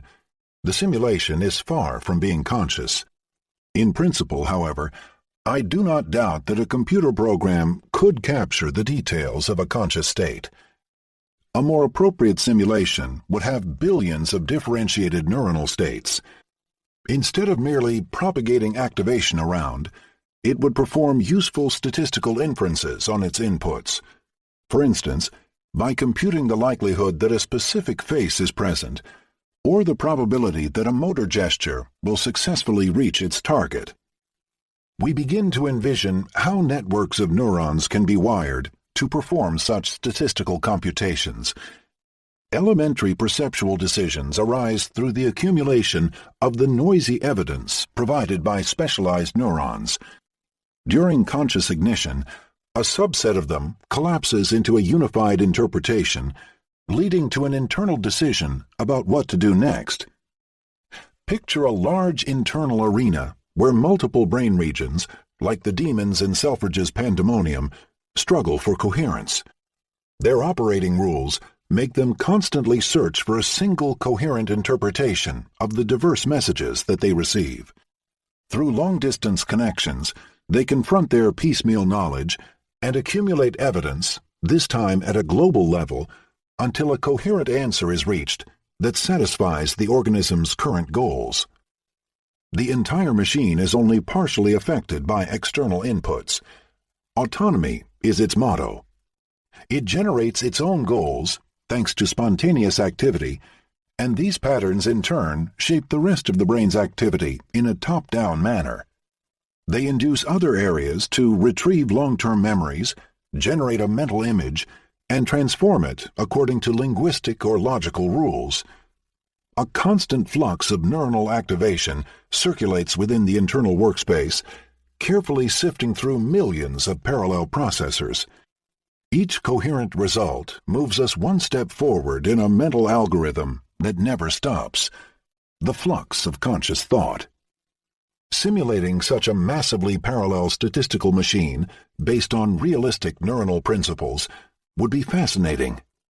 In Europe, research forces are gathering for the Human Brain Project, an epic attempt at understanding and simulating human-sized cortical networks. Simulations of networks comprising millions of neurons and billions of synapses are already within reach, based on dedicated neuromorphic silicon chips. In the next decade, these computational tools will paint a much more detailed picture of how brain states cause our conscious experience. 6. The ultimate test. How frozen and how faint I then became.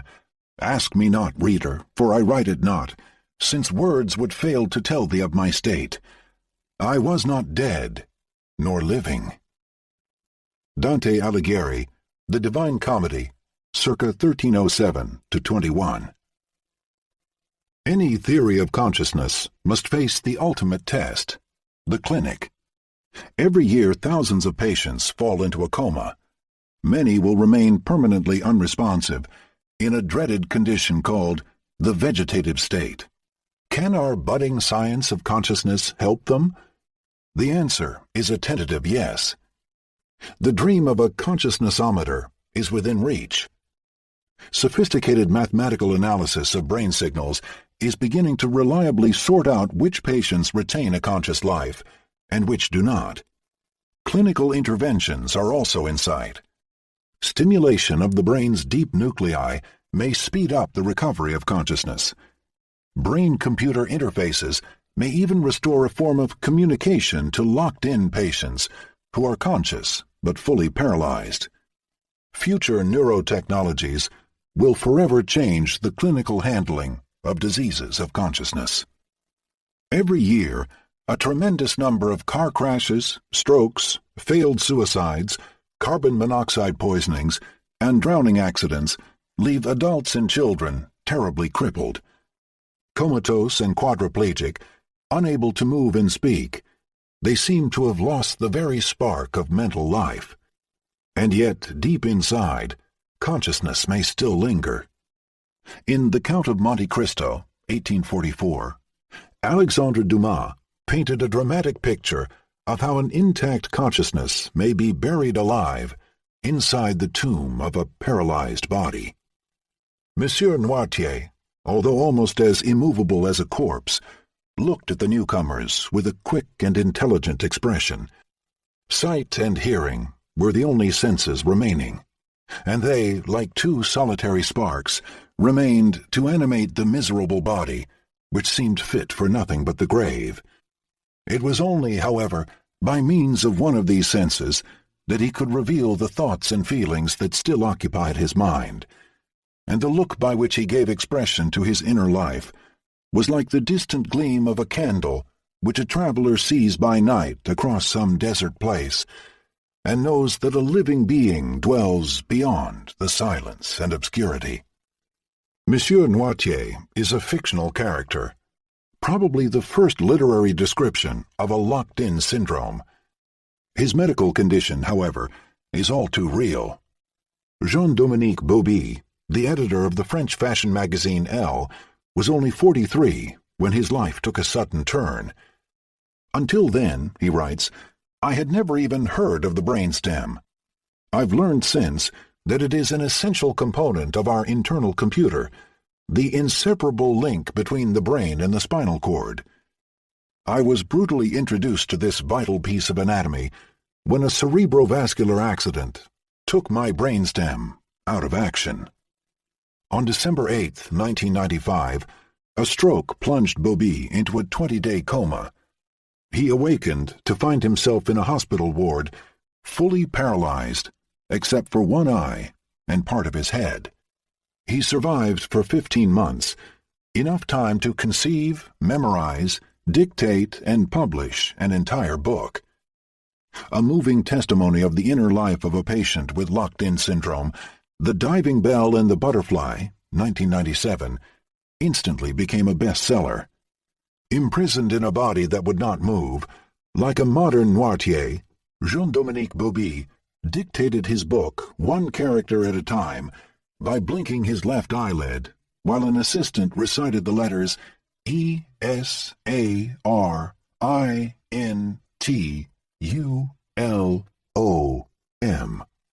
200,000 blinks tell the story of a beautiful mind shattered by a cerebral stroke.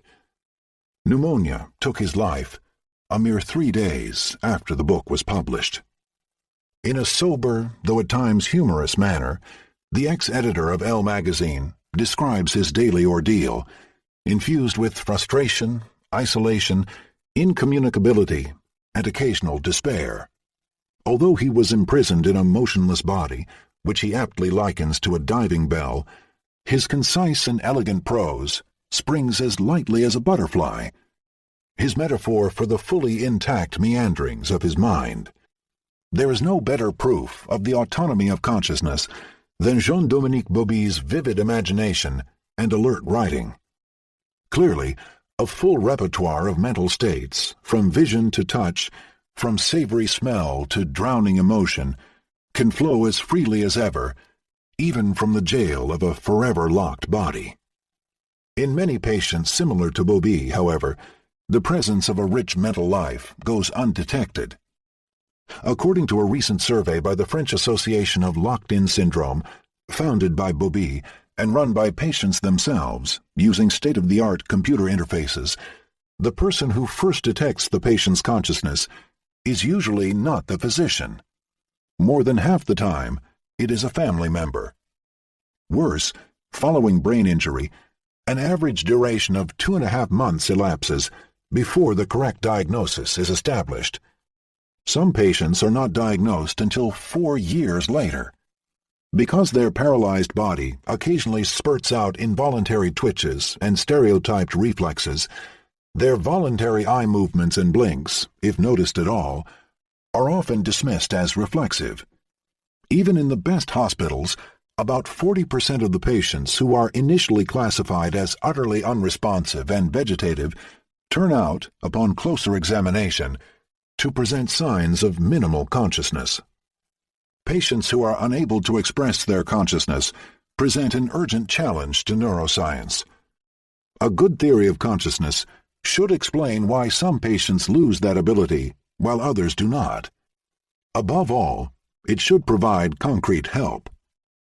If the signatures of consciousness are detectable, they should be applied to those who need it the most. Crippled patients for whom the detection of a sign of consciousness is literally a matter of life or death. In intensive care units all over the world, half of the deaths result from a clinical decision to withdraw life support. One is left wondering how many Noirtiers and Bobies died just because medicine lacked the means to detect their residual consciousness, or to foresee that they would ultimately emerge from coma and regain a valuable mental life. Today, however, the future looks resolutely brighter. Neurologists and brain imaging scientists are making significant progress in identifying conscious states.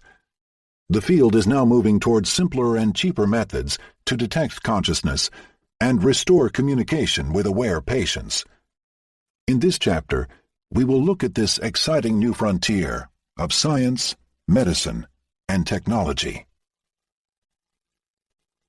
How to lose your mind. Let us start by sorting out the different kinds of neurological disorders of consciousness or communication with the external world. We may begin with the familiar term coma, from the ancient Greek, deep sleep, since most patients start in that state. Coma typically occurs within minutes to hours following damage to the brain. Its causes are diverse and include head trauma, typically from a car accident, stroke, the rupture or plugging of a brain artery, anoxia, the loss of oxygen supply to the brain, typically due to cardiac arrest, carbon monoxide poisoning, or drowning, and poisoning, sometimes caused by binge drinking. Coma is defined clinically as a prolonged loss of the capacity to be roused. The patient lies unresponsive, with his eyes closed. No amount of stimulation can awaken him, and he shows no signs of awareness of himself or his environment. For the term coma to apply, clinicians further require that this state last for an hour or more, thus distinguishing it from a transient syncope, concussion, or stupor. Coma patients are not brain dead, however. Brain death is a distinct state, characterized by a total absence of brainstem reflexes, together with a flat EEG and an inability to initiate breathing. In brain-dead patients, positron emission tomography, PET, and other measures, such as Doppler ultrasonography, show that cortical metabolism and the perfusion of blood to the brain are annihilated. Once hypothermia is excluded, as well as the effect of pharmacological and toxical substances, a definite diagnosis of brain death can be established within 6 hours to a day. Cortical and thalamic neurons quickly degenerate and melt away, forever erasing all the lifelong memories that define a person. The brain-dead state is therefore irreversible. No technology will ever revive the dissolved cells and molecules. Most countries, as well as the Vatican, identify brain death with death, period. Why is coma radically different? And how can a neurologist distinguish it from brain death? First of all, in coma, the body continues to exhibit some coordinated reactions. Many high-level reflexes remain present. For instance, most comatose patients will gag when their throat is stimulated, and their pupils will contract in response to a bright light. Those responses prove that part of the brain's unconscious circuitry, located deep in the brainstem, remains in working order. The EEG of coma patients is also far from a flat line. It continues to fluctuate at a slow rate, producing low-frequency waves somewhat similar to those seen during sleep or anesthesia. Many cortical and thalamic cells are still alive and active, but in an inappropriate network state. Some rare cases even show high-frequency theta and alpha rhythms, alpha coma, but with an unusual regularity, as if large chunks of the brain, instead of showing the desynchronized rhythms that characterize a well-functioning thalamic cortical network, were invaded by exceedingly synchronous waves. My colleague, the neurologist Andreas Kleinschmidt, likens the alpha rhythm to the brain's windshield wiper, and even in the normal conscious brain, alpha waves are used to shut off specific regions, such as the visual areas when we concentrate on a sound. During some comas, much as in anesthesia with propofol, the sedative that killed Michael Jackson, a giant alpha rhythm seems to invade the cortex and wipe out the very possibility of a conscious state. Yet, because the cells are still active, their normal coding rhythms may one day return. Comatose patients thus possess a demonstrably active brain. Their cortex generates a fluctuating EEG, but lacks the ability to emerge from deep sleep and elicit a conscious state. Fortunately, coma rarely lasts long. Within days or weeks, if medical complications such as infection are prevented, the vast majority of patients gradually recover. The first sign is usually the return of the sleep-wake cycle. Most coma patients then regain consciousness, communication, and intentional behavior.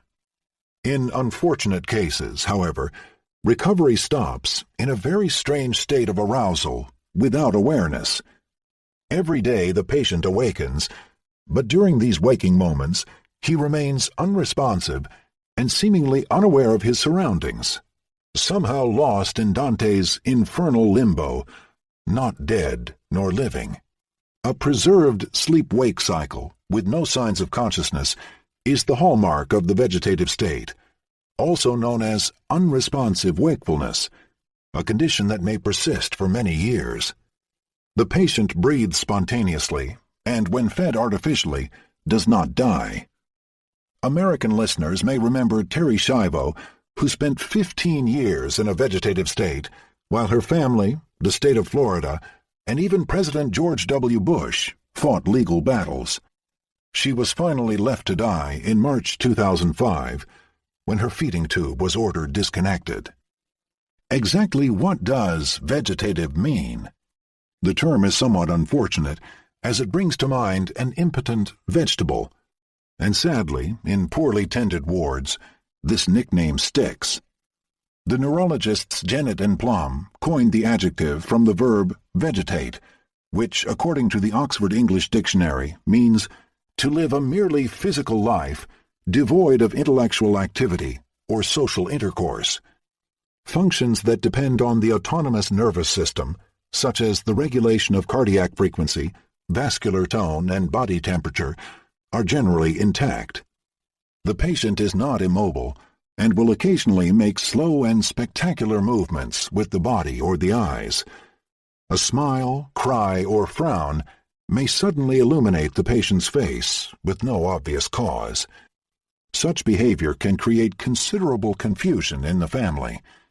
In Terry Schiavo's case, it persuaded her parents that she could still be helped. But neurologists know that such bodily responses may arise reflexively. The spinal cord and the brainstem often generate purely involuntary movements, undirected toward a specific goal. Crucially, the patient never responds to verbal orders, nor does she say a word, though she may emit random grunts.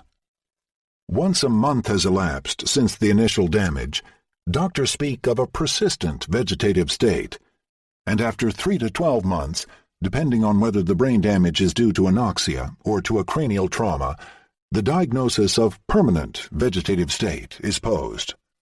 Those terms are debated, however, because they imply a lack of recovery, suggest a fixed condition of unconsciousness, and may therefore lead to a premature decision to discontinue life support. Several clinicians and researchers favor the neutral expression unresponsive wakefulness, a factual phrase that leaves open the exact nature of the patient's present and future state.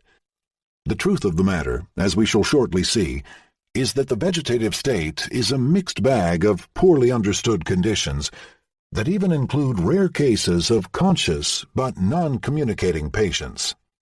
In some patients with severe brain damage, consciousness may fluctuate broadly, even within the space of a few hours. During some periods, they regain a degree of voluntary control over their actions, which justifies placing them in a distinct category, the minimally conscious state. In 2005, a working group of neurologists introduced this term to refer to patients with rare, inconsistent, and limited responses that suggest residual comprehension and volition. Minimally conscious patients may respond to a verbal order by blinking or may follow a mirror with their eyes. Some form of communication can usually be established. Many patients can answer yes or no by speaking the words aloud or just by nodding. Unlike the vegetative patient, who smiles or cries at random times, a minimally conscious patient may also express emotions that are appropriately linked to the current context. A single cue does not suffice to make a sure diagnosis. Signs of consciousness have to be observed with a certain consistency. And yet, paradoxically, minimally conscious patients are in a state that may prevent them from expressing their thoughts in a consistent manner.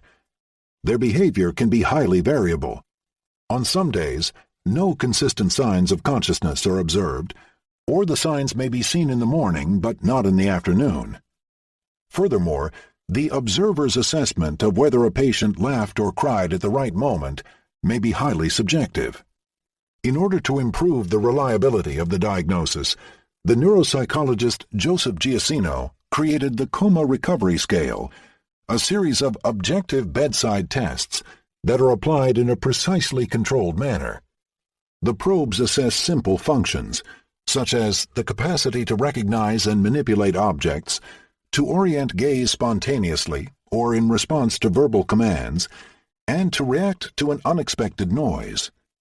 The medical team is trained to query the patient in a persistent manner and to carefully watch for any behavioral response, even if it is extremely slow or barely appropriate. The tests are generally administered repeatedly at different times of the day. Using this scale, the medical team can distinguish between a vegetative patient and a minimally conscious one with much greater accuracy. This information is crucial, of course, not only for making any end-of-life decision, but also for anticipating the possibility of recovery. Statistically speaking, patients who are diagnosed as minimally conscious have a better chance of regaining stable consciousness than do those who stay in a vegetative state for years, although the fate of any single person remains very difficult to predict. Recovery is often painfully slow. Week after week, the patient's responses become increasingly consistent and reliable. In a few dramatic cases, a sudden awakening occurs over the course of just a few days.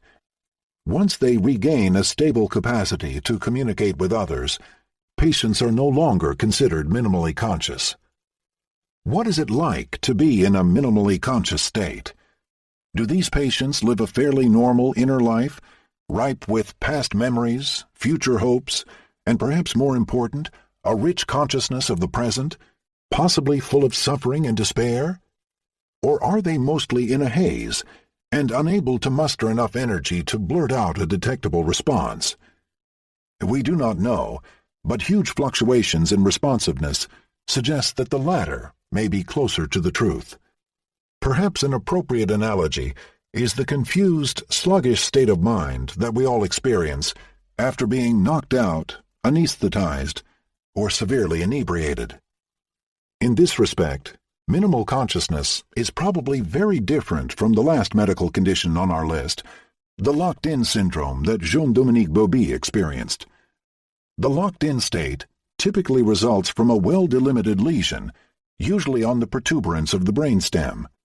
With excruciating accuracy, such a lesion disconnects the cortex from its output pathways in the spinal cord. By sparing the cortex and the thalamus, it often leaves consciousness entirely intact. The patient awakens from coma only to find himself imprisoned in a paralyzed body, unable to move or talk. His eyes are still. Only small vertical eye movements and blinks, generated by distinct neuronal pathways, are generally spared, and open up a channel of communication with the outside world. In Thérèse Raquin, 1867, the French naturalist novelist Émile Zola vividly captured the mental life of Madame Raquin, a locked-in and quadriplegic old lady.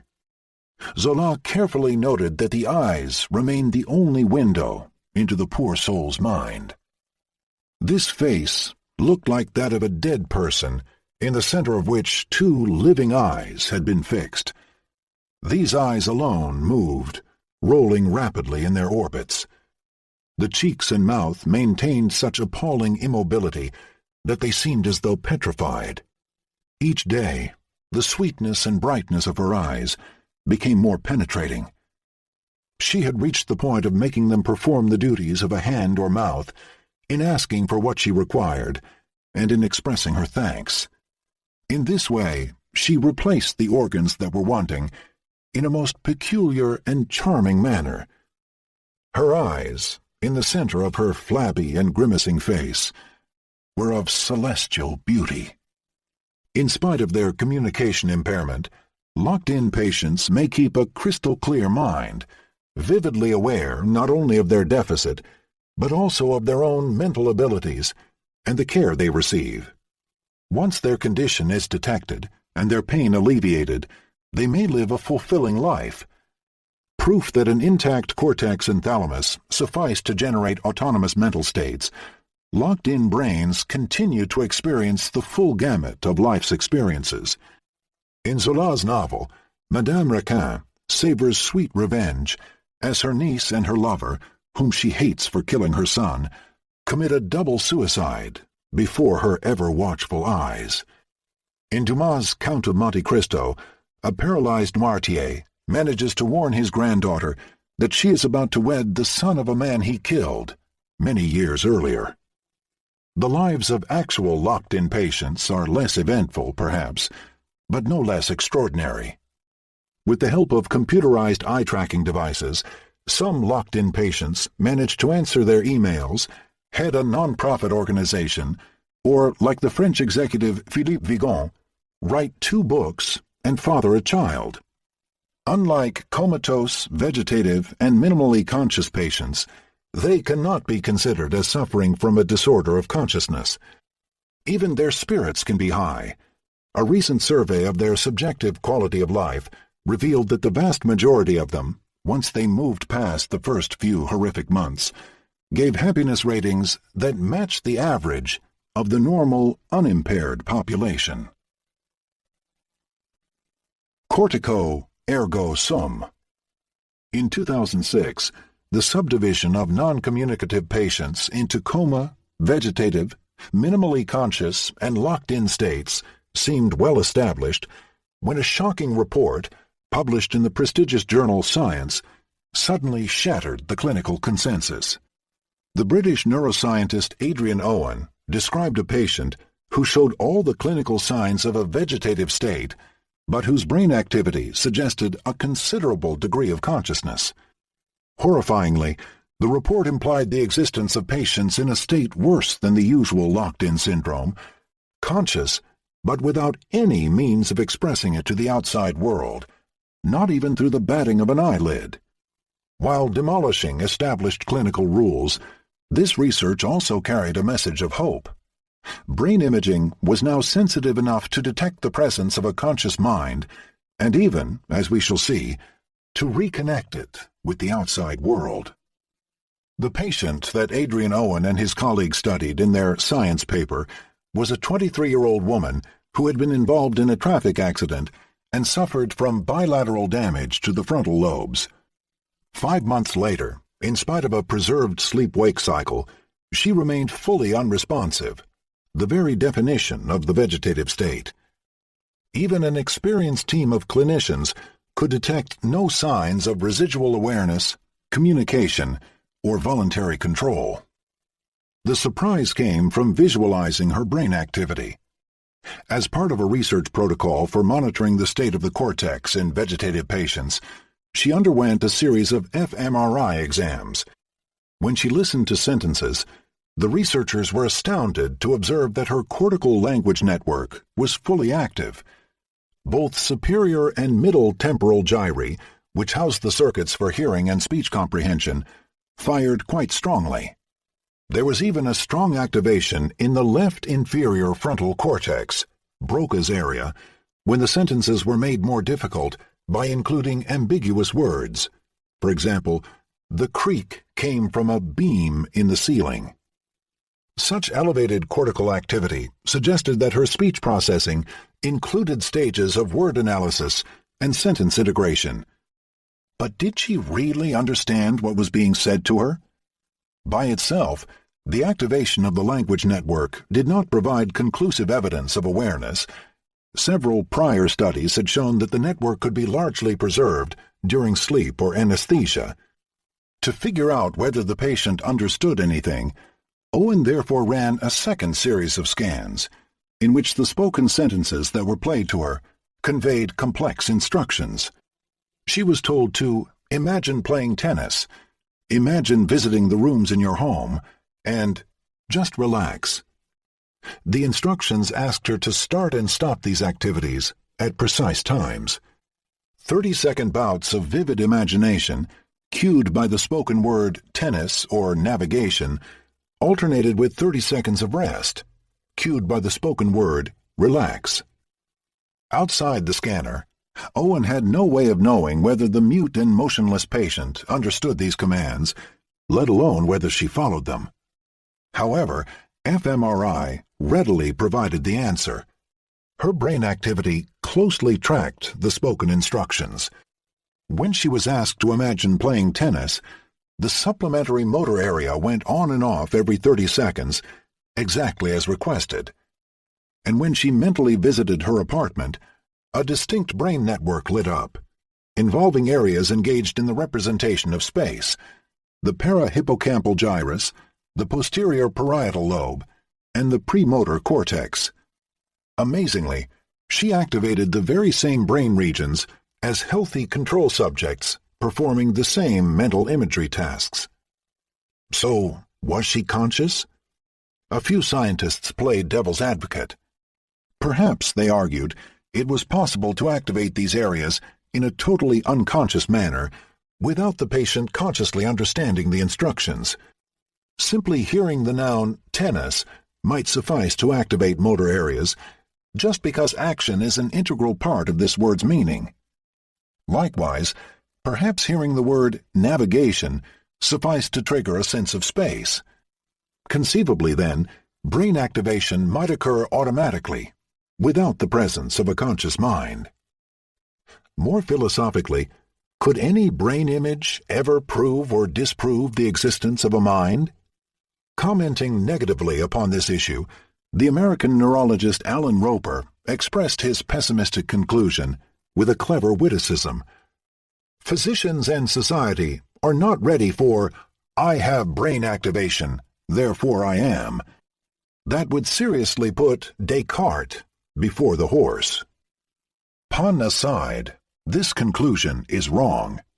Brain imaging has truly come of age, and even a problem as complex as the identification of residual consciousness from purely objective images of the brain is now on the brink of being solved. Critiques, even logically sound ones, were shattered when Owen performed an elegant control experiment. He scanned normal volunteers while they merely listened to the words tennis and navigation. They had not received any instructions as to what they should do when they heard them. Unsurprisingly, perhaps, the activations evoked by those two words were not detectably different from each other. In these passive listeners, the landscape of brain activity differed from the network that activated when Owen's patient or the controls received the imagination instructions. This finding clearly refuted the devil's advocates. When activating her premotor, parietal, and hippocampal areas in a task-relevant manner, Owen's patient did much more than react unconsciously to a single word. She appeared to be thinking about the task.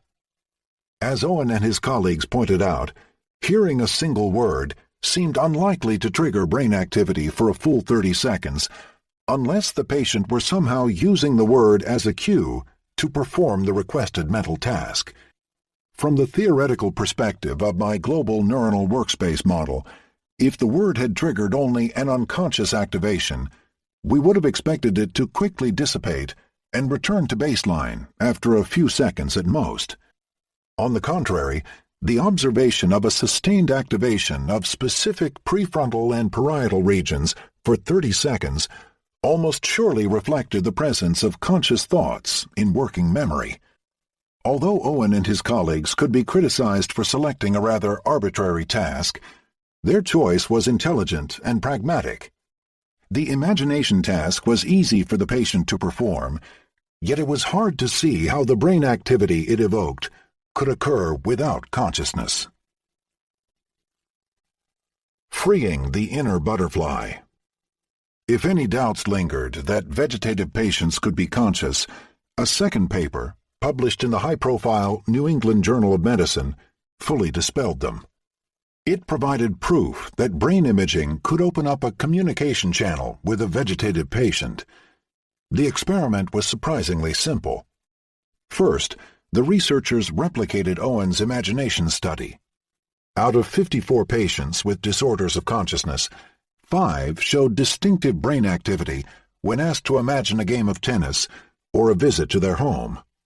4 of them were vegetative. 1 of them was then invited to a second MRI session. Prior to each scan, he was asked a personal question such as, "Do you have any brothers?" He could not move or speak, yet Martin Monti and his collaborators asked him for a purely mental answer. "If you want to respond yes," they said, "please imagine playing tennis in your head.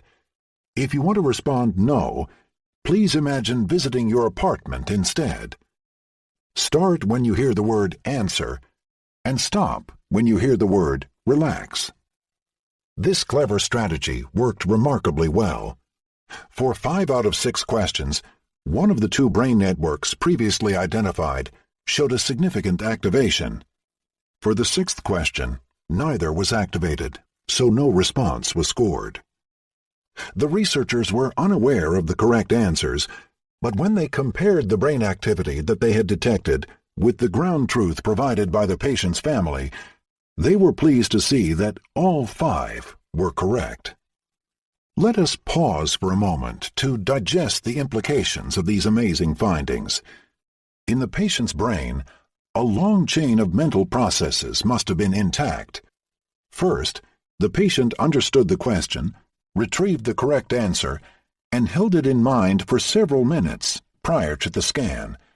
This implied intact language comprehension, long-term memory, and working memory.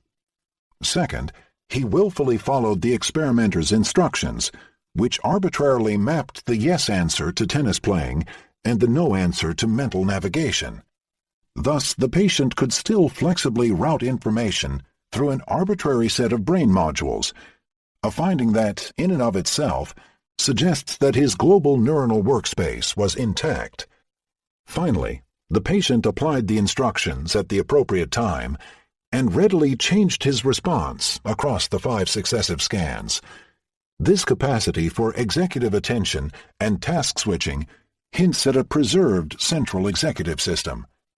Although the evidence remains scarce, and a demanding statistician would wish that this patient had answered 20 questions instead of 5, it is hard to escape the conclusion that he still possessed a conscious, willful mind. This conclusion shatters established clinical categories and forces us to confront a hard reality. Some patients are vegetative only in appearance. The butterfly of consciousness still flutters by, even though a thorough clinical examination may miss it. As soon as Owen's research came out, the news quickly spread through the media. Unfortunately, the findings were often misinterpreted. One of the silliest conclusions that some journalists drew was that coma patients are conscious. Not at all. The study included only vegetative and minimally conscious state cases, not a single comatose patient. Even then, only a small fraction, on the order of 10 or 20%, responded to the test, suggesting that this super locked-in syndrome is relatively rare. In truth, We have no idea of the exact numbers because the brain imaging test is asymmetrical. When it gives a positive answer, consciousness is almost a certainty. Conversely, a patient may be conscious but fail the test for all sorts of reasons, including deafness, language disorders, low vigilance, or an inability to sustain attention. Strikingly, the only patients who responded were survivors of a traumatic brain injury. Other patients, in whom the loss of consciousness was caused by a massive stroke or by a lack of oxygen, showed no capacity to perform the task, perhaps because their brain, like Terry Schiavo's, had suffered from diffuse and essentially irreversible damage to cortical neurons. The miracle of finding intact consciousness inside a vegetative patient concerned only a small subset of cases, and to use it as a pro-life argument for providing unlimited medical support to all coma patients would be utterly irrational. Even more surprising, perhaps, is that 30 out of 31 minimally conscious patients failed the test. On bedside testing, all these patients occasionally manifested signs of preserved volition and awareness. But through a terrible irony, all but one missed their chance to definitely prove it during the brain imaging test. Who knows why? Perhaps the test came at a time when their vigilance was low. Perhaps they were unable to concentrate in the strange and noisy environment of the MRI machine. Or perhaps their cognitive functions were too weak to perform this complex task. At the very least, two conclusions ensue. First, the clinical diagnosis of minimal consciousness certainly does not imply that these patients possess a fully normal conscious mind. And second, Owen's imagination test probably underestimates consciousness by a wide margin. Because of such issues, no single test will ever prove, once and for all, whether consciousness is present. The ethical approach would be to develop a whole battery of them and see which, if any, manage to establish communication with a patient's inner butterfly. In an ideal world, these tests should be much simpler than having to imagine a tennis game. Furthermore, they should be repeated on multiple days so as not to miss a locked-in patient whose consciousness fluctuates over time. Unfortunately, fMRI is a terrible tool for this purpose because the equipment is so complex and expensive that patients typically undergo only 1 or 2 scans. As Adrian Owen himself noted, it's hard to open up a channel of communication with a patient and then not be able to follow up immediately with a tool for them and their families to be able to do this routinely. Even Owen's second patient, who gave such clear signs of willful responding, could be tested only once before being sent back to the jail of his locked-in state. Realizing how urgent it is to go beyond this frustrating state of affairs, several research teams are now developing brain-computer interfaces that are based on the much simpler technology of electroencephalography, a cheap technique routinely available in clinics that requires only the amplification of electrical signals from the head surface. Unfortunately, playing tennis and navigating one's apartment are rather difficult to track with EEG. In one study, the researchers therefore relied on a much simpler instruction to patients. Every time you hear a beep, try to imagine that you are squeezing your right hand into a fist and then relaxing it. Concentrate on the way your muscles would feel if you were really performing this movement. On another trial, the patients had to imagine wiggling their toes. While the patients mentally performed these actions, the researchers looked for distinct patterns of oscillatory EEG activity over the motor cortex. For each patient, a computerized machine learning algorithm attempted to sort the signals into fist versus toes trials. And in 3 out of 16 vegetative patients, it seemed to work. But the technique remains too unreliable to fully exclude the possibility of a chance finding. Even in healthy, conscious participants, it worked on only 9 out of 12 occasions. Another team, led by Nicholas Schiff in New York, conducted a test in which 5 healthy volunteers and 3 patients had to imagine either swimming or visiting their apartment. Again, although the test seemed to give reliable results, the numbers were too small to be conclusive. In spite of its current shortcomings, such EEG-based communication represents the most practical path for future research. Many engineers are strongly attracted to the challenge of wiring a computer to the brain, and they are developing increasingly sophisticated systems. While most are still based on gaze and visual attention, which is awkward for many patients, progress is also being made in decoding auditory attention and motor imagery. The game industry is joining in with lighter, wireless recording devices. Electrodes may even be surgically implanted directly on the cortex of paralyzed patients. Using such a device, a quadriplegic patient managed to mentally control a robotic arm. Perhaps if the device was placed over language areas, a speech synthesizer might one day be able to turn the patient's intended speech into actual words. Broad research avenues have opened. Not only will they lead to better communication devices for locked-in patients, but they will also provide new means for detecting residual consciousness. In advanced clinical research centers, such as the Coma Science Group, led by Stephen Loris in Liège, Belgium, brain-computer interfaces are already included in the battery of tests that are systematically deployed whenever a vegetative patient is admitted. I surmise that 20 years from now, it will be perfectly banal to see quadriplegic and locked-in patients drive their wheelchair by a pure act of will. Conscious novelty detection. Although I admire Adrian Owen's pioneering research, the theorist in me remains frustrated. Passing his test undoubtedly requires a conscious mind, but the assay does not easily relate to any specific theory of consciousness. Since it involves language, memory, and imagination, there are many ways that a patient could fail it and still be conscious. Can we design a much simpler litmus test for consciousness? Thanks to advances in brain imaging, we have now identified many signatures of consciousness. Couldn't we monitor them in order to decide whether or not a patient is conscious? Such a minimal, theory-driven test would also have the advantage of helping with the difficult issue of determining whether young children, premature babies, and even rats and monkeys possess a form of consciousness.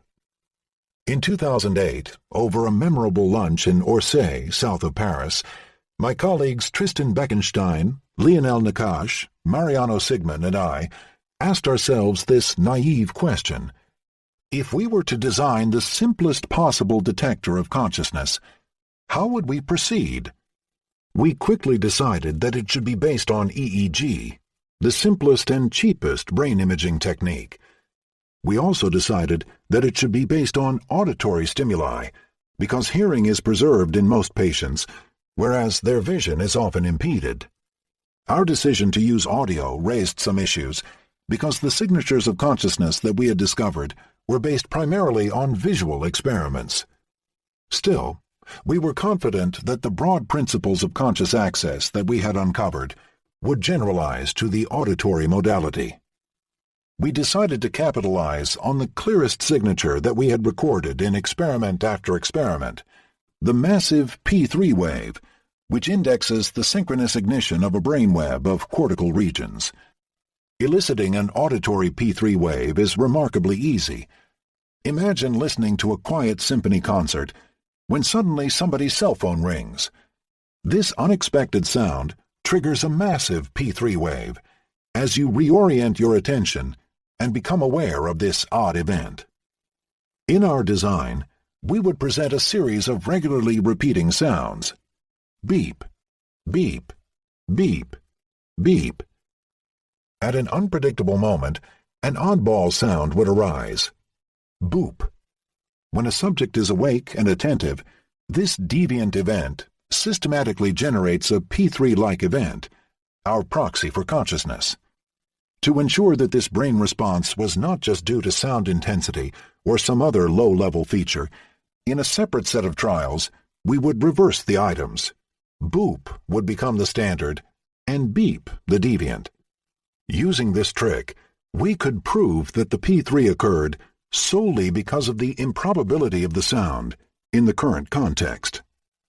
The scenario, however, had a lingering complication.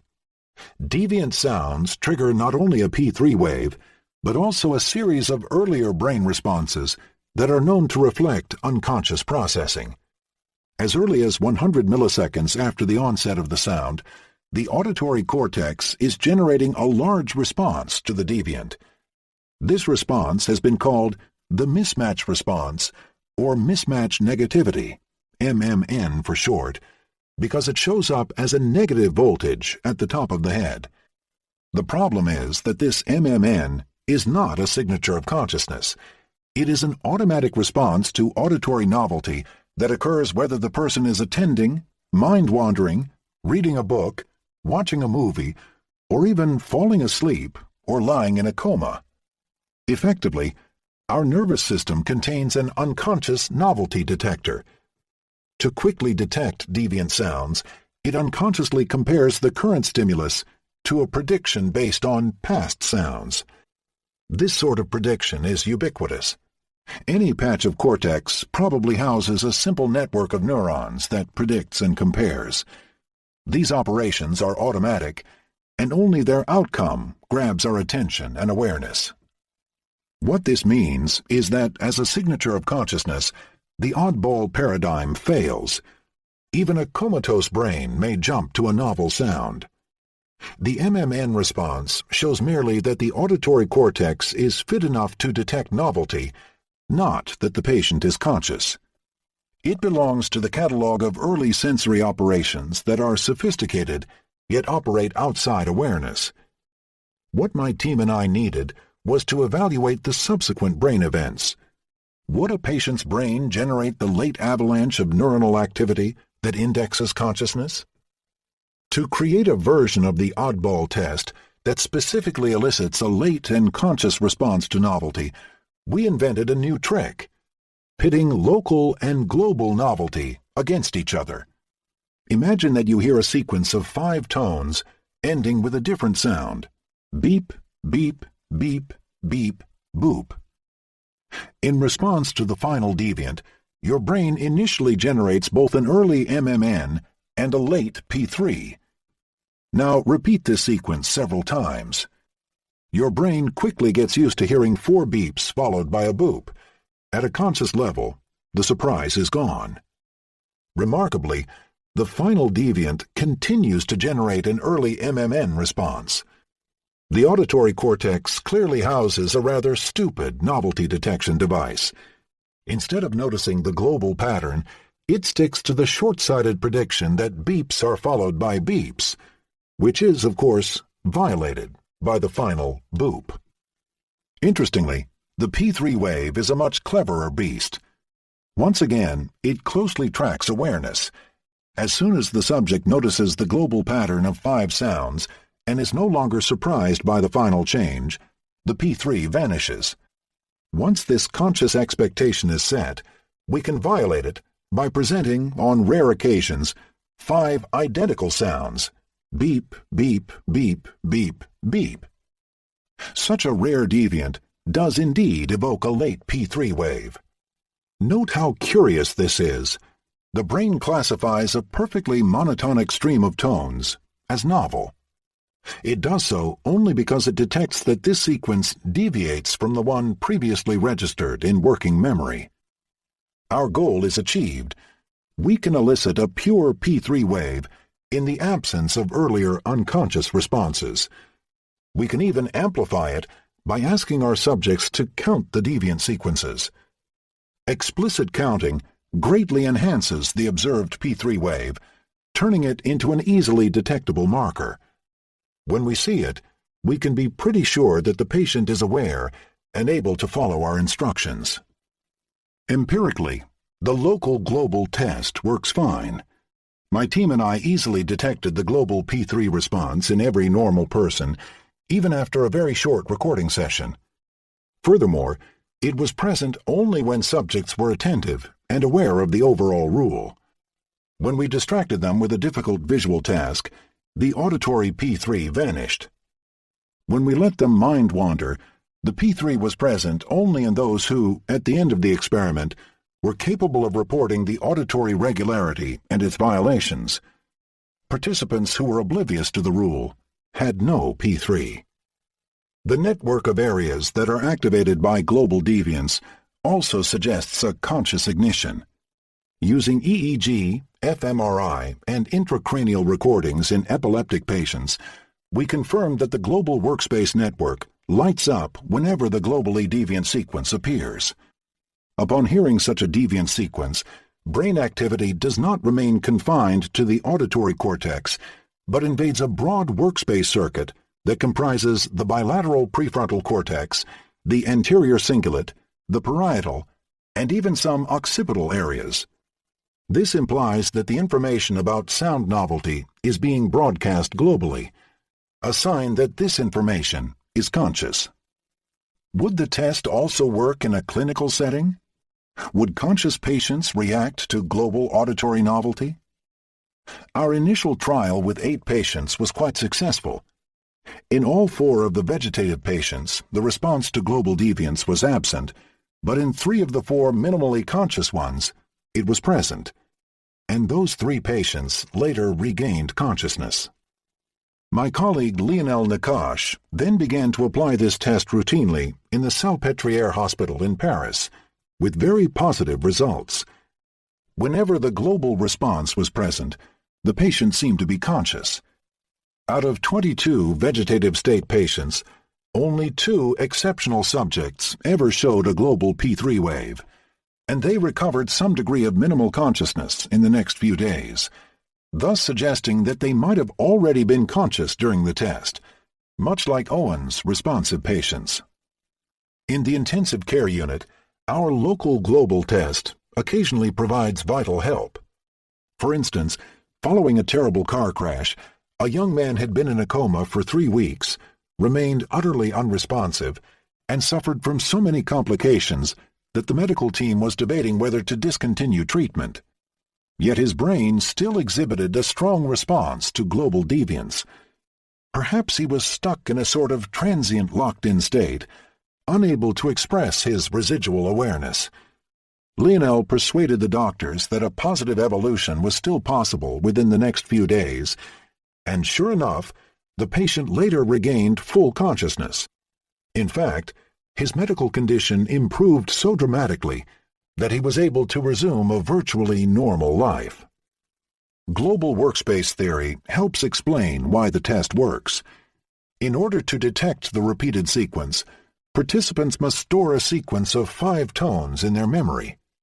Then they must compare it with the next sequence, which arrives more than a second later. As we discussed in Chapter 3, the ability to hold information in mind for a few seconds is a hallmark of the conscious mind. In our test, this function plays out in 2 different ways. The mind must integrate the individual notes into an overall pattern, and it must compare several such patterns. Our test also taps a second level of information processing. Think of the operations needed to decide that a perfectly monotonous sequence of beeps is, in fact, novel. Upon hearing the standard sequence beep, beep, beep, beep, boop, our brain gets used to the final deviant sound. Although that sound still generates a first-order novelty signal in auditory areas, a second-order system manages to predict it. On the rare occasions when the monotonous sequence of 5 beeps is heard instead, this second-order system is surprised. The novelty, indeed, is that there is no final novelty. Our test works because it sidesteps the first-order novelty detector and selectively taps a second-order stage, closely related to global ignition of the prefrontal cortex, and therefore to consciousness. Pinging the cortex. My research group and I now have enough success stories to believe that our local global test indexes consciousness. Nevertheless, the test is still far from perfect. We have had too many false negatives. Patients who have recovered from coma and are now clearly conscious, but in whom our test fails. We do get some additional mileage by applying a sophisticated machine learning algorithm to our data. This Google-like tool allows us to search the brain for any response to global novelty, even if it is unusual and unique to a single patient. Still, in about half the patients who are minimally conscious or whose communication abilities have returned, we remain unable to detect any reaction to the rare sequences. Statisticians describe this as a case of high specificity but poor sensitivity. Simply put, our test, like Owen's, is asymmetrical. If it gives a positive answer, we are almost sure that the patient is conscious, but if it gives a negative answer, we cannot use it to conclude that a patient is not conscious. There are many possible reasons for this reduced sensitivity. Our EEG recordings could be too noisy. It is notoriously difficult to get a clean signal from a hospital bed, surrounded by piles of electronic equipment, and with a patient who is often unable to stay still or keep his gaze fixed. More likely, some of the patients are conscious but are unable to understand the test.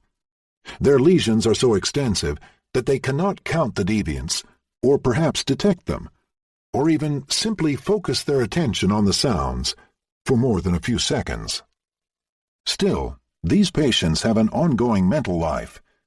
If our theory is correct, this means that their brain remains able to propagate global information over long cortical distances. So, how can researchers detect it? In the late 2000s, Marcello Massimini from the University of Milan had a clever idea. While my lab's tests of consciousness all involved monitoring the progression of a sensory signal into the brain, Massimini proposed to use an internal stimulus. Let's trigger electrical activity directly into the cortex, he thought. Like the ping of a sonar pulse, this intense stimulus would propagate into the cortex and thalamus, and the strength and duration of its echo would indicate the integrity of the areas it traversed. If the activity got broadcast to distant regions, and if it reverberated for a long time, then the patient would probably be conscious. Remarkably, the patient would not even have to attend to the stimulus or understand it. A pulse could probe the state of long-distance cortical highways, even if the patient remained unaware of it. To implement his idea, Massimini relied on a sophisticated combination of two technologies, TMS and EEG. Transcranial magnetic stimulation, as I explained in Chapter 4, uses magnetic induction to stimulate the cortex by discharging current into a coil placed near the head. EEG, as the listener knows by now, is just good old recording of brain waves. Massimini's trick would be to ping the cortex using TMS, then use EEG to record the propagation of brain activity elicited by this magnetic pulse. This required special amplifiers that would quickly recover from the intense current delivered by TMS and paint an accurate picture of the ensuing activity only a few milliseconds later. Massimini's results to date are exciting. He first applied the technique in normal subjects during wakefulness, sleep, and anesthesia. During the loss of consciousness, the TMS pulse caused only a short and focal activation, which remained confined to the first 200 milliseconds or so. By contrast, whenever the participant was conscious or even dreaming, the very same pulse caused a complex and long-lasting sequence of brain activity. The precise location of the stimulation site did not seem to matter. Wherever the trigger pulse initially entered the cortex, the complexity and duration of the subsequent response provided an excellent index of consciousness. This observation seemed highly compatible with what my team and I had found with sensory stimuli. The diffusion of signals into a brain-scale network beyond 300 milliseconds indexes the conscious state. Crucially, Massimini went on to test his stimulator on 5 vegetative, 5 minimally conscious, and 2 locked-in syndrome patients. Although these numbers are small, the test was 100% correct. All the conscious patients showed complex and lasting responses to a cortical impulse. 5 additional vegetative patients were then followed up for several months. During this period, 3 of them moved to the minimally conscious category, as they gradually recovered some degree of communication. Those were precisely the 3 patients in whom the brain signals regained in complexity. And in agreement with the global workspace model, the progression of the signals into the prefrontal and parietal regions was a particularly good index of the patient's level of consciousness.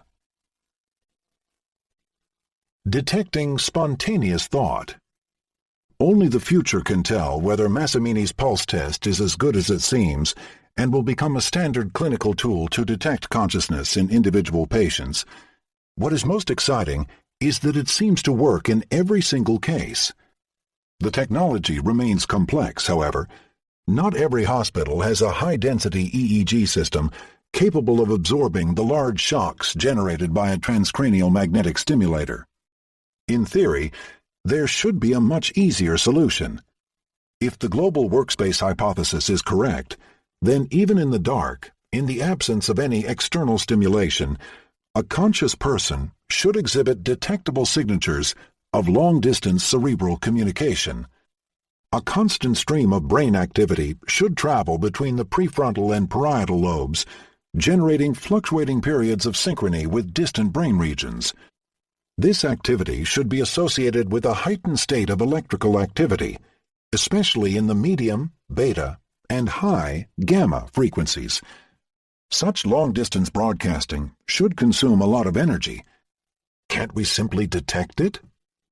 We have known for many years that global brain metabolism, as measured by positron emission tomography, PET, drops during loss of consciousness. A PET scanner is a sophisticated detector of high-energy gamma rays that can be used to measure how much glucose, a chemical source of energy, is consumed anywhere in the body.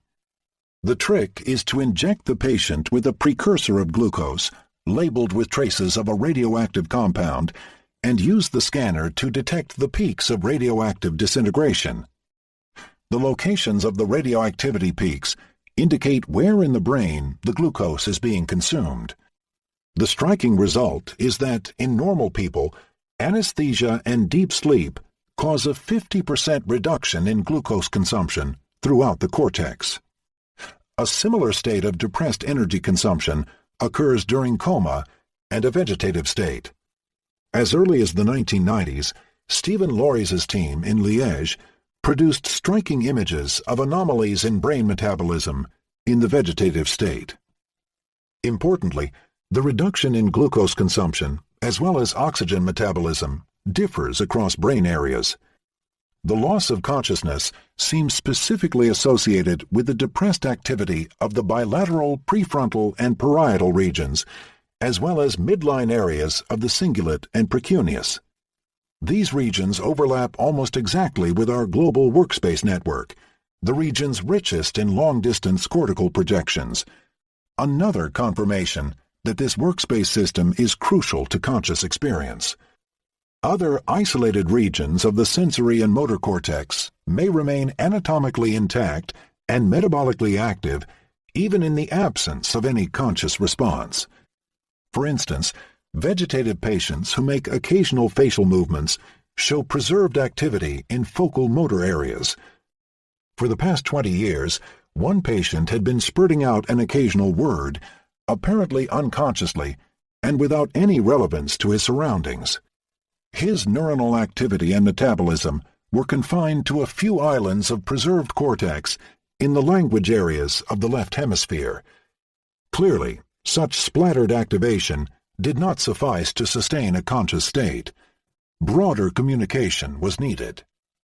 Unfortunately, brain metabolism per se does not suffice to infer the presence or absence of residual consciousness. Some vegetative patients have virtually normal cortical metabolism. Presumably, their lesion affected only the ascending structures of the diencephalon rather than the cortex itself.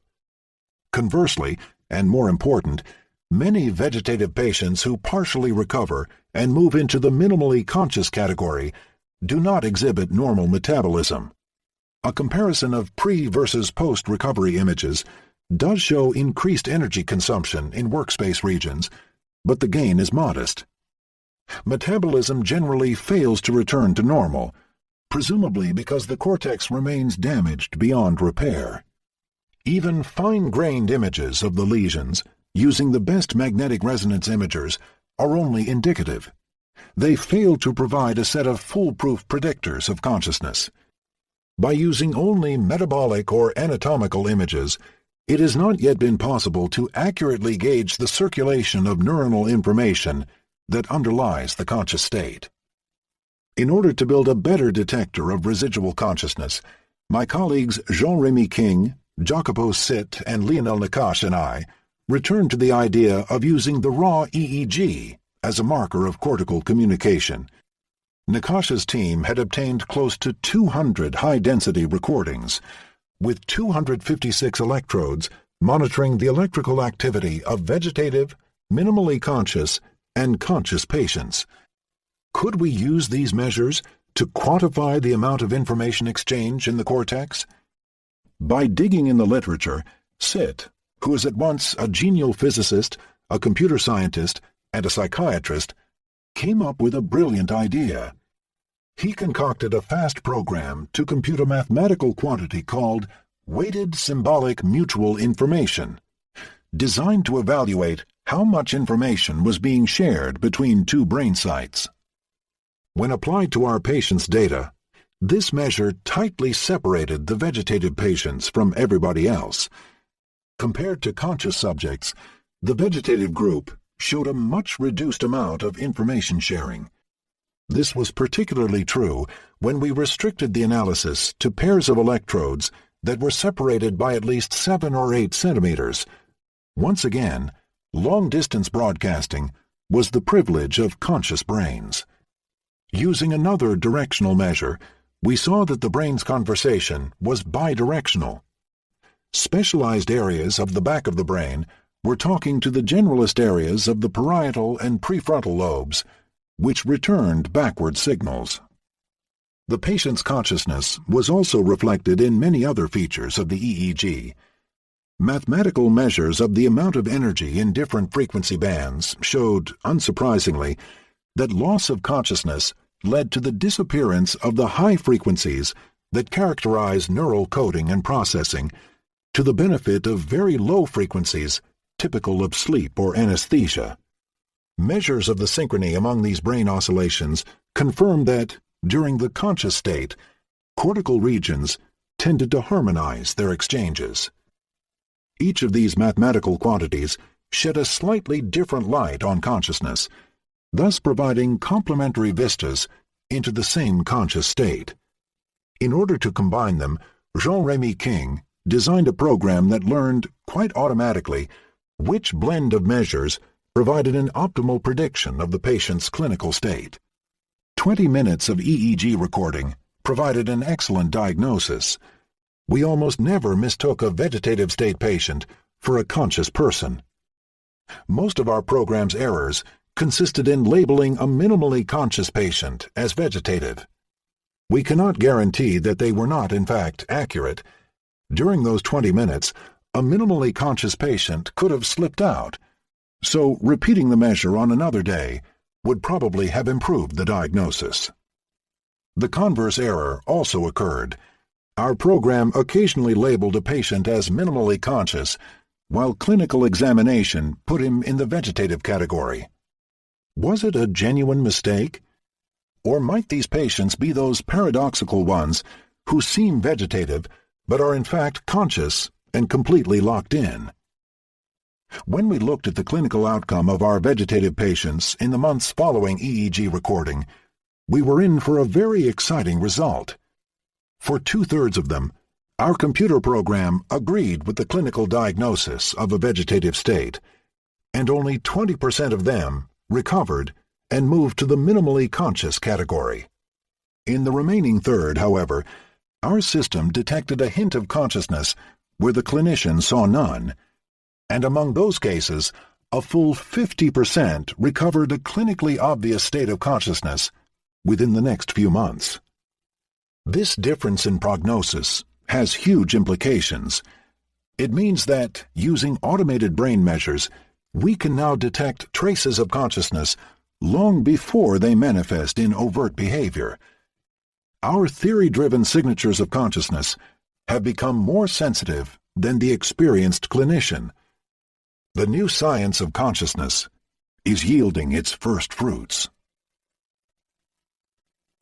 Toward clinical interventions. Canst thou not minister to a mind diseased? Pluck from the memory a rooted sorrow? Raise out the written troubles of the brain? Shakespeare, Macbeth, 1606. Detecting a tinge of consciousness is only a start. What patients and their families long for is an answer to the Shakespearean query, canst thou not minister to a mind diseased? Can we help coma and vegetative state patients regain consciousness?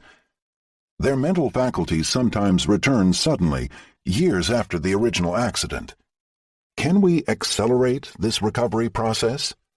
When devastated families ask these questions, the medical community generally gives a pessimistic answer. Once a whole year has elapsed and the patient still remains unconscious, he or she is said to be in a permanent vegetative state. This clinical label comes with a plain subtext. Very little change will occur, no matter how much stimulation is provided. And in many patients, this is the sad truth. In 2007, however, Nicholas Schiff and Joseph Giacchino published a spectacular paper in the high-profile journal Nature, suggesting that this issue should be revisited. For the first time, they presented a treatment that slowly brought a minimally conscious patient back to a more stable conscious state.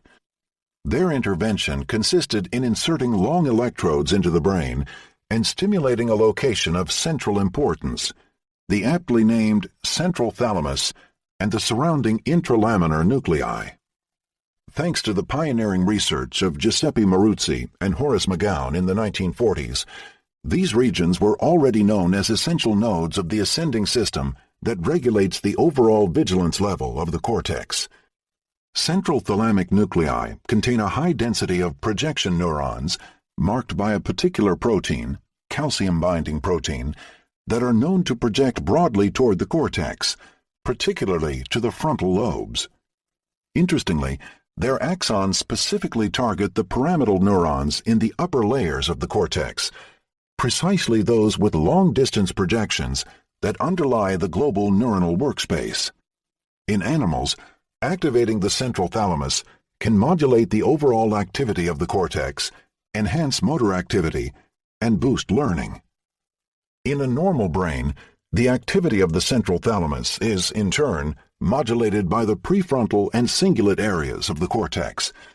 This feedback loop probably allows us to dynamically adjust cortical excitation as a function of task demands. An attention-grabbing task turns it on, enhancing the brain's processing capacity. In the severely injured brain, however, a global reduction in the overall level of circulating neuronal activity may disrupt this essential loop that constantly regulates our level of arousal. Thus, Schiff and Giacchino predicted that stimulating the central thalamus may reawaken the cortex. It would restore, from the outside, the sustained level of arousal that the patient's brain had become unable to control from inside. As we have already discussed, vigilance is not the same as conscious access.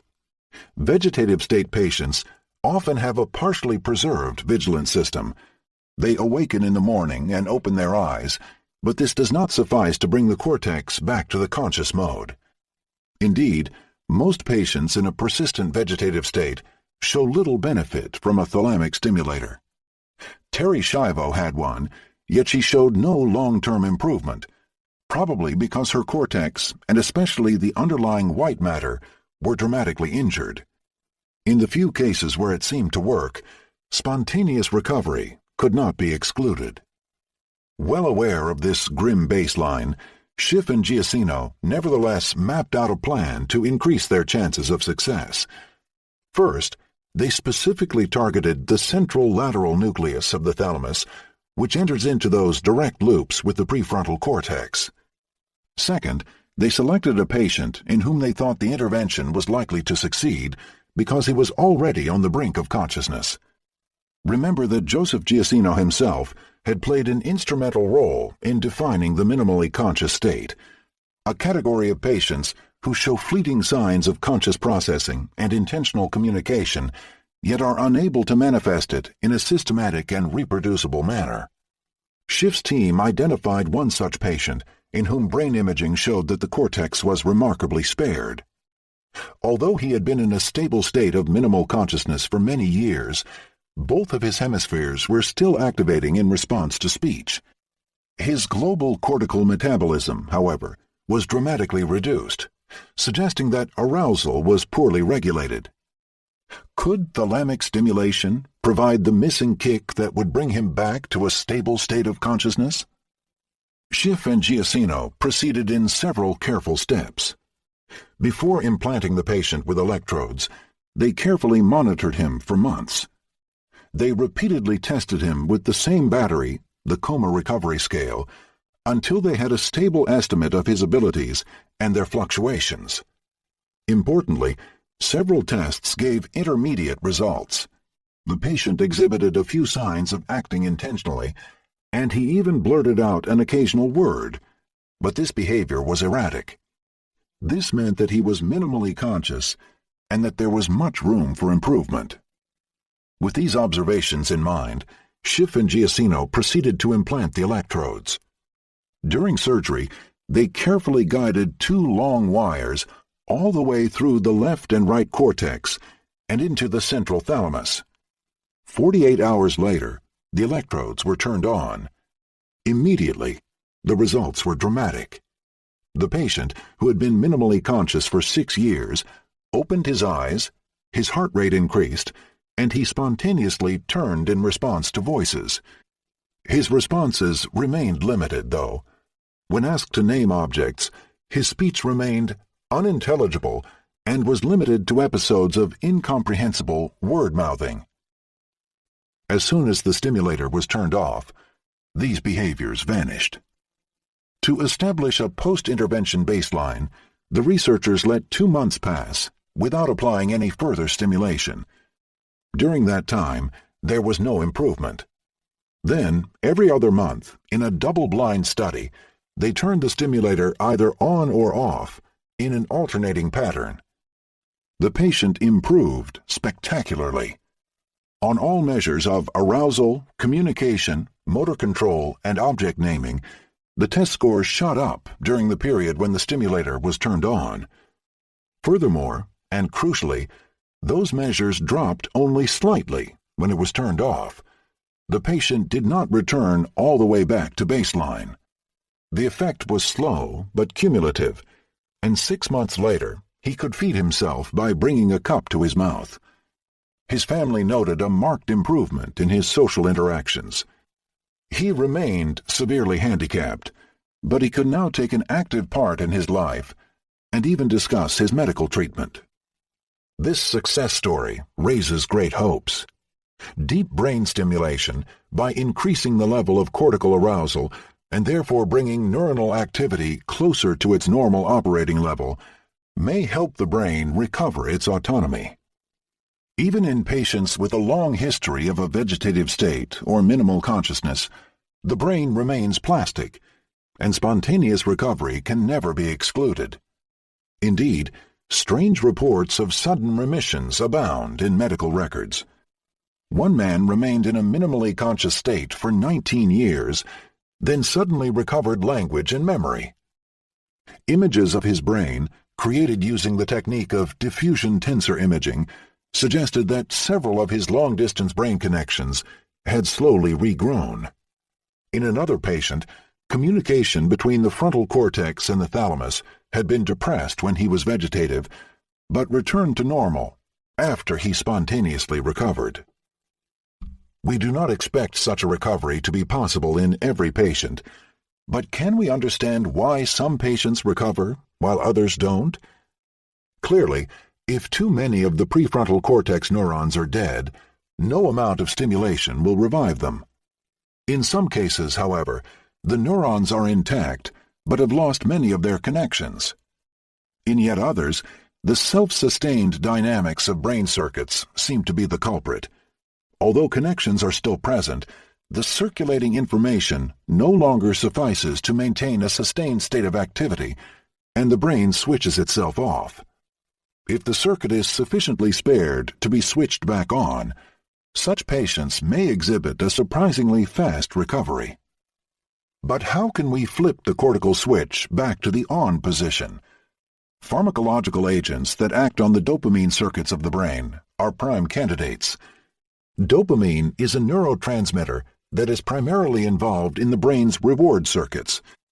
Neurons that use dopamine send massive modulatory projections to the prefrontal cortex and the deep gray nuclei that control our voluntary actions. Stimulating the dopamine circuits may therefore help them restore a normal level of arousal. Indeed, 3 patients in a persistent vegetative state suddenly regained consciousness after administration of a drug called levodopa, a chemical precursor of dopamine that is typically given to Parkinsonian patients.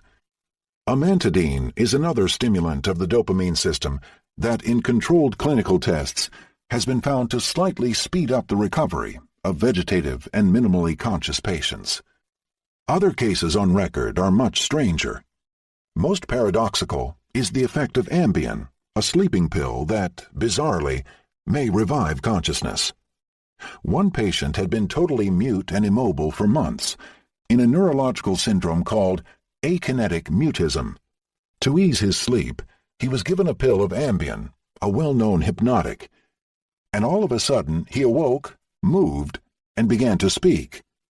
In another case, a woman who had suffered a left hemispheric stroke and was dramatically aphasic, unable to say more than the occasional random syllable, was also prescribed Ambien because she had trouble falling asleep.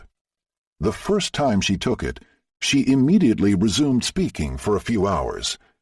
She could answer questions, count, and even name objects. She then fell asleep, and sure enough, the next morning, her aphasia had returned.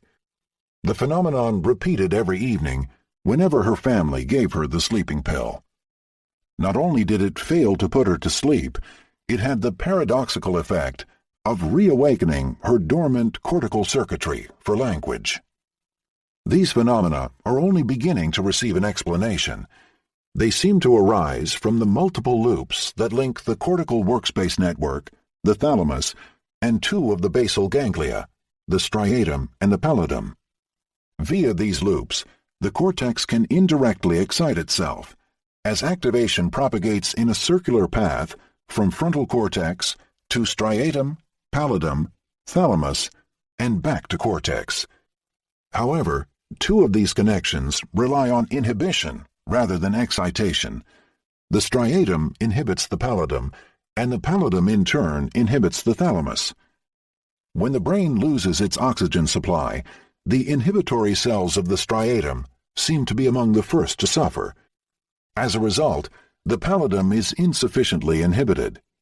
Its activity is free to shoot up, thus shutting down the thalamus and the cortex and preventing them from sustaining any conscious activity. These pathways are still largely intact, however. They are only massively inhibited. They can be switched back on by inserting a circuit breaker into this vicious circle. Many solutions seem to be available.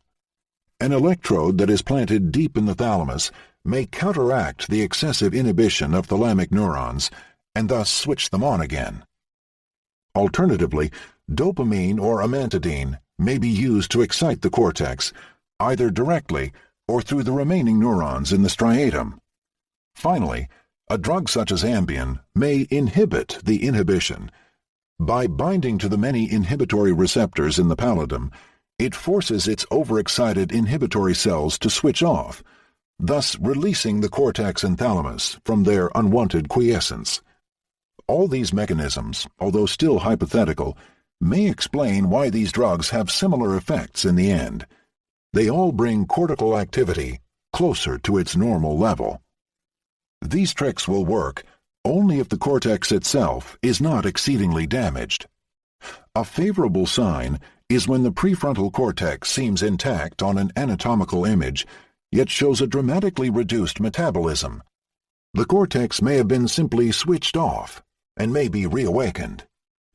Once it is switched on, it will slowly return to a self-regulating state. In their normal range of operation, many of the brain's synapses are plastic and can increase their weight to help stabilize the active neuronal assemblies. Thanks to such brain plasticity, a patient's workspace connections may progressively gain strength and become increasingly able to sustain a durable state of conscious activity. Even for patients whose cortical circuits have been damaged, we may envisage futuristic solutions. If the workspace hypothesis is correct, consciousness is nothing but the flexible circulation of information within a dense switchboard of cortical neurons. Is it too far-fetched to imagine that some of its nodes and connections might be replaced by external loops? Brain-computer interfaces, particularly using implanted devices, have the potential to restore long-distance communication in the brain. We will soon be able to collect spontaneous brain discharges in the prefrontal or premotor cortex and play them back to other distant regions, either directly in the form of electrical discharges or perhaps more simply by recoding them into visual or auditory signals. Such sensory substitution is already used to make the blind see by training them to recognize audio signals that encrypt the image from a video camera. Following the same principle, sensory substitution could help reconnect the brain with itself, restoring a denser form of inner communication. Denser loops may provide the brain with the critical amount of self-excitation needed to maintain an active state and remain conscious. Time will tell whether this idea is far-fetched. What is certain is that, in the next decades, the renewed interest in coma and vegetative states, based on an increasingly solid theory of how neuronal circuits engender conscious states, will lead to massive improvements in medical care. We are in for a revolution in the treatment of disorders of consciousness. 7. The future of consciousness. I sort of resent the idea of science poking its nose into this business, my business. Hasn't science already appropriated enough of reality? Must it lay claim to the intangible, invisible, essential self as well? David Lodge, Thinks, 2001. In point of fact, the greater one's science, the deeper the sense of mystery. Vladimir Nabokov, Strong Opinions, 1973. The emerging science of consciousness still faces many challenges. Can we determine the precise moment when consciousness first emerges in babies? Can we figure out whether a monkey or a dog or a dolphin is conscious of its surroundings? Can we solve the riddle of self-consciousness, our surprising ability to think about our own thinking? Is the human brain unique in this respect? Does it host distinctive circuits, and if so, can their dysfunction explain the origins of uniquely human diseases, such as schizophrenia? And if we manage to analyze those circuits, could we ever duplicate them in a computer, thus giving rise to artificial consciousness? The black box of consciousness is now cracked open. Thanks to a variety of experimental paradigms, we have learned to make pictures visible or invisible, then track the patterns of neuronal activity that occur only when conscious access happens. Understanding how the brain handles seen and unseen images has turned out not to be as subtle as we initially feared. Many electrophysiological signatures have manifested the presence of a conscious ignition. These signatures of consciousness have proved solid enough that they are now being used in clinics to probe residual consciousness in patients with massive brain lesions. No doubt this is only a beginning. The answers to many questions still elude us. In this closing chapter, I would like to outline what I see as the future of consciousness research, the outstanding questions that will keep neuroscientists at work for many more years. Some of these questions are thoroughly empirical and have already received an inkling of an answer. For instance, when does consciousness emerge? In development as well as in evolution. Are newborns conscious? What about premature infants or fetuses? Do monkeys, mice, and birds share a workspace similar to ours? Other problems border on the philosophical, and yet I firmly believe that they will ultimately receive an empirical answer once we find an experimental line of attack. For instance, what is self-consciousness? Surely something particular about the human mind allows it to turn the flashlight of consciousness onto itself and think about its own thinking.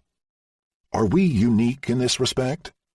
What makes human thought so powerful, but also uniquely vulnerable to psychiatric diseases such as schizophrenia? Will this knowledge allow us to build an artificial consciousness, a sentient robot? Would it have feelings, experiences, and even a sense of free will? No one can claim to know the answers to these conundrums, and I will not pretend that I can resolve them, but I would like to show how we might begin to address them. Conscious babies? Consider the onset of consciousness in childhood. Are babies conscious? What about newborns, premature infants, fetuses inside the womb? Surely some degree of brain organization is needed before a conscious mind is born, but exactly how much? For decades, this controversial question has pitted defenders of the sanctity of human life against rationalists. Provocative statements abound on both sides. For instance, the University of Colorado philosopher Michael Tooley bluntly writes that newborn humans are neither persons nor quasi-persons, and their destruction is in no way intrinsically wrong.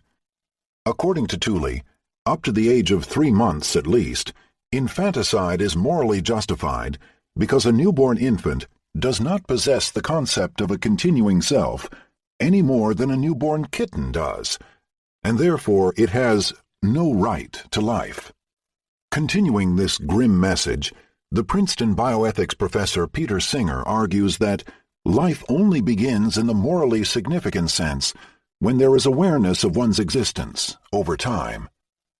The fact that a being is a human being, in the sense of a member of the species Homo sapiens, is not relevant to the wrongness of killing it. It is, rather, characteristics like rationality, autonomy, and self-consciousness that make a difference. Infants lack these characteristics. Killing them, therefore, cannot be equated with killing normal human beings or any other self-conscious beings. Such assertions are preposterous for many reasons. They clash with the moral intuition that all human beings, from Nobel Prize winners to handicapped children, have equal rights to a good life. They also conflict head-on with our intuitions of consciousness. Just ask any mother who has exchanged eye contact and goo-goo gagas with her newborn baby. Most shocking, Tooley and Singer pronounce their confident ukases without the slightest supporting evidence. How do they know that babies have no experiences? Are their views founded upon a firm scientific basis? Not at all. They are purely a priori, detached from experimentation, and in fact are often demonstrably wrong. For instance, Singer writes that, in most respects, coma and vegetative patients do not differ importantly from disabled infants. They are not self-conscious, rational, or autonomous. Their lives have no intrinsic value. Their life's journey has come to an end. In Chapter 6, we heard that this view is dead wrong. Brain imaging reveals residual consciousness in a fraction of adult vegetative patients. Such an arrogant view, denying the complexity of life and consciousness, is appalling. The brain deserves a better philosophy. The alternative path that I propose is simple. We must learn to do the right experiments. Although the infant mind remains a vast terra incognita, behavior, anatomy, and brain imaging can provide much information about conscious states. The signatures of consciousness, once validated in human adults, can and should be searched for in human babies of various ages. To be sure, this strategy is imperfect because it is built upon an analogy. We hope to find, at some point in early childhood development, the same objective markers that we know index subjective experience in adults. If we find them, we will conclude that at this age, children possess a subjective viewpoint on the outside world. Of course, nature could be more complex. The markers of consciousness could change with age.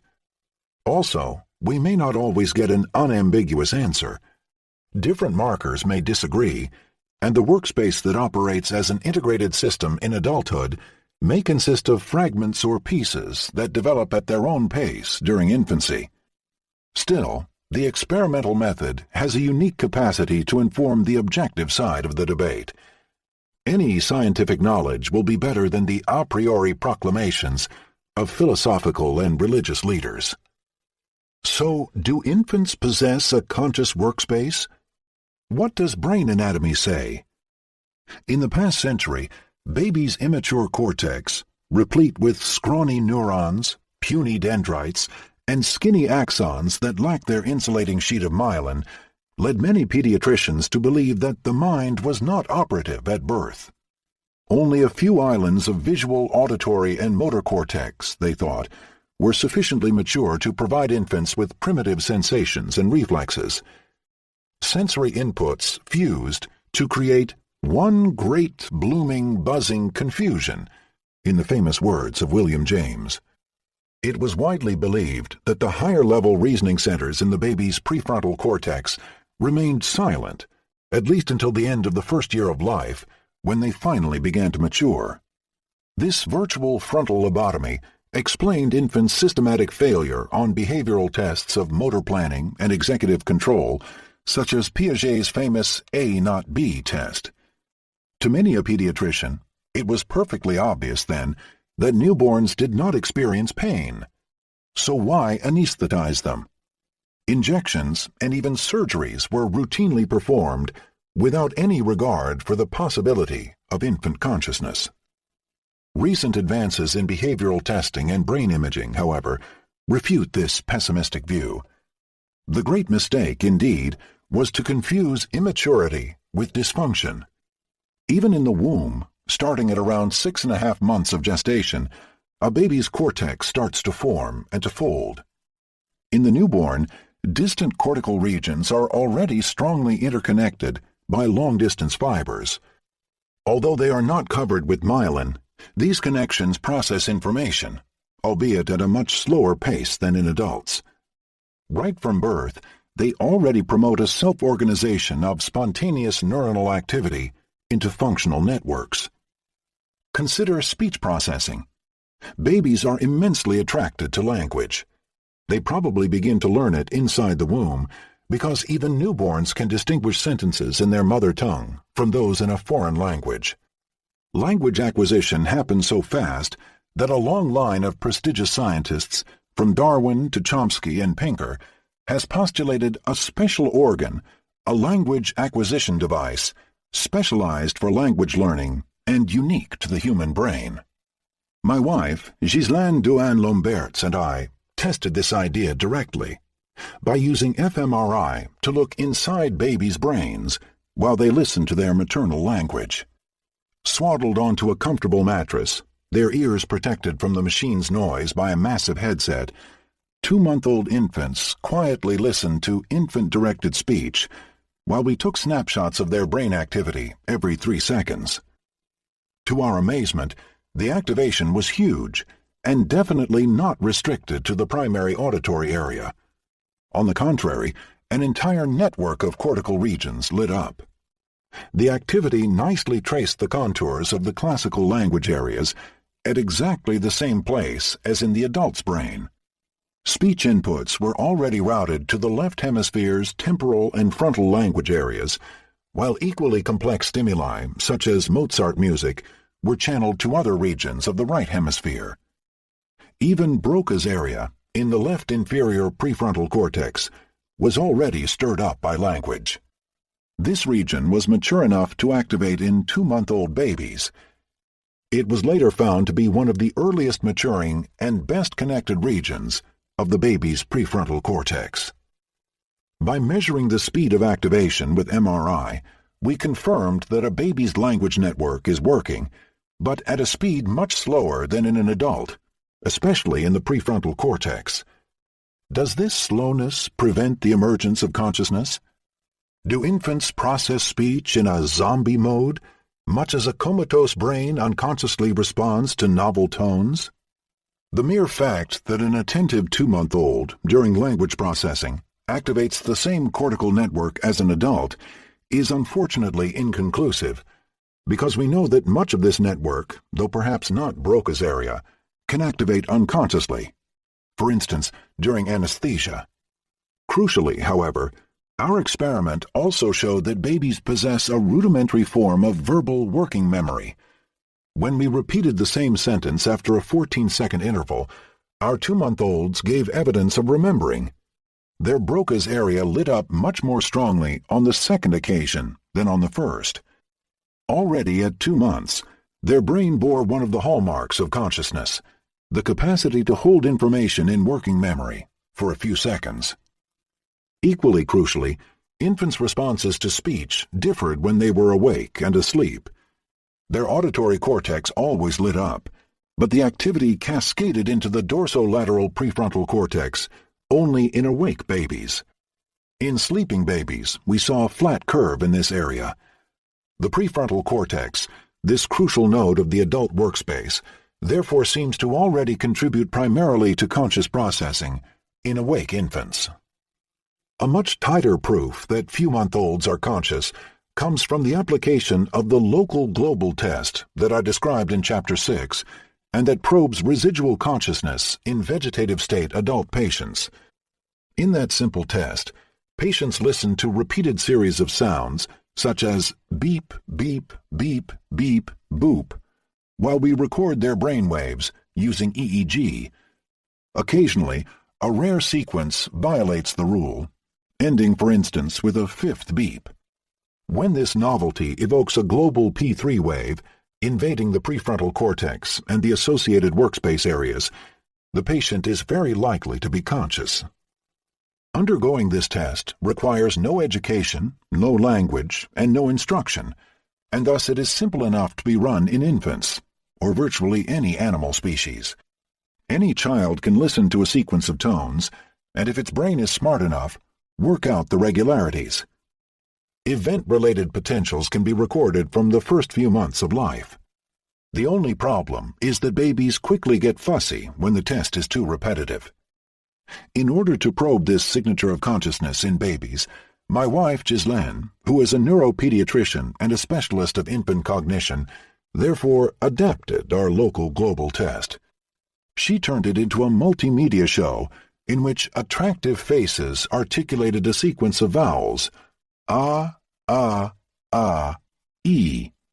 The constantly changing faces, with their moving mouths, fascinated the babies, and once we managed to capture their attention, we were pleased to see that, at 2 months of age, their brain already emitted a global conscious response to novelty, a signature of consciousness. Most parents will not be surprised to learn that their 2-month-old baby already scores high on a test of consciousness. Yet our tests also showed that their consciousness differs in one important respect from that in adults.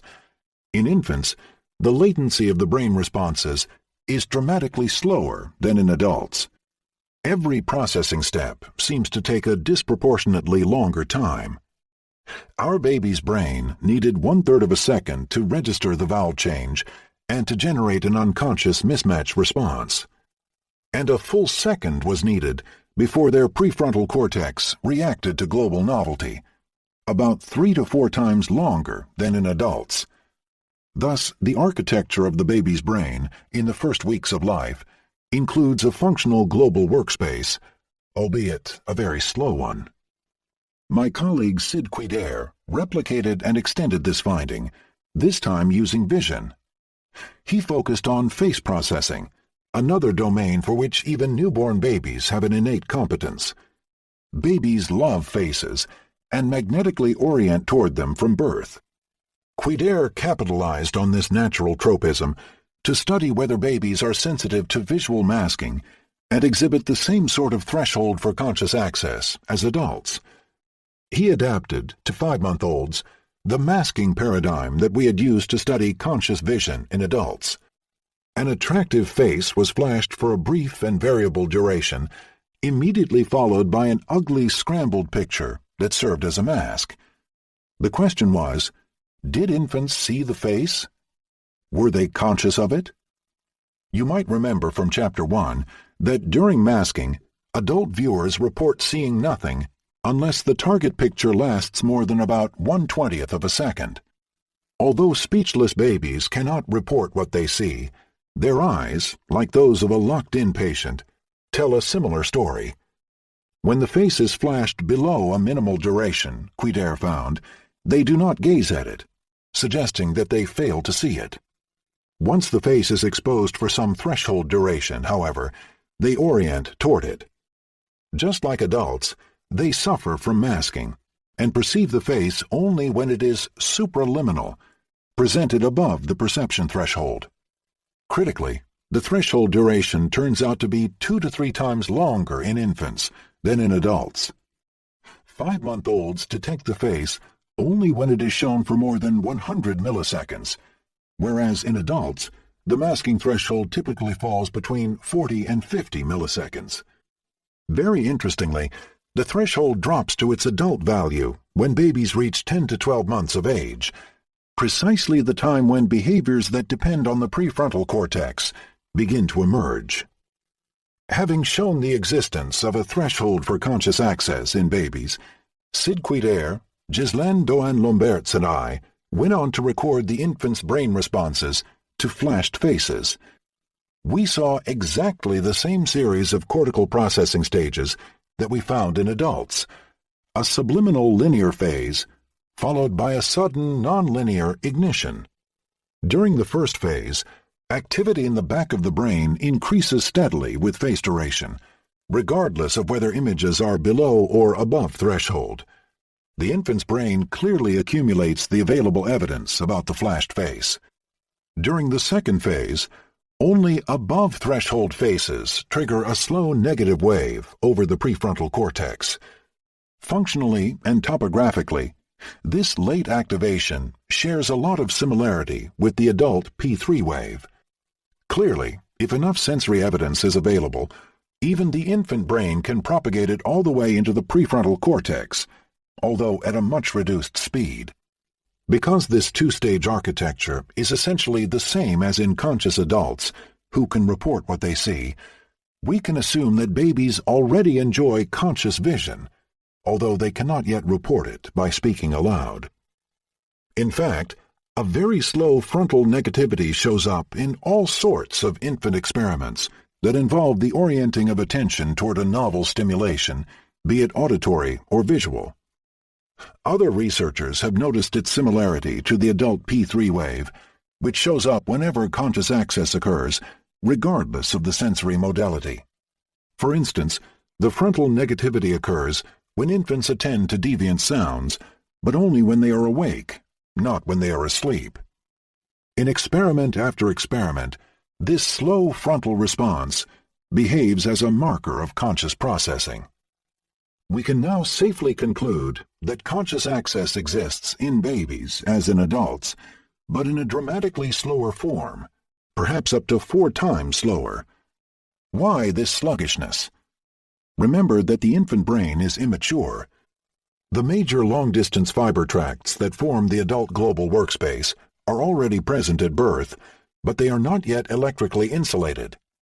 The sheaths of myelin, the fatty membrane that surrounds the axons, continue to mature well into childhood and even adolescence.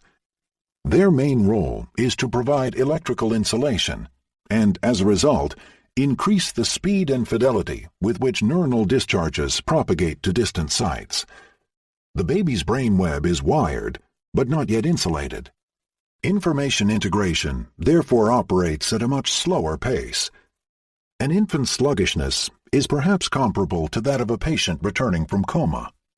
In both cases, adaptive responses can be evoked, but it takes 1 or 2 seconds before a smile, a frown, or a stammering syllable emerges from their lips. Think of it as a foggy, dawdling, but definitely conscious mind. Because the youngest subjects we tested were 2-month-olds, we still do not know the exact moment at which consciousness emerges. Is a newborn already conscious? Or does it take a few weeks before his or her cortical architecture starts to function properly? I will hedge my bets until all the evidence is in, but I would not be surprised if we discovered that consciousness exists at birth. Long-distance anatomical connections already crisscross the newborn baby's brain, and their processing depth should not be underestimated. A few hours after birth, infants already exhibit sophisticated behavior, such as the capacity to distinguish sets of objects based on their approximate number. The Swiss pediatrician Hugo Lagerkrantz and the French neurobiologist Jean-Pierre Changeux have proposed a very interesting hypothesis. Birth would coincide with the first access to consciousness. In the womb, they argue, the fetus is essentially sedated, bathed in a drug stream that includes the neurosteroid anesthetics pregnenolone and the sleep-inducing prostaglandin D2, provided by the placenta.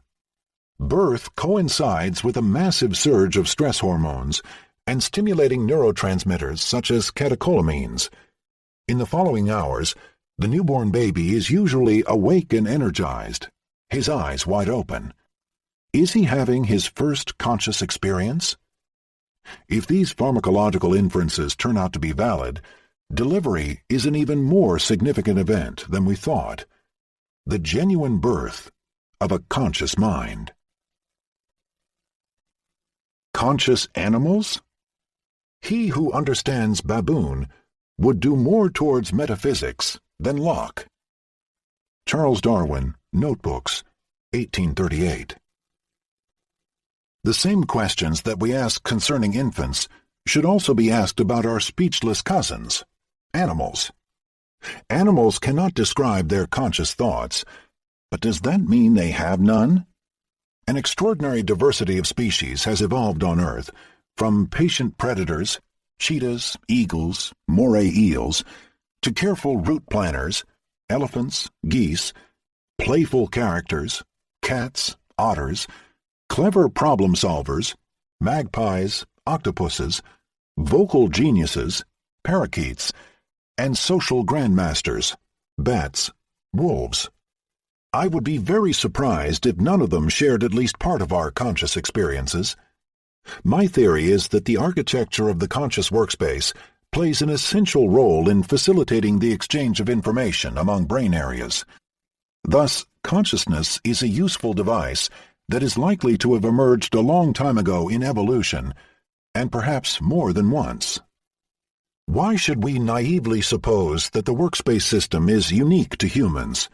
It isn't. The dense network of long-distance connections that links the prefrontal cortex with other associative cortexes is evident in macaque monkeys, and this workspace system may well be present in all mammals. Even the mouse has tiny prefrontal and cingulate cortexes that get activated when it keeps visual information in mind for a second.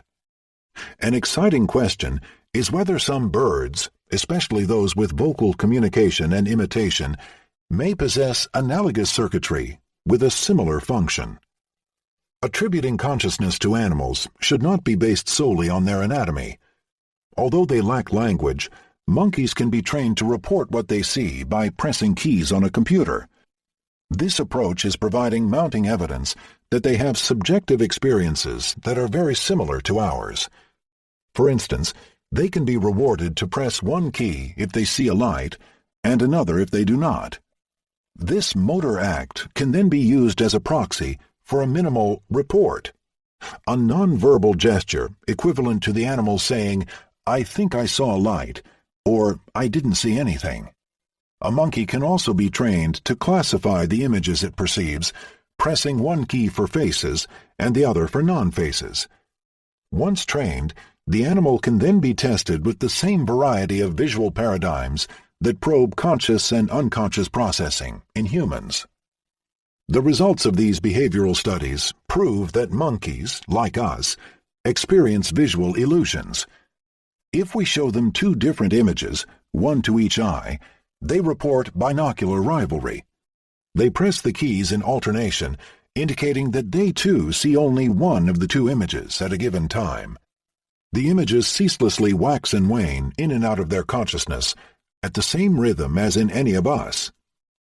Masking also works in monkeys.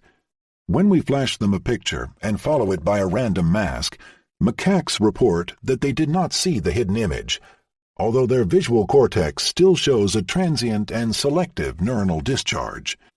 Thus, like us, they possess a form of subliminal perception, as well as a precise threshold beyond which the image becomes visible. Finally, when their primary visual cortex is damaged, monkeys too develop a form of blind sight. In spite of the lesion, they can still accurately point to a light source in their impaired visual field. However, when trained to report the presence or absence of light, they label a stimulus presented in their impaired visual field by using the no-light key, suggesting that, like human blindsight patients, their perceptual awareness is gone. There is little doubt that macaque monkeys can use their rudimentary workspace to think about the past. They easily pass the delayed response task, which requires holding information in mind long after the stimulus is gone. Like us, they do so by maintaining a sustained discharge in their prefrontal and parietal neurons. If anything, when passively watching a movie, they tend to activate their prefrontal cortex more than humans. We may be superior to monkeys in our ability to inhibit distraction, and when we are watching a movie, our prefrontal cortex can therefore decouple from the incoming stream, letting our mind wander freely. But macaque monkeys, too, possess a spontaneous default mode network of regions that activate during rest, regions similar to those activated when we introspect, remember, or mind wander. What about our litmus test of conscious auditory perception, the local global test that we use to reveal a residual consciousness in patients recovering from coma? My colleagues Bashir Jiraya and Lynn Ulrich tested whether monkeys notice that beep, beep, beep, beep is an anomalous sequence when it occurs amid a flurry of frequent beep, beep, beep, boop sounds. They clearly do. Functional MRI shows that the monkey's prefrontal cortex lights up only to the globally deviant sequences. As in humans, this prefrontal response goes away when the monkeys are anesthetized. Once again, a signature of consciousness seems to exist in monkeys. In pilot research conducted by Karim Benchenana, even mice seem to pass this elementary test. In future years, as we systematically test a variety of species, I would not be surprised if we discovered that all mammals, and probably many species of birds and fish, show evidence of a convergent evolution to the same sort of conscious workspace. Self-conscious monkeys? Macaque monkeys undoubtedly possess a global workspace largely similar to ours, but is it identical? In this audiobook, I have focused on the most basic aspect of consciousness, conscious access, or the ability to become aware of selected sensory stimuli. This competence is so basic that we share it with monkeys and probably a great many other species. When it comes to higher-order cognitive functions, however, humans are clearly very different. We have to ask whether the human conscious workspace possesses additional properties that radically set us apart from all other animals. Self-awareness seems a prime candidate for human uniqueness. Aren't we sapiens sapiens, the only species who know that they know? Isn't the capacity to reflect upon our own existence a uniquely human feat? In Strong Opinions, 1973, Vladimir Nabokov, a superb novelist, but also a passionate entomologist, made precisely this point. Being aware of being aware of being. If I not only know that I am, but also know that I know it, then I belong to the human species. All the rest follows. The glory of thought, poetry, a vision of the universe. In that respect, the gap between ape and man is immeasurably greater than the one between amoeba and ape. Nabokov was wrong, however. Know thyself, the famous motto inscribed in the pronaos of the Temple of Apollo at Delphi, is not the privilege of mankind. In recent years, research has revealed the amazing sophistication of animal self-reflection. Even in tasks that require second-order judgments, as when we detect our errors or ponder our success or failure, animals are not as incompetent as we might think. This domain of competence is called metacognition, the capacity to entertain thoughts about our thoughts. Donald Rumsfeld, George W. Bush's Secretary of Defense, neatly outlined it when, in a briefing to the Department of Defense, he famously distinguished among the known knowns, things we know, the known unknowns, we know there are some things we do not know, and the unknown unknowns, the ones we don't know. Metacognition is about knowing the limits of one's own knowledge, assigning degrees of belief or confidence to our own thoughts. And evidence suggests that monkeys, dolphins, and even rats and pigeons possess the rudiments of it. How do we know that animals know what they know? Consider Natua, a dolphin swimming freely in his home coral pool at the Dolphin Research Center in Marathon, Florida. The animal has been trained to classify underwater sounds according to their pitch. This he does extremely well, pressing a paddle on the left wall for low pitches and one on the right wall for high pitches. The experimenter set the boundary between low and high pitches at a frequency of 2100 Hz. When the sound is far enough from this reference, the animal quickly swims to the correct side. When the sound frequency is very close to 2100 Hz, however, Natua's responses become very slow. He shakes his head before hesitantly swimming to one side, often the wrong one.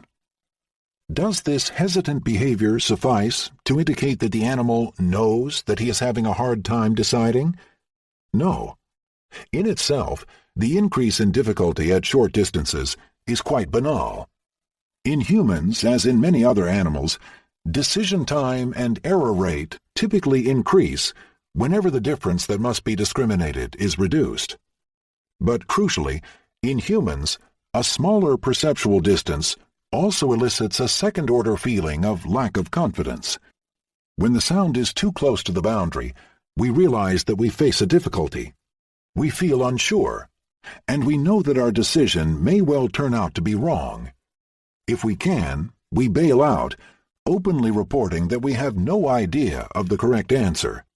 This is typical metacognitive knowledge. I know that I don't know. Does Natua have any such knowledge of his own uncertainty? Can he tell whether he knows the correct response or whether he is unsure? Does he have a sense of confidence in his own decisions? To answer these questions, J. David Smith from the State University of New York designed a clever trick, the escape response. After the initial perceptual training, he introduced the dolphin to a third response paddle. By trial and error, Natua learned that whenever he presses it, the stimulus sound is immediately replaced by an easy low-pitch sound at 1200 Hz, which earns him a small reward. Whenever the third paddle is present, Natua has the option to escape from the main task. However, he is not allowed to opt out on every trial. The escape paddle must be used sparingly. Otherwise, the reward is dramatically delayed. Here is the beautiful experimental finding. During the pitch task, Natua spontaneously decides to use the opt-out response only on difficult trials. He presses the third paddle only when the stimulation frequency is close to the reference of 2100 Hz, precisely those trials where he is likely to make an error. It looks as if he uses the third key as a second-order commentary on his first-order performance. By pressing it, He reports that he finds it too hard to respond to the primary task and that he prefers an easier trial. A dolphin is smart enough to discern his own lack of confidence. Like Rumsfeld, he knows what he doesn't know. Some researchers dispute this mentalist interpretation. They point out that the task can be described in much simpler behaviorist terms. The dolphin merely exhibits a trained motor behavior that maximizes reward. Its only unusual feature is to allow for 3 responses instead of 2. As usual in a reinforcement learning task, the animal has discovered exactly which stimuli make it more advantageous to press the 3rd key. Nothing more than rote behavior. While many past experiments fall prey to this low-level interpretation, new research in monkeys, rats, and pigeons addresses this criticism and strongly tips the scales toward genuine metacognitive competence. Animals often use the opt-out response more intelligently than reward alone would predict. For instance, when given the option to escape after making a choice, but before being told whether they were right or wrong, they finally monitor which trials are subjectively difficult for them. We know this because they indeed perform worse on trials where they opt out than on trials where they stick to their initial response, even when the very same stimulus is presented on both occasions. They seem to internally monitor their mental state and sift out precisely those trials where, for one reason or the other, they were distracted and the signal that they processed was not as crisp as usual. It looks as if they can truly evaluate their self-confidence on every trial and opt out only when they feel unconfident. How abstract is animal self-knowledge?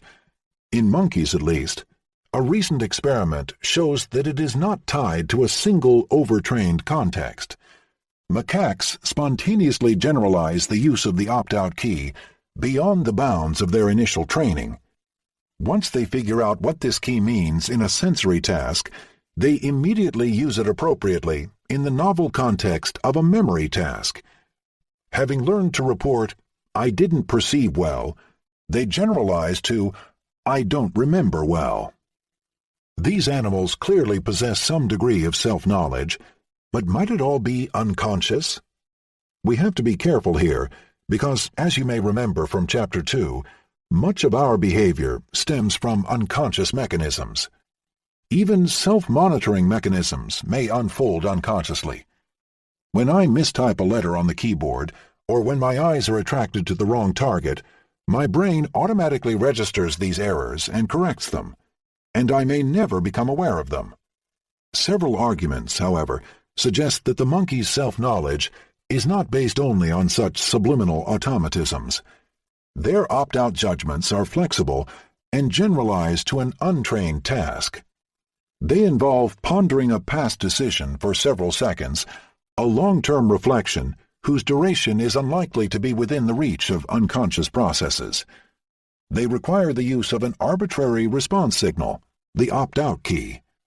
At the neurophysiological level, they involve a slow accumulation of evidence and recruit high-level areas of the parietal and prefrontal lobes.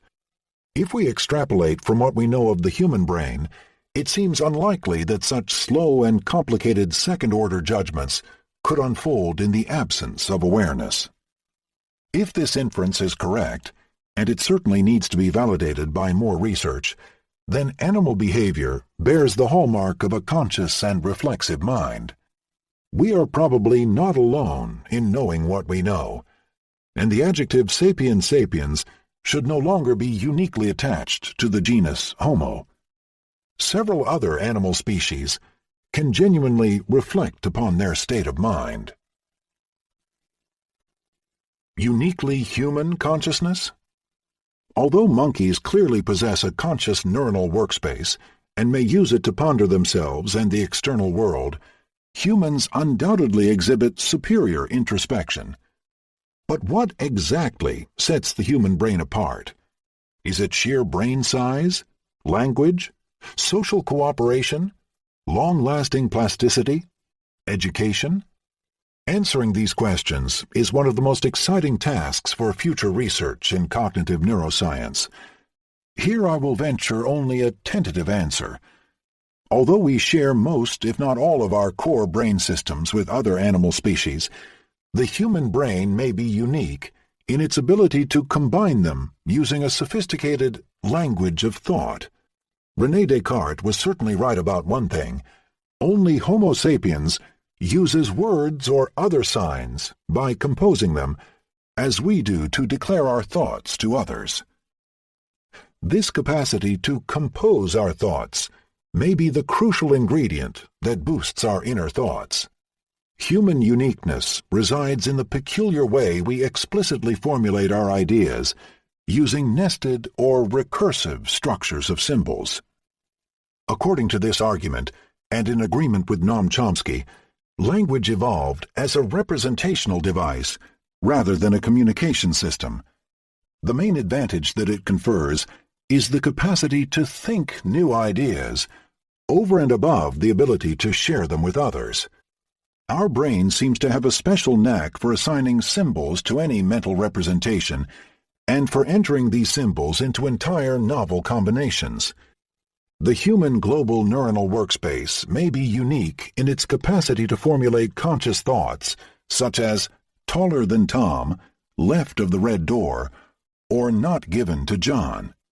Each of these examples combines several elementary concepts that lie in utterly different domains of competence: size, tall; person, Tom, John; space, left; color, red; object, door; logic, not; or action, give.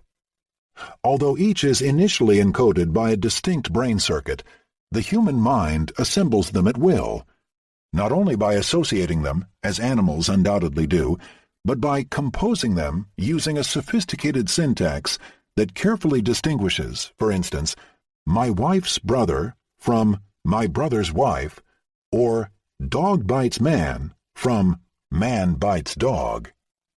I speculate that this compositional language of thought underlies many uniquely human abilities, from the design of complex tools to the creation of higher mathematics.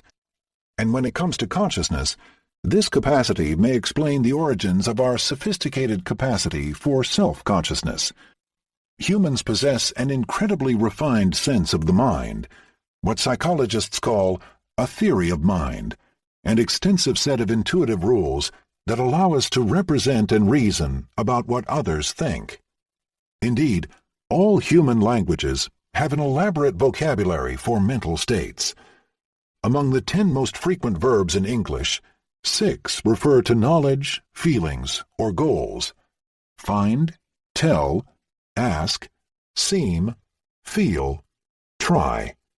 Crucially, we apply them to ourselves as well as to others, using identical constructions with pronouns. I is the 10th most frequent word in English, and you is the 18th. Thus, we can represent what we know in the same exact format as what others know. I believe X, but you believe Y. This mentalist perspective is present right from the start. Even 7-month-old infants already generalize from what they know to what others know. And it may well be unique to humans. 2.5-year-old children already surpass adult chimpanzees and other primates in their understanding of social events. The recursive function of human language may serve as a vehicle for complex nested thoughts that remain inaccessible to other species. Without the syntax of language, it is unclear that we could even entertain nested conscious thoughts, such as, "He thinks that I do not know that he lies." Such thoughts seem to be vastly beyond the competence of our primate cousins. Their metacognition seems to include only 2 steps, a thought and a degree of belief in it, rather than the potential infinity of concepts that a recursive language affords. Alone in the primate lineage, the human neuronal workspace system may possess unique adaptations to the internal manipulation of compositional thoughts and beliefs. Neurobiological evidence, although scarce, fits with this assumption. As we discussed in Chapter 5, the prefrontal cortex, a pivotal hub of the conscious workspace, occupies a sizable portion of any primate's brain, but in the human species it is vastly expanded. Among all primates, human prefrontal neurons are the ones with the largest dendritic trees. As a result, our prefrontal cortex is probably much more agile in collecting and integrating information from processors elsewhere in the brain, which may explain our uncanny ability for introspection and self-oriented thinking, detached from the external world.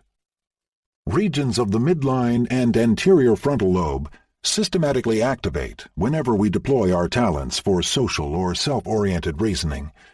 One of these regions, called the frontopolar cortex, or Brodmann's Area 10, is larger in Homo sapiens than in any other ape. Experts debate whether it exists at all in macaque monkeys. The underlying white matter, which supports the brain's long-distance connections, is disproportionately larger in humans compared with any other primate, even after correcting for the massive change in overall brain size.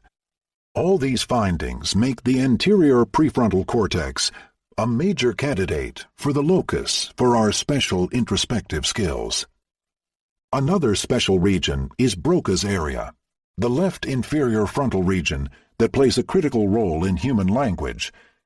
Its layer 3 neurons, which send long-distance projections, are more broadly spaced in humans than in other apes, again permitting a greater interconnection. In this area, as well as in the midline anterior cingulate, another crucial region for self-control, Konstantin von Economo discovered giant neurons that may well be unique to the brains of humans and great apes such as chimps and bonobos, as they seem to be absent in other primates, such as macaques. With their giant cell bodies and long axons, these cells probably make a very significant contribution to the broadcasting of conscious messages in the human brain. All these adaptations point to the same evolutionary trend. During hominization, the networks of our prefrontal cortex grew denser and denser, to a larger extent than would be predicted by brain size alone.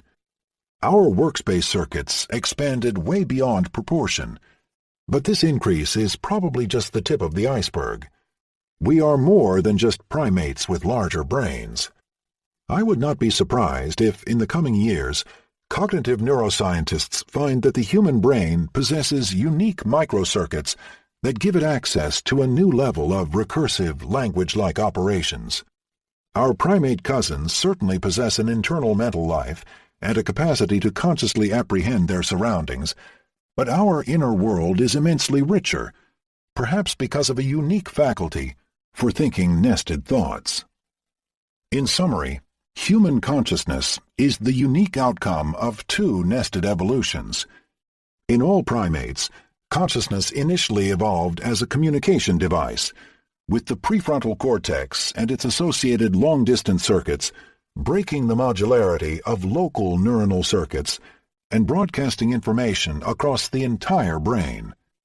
In humans alone, the power of this communication device was later boosted by a second evolution, the emergence of a language of thought that allows us to formulate sophisticated beliefs and to share them with others.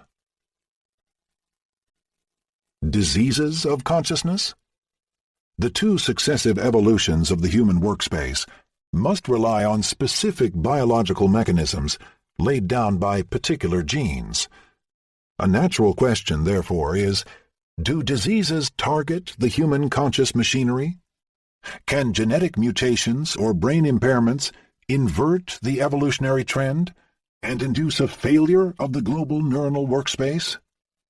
The long-distance cortical connections that support consciousness are likely to be fragile. Compared to any other cell type in the body, neurons are monster cells, since their axon can easily span tens of centimeters. Supporting such a long appendix, more than 1,000 times larger than the cell's main body, poses unique problems of gene expression and molecular trafficking.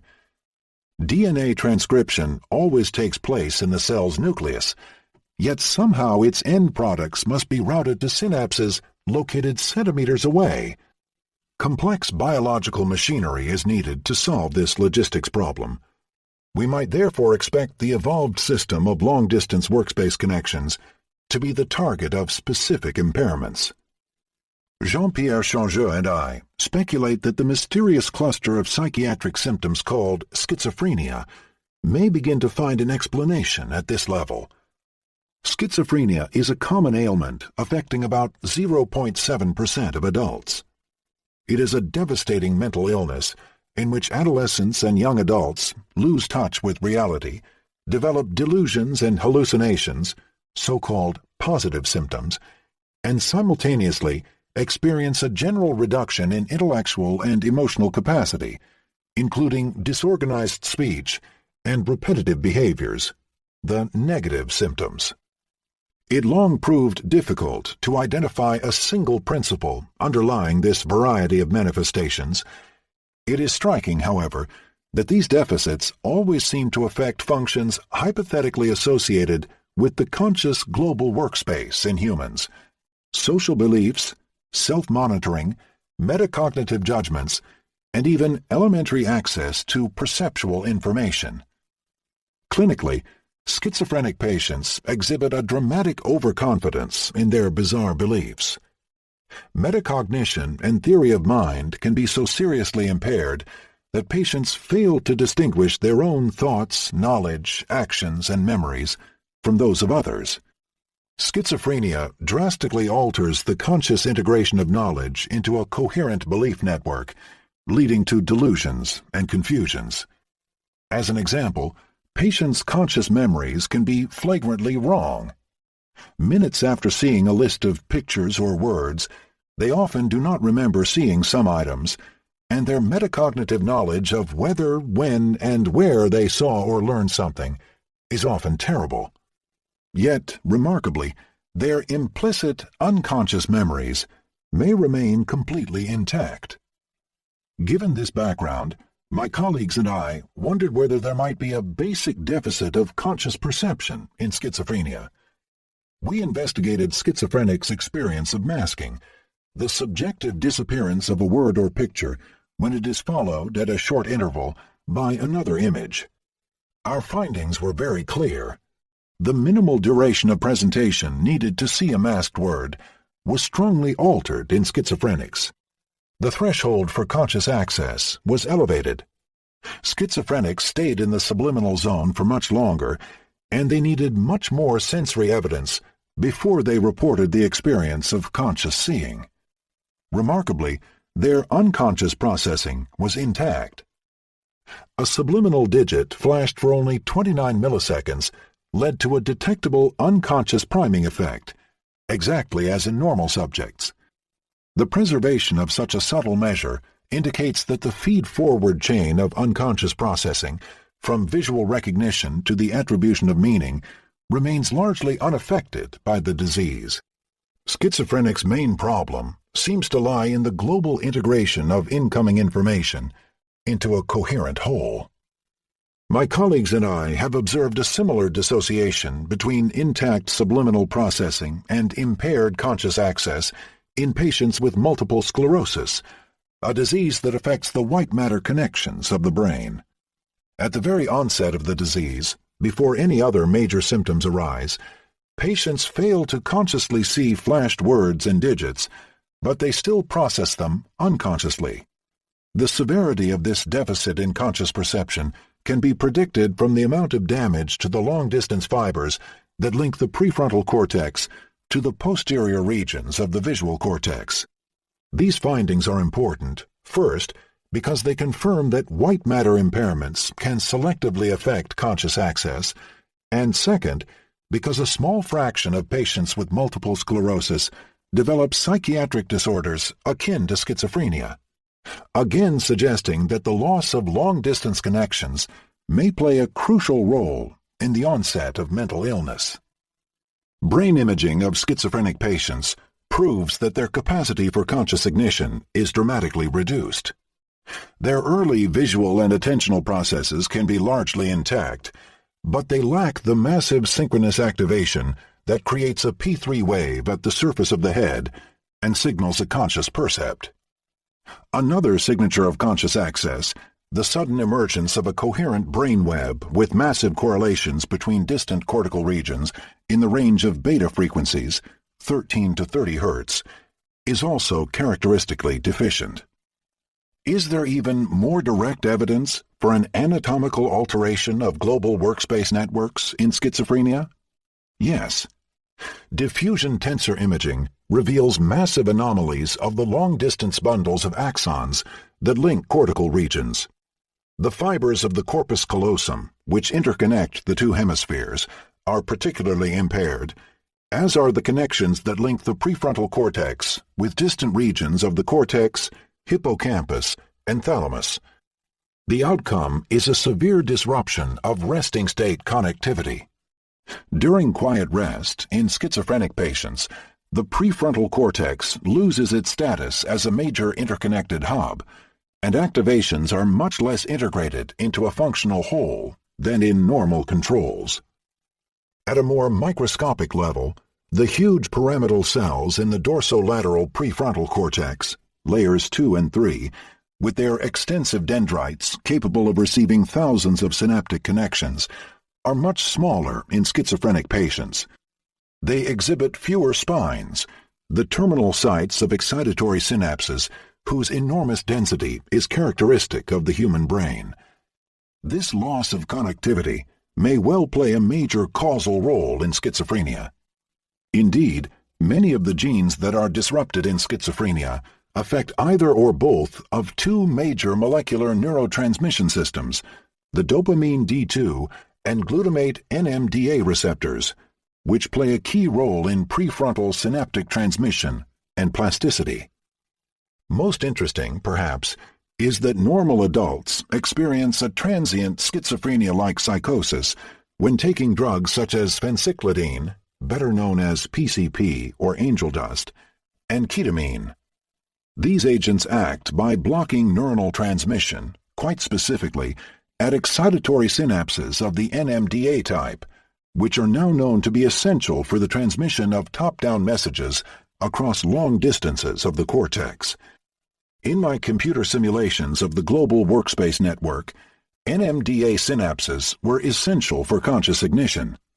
They formed the long-distance loops that linked high-level cortical areas in a top-down manner to the lower-level processors that originally activated them. Removing NMDA receptors from our simulation resulted in a dramatic loss of global connectivity, and ignition disappeared. Other simulations show that NMDA receptors are equally important for the slow accumulation of evidence underlying thoughtful decision-making.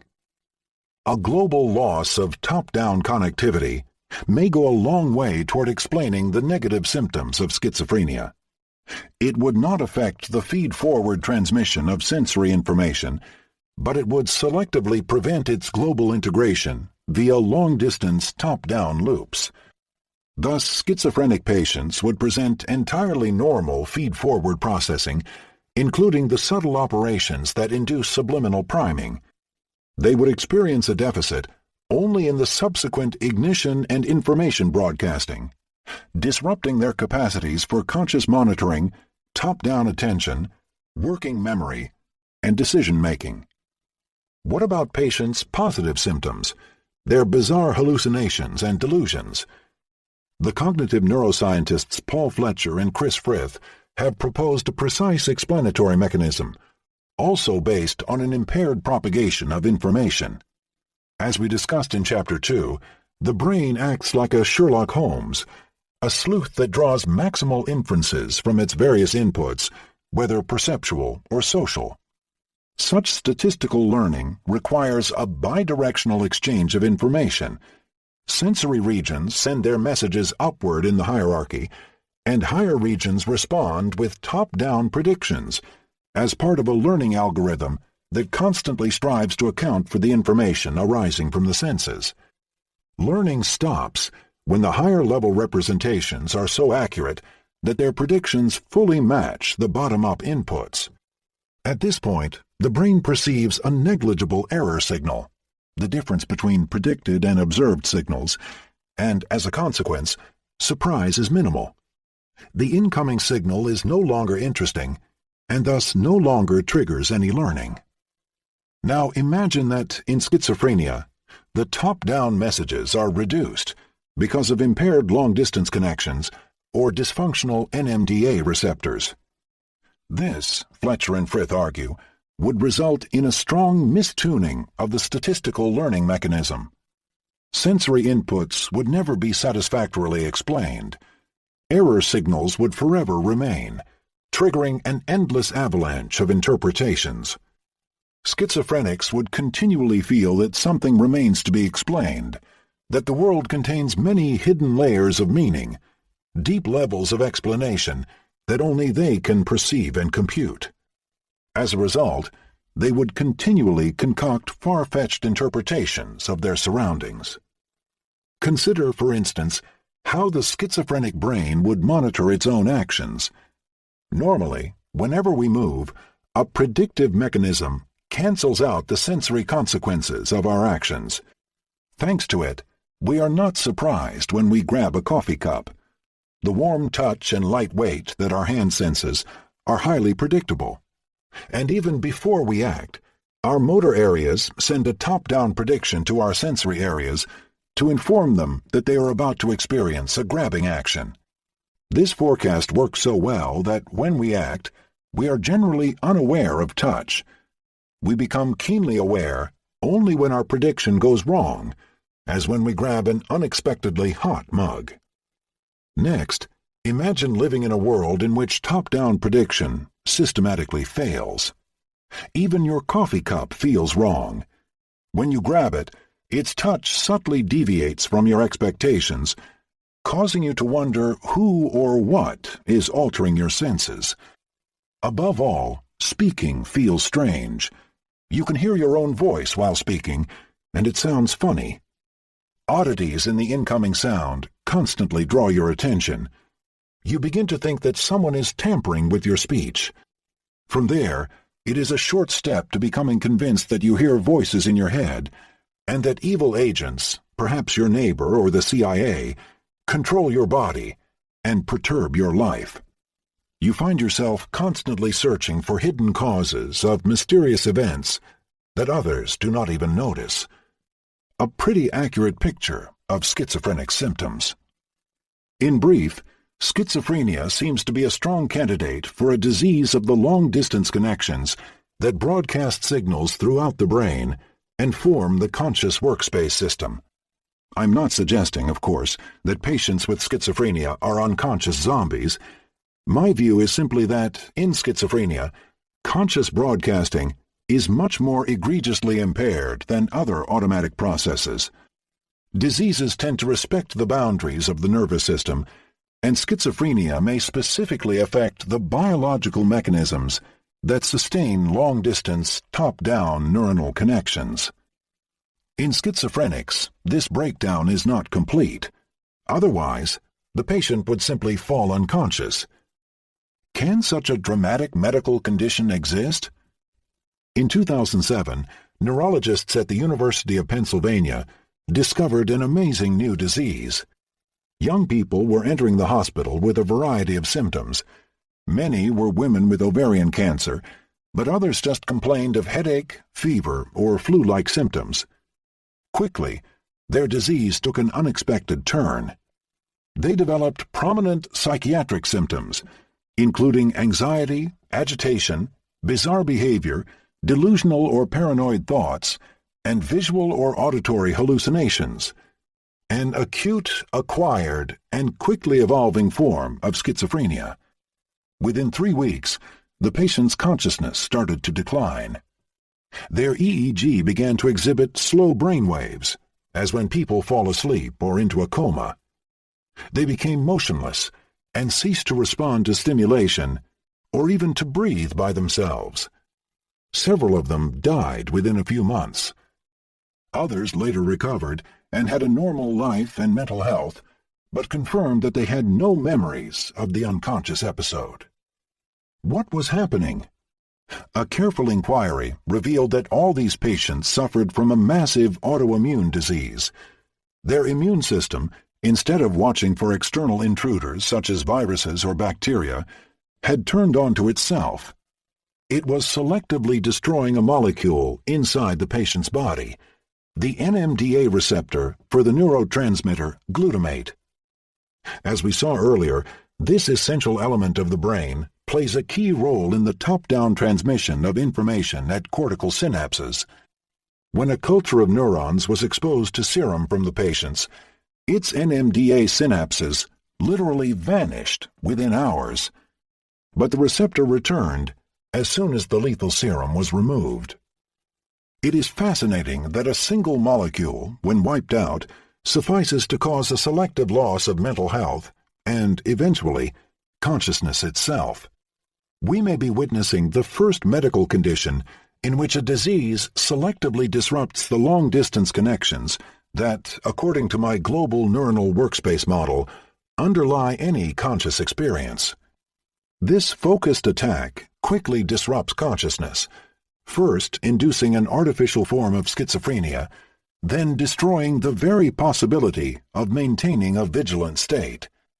In future years, this medical condition may serve as a model disease whose molecular mechanisms shed light on psychiatric diseases, their onset, and their link to conscious experience. Conscious machines? Now that we are beginning to understand the function of consciousness, its cortical architecture, its molecular basis, and even its diseases, can we envisage simulating it in the computer? Not only do I fail to see any logical problem with this possibility, I consider it to be an exciting avenue of scientific research, a grand challenge that computer science may resolve over the next decades. We are nowhere near having the capacity to build such a machine yet, but the very fact that we can make a concrete proposal about some of its key features indicates that the science of consciousness is moving forward. In Chapter 5, I outlined a general scheme for a computer simulation of conscious access. Those ideas could serve as a basis for a new kind of software architecture. Much as a modern computer runs many special-purpose programs in parallel, our software would contain a great many specialized programs, each dedicated to a certain function, such as face recognition, movement detection, spatial navigation, speech production, or motor guidance. Some of these programs would take their inputs from inside rather than from outside the system, thus providing it with a form of introspection and self-knowledge. For instance, a specialized device for error detection might learn to predict whether the organism is likely to deviate from its current goal. Current computers possess the rudiments of this idea, since they increasingly come equipped with self-monitoring devices that probe remaining battery life, disk space, memory integrity, or internal conflicts. I see at least 3 critical functions that current computers miss: flexible communication, plasticity, and autonomy. First, the programs should flexibly communicate with one another. At any given time, the output of one of the programs would be selected as the focus of interest for the entire organism. The selected information would enter the workspace, a limited-capacity system that operates in a slow and serial manner, but has the huge advantage of being able to broadcast the information back to any other program. In current computers, such exchanges are usually forbidden. Each application executes in a separate memory space, and its outputs cannot be shared.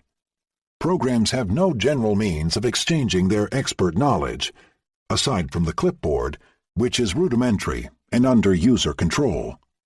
The architecture I have in mind would dramatically enhance the flexibility of information exchanges by providing a sort of universal and autonomous clipboard, the global workspace. How would the receiving programs use the information broadcast by the clipboard? My second key ingredient is a powerful learning algorithm. The individual programs would not be static, but would be endowed with a capacity to discover the best use for the information they receive. Each program would adjust itself according to a brain-like learning rule that would capture the many predictive relationships that exist among its inputs. Thus, the system would adapt to its environments and even to the quirks of its own architecture, rendering it robust, for instance, to the failure of a subprogram. It would discover which of its inputs are worthy of attention and how to combine them to compute useful functions. And that leads me to my third desired feature, autonomy. Even in the absence of any user interaction, the computer would use its own value system to decide which data are worthy of a slow, conscious examination in the global workspace. Spontaneous activity would constantly let random thoughts enter the workspace, where they would be retained or rejected depending on their adequacy to the organism's basic goals. Even in the absence of inputs, a serial stream of fluctuating internal states would arise. The behavior of such a simulated organism would be reminiscent of our own variety of consciousness. Without any human intervention, it would set its own goals, explore the world, and learn about its own internal states. And at any time, it would focus its resources on a single internal representation, what we may call its conscious content. Admittedly, these ideas remain vague. Much work will be needed to turn them into a detailed blueprint. But at least in principle, I see no reason why they would not lead to an artificial consciousness. Many thinkers disagree. Let us briefly consider their arguments. Some believe that consciousness cannot be reduced to information processing because no amount of information processing will ever cause a subjective experience. The NYU philosopher Ned Block, for instance, concedes that the workspace machinery may explain conscious access, but he argues that it is inherently incapable of explaining our qualia, the subjective states or raw feelings of what it is like to experience a feeling, a pain, or a beautiful sunset. David Chalmers, a philosopher at the University of Arizona, similarly maintains that even if workspace theory explains which operations may or may not be performed consciously, it will never explain the riddle of first-person subjectivity. Chalmers is famous for introducing a distinction between the easy and the hard problems of consciousness. The easy problem of consciousness, he argues, consists in explaining the many functions of the brain. How do we recognize a face, a word, or a landscape? How do we extract information from the senses and use it to guide our behavior? How do we generate sentences to describe what we feel? Although all these questions are associated with consciousness, Chalmers argues, they all concern the objective mechanisms of the cognitive system, and consequently, we have every reason to expect that continued work in cognitive psychology and neuroscience will answer them. By contrast, the hard problem is the question of how physical processes in the brain give rise to subjective experience, the way things feel for the subject. When we see, for example, we experience visual sensations, such as that of vivid blue, or think of the ineffable sound of a distant oboe, the agony of an intense pain, the sparkle of happiness, or the meditative quality of a moment lost in thought. It is these phenomena that pose the real mystery of the mind. My opinion is that Chalmers swapped the labels. It is the easy problem that is hard, while the hard problem just seems hard because it engages ill-defined intuitions.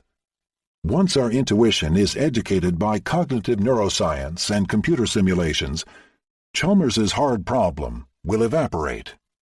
The hypothetical concept of qualia, pure mental experience detached from any information processing role, will be viewed as a peculiar idea of the pre-scientific era, much like vitalism, the misguided 19th century thought that, however much detail we gather about the chemical mechanisms of living organisms, we will never account for the unique qualities of life.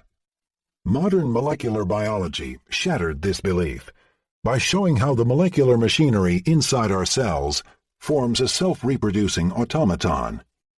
Likewise, the science of consciousness will keep eating away at the hard problem until it vanishes. For instance, current models of visual perception already explain not only why the human brain suffers from a variety of visual illusions, but also why such illusions would appear in any rational machine confronted with the same computational problem. The science of consciousness already explains significant chunks of our subjective experience, and I see no obvious limits to this approach. A related philosophical argument proposes that, however hard we try to simulate the brain, our software will always lack a key feature of human consciousness: free will. To some people, a machine with free will is a contradiction in terms, because machines are deterministic. Their behavior is determined by their internal organization and their initial state. Their actions may not be predictable due to measurement imprecision and chaos, but they cannot deviate from the causal chain that is dictated by their physical organization. This determinism seems to leave no room for personal freedom. As the poet and philosopher Lucretius wrote in the 1st century BC, "If all movement is always interconnected, the new arising from the old in a determinate order, if the atoms never swerve so as to originate some new movement that will snap the bonds of fate, the everlasting sequence of cause and effect, what is the source of the free will possessed by living things throughout the earth?" Even top-notch contemporary scientists find this problem so insuperable that they search for new laws of physics. Only quantum mechanics, they argue, introduces the right element of freedom. John Eccles, 1903 to 1997, who received the Nobel Prize in 1963 for his major discoveries on the chemical basis of signal transmission at synapses, was one of these neuroskeptics. For him, the main problem of neuroscience was to figure out how the self controls its brain, as the title of one of his numerous books put it, a questionable expression that smacks of dualism. He ended up gratuitously supposing that the mind's immaterial thoughts act on the material brain by tweaking the probabilities of quantum events at synapses. Another brilliant contemporary scientist, the accomplished physicist Sir Roger Penrose, agrees that consciousness and free will require quantum mechanics. Penrose, together with the anesthesiologist Stuart Hameroff, developed the fanciful view of the brain as a quantum computer. The ability of a quantum physical system to exist in multiple superimposed states would be exploited by the human brain to explore nearly infinite options in finite time, somehow explaining the mathematician's ability to see through Gödel's theorem. Unfortunately, these Baroque proposals rest on no solid neurobiology or cognitive science. Although the intuition that our mind chooses its actions at will begs for an explanation, quantum physics, the modern version of Lucretius's swerving atoms, is no solution. Most physicists agree that the warm-blooded bath in which the brain soaks is incompatible with quantum computing, which requires cold temperatures to avoid a quick loss of quantum coherence. And the timescale at which we become aware of aspects of the external world is largely unrelated to the femtosecond scale, 10 to the negative 15th, at which this quantum decoherence typically occurs. Most crucially, even if quantum phenomena influenced some of the brain's operations, their intrinsic unpredictability would not satisfy our notion of free will. As convincingly argued by the contemporary philosopher Daniel Dennett, a pure form of randomness in the brain does not provide us with any kind of freedom worth having. Do we really want our bodies to be haphazardly shaken around by uncontrollable swerves generated at the subatomic level, like the random twitches and tics of a patient with Tourette syndrome? Nothing could be further from our concept of freedom.